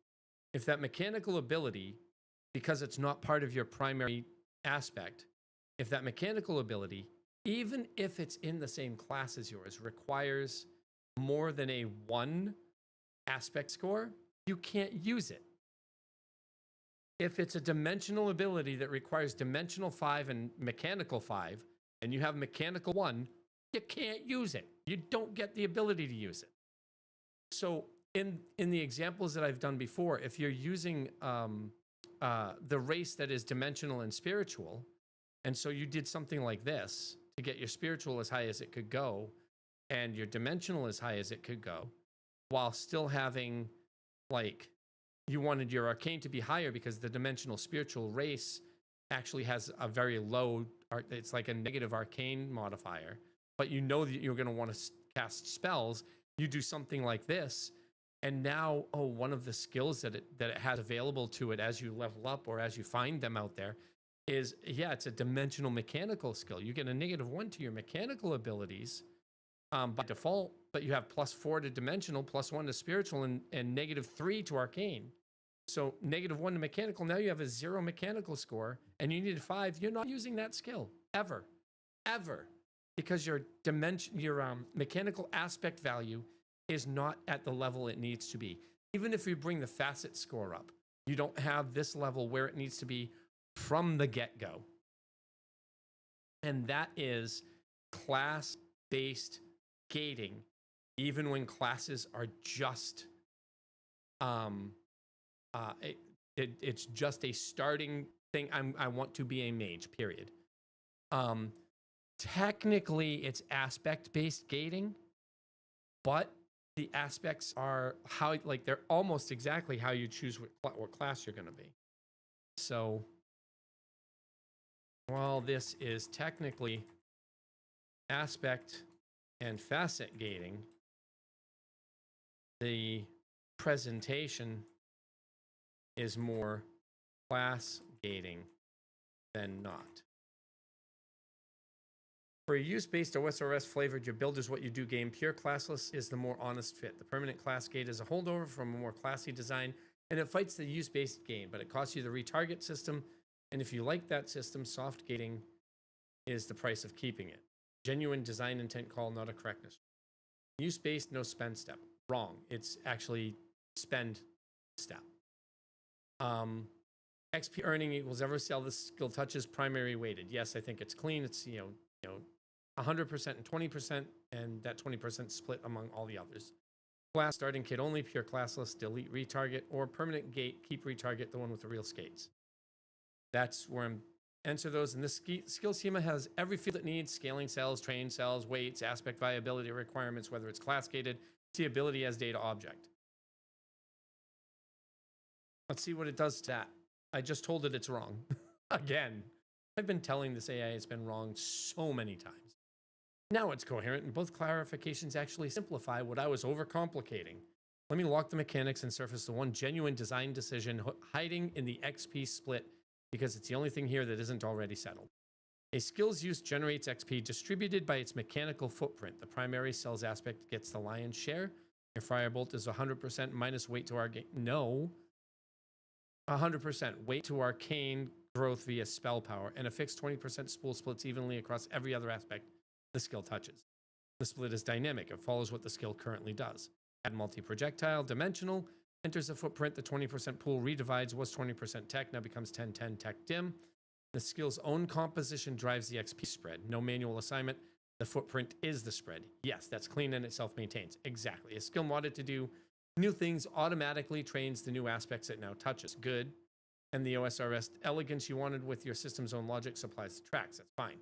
The spend model restated. XP lands in an aspect bucket, arcane, technical, etc., and you spend it either broadly on the facet directly, general applies across that aspect cells, or focused on one specific style, multi-strike or action speed, with a small efficiency bonus for the focused spend. This is the facet aspect separation doing real work. The aspect is the earning bucket, the facet is the broad spend target, the cell is the focused spend target. 3 tiers, each with a job, no redundancy. That's the middle tier you are stuck on, finally earning its keep. It's the spend granularity selector, not a computed stat. One real decision hiding here. The focused versus broad bonus is a min-max lever, and its size is load-bearing. This is the only non-settled thing in your message. I need to check something. This is upsetting me. I need to check something. It's so... I've told it multiple times to be concise, and this thing is so not freaking concise. It is so anti-concise. It's hilarious. Oh, 5 minutes. Okay, cool. I'm not having issues yet. We have ads coming in 40 seconds. During the ads, I'm going to take a step away. I'm going to go grab a drink.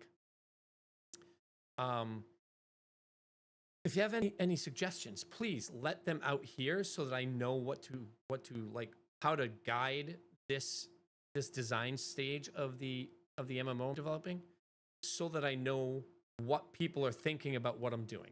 That's why I'm streaming it, so that I can get feedback as I'm doing this, so that I can make it better before I start design, like end the design phase and start saying, okay, this is how this is.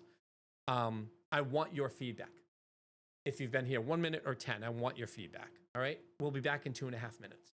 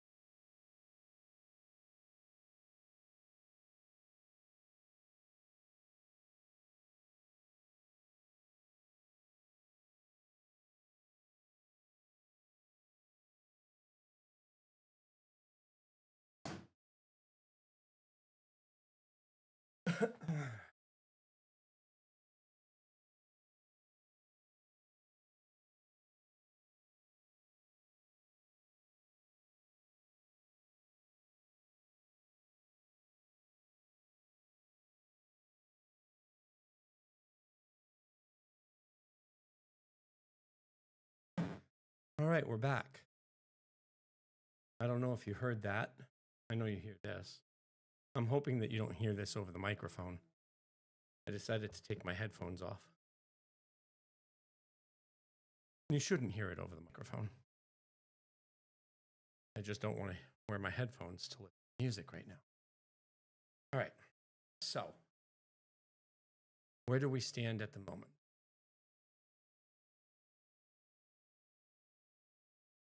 The focused versus broad bonus is a min-max lever. Size is load bearing. This is the only non-settled thing in your message. If the focused bonus is large, everyone always focuses, and broad spend is a trap option. Nobody picks. A classic RPG dead choice. If it's tiny, nobody bothers focusing, and the mastery layer you're building evaporates. The sweet spot is where focus is worth it if you know your build, but broad is safe if you don't, which is exactly your reward system mastery without punishing casual pillar. So, broad spend is flexible, safe, slightly less efficient. The returning or casual player's default focus spend is more total value, but you've committed XP to a specific style that retarget, or playstyle shift might strand. The tuning feel number, so don't set it now. The shape to lock is focused is more efficient but less flexible. Broad is safe but slightly weaker. That makes both live options, focused when confident, broad when exploring.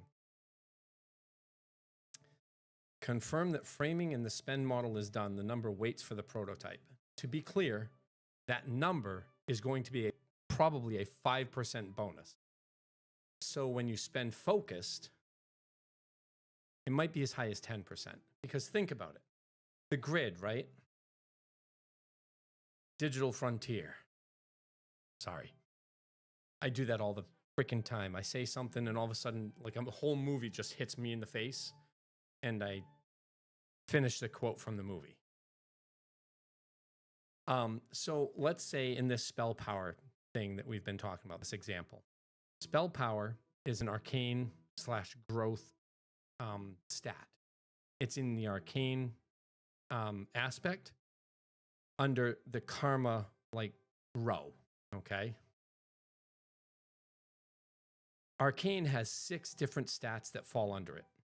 If you were to split, if you were to put that 100% into arcane directly, it would then be, okay, you have a +5, right? Because now it's 20 points per +1 in arcane or what have you. Obviously, that's going to scale. But if you then put all 100% of those points, let's say it's 100 points and you put all 100 into arcane, now you have a +5. 20 points per plus. If you put all 100 points into spell power directly, you get a +8. So it's like, that's a what? 60% increase? Maybe you get a +7. So a 40% increase, right? So you gain 40% by putting it in there. And so now if you focus, you're allowed to focus on magic, on spell power and on overpower. But the minute you start doing that, you get 280%. Where if you tried to do just all 3, you get 280% total XP. But each one of those is only 140 when you would have had 200% not focusing. And so what we want to do is find a way to tune this so that you get a slight bonus to 1 that you will still have if you decided to put, maybe we have it 2. Maybe it'll be 2. It can't be 3. And when I say 2 or 3, I'm talking about the numbers of stats that you can put in there, because every aspect has 6 stats that it focuses on the line down. So like dimensional is skill, aptitude, raw damage, action speed, initiative, accuracy, and multi-strike. It's 6 stats. So if you're spending on dimensional entirely, you're getting a +5 to all 6 stats. That's +30 total. If you're focusing, you lose the +5, but you have to get a bonus to that specifically. And so if we make it +8 or +9, we can't make it +10 because then all you do is focus. Because then for every 100% XP, you just focus and you like really refine it into that one stat. And now you're getting double the bonus for focusing. I don't want to do that. So you get 100% of the XP goes to one stat, to all stats, or 120 or 130, or maybe 150% goes to a single stat. So instead of 100% XP going to dimensional and getting a +5, you get 150 that goes into multi-strike. And now you get a +8 to multi-strike, or a +7 to multi-strike, or whatever. And then you get another 100%. So now you could have had a plus 10 because we're not going to do any of the rounding stuff to the whole set. But now you want to focus a different one. You would have had plus 10 to everything. Instead, you have a plus 8 to multi-strike. And now you have a plus 8 to raw damage. You see how that's bad? You're putting all the points into 2 specific ones to get a bonus. And now instead of a bonus, you have a negative, a net negative. You have 2 of them at 18 when you could have had all of them at 20. That's what we're trying to not have happen. So that'll be a tuning thing later that we figure out what the XP needs to be at. It'll be a different algorithm, I think, for the 2 to make sure that spending on 2 separate is still more for those 2 than that XP would have been in the whole thing. But the minute you split down to 3, it becomes more efficient to, oh, I wanted all 3 of these. So now just put all the points into there because you're going to get more from pumping all 3 of those than you would have by pumping each one separately. At which point arcane growth becomes something where you've got overpower and spell power. Whereas the other ones aren't really attributed to the spell power style. And that's the way I think this needs to be. So we'll figure that out later, but that's exactly what I'm looking at. And I think that's exactly what this is talking about. Bonus size is a tuning field number. Don't set it now, but the shape to lock is focus is more efficient. While less flexible, broad is safe, but slightly weaker. It makes both live options, focused when confident, etc., etc., etc. Spend XP on a facet or cell implies the player is raising facets or cells with XP.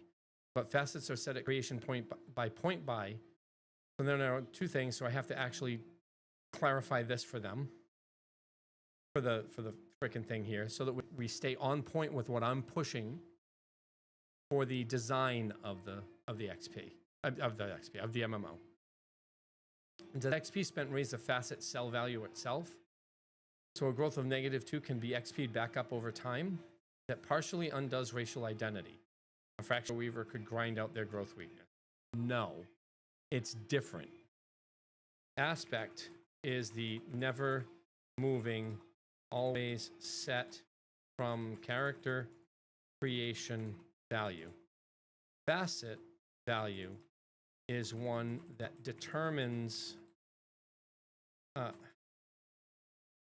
that value determines skill availability. Facet value is the one that determines skill presentation and can be increased or decreased through items and to a much lesser extent XP buy. Do we want the facet value to be like that? Because I want them to be able to update everything.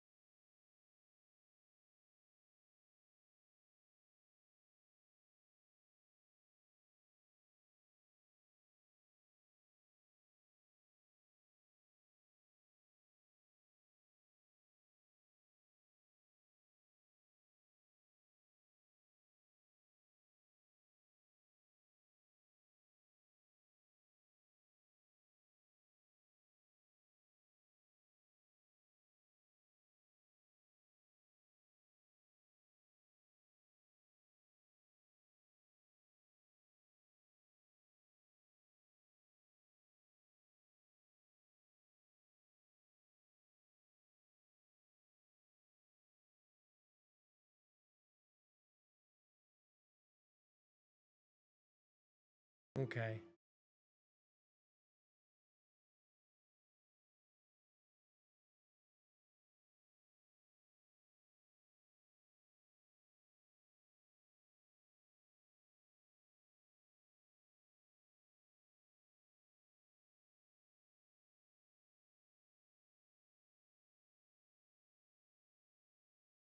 Well, respect is just stop using X, start using Y. Atrophy handles the transition. Yes. Your use-based atrophy system is the respec system. You don't need a separate retarget mechanic because changing your build is changing what you use, and atrophy sharpness already models that. So section 9 doesn't get deleted as much as absorbed into atrophy. The retarget is emergent, not a discrete feature. That's cleaner than a bolted-on respec, and it's consistent with everything else being use-driven. Confirm you're okay with collapsing explicit respec into atrophy and retain, because it means updating progression in doc. Section 9 from class retarget feature to respec as emergent from use in atrophy. Yeah, that's fine. Focused spend bonus is more efficient, less flexible. Three confirmations. Now confirmation. 1. Yes. Tuning is future. Current is spend on facet or for all stats at base or stat or stat specific for bonus. 2. Answered above and with 1.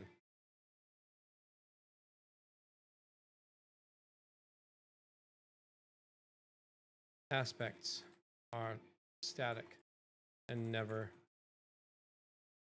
and almost never changing. Later, high-end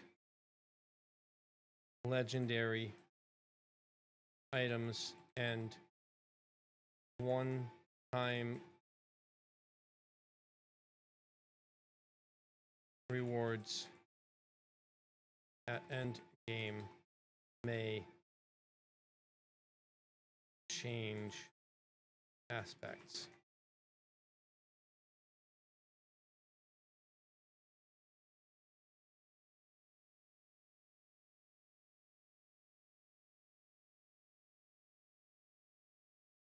Three, yes, respec is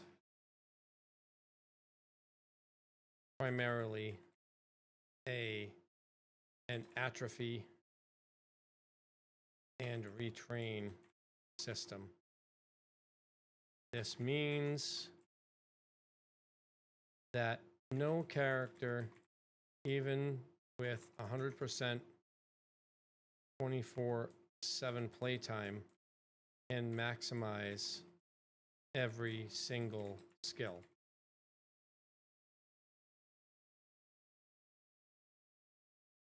Done. There we go. That gives us our entire stats model set. Wait, what? I had facet equals a creation set pentagon value static. You're telling me the opposite. Aspect is a set in stone at birth value. Determines skill availability, the hard gate. You can learn arcane skills. Can you learn arcane skills at all? Almost never moves, only end game stuff. Facet is a waterfalling stat that drives movable by items and minorly XP. The pentagon point by at creation sets aspect values, yes. But aspect and facet at the start are the same. Aspect and facet at character creation are the same value by their very nature. It is gameplay that allows a facet value change.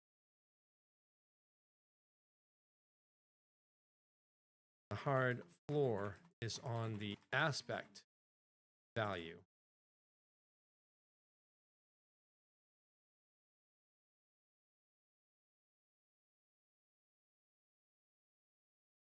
Did I confuse this or did I confuse myself? A Fracture Weaver's growth capacity is permanently low. They can access arcane skills, but the ceiling is set. Their growth facet can be nudged by gear, but the aspect gate means they'll never be a great arcane user. Exactly. Racial identity is protected at the aspect layer, permanent, while still allowing gear expression at the facet layer, movable. That's genuinely better than what I had. It's why grind out of your race weakness is impossible, while gear can help a bit is possible. That's what I must have misrepresented it to the AI while I'm doing the design, because aspects are set in stone. They are immovable. It's like your bone density, or which changes over time, but I'm not going to have time-based stuff here. Or your capacity for intelligence. You don't get smarter, you gain intelligence, you gain wisdom, but you don't get smarter. You can't teach somebody how to use their brain better. You can give them medicine so that they can use their brain a little bit differently, but you will never teach somebody how to learn better. Learn more efficiently, but not learn better. I learn differently from my wife. I learn differently from my kids. I'm not a better learner, I'm different. But the capacity in which I can learn things is absolutely better, and I'll explain why I say that, than my wife. Because it takes me 5 minutes to learn something new, where it takes her 15 hours to learn something new. Where I pick something up and I remember like how to do something in PalWorld like this, where she has to repeat it 17 or 18 different times. You can't teach somebody how to retain that information so that they learn it in 5 seconds as opposed to 17 hours, right? That's the aspect. The facet is, okay, I've learned how to use, I learned how to fence over 15 years. I'm going to be better than somebody who doesn't know how to fence, regardless of what their capacity for learning that is. Regardless. We can both be learning fencing at the same time, and if my capacity for learning fencing is higher than yours, I'll learn it faster. But if you started 30 years ago and I start today, it doesn't matter if I learn things in 5 seconds. I will never master it like you have, because I don't have 30 years to master it, regardless of how fast I do it. Because there are things that I will never learn that you've known for 20 years or whatever. That's the facet aspect of this. And so the explanation that I tried to give this was hedged by it being a fucking AI. That's okay. Would anybody like a Dr. Pepper? I would. Can't believe it's already 2:30.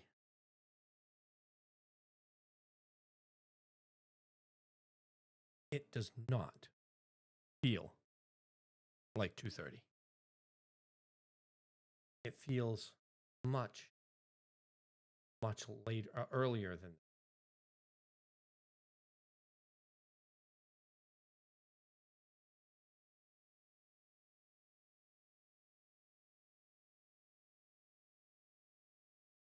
Oh, interesting. Okay. I'm going to mute the microphone for a minute. I want to listen to the song loud.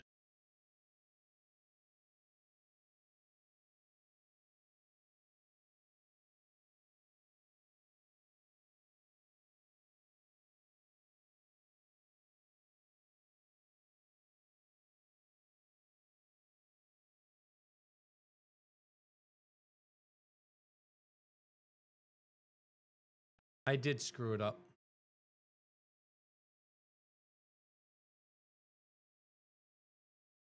I did screw it up.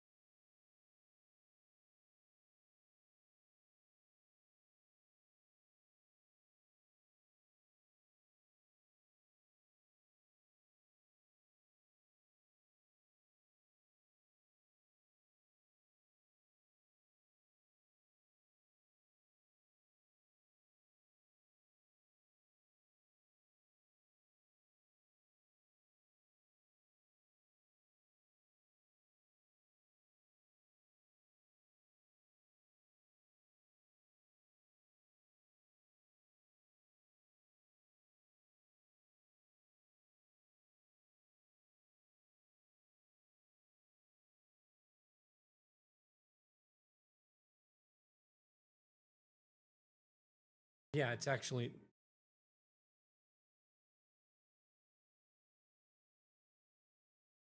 Yeah, so I did conflate it earlier. I absolutely conflated it earlier.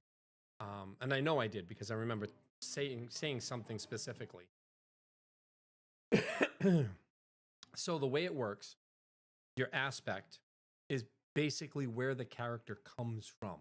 It's the identity of the character's race. Every race comes from a specific point on that pentagon.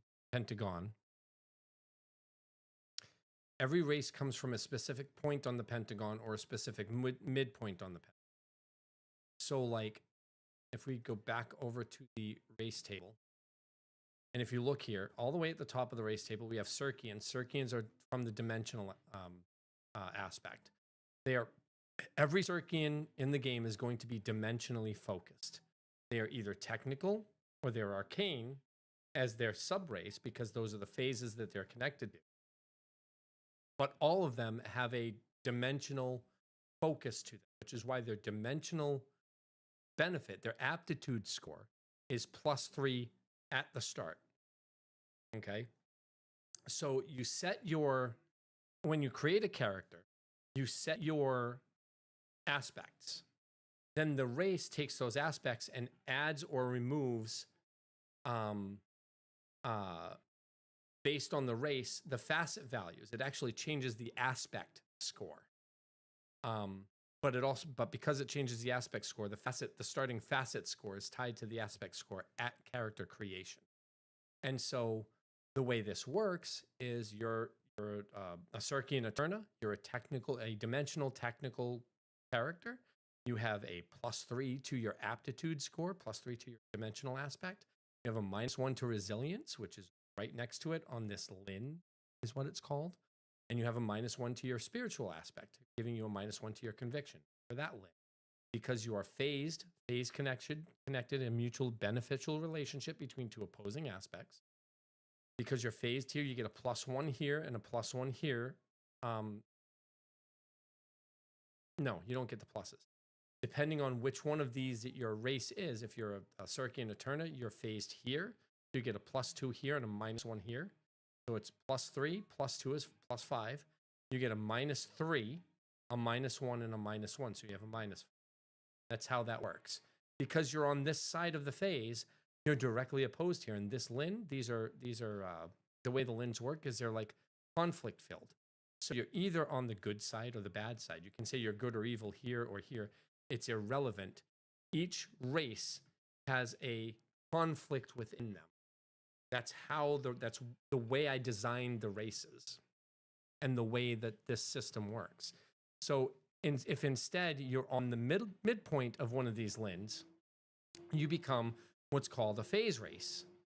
Because now you're in the middle here and you've got to go between these two, you're going to go from there to this. And so now, instead of being a dimensional or a spiritual race, you are a dimensional and a spiritual race. You're a glass-bound continuum.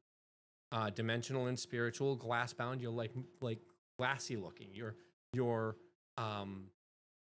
can pull from both the dimensional. Think what's a good example? Think the Supreme Being in the MCU.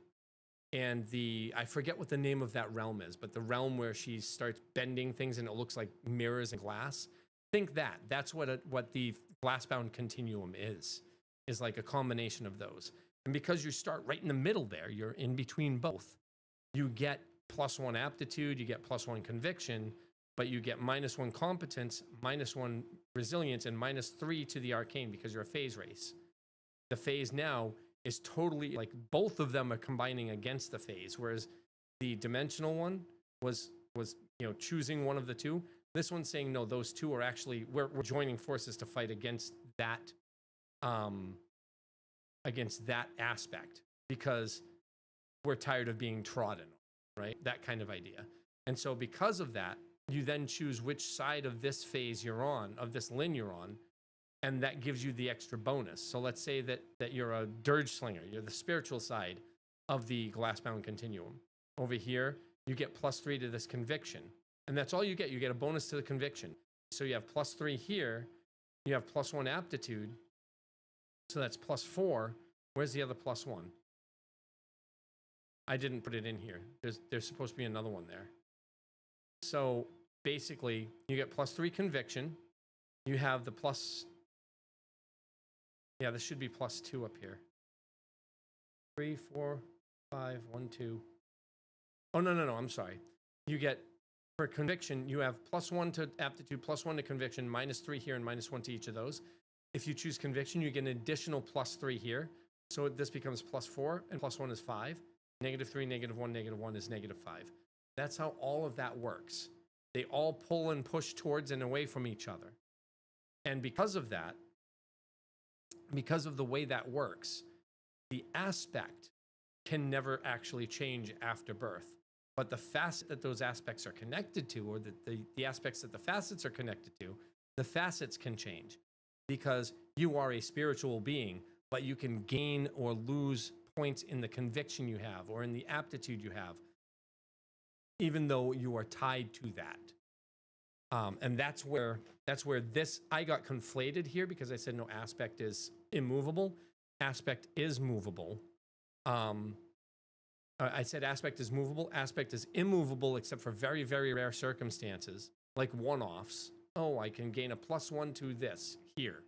And then the facet is the one that moves back and forth. If you ever get your aspect to -5, you are now locked out of that school. You can cast the spells, but they do nothing. They fizzle. They fail. They will never backfire, but they just don't go off. You know, I cast it.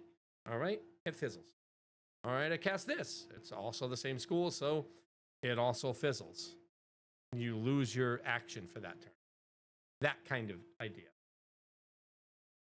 Which is why it got conflated, because I didn't actually specify that specifically. Reconfirmations are logged in clean. Answer A and B, and I'll rewrite the progression power and then go progression specialization.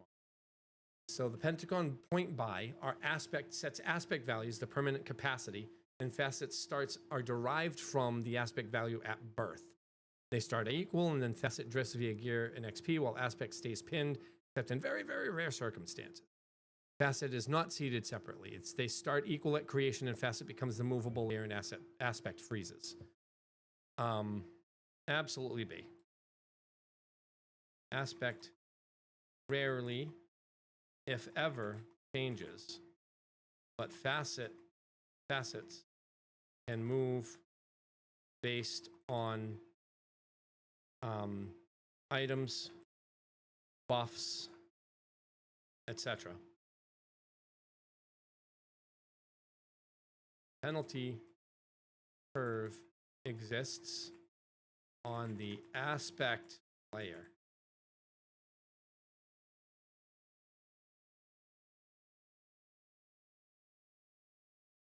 Fixed.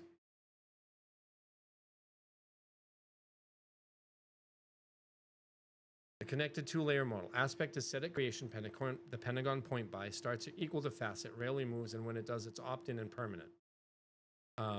Legendary, one-time effects, etc. Choosing to take an aspect negative for a trade-off. The hard penalty curve lives here. -1 is -5%, -10%, -25, -45,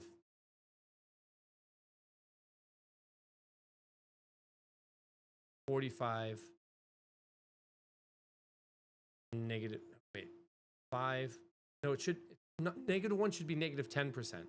-10, -15, -35. Because it's, you start at -10, then you go to -15, then you add 20 to that, that's -35. You add 25 to that, that's -60. And then you add 40 to that, it's -100. One clarification. -1 is 10%. -2 is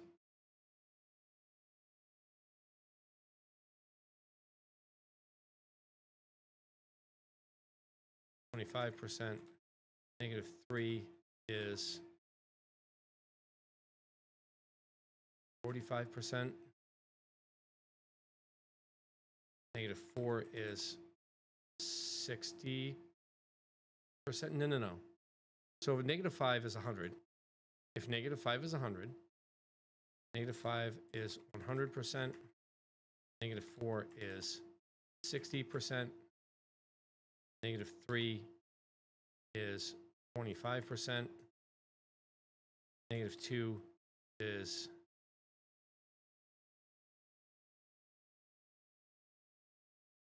no 40, 30,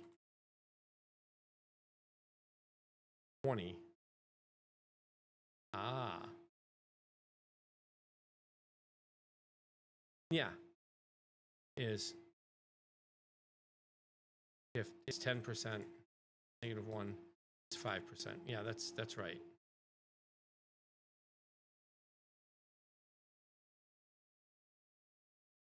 All right.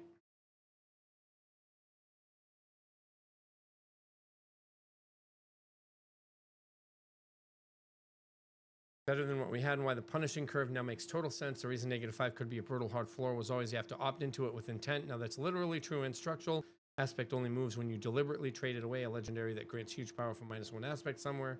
You never get it back, so the accelerating penalty isn't punishing as a for a fetch character. Duration floor is -2, a gentle -10%. Yes, it's punishing someone who has, over the course of the game, chosen to sacrifice permanent capability for power again and again. The curve's cruelty is calibrated to an intentional permanent sacrifice, which is exactly what justifies it. The floor at -5. You sacrificed your capacity in this school down to nothing on purpose permanently, and the school will no longer answer you. That's perfect. Penalty curves from facet to aspect and progression power. Everything I wrote about -5 applies to the aspect value now. Yes. This means gear that moves facets can make you temporarily better or worse at a school, but only permanent aspect loss can lock you out. A -3 facet from a cursed item is a bad day. A -3 aspect is a life choice. Exactly. The grind out your weakness warrior is fully dead structurally. Facet can move with gear, but aspect, the capability ceiling, and the thing closure curve reads is fixed. So a fracture weaver can gear their growth facet upwards for a fight, but their growth aspect capability is permanently low, and no amount of gameplay, very little amount of gameplay can change that. Racial identity is permanent at the capability layer, while flexible at the expression layer. Perfect. Availability was a binary-ish gate. Is your aspect high enough to learn or slot this skill at all? The 5 to 0 is the end of the penalty curve.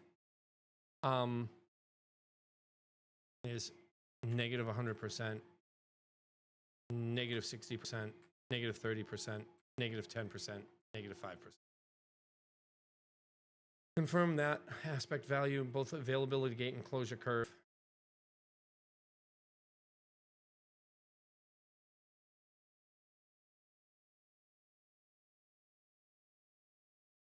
Clarification.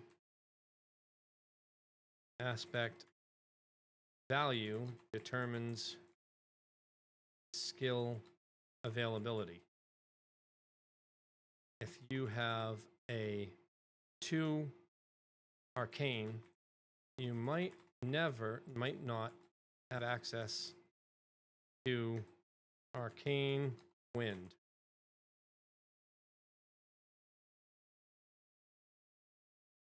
Yeah.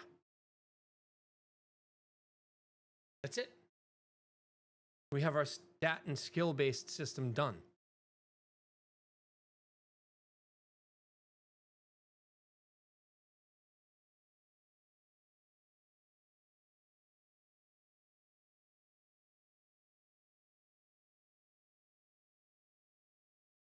Locked in, I want to reflect back the numbers exactly, plus one thing your arcane wind example just clarified about how the availability gate reads, because it changes the shape of that check. Penalty curve. -5% for a -1 aspect value. You cannot hit -1 at creation.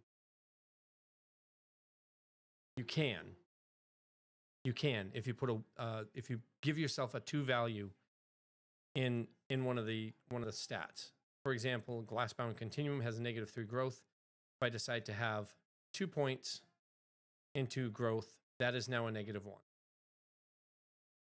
You can get to -1 or -2 from character creation, but you can never go lower than -2 into any aspect at character creation.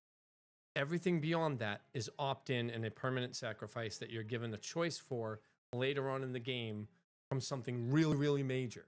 Hey, you gain a +1 to, let's say you're a glassbound continuum. We're going to give you a +1 to dimensional and a +1 to spiritual, or a +2 to each. But in return, you get a -3 to your growth score. You never get to touch arcane again. Period. I gain 2, I gain 4 to lose 3 for an aspect I was never using in the first place. Sure thing. But that changes. Like, remember that if you're casting spells and whatnot, you lose growth. You lose the ability for effect duration, taunts, damage reductions, self buffs. All of that goes away. You go down to base, and actually you go down negative because now you're at -5 on the base stat bonuses. You no longer get magic mitigation, so now you're really susceptible to magic. These are things that are going to be trade-offs in the game. They're absolutely, you gain something great, but you lose something pretty significant, no matter what these are going to be. So these grid cells, they might change. The overall ideals for this stuff might change. But at the very base of it, the idea is a give and take, constant conflict everywhere on a micro and a macro scale, because the whole world is in constant conflict, both within each race and with, from races to other races, aspects to other aspects, and the world to the world, like region to region, etc. That's the whole world. It's like I suppose you could say it's almost like a what the hell's the word I'm looking for? Like, I don't even remember the word I'm looking for, but it's like really, really bad. A very, very bad world. And that's the whole idea behind the way I'm designing this. Steeper than any earlier sketch, of course it is. That's supposed to be. The jumps 10, 30, 60, 100. Accelerate hard because every step below -2 is a permanent opted-in sacrifice. 5 plus 5 to 10. So we go 10, 20, 30, 40. Increases. The cruelty is earned. Note the creation zone 0 to -2 stays gentle 0, 5, 10. So a fresh character is never punished. Only deliberate lifetime sacrifice reaches the cliff. That's a whole justification for the shape. And the numbers now match it. The availability gate, your example sharpens it. 2 arcane might not have access to arcane wind. Tells me the gate is a threshold per skill, not a binary. Can you touch this school at all? Aspect value gates skills individually by required level. Arcane wind might require arcane greater than 5. A basic arcane cantrip requires greater than 1. A capstone requires greater than 12, etc., etc. Thrown up in that. It's coming right now. I'll be right back.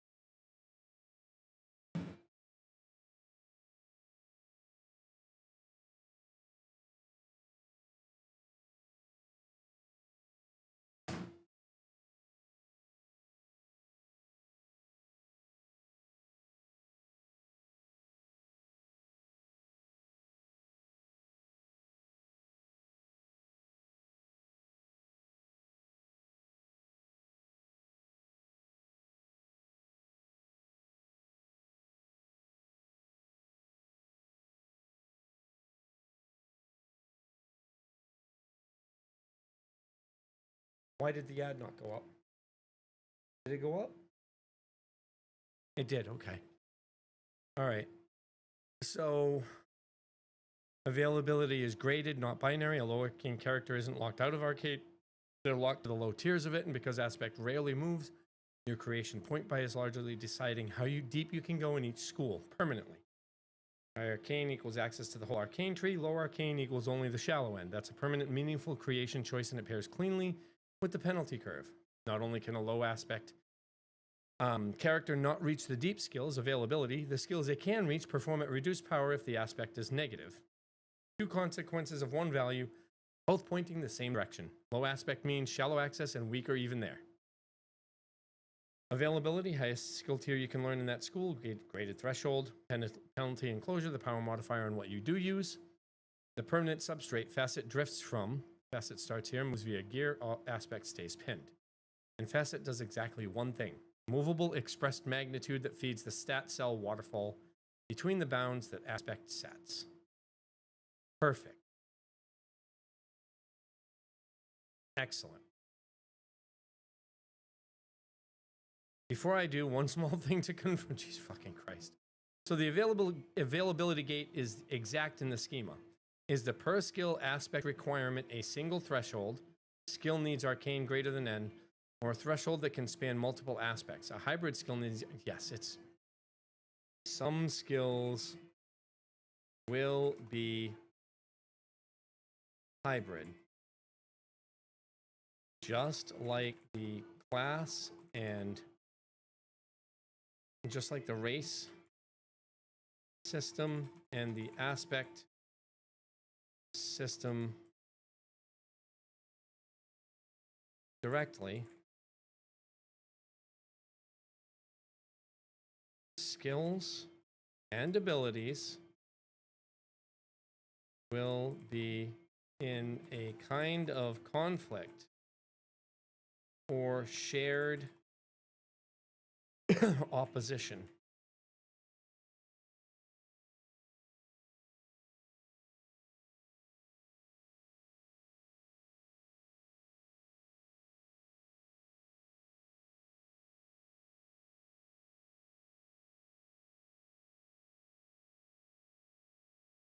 So just like races, there will be single / dual aspect. There will be single or dual phased aspect skills and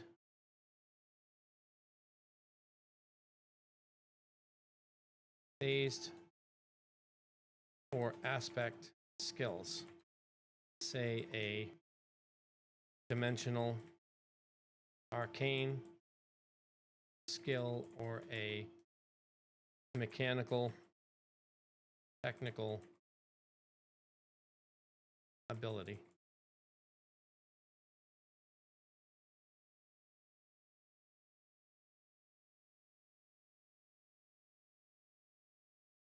The firebolt is an example of a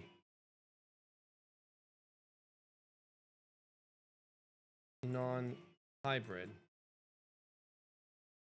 while arcane wind might be a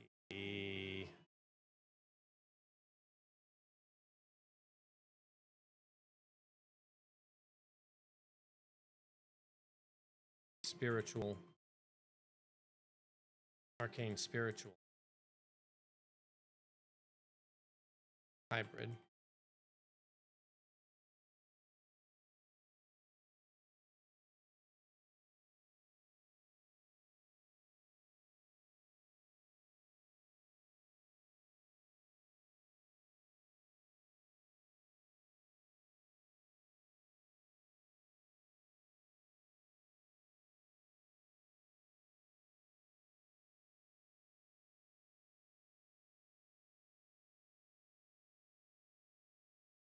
Yeah, now stop asking me questions.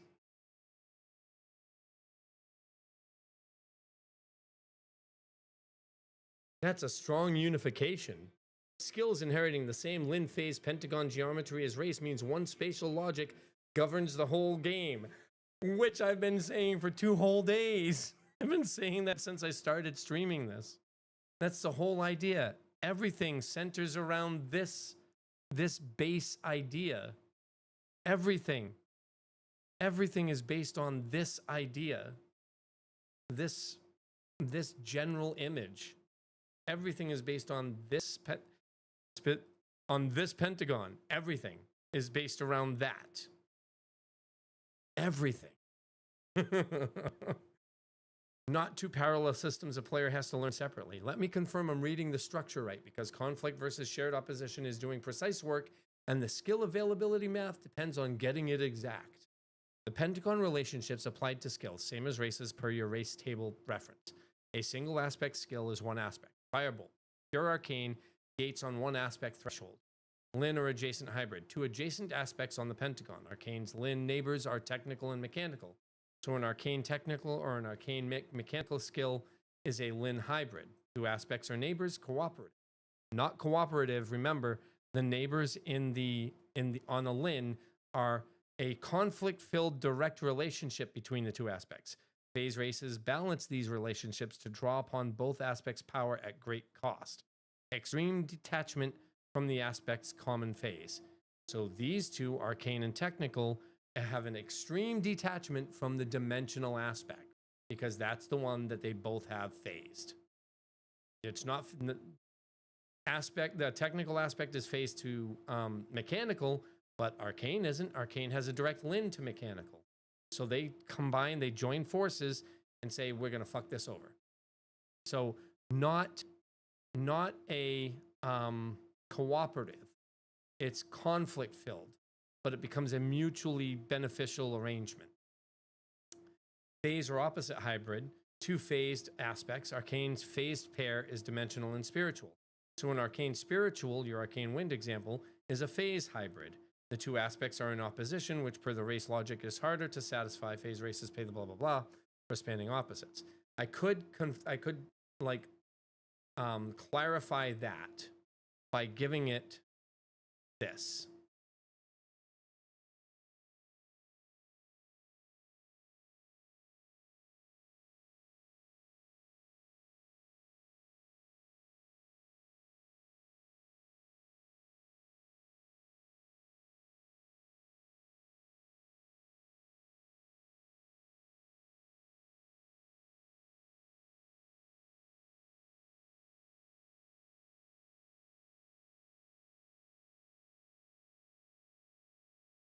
In the key question this raises for availability, and it's the one thing I need confirmed before the skill schema is exact, does the Lin versus phase distinction change the cost requirement of a hybrid skill the way it changes race balance?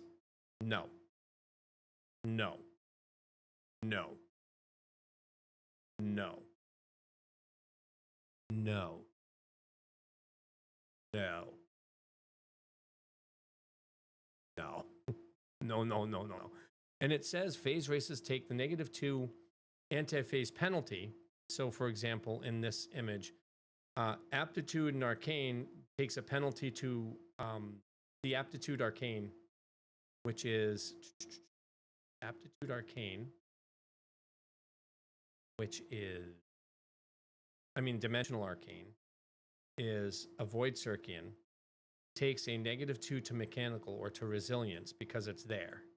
So the whole end up being -3 resilience. That conflict is exacerbated. These 2 conflicts are exacerbated. So I'm actually going to explain that.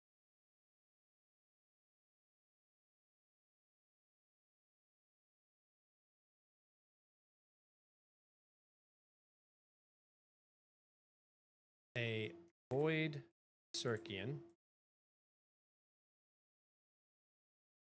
dim arcane,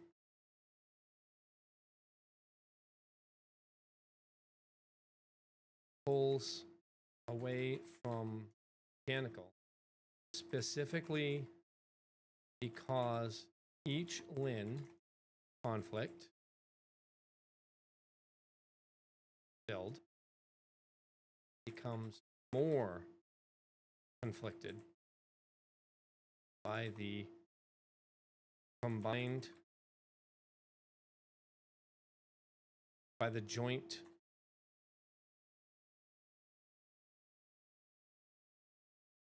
drag from the phased, by the aspect.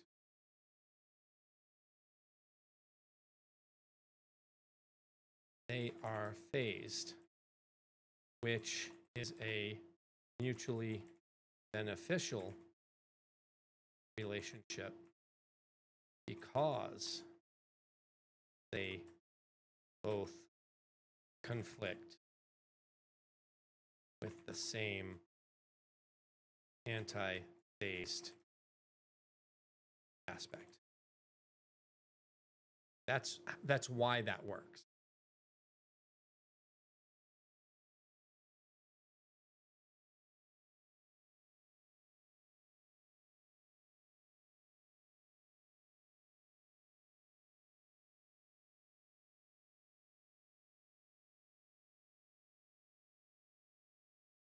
For phase races,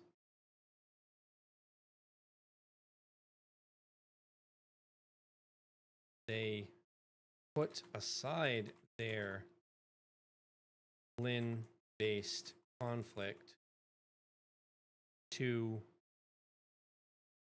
pull away from their phased, their common phased aspect. Think evil races pulling from their friends for their own benefit. That's how that works.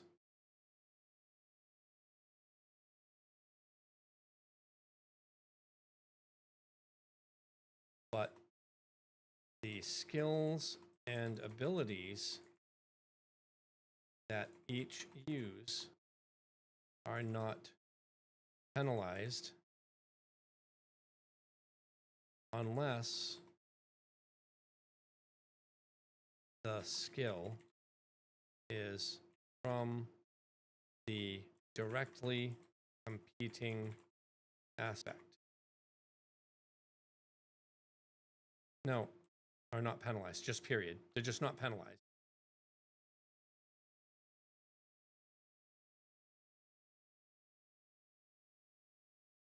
Maybe they should be penalized.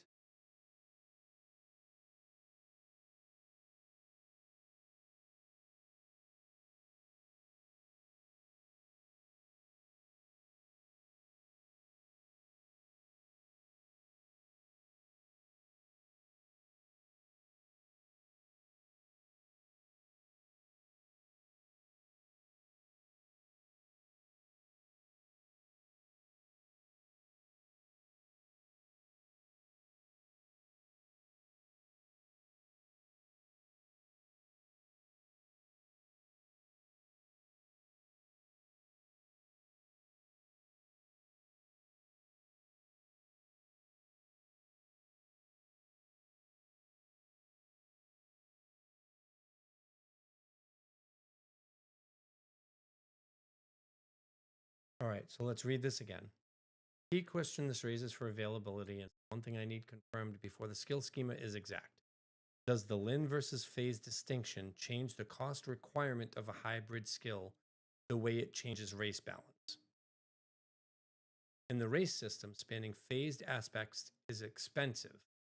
Phased races take the -2 anti-phase penalty precisely because holding two opposites is meant to be hard. No, it's not. That's not how it works. A Lin hybrid should be relatively accessible. Two required aspects are compatible. Not compatible, they're in conflict. A phase hybrid opposite, e.g. arcane spiritual, should be harder to wrong, it should be easier.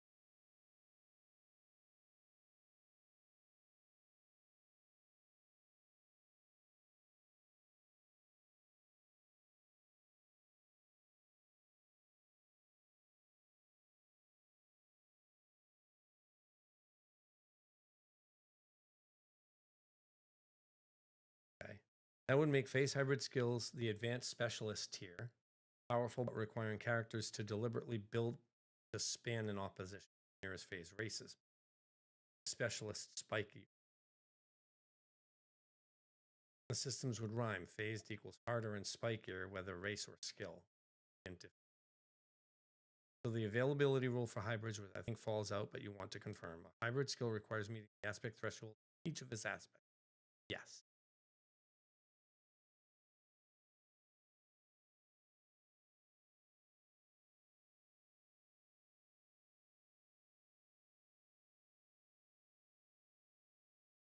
Arcane Wind needs arcane and spiritual, because those are phased aspects, but having both high is intrinsically hard. Wrong, because they're phased. Just to show, arcane and spiritual. I want both arcane and spiritual to be at 17. Spiritual, boop, 17. Arcane, boop, boop, 17. Has them backwards.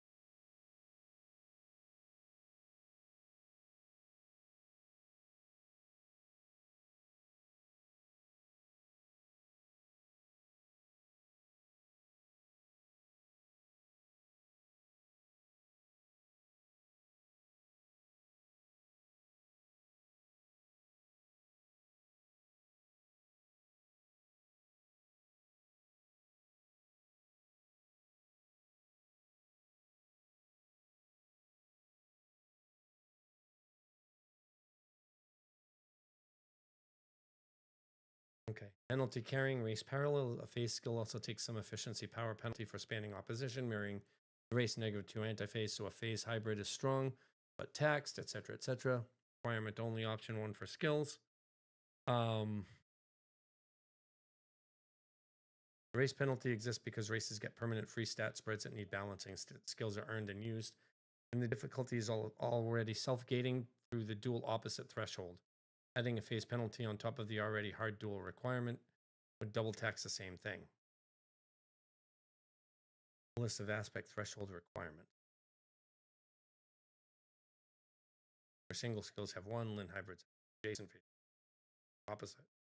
Option 1 is the only gate or option. I suppose they could carry a penalty, right?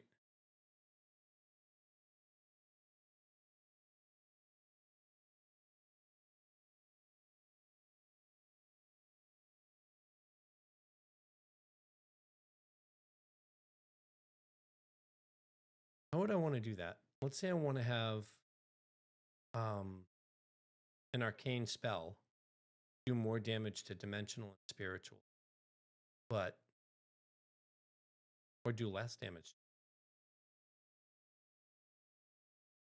and more damage to mechanical and technical. Do I want to go that route? Do I want to start implementing like a PalWorld style or a Pokemon style element thing?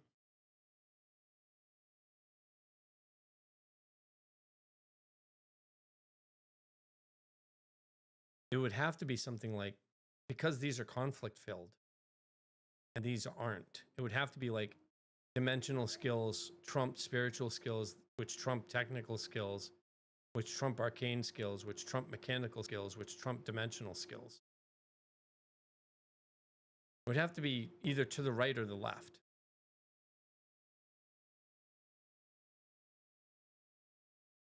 Or, no, it would have to be to the right or the left. Or maybe dimensional skills trump mechanical and spiritual, but spiritual skills also trump dimensional and technical, and do less damage to mechanical and arcane. That's how it's going to be. That's how it's going to be. Exactly.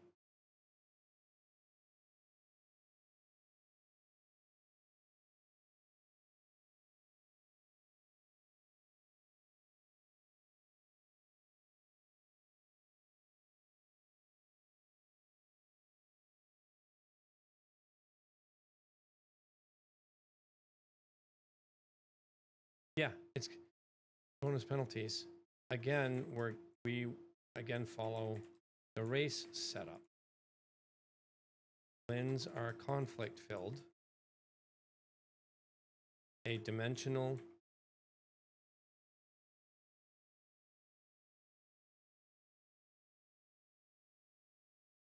skill will deal more damage to mechanical or spiritual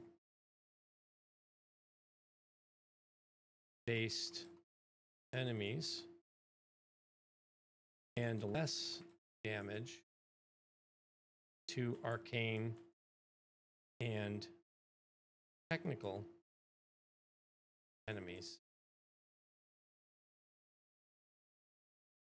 For example, while a dim spiritual skill will deal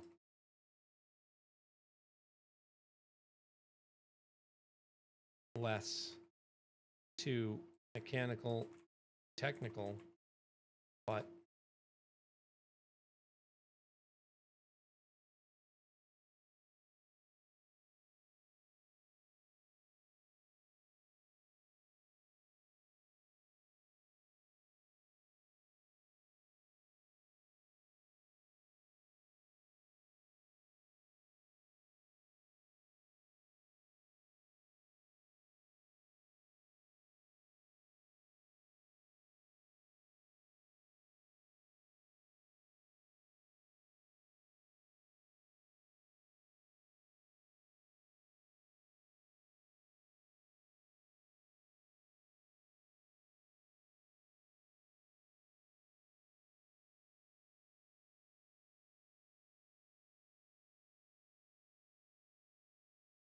I think that's it.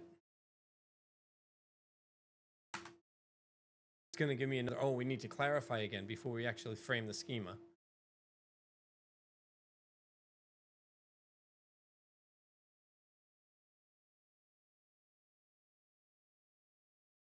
It just handed you a combat damage type system for free. I had them backwards, thank you, and let me remap it correctly because it inverts the difficulty gradient, and more importantly, it just handed you a combat damage type system for free that I want to make sure I've got exact. To be clear, I didn't think about the combat damage system until now, but this is part of what the not rehashing, but the design phase is all about, trying to figure out what's going to work and what's not at the start. All of this is likely to change, but I don't want it to change so much that I'm in a constant development cycle and never actually getting to the finished product. I don't want to be in development hell. I want to make sure I have these set and that I follow them to their alpha state, which is why I'm taking so long doing this and not actually going into the code of anything right now, because I need to make sure that the basics are in place. I have the story, I have the ideas, I have why this is set up the way it is. I need to put it all on paper, in a document, on my GitHub, whatever, and make sure that they are static so that I then freeze them and develop to that spec before I make any more changes. That's the phase I'm in right now. It's you're here and involved in the very start of the development of a game. This is the pre-production phase that companies go through years of. Mass Effect 5, 3-4 years of pre-production. League of Legends, the MMO, went through 2.5 years of pre-production, started developing, and then threw it all away and started over. That's what phase we're in right now. It's all pre-production. It's all design and putting the ideas on, like putting them into the world. That's where we're at. That's why I'm taking so long doing this, because I want to make sure it's right and feels correct for my world and how I want it to be presented. So if something comes up like that damage system that I was thinking of that I didn't even realize I was putting in place in the first place, just comes out, it's like, Everything is based around this pentagon, not pentagram, pentagon.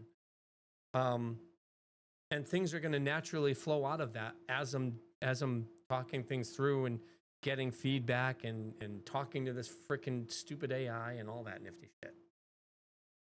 So I had them backwards. Thank you. Corrected pentagon relationships from your images. Lin is adjacent. There is conflict. Two neighboring aspects pull against each other. This is why you can't have two Lin adjacent aspects, both at 17. They drag each other down. A Lin hybrid skill spans two conflicting neighbors, so it's the harder tensor pairing to hold. Phases are opposite and mutually beneficial. Two opposing aspects cooperate because they share a common enemy, the anti-phased aspect they both conflict with. This is the evil races uniting against a common foe logic. A phase hybrid spans two coordinating opposites, so it's easier to hold at high values. Your worked example makes it unambiguous, and I'll pin it. Arcane and spiritual are phased, opposite, cooperative. 1717 is trivial. Their common antiphase is the aspect that between them is the aspect between them's opposite. Dimensional and spiritual, checking the pentagon, are adjacent Lin, conflict 1717 is effectively impossible. So the difficulty gradient is the reverse of what I said. Phase hybrids are accessible, cooperative opposites. Lin hybrids are hard, conflicting neighbors. Avoid Circean, Dim and Arc are adjacent. Let me not guess the specific pairs and instead lock the rule, then verify pairs against your authoritative Lin phase lists in the race table doc when I write it. The rule, adjacent equals in, conflict, hard to comax. Opposite, phase, cooperative, easy to comax. This means hybrid availability difficulty is emergent and correct with zero extra rules. A skill requiring two opposite aspects is fieldable. You can have both high. A skill requiring two adjacent aspects is aspirational. The conflict resists it. The geometry gates it. No penalty needed, exactly as you said. Confirmed hybrids are not power penalized. The dual threshold difficulty is the cost. Now the part that's bigger than it looks. You just specified an elemental damage type triangle, pentagon. Is it a triangle or is it a pentagon? Skill damage scales by the relationship between the skill's aspect and the target's aspect. Lin, adjacent to target, bonus damage. A dimensional skill hits mechanical and spiritual. Dims two Lin neighbors for more because Lin is in conflict, and you deal extra into what you conflict with. Phases opposite the target are reduced damage. That same dimensional skill hits arcane and technical. Dims phased opposite pair. For less, you're weak into your cooperative opposites. Hybrid skills combine both aspects' relationship parts. A dimensional spiritual hybrid deals less damage to mechanical and technical, but much more damage to arcane, their common phase. The aspect that both dimensional and spiritual are opposite to. So what that's saying is this. Dimensional and spiritual, the race that hits the middle, that pulls from both of them, will hit arcane for much more because they are combined. They're combined. By our forces combined, we are Dim Spy, or whatever. They combine together to fight against this. So they have pluses to here, +4 if you're a dimensional version of this, or +4 if you're a dimensional version of this, +1 to the other one, -1, -1, -3. So they do more damage. A dimensional spiritual skill will do more damage to an arcane enemy than it will to a mechanical enemy by a pretty significant amount. That's what that's saying. The aspect both dimensional and spiritual are opposite to. That much more to the common phase is the payoff that makes holding a hard Lin conflict hybrid worth it. You get concentrated bonus damage into one aspect both your halves oppose. Let's make sure we have the combat rule exact because it's a clean system and I don't want to misstate it. Single aspect skill versus target. Plus damage if target is Lin adjacent to the skill's aspect. Minus damage if target is phase opposite. Neutral versus same aspect? Yes. I'll confirm that. Same aspect, neutral, damage. Yes. Except for aspect races. Phase races. Skills. They do neutral damage the primary phase and slightly reduced damage to the secondary phase and slightly increased damage each adjacent compensate for the much higher increase to the common phased.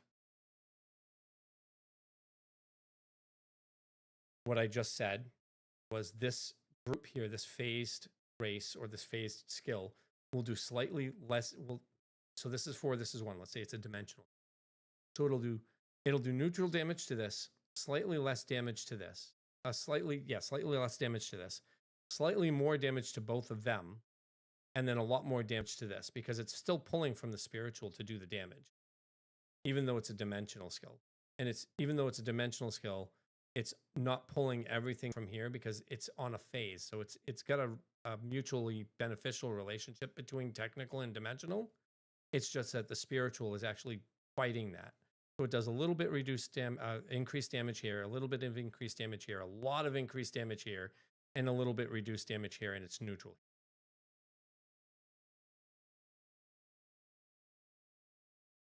Yeah. Yeah. Seems a little a little counterintuitive with the last step because it's doing a little less damage to something that's a +1 to it, and neutral damage to something to itself when it feels like it should do more damage to an enemy spiritual when it's a dimensional spiritual, but it does less damage because it's actually pulling from both. It's doing neutral because it's a primary dimensional, and dimensional isn't resistant to dimensional magic. It's the same. I mean, I could make it like that. You fight dimensional with dimensional, it's immune. I could do that, but I'm not yet. Now, maybe it'll happen later. All right. So then we go down here. Hybrid skill versus target. Overlay both constituent aspects in phase charts. Where they agree, both halves are phase opposite to the target. The effect stacks into a big spike. Your dimensional spiritual example. Dimensional and spiritual are both opposite to arcane. Arcane takes much more, and dimensional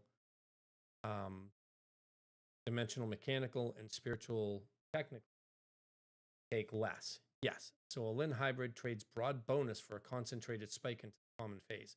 High risk, hard to field, narrow damage profile, high reward. Huge into one damage type. A phase hybrid, cooperative and easy to field, would have a broader but flatter profile. That risk reward mirrors races exactly. Lin conflict equals spiky specialist, like phase races. Phase cooperative equals accessible generalist, like aspect races. The whole game rhymes on one geometry. This is genuinely elegant. One pentagon governs stat allocation, racial identity, skill availability, hybrid difficulty, and combat damage type effectiveness. A player who learns a pentagon once understands all 5 systems. That's the opposite of the too busy worry from earlier. Maximally economical, because the complexity is shared across systems instead of 5 separate rule sets. Confirmations I need, I said, again, it's just going to continually confirm right now. Because the combat damage chart has to be exact. Same aspect versus same aspect. Neutral damage, yes. Lin bonus and phase penalty magnitude. Are these fixed values, e.g. Lin equals plus 25, phase equals 25? Or per skill author? 1. Same aspect, neutral damage, yes. 2. These are based on the aspect, on the facet values of the character using the skill, spell, or ability. The higher a facet value for the primary aspect, the more damage it will do by default, and the higher, like, so how am I going to make this work? Because obviously the higher it is, the more damage it will do by default, but how much, what's the extra bonus? Is it going to be like, I think it'll be plus or minus 25%. The default bonus / penalty will be plus 10% per point minus 3 equals plus 30% bonus.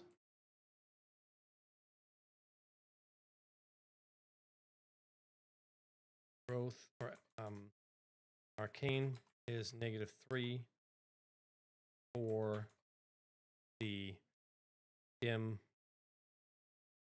spiritual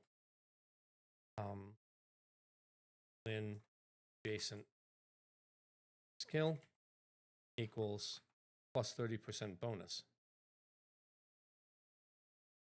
while spiritual is +1, so a minus 10% penalty.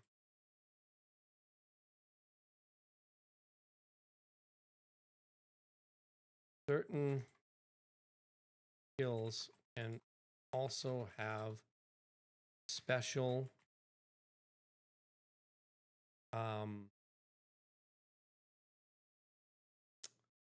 aspect specific bonuses or penalties.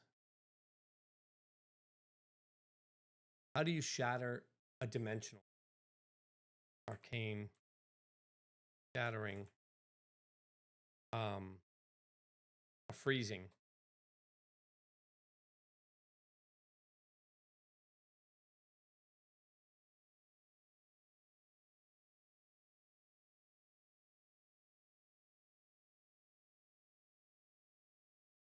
Three. When both halves point the same way, common phase, modifiers equal to much more becomes minus 50%. This is stacking.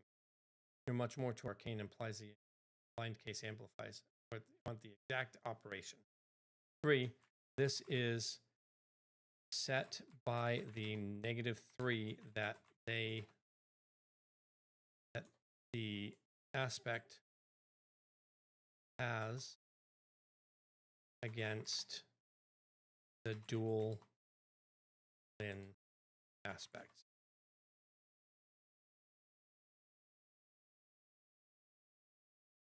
Okay. Pentagon as universal grammar is now the single most important structural asset in the design. I've been saying this since the start. Not even since I started streaming and doing this part of it, but since I started this whole thing. I haven't been developing it for 10 years. I'll just say that. Since I started this whole idea back in Final Fantasy Craft, which is what I was doing in 2015 with the Minecraft server that I had. I wonder if give me a second. I want to check something. I'm going to check something. If I go into my Final Fantasy Craft server, so for this we go to not Katrina TV, not Clouds and Apps. Backup, is it in here? No. Where are you? Where are you, son of a games? Admin and development.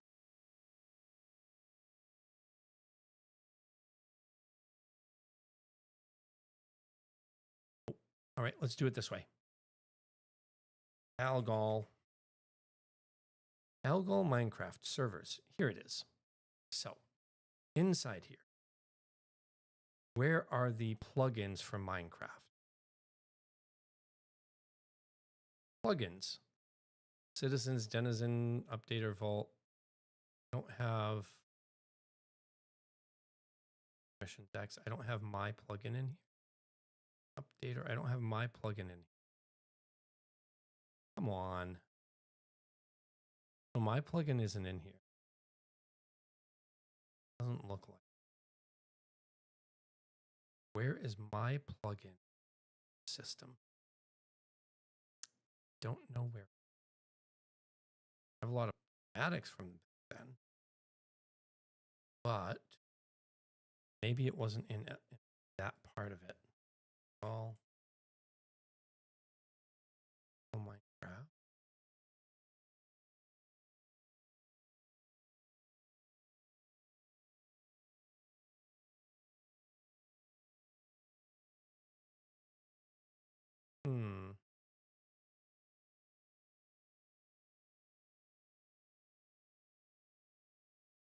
Maybe I Try for FPC. Final Fantasy Craft.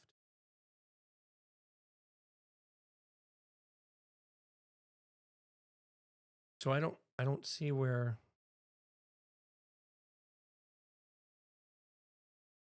Yeah, so they're on there, but I don't see where I put them into the system. Which sucks because I was actually developing it on the system. Maybe I didn't. I might not have actually backed it up from there because this is all on my GitHub. So maybe I didn't do that, which is unfortunate. It's unfortunate because I thought I had it inside here, but evidently I didn't.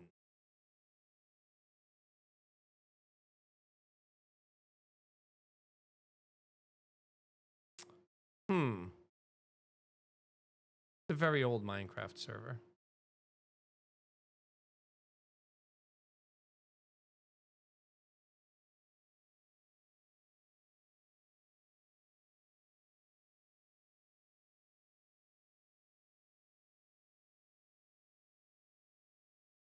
Yep.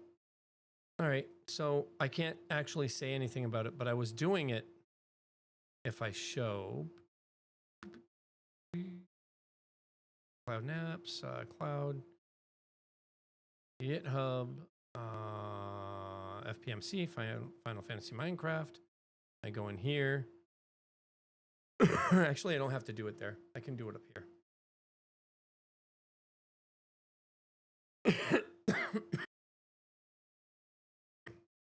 Do it up here. Grab my organizations, FPMC here. So I've been doing this since 10 years ago. So it's actually late 2016. But this was April of 2016.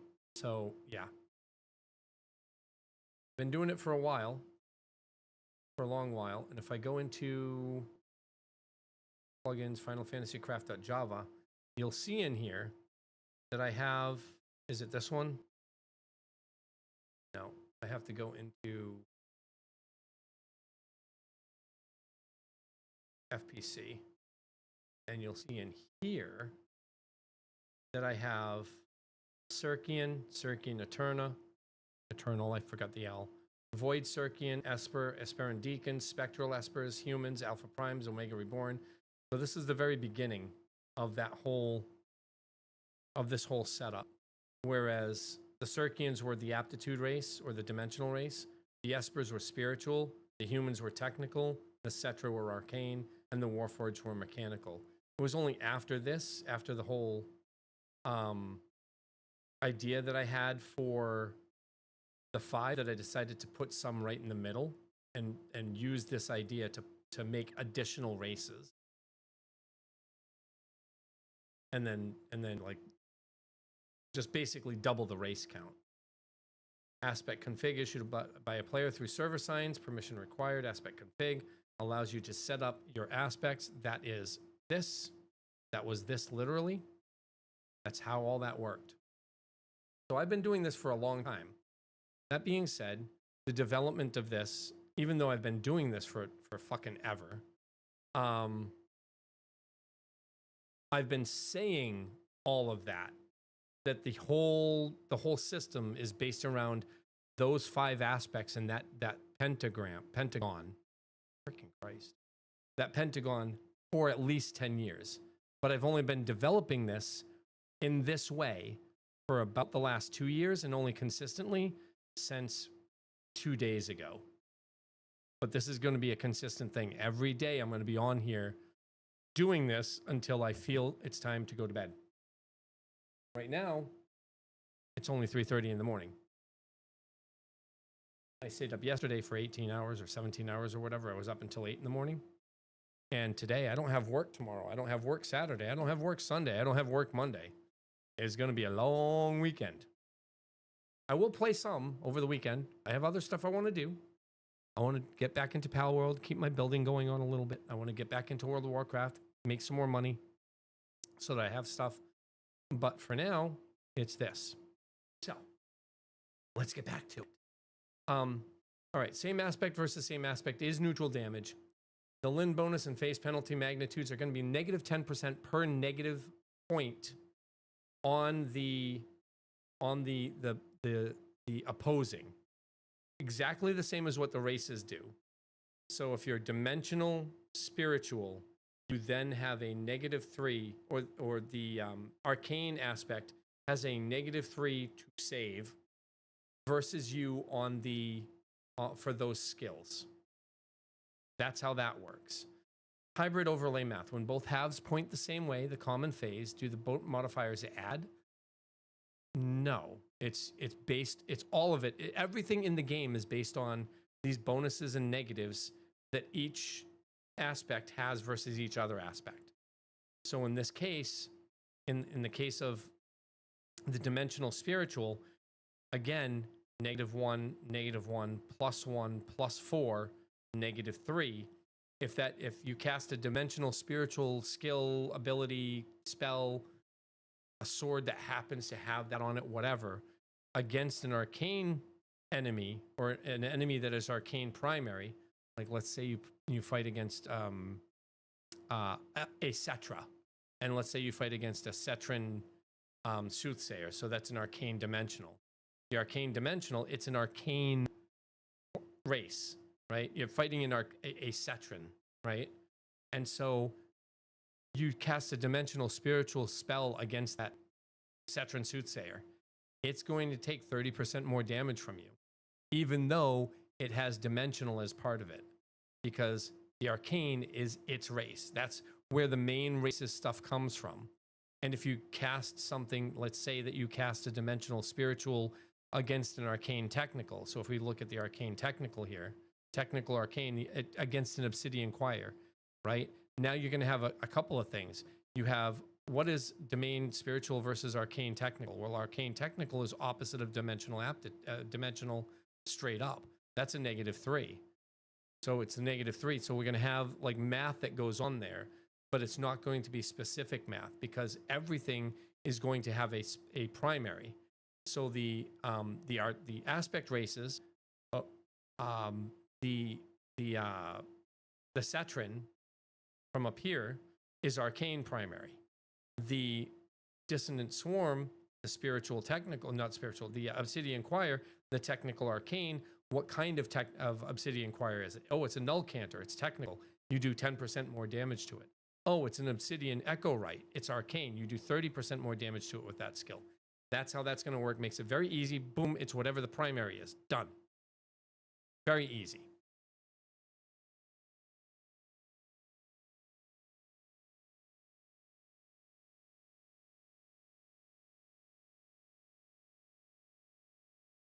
It would add some confusion for a dual aspect skill against a dual aspect enemy, like dim spy versus a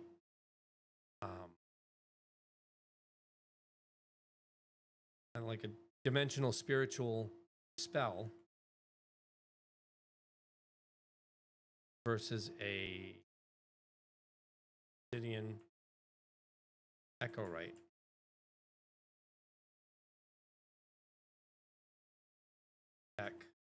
Arc.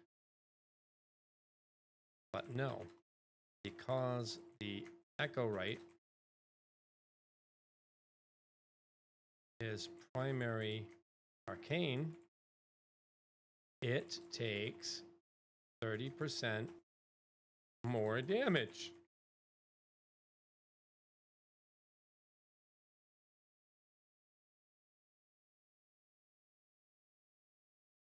And the same happens for all races, all targets.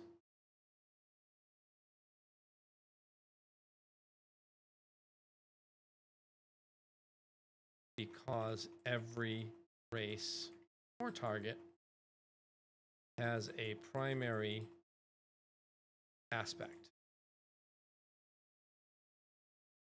Even the aspect races are primary dim, our primary one aspect. That takes care of that.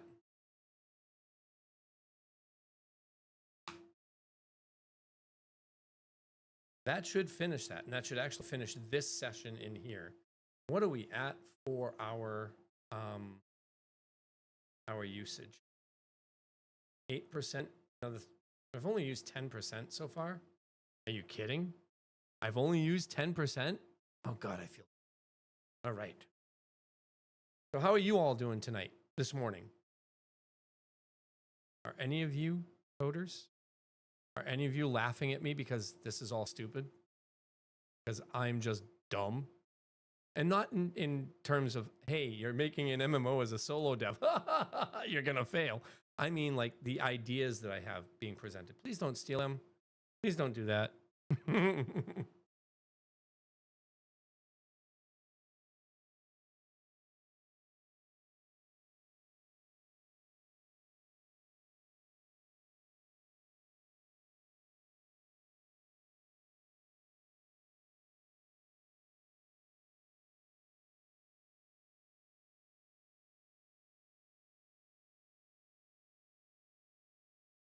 0.3 I've gotten, it's the clever one. So let me lock it in first because it resolves the ambiguity I was worried about.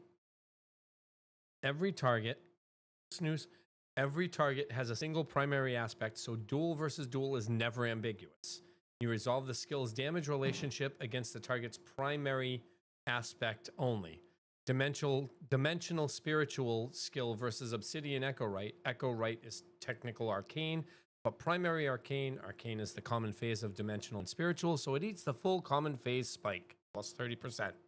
The primary aspect is the resolution key, and since even aspect races have one primary, it always resolves. Clean, unambiguous, confirmed. That's the load-bearing insight, and it holds. Of course it does. 0.1 I've got. Phased skills aren't flat against their own axis. Neutral to primary phase, slight reduction to secondary phase, slight bump to each adjacent, all balancing against the big common phase spike. It's a redistribution, so the phase skill isn't strictly better, just concentrated. Confirmed. 0.2 is where I genuinely lose the thread. 0.2. These are based on the facet values of the character using the skill, spell, or ability. The higher a facet value for the primary aspect, the more damage it will do by default. The default bonus or penalty will be 10% per point. Arcane is -3 for dim spy and for a Lin adjacent skill. It loses it. I literally just pointed it out and I explained it the same way and it loses it. So let's see how it loses it. And I'd rather pin it than guess wrong on the one piece of arithmetic that drives all combat damage. Two things in it I don't reconcile for me, and they might be the same confusion. Caster facets or target facets. You said based on the facet values of the character using the skill. So the -3 to 30% specifically, we'll go to that one. In 0.3, you say the common phase spike is set by the -3 that the aspect has against the dual in aspects, i.e. the structural. Times 10% that's fixed structural modifier. 0.2 says the modifier is 10% per point of the facet value. A variable character modifier. These two sources are landing on the same plus 30%. Let me re-explain this. Let me clarify. A character casting a skill from dim spy will do X damage based on that character's aspect values, facet value, for both dim and spy.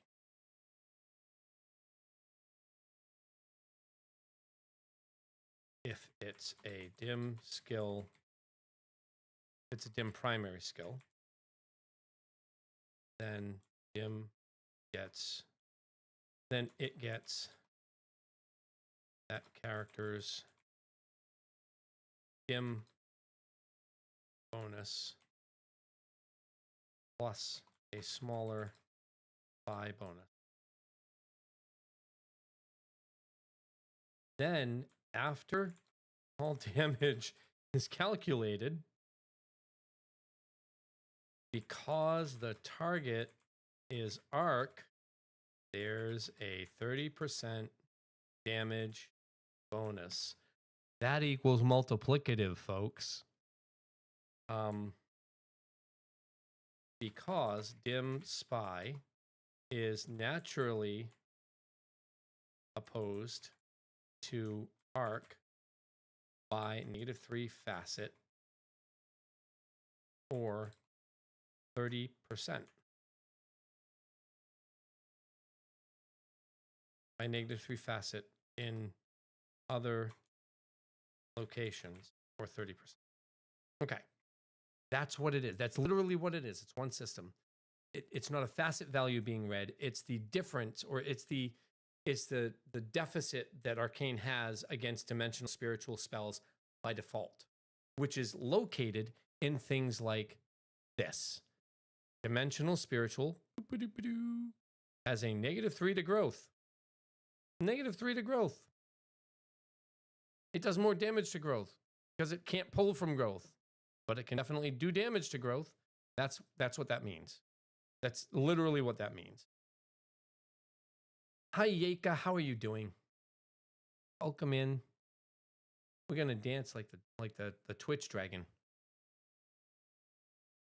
I'm horrible. Just you can kick my ass now.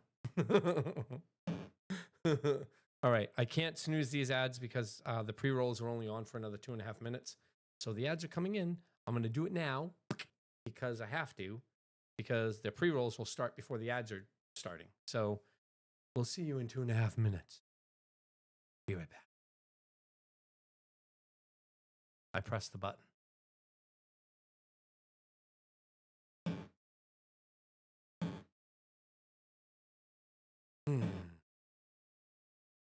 If you have to watch ads. Some people don't have to watch ads. If you happen to be a sub or a turbo user or not on Twitch, or just like not using or using an ad blocker. I'm okay with any of those. I don't care. I want people to when I start actually learning this stuff, like this is the stuff. If people are developing a game and they don't go through this kind of thing for their game, regardless of what kind of game it is, a tower defense game, you need to figure out how you want the tower defense stuff to work out. Brotato, they had to figure out, okay, how is the basic idea of the game going to work? Binding of Isaac, find out how the basic idea of the game is going to work. Slay the Spire, okay, it's going to be a card game. How are the cards going to look? What kind of stats are they going to have? What are they going to add? What are they going to pull away from? How many characters are you going to be able to use in the game? What kind of abilities do those characters have? All of this stuff gets done during the design phase. And so this is all design phase stuff. I can't wait to start actually coding the freaking game and learning the stuff that I'm here to learn. But we're not there yet. All right. So my best reconstruction, tell me if it's right, is the pentagon gives each aspect pair a structural relationship value, the -1 and -3 antiphase number.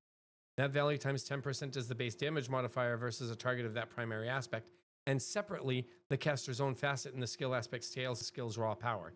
So target relationship sets a type multiplier, structural or fixed.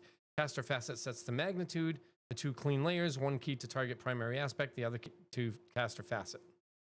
If that's it, I have everything. If the 10% per point is instead reading the target's facet, so a target weak in the relevant aspect takes more, that's a different and also coherent system, but I need to know. Additionally,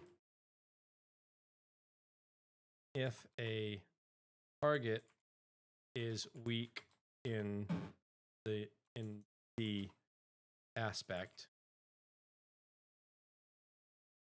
and by weak I mean a negative value, and this is where PvP is going to really start kicking in. You throw negative values on your character to try and boost, then it becomes a meta. It becomes a meta game. What's the meta this week? Okay, well, the meta this week happens to be everybody goes dimensional because the enemies are all going freaking arcane. So everybody goes dimensional spiritual. So we fuck them up. It becomes not a meta race, but it becomes a meta game, a meta style game. The meta this week is we require more Vespine gas. We require additional pylons. My life for ire. Entaro Adun. I don't say it well, but Zerg repellent.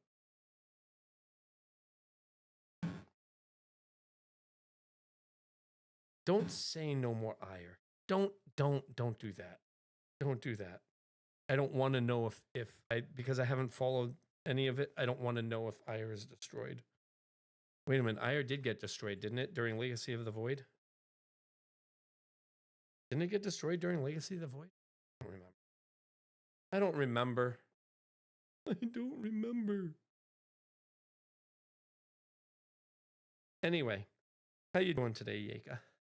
What do you think about how things are coming along?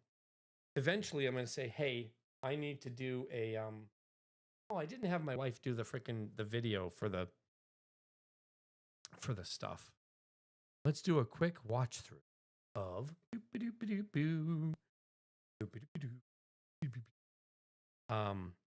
itch.tv Katrina videos. Let's do a quick watch. See if it actually works. Clips. Oop. Hey, it's not me. We're going to do this, but then we're going to go watch full video.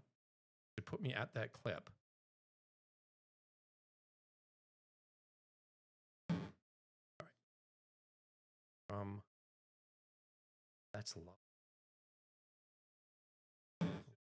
Give me 1 second. Yeah, but Ire still exists as a planet.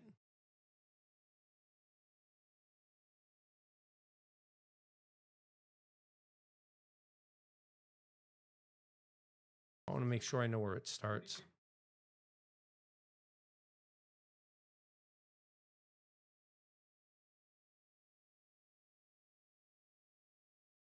One.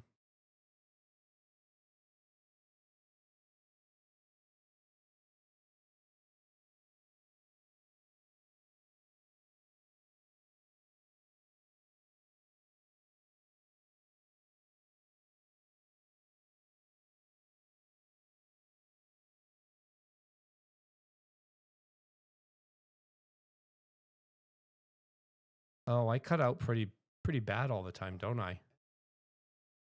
I cut out a lot. I need this to be like right here. Or maybe just turn up my voice gain. All right. Any bit. There, that should be better. That should be better.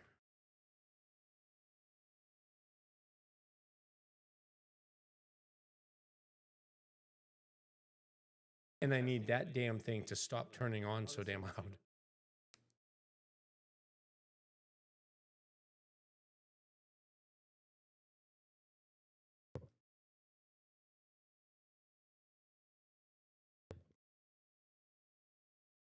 Oh yeah, that clicking when my voice comes on. That's actually pretty bad, isn't it?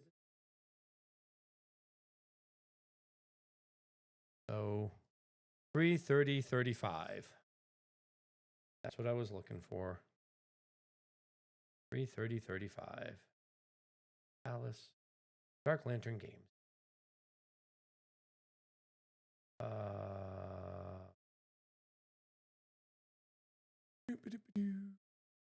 3:30:35.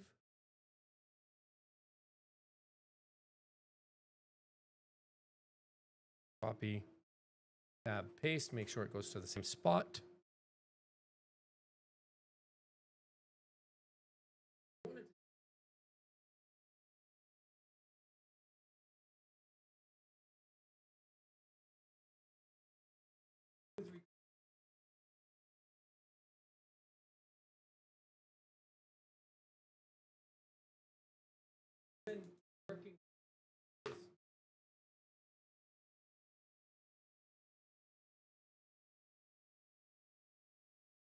Yay. I'm good.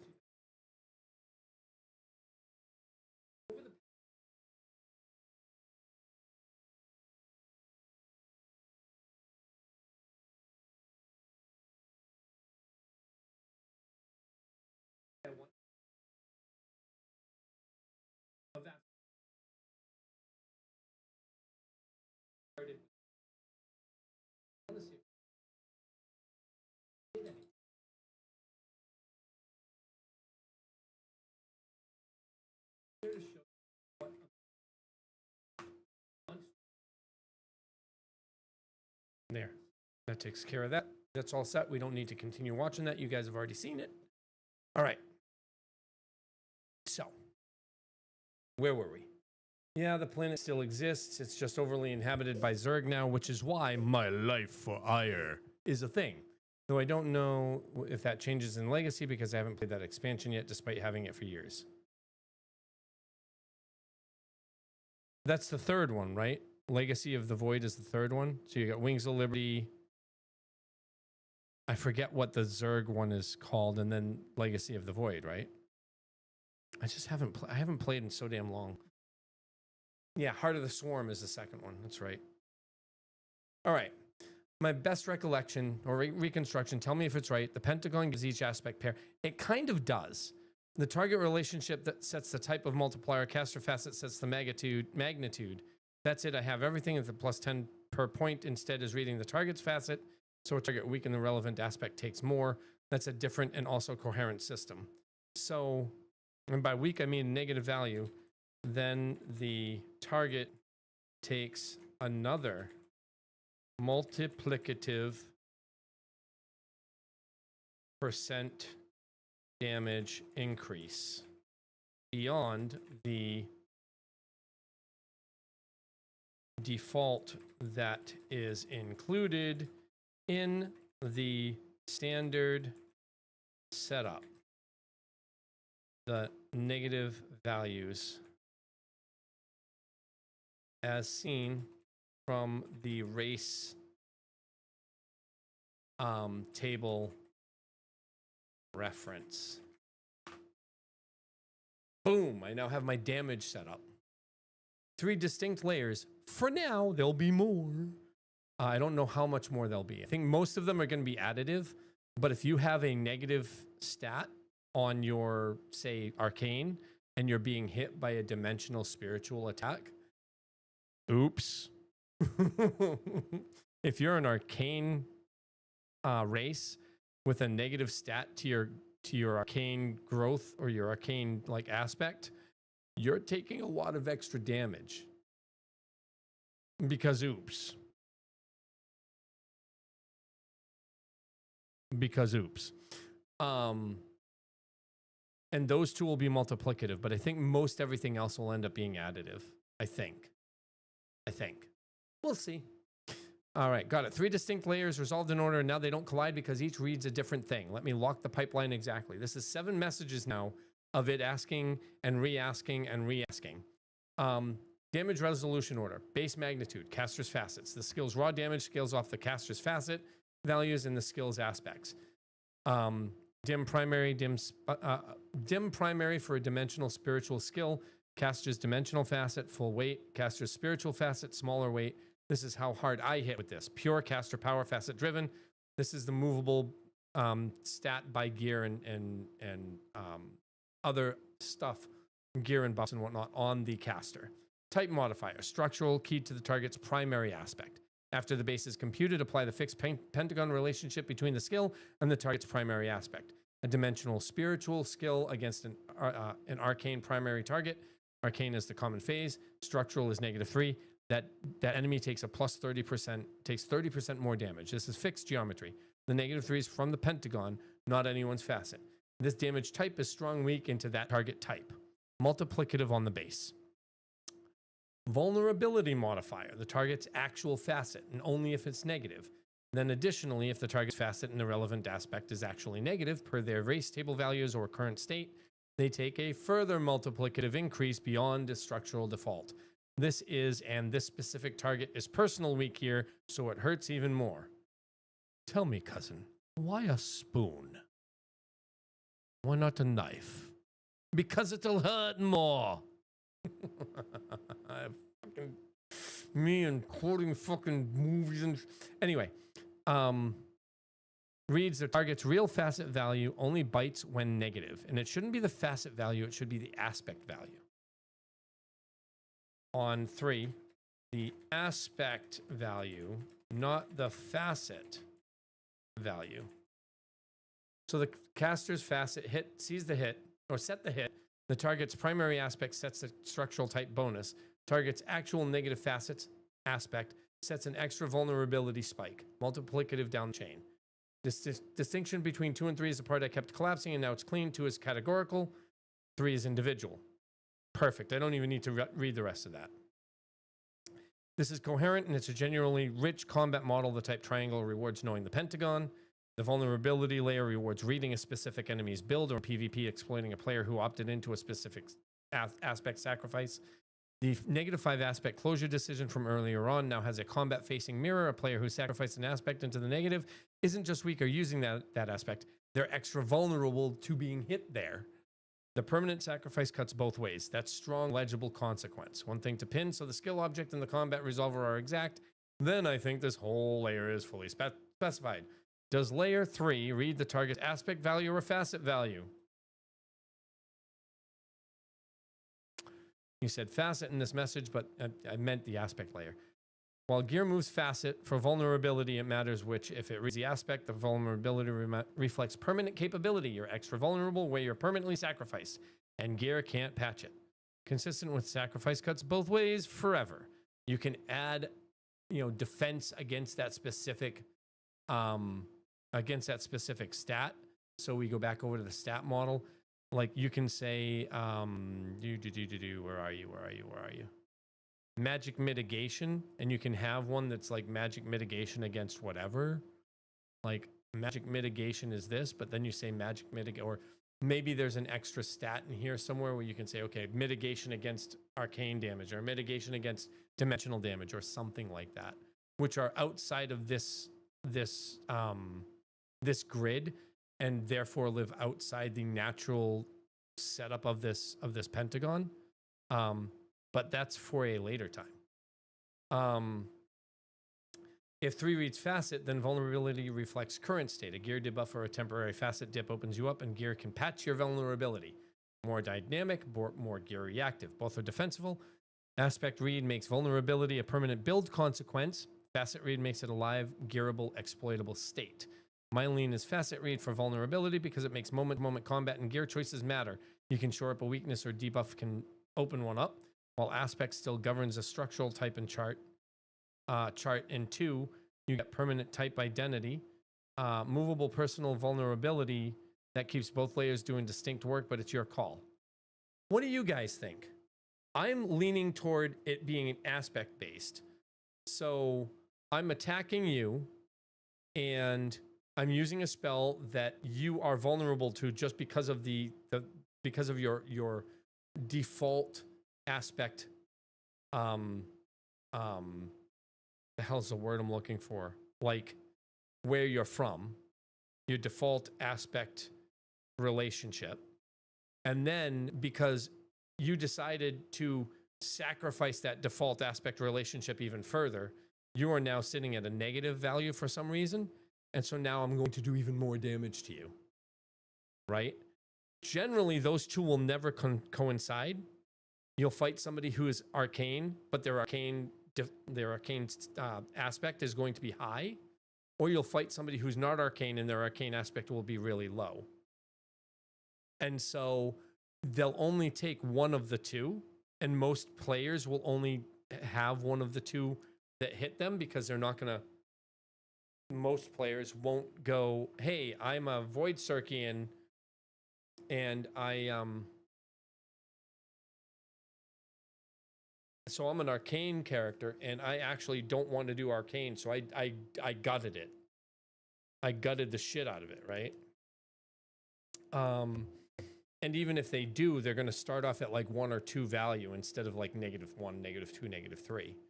So the people that works against or the players that works against are those who got that and aren't arcane aren't arcane vulnerable in the first place. But I can see why you might want it to be facet based. But I don't think it should be. What do you say? Should it be? Should it not be? I think it should be aspect based, not facet based. But I'm willing to take notes. I'll take your position into consideration. But I won't kill you for it, because that's what Baal does, and I'm not Baal.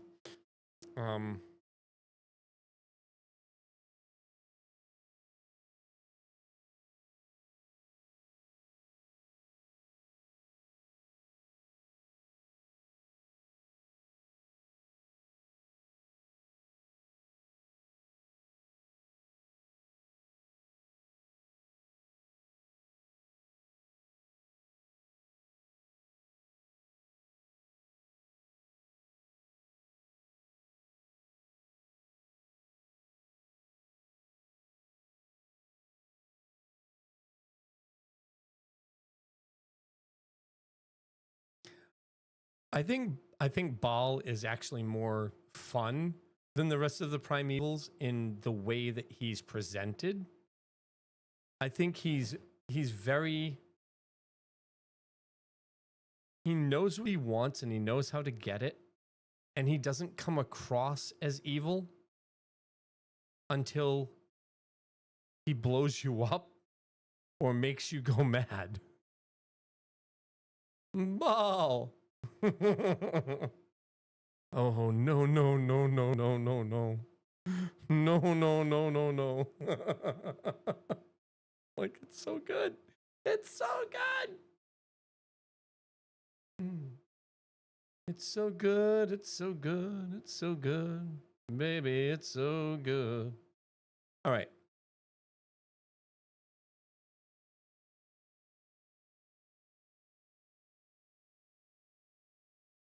An arcane race is at +2 minimum. Is at 2 minimum.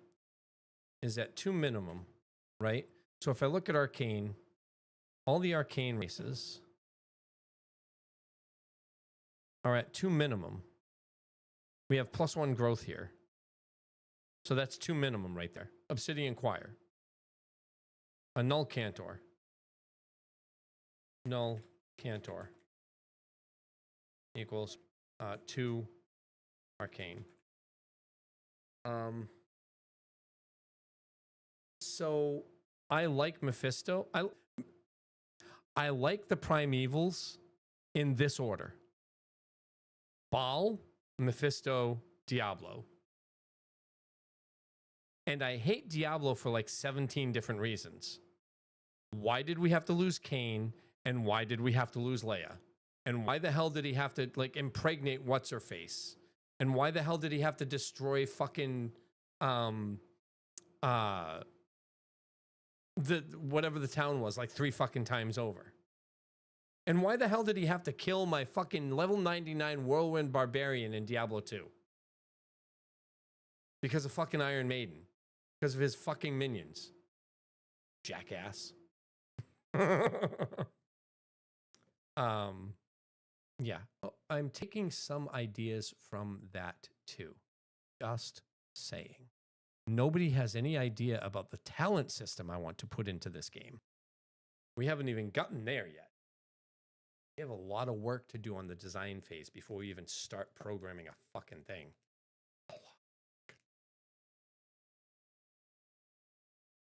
You guys want to see what the world is going to look like in just general idea of what the world is going to look like? You want to see? You want to see? You want to see? You want to see? You want to see? I want to show you. Do you want to see? You want to see what the world is going to look like? Cain dying to a butterfly bitch was fucking annoying. This is the world that we're going to be in. This is it. The world of Tanaus, which is not Tanaus, but whatever. Sunai's Brooch, Haranai's Crown, Unforgiving Forest, the Unknown Hills, the Lost Reaches, The World-Scar River, the Acrid Plains, the Oblivion Falls, the Brine Depths, the Broken Leg, the Structure, the Seat of the World, Balun's Shield, Eleneros' Cradle, Orandai itself, the Fair Oaks, the Mists of the Dead, the Depths of Tanaus, the Twilight Ridge, and the Gloaming Mountains with the Western Noble Lands. Yes, that's the basic idea of the world. That's the world we're going to be in. Somewhat. That's the world I'm developing this for. Yes, yes, yes. All right, so a Null Cantor gets a +2. It has a 2 base arcane.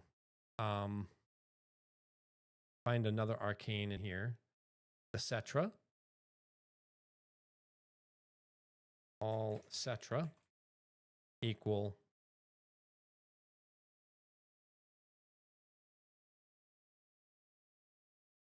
four arcane.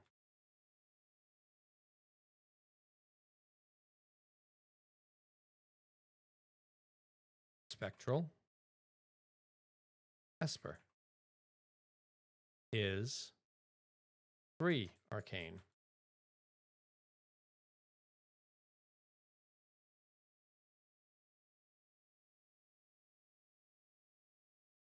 Esperan Deacon is 0 arcane. But an Esperan Deacon is not arcane.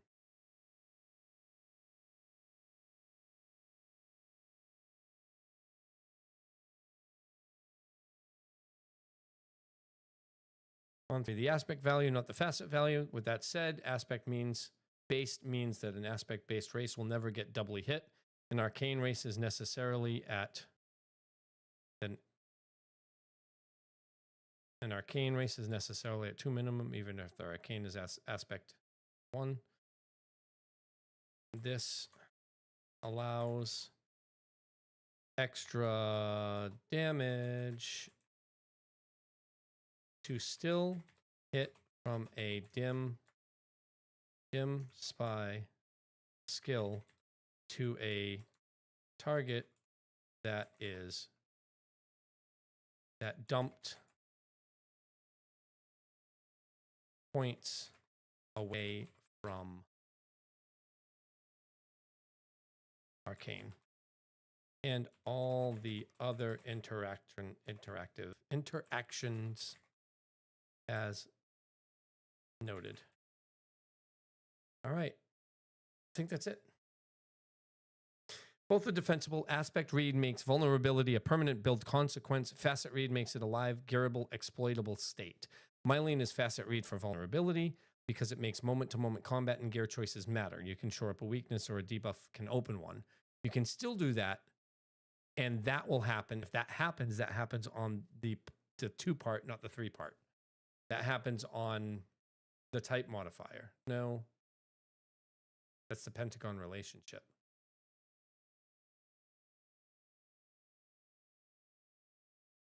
Yeah, no, that's no.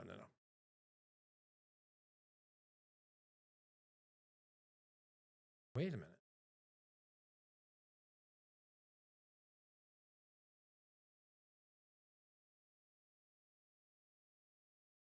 Oh no, that makes it on. So this actually is going to be on the facet value.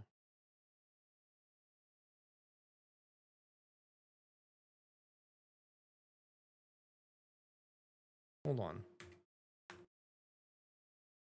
So I am leaning toward the aspect value, not the facet value. But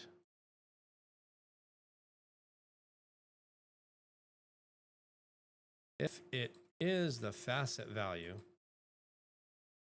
then players will invariably have to find a way to shore up their drawbacks.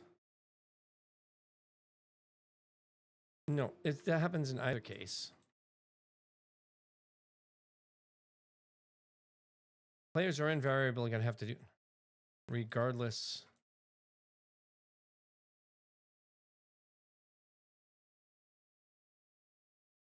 But they can't, if it's aspect value, they can't shore it up. But if it is aspect, they can't. And if it's facet, they'll just up to 0. Facet makes it trivial. Aspect makes it punishing for having gone there in the first place. Yeah. So because nobody responded, I'm very much leaning toward aspect, and I think it's the better choice anyway. And the AI is responding to me like this. Aspect read for vulnerability is locked, and your reasoning is the correct one. Facet read would make vulnerability trivially patchable, gear up to 0, negate the whole layer. While aspect read makes it a permanent consequence of a permanent choice. The vulnerability spike only ever hits someone who dumped or sacrificed the aspect at a structural level, and they can never gear it away. That's consistent with everything else that the aspect layer does. Permanent capability, permanent consequence cuts both ways. So layer 3 is now the aspect layer, period. In your worked example, surface the elegant property that makes this safe rather than punishing by accident. I want to state explicitly, again, because it's the thing that keeps the vulnerability layer from wrecking natural aspect users. An aspect-based race is naturally floored above the vulnerability threshold in its own aspect. A null cantor bottoms at 2 arcane. A cetra bottoms at 4. A spectral esper bottoms at 3, even if they dump every allocatable point away. Their racial primary guarantees a positive aspect there, so they can never be layer 3 vulnerable in their home aspect. The extra multiplicative spike only triggers on a negative aspect, and a race can only reach negative in aspects it's not built for, and only by actively dumping into a racial weakness. So a natural arcane user is never double hit in arcane, that their identity is protected. A character takes a vulnerability spike only when they're both non-native and they choose to dump, a doubly deliberate exposure. The Asperin Deacon example, 0 arcane, non-arcane race, sits at the boundary. 0 is neutral, so not negative, no spike. They'd have to go below 0, dump and already weak, to eat layer 3. That's the clean version. The vulnerability layer punishes only intentional exposure in a non-native aspect and is structurally incapable of punishing a race in its own school. Racial identity is armor against your own type weakness. It means that the punishing layer can't misfire on the players it shouldn't touch. If you're an aspect-based race, if you're an arcane-based race, then arcane-based skill, arcane weak or arcane punishing skills, if you're an arcane-based race, then arcane punishing skills will only hit you harder in one area. If you're not an arcane-based race, then you only take extra damage, like massive extra damage from arcane, if you dumped arcane away. The only way that hits hard for somebody is if they're, say, a mechanical-based race, and they dump mechanical, if they're an arcane-based race, and they dumped mechanical like this, and let's find the one that is mechanical here. So let's find the one that has a negative to resilience, a massive negative to resilience. If you are a void Circean, you're dimensional, so you have -1 to these two, right? And then you dump this. Actually, we can do it with arcane. If you're arcane technical,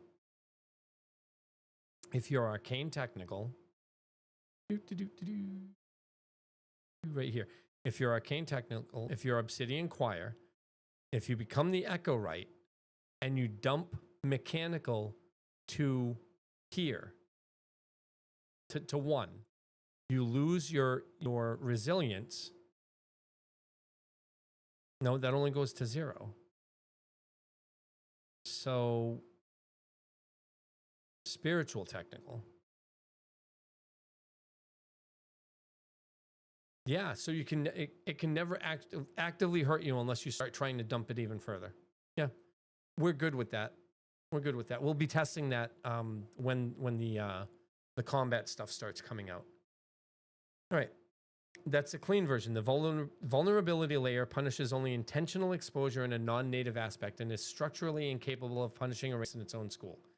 Racial identity is armor against your own type weakness. Base equals caster's facet value in the skills aspects, primary full, secondary lesser. Movable, it's gear state. The type modifier is the pentagon relationship, plus or minus 10% structural per point, versus the target's primary aspect. This is the categorical type chart. This is what I've been showing over the last 20 minutes or so. Vulnerability is an extra multiplicative bonus if the target's aspect in the relevant slot is negative, scaled by how negative it is. And that negative is going to be the same on the same overall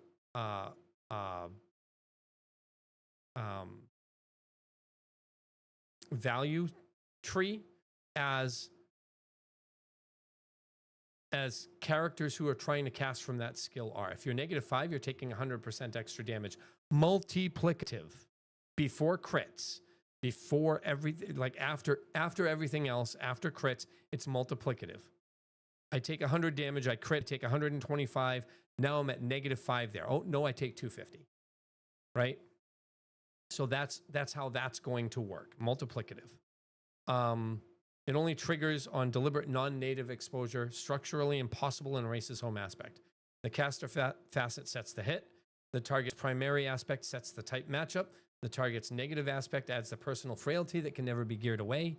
3 layers, 3 different reads, no collisions. That's a full combat effectiveness model, and it closes every open thread on the aspect facet split. All right. 2 things before we move on. Just write the fucking paper. Progression power is aspect. Stats model is 10 stat, 30 cell grid. Yes. XP model is earned by footprint, 100% primary, 20% split across touched aspects. This is dynamic. Spend broad on facet or focused on cell. Use-based leveling gated by aspect. Respec is emergent from atrophy and retraining. Skill relationships are single in conflict, which are hard. Phased, which are cooperative and easy. Hybrids via the one pentagon. The one pentagon to rule them all. Resolved against target primary aspect, and the combat damage is the 3-layer pipeline above. It's a lot of settled ground, and it all rests on the one pentagon. 2 things before we move on, for crying out loud. First, a documentation debt worth clearing now before it rots. We've made a dozen interlocking decisions across the session, and only some are written. The aspect and facet inversion, aspect is permanent capability, facet is movable state, contradicts what you currently have in progression power. That needs to fix. We're going to write that and fix it. If you stop here without updating docs, future you reads a doc that says the opposite of what you decided. I'd strongly suggest I write 2 docs now. Progression power rewrite and add the Lin phase corrected relationships plus damage pipeline either into combat model or a new damage model. That's a responsible close to this session. Second, the milestone reality check, because I'd be a poor steward not to say it. You've now spent the entire session on stats and progression plus the combat damage math. Against your August 19th list, etc., you've deeply settled stats and XP progression and a big slice of combat's damage layer, but skills as data, talent trees, the combat prototype, your actual fun gate, professions, and the item framework are still ahead. And the fun gate, multi-actor combat prototype, is the one thing that can't be desk proven and must be felt. For those of you who want to know, when I get to the combat, the multi-actor combat prototype, I'm going to ask somebody or a couple of people to join with me to try and to see if it feels like it could be fun or if it feels like it could be dull. It's going to be a dull prototype. It's not gonna have a lot in it. But I'm going to be asking people, if you're not already a part of my Discord and you like to be a part of the testing for the very, very, very, very early stages of this, prototyping and making sure things actually work the way I'm expecting them to, please join my Discord. Become a member. This Discord is the one that I'll be posting things in. And eventually I'm going to be posting a link to the actual development Discord, my Discord for Dark Lantern Games, where I'll be posting even more stuff. That's where most of the stuff is going to happen. But for now, if you want to be a part of it, join my Discord, become a member of my Discord. I post about when I'm streaming, what I'm streaming, and there's not a lot of activity there right now. Later it'll all be on the gaming Discord, the Dark Lantern Games Discord that I have, which is the name of the company that is all this is going to be done under. So feel free to join that. I don't want my wife to be the only one that helps me test this. So that being said, professions, the item framework are still ahead, and the fun gate is the one thing that can't be desk proven and must be felt. The damage model we just built is excellent and necessary, but it's still desk design. None of it is validated as fun yet. My honest read after the doc write-up, the highest leverage next move isn't another design layer, it's framing the skill data object, which everything left, classes, talents, combat, hangs off of, and then getting towards something runnable, because the calendar risk lives entirely in the unrunnable fun gate, not in more design depth. Say the word and I'll do the doc write-up first. Then we frame the skill schema. Do the doc write-up.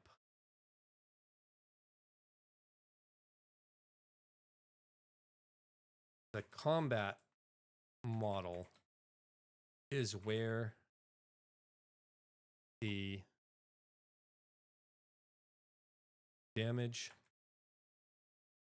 pipeline, actually the damage model, where the damage pipeline should live, and rewrite progression power. Also, we are going to close this session and open a new one. So I need a Claude.md for the next session, if that is the case for a project. Because I don't know if it is. My God. So I've been working on this. It's 4:30. I've been working on this part of this since 9:30 today. So that's 7 hours I've been working on just this, trying to make this work. That's the not the classes, but the initial progression power, getting everything set, knowing where things are coming from, knowing where things are going to, and the stats model itself. Like, this whole thing was done today. All of that was done today. It's kind of cracked how much I've done and how little it looks like I've done. All right, doc write-ups first, then session handoff file. All three are copyable, markdown, full rewrite, corrected aspect, facet, layering, etc. Progression power, so we're rewriting this one. All right.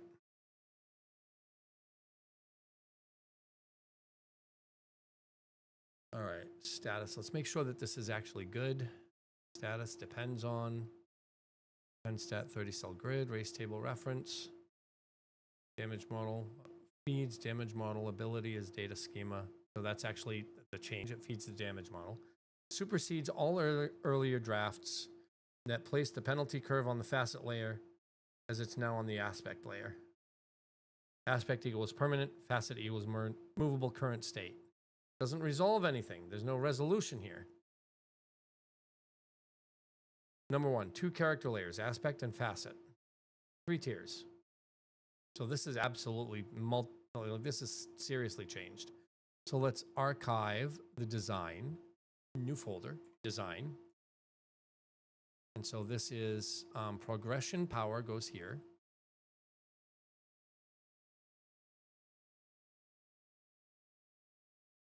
I'll change that to -V1. I love how it does this. It's like, oops. All right, damage model is new. Design, new file, damage model.md. We'll have that. Okay. And we need progression power archive, design, new file, progression, power.md. So we have damage model and progression power. And then Claude MD project root session handoff. Project can carry a Claude MD. It's standard convention for persistent project context that a new session should load first. Okay. So this is the current Claude MD. Here. New file. Claude.md. All right. We'll copy this. 3 notes on the handoff. Flag the reference versus authoritative doc distinction explicitly in Claude.md because your project carries the MMO siblings docs combat model progression, and a fresh session could mistake them for ARPG authoritative.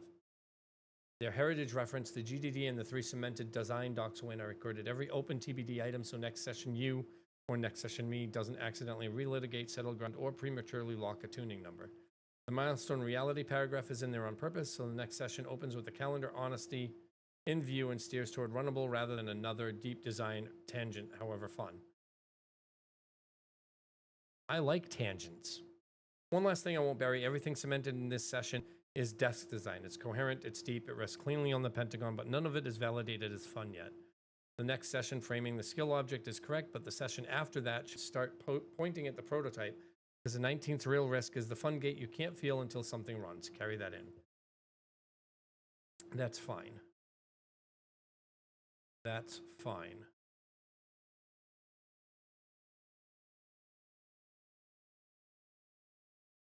I want to check something. Reuses the Altanen setting in the facet race progression design, persistent shared world, and instant turn-based active combat, Expedition 33 style reaction windows, and party scoped instances, server authoritative throughout. So yeah, it's a solo dev MMORPG. Working style, read first. Have I had my camera's been off this whole time? Has my camera really been off this whole damn time? Damn. Oops. So I'm reading stuff that's behind the camera that you guys can't see anyway. So I should I'm going to leave it on because it is what it is. I've been reading it because I thought it's been behind the camera. Sorry. Authoritative docs. GDD wins conflicts. ARPG GDD 0.x. Authoritative docs race table reference. Docs design stats model. The 10 stat 30 cell grid. Cell names a fixed grammar, etc. The progression power is aspect and facet layers. A penalty curve. The waterfalls. The damage model is Pentagon combat pipeline. That's cemented reference docs combat model progression specialization. All of these are from the MMO sibling. Treat as reference heritage, not authoritative for the ARPG where they conflict.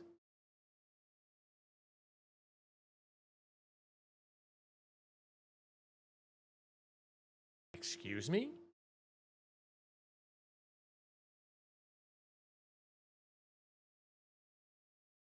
Excuse me?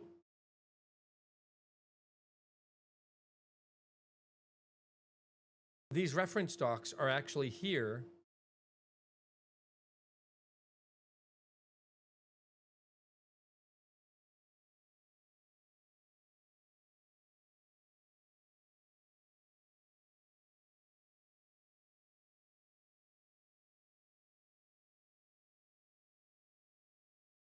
These are part of the ARPG.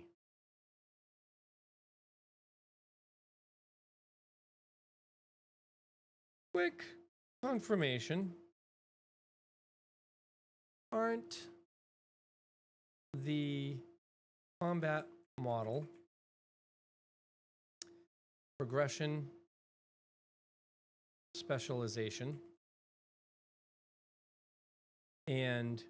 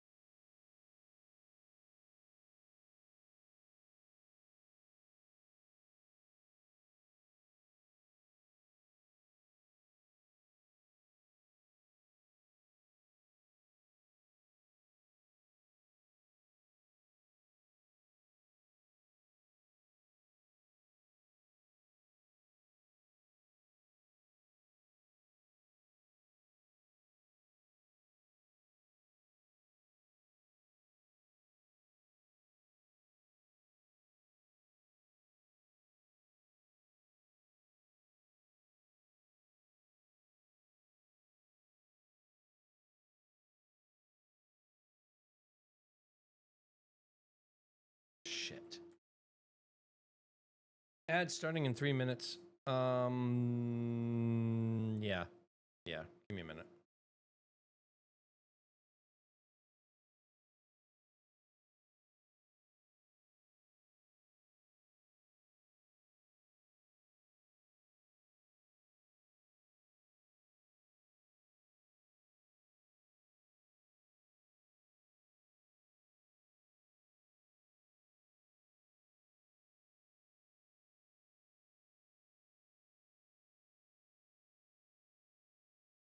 So execution sequence wasn't that.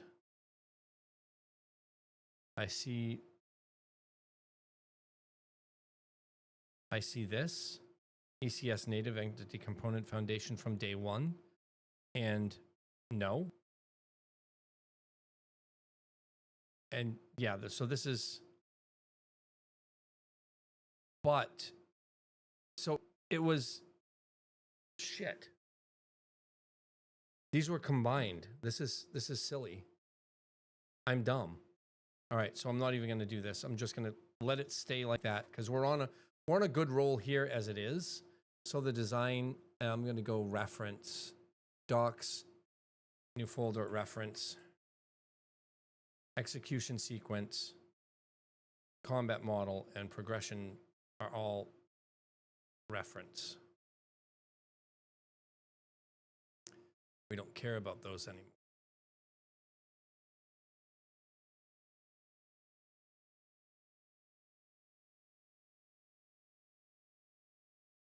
Although the progression specialization model was not reference. This was not reference. This was literally this. Undo.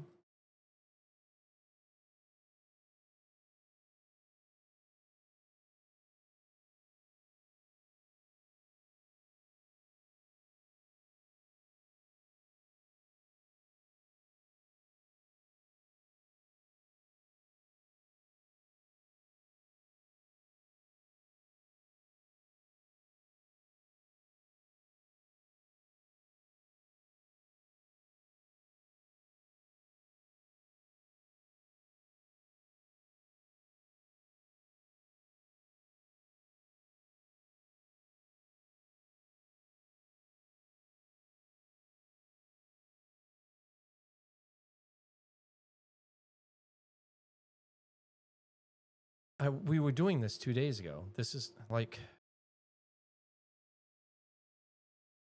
oh, it's reference now. That's why. That's why. All right, add in 5 seconds. We'll see you in 2.5 minutes.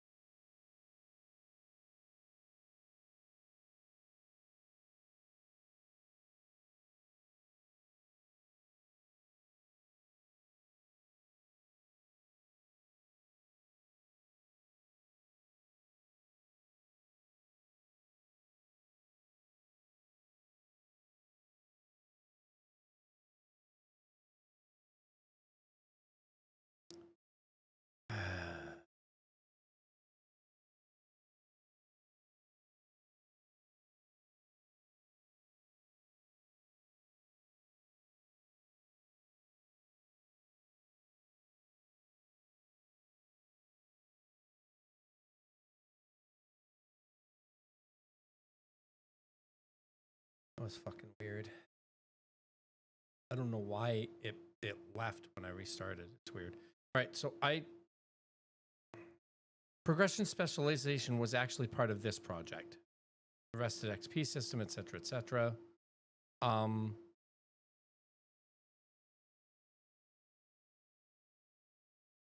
Though I need to take this off. I was wearing it to verify stuff. So we're back, obviously. I want clarification, though. I suppose we can just relegate this to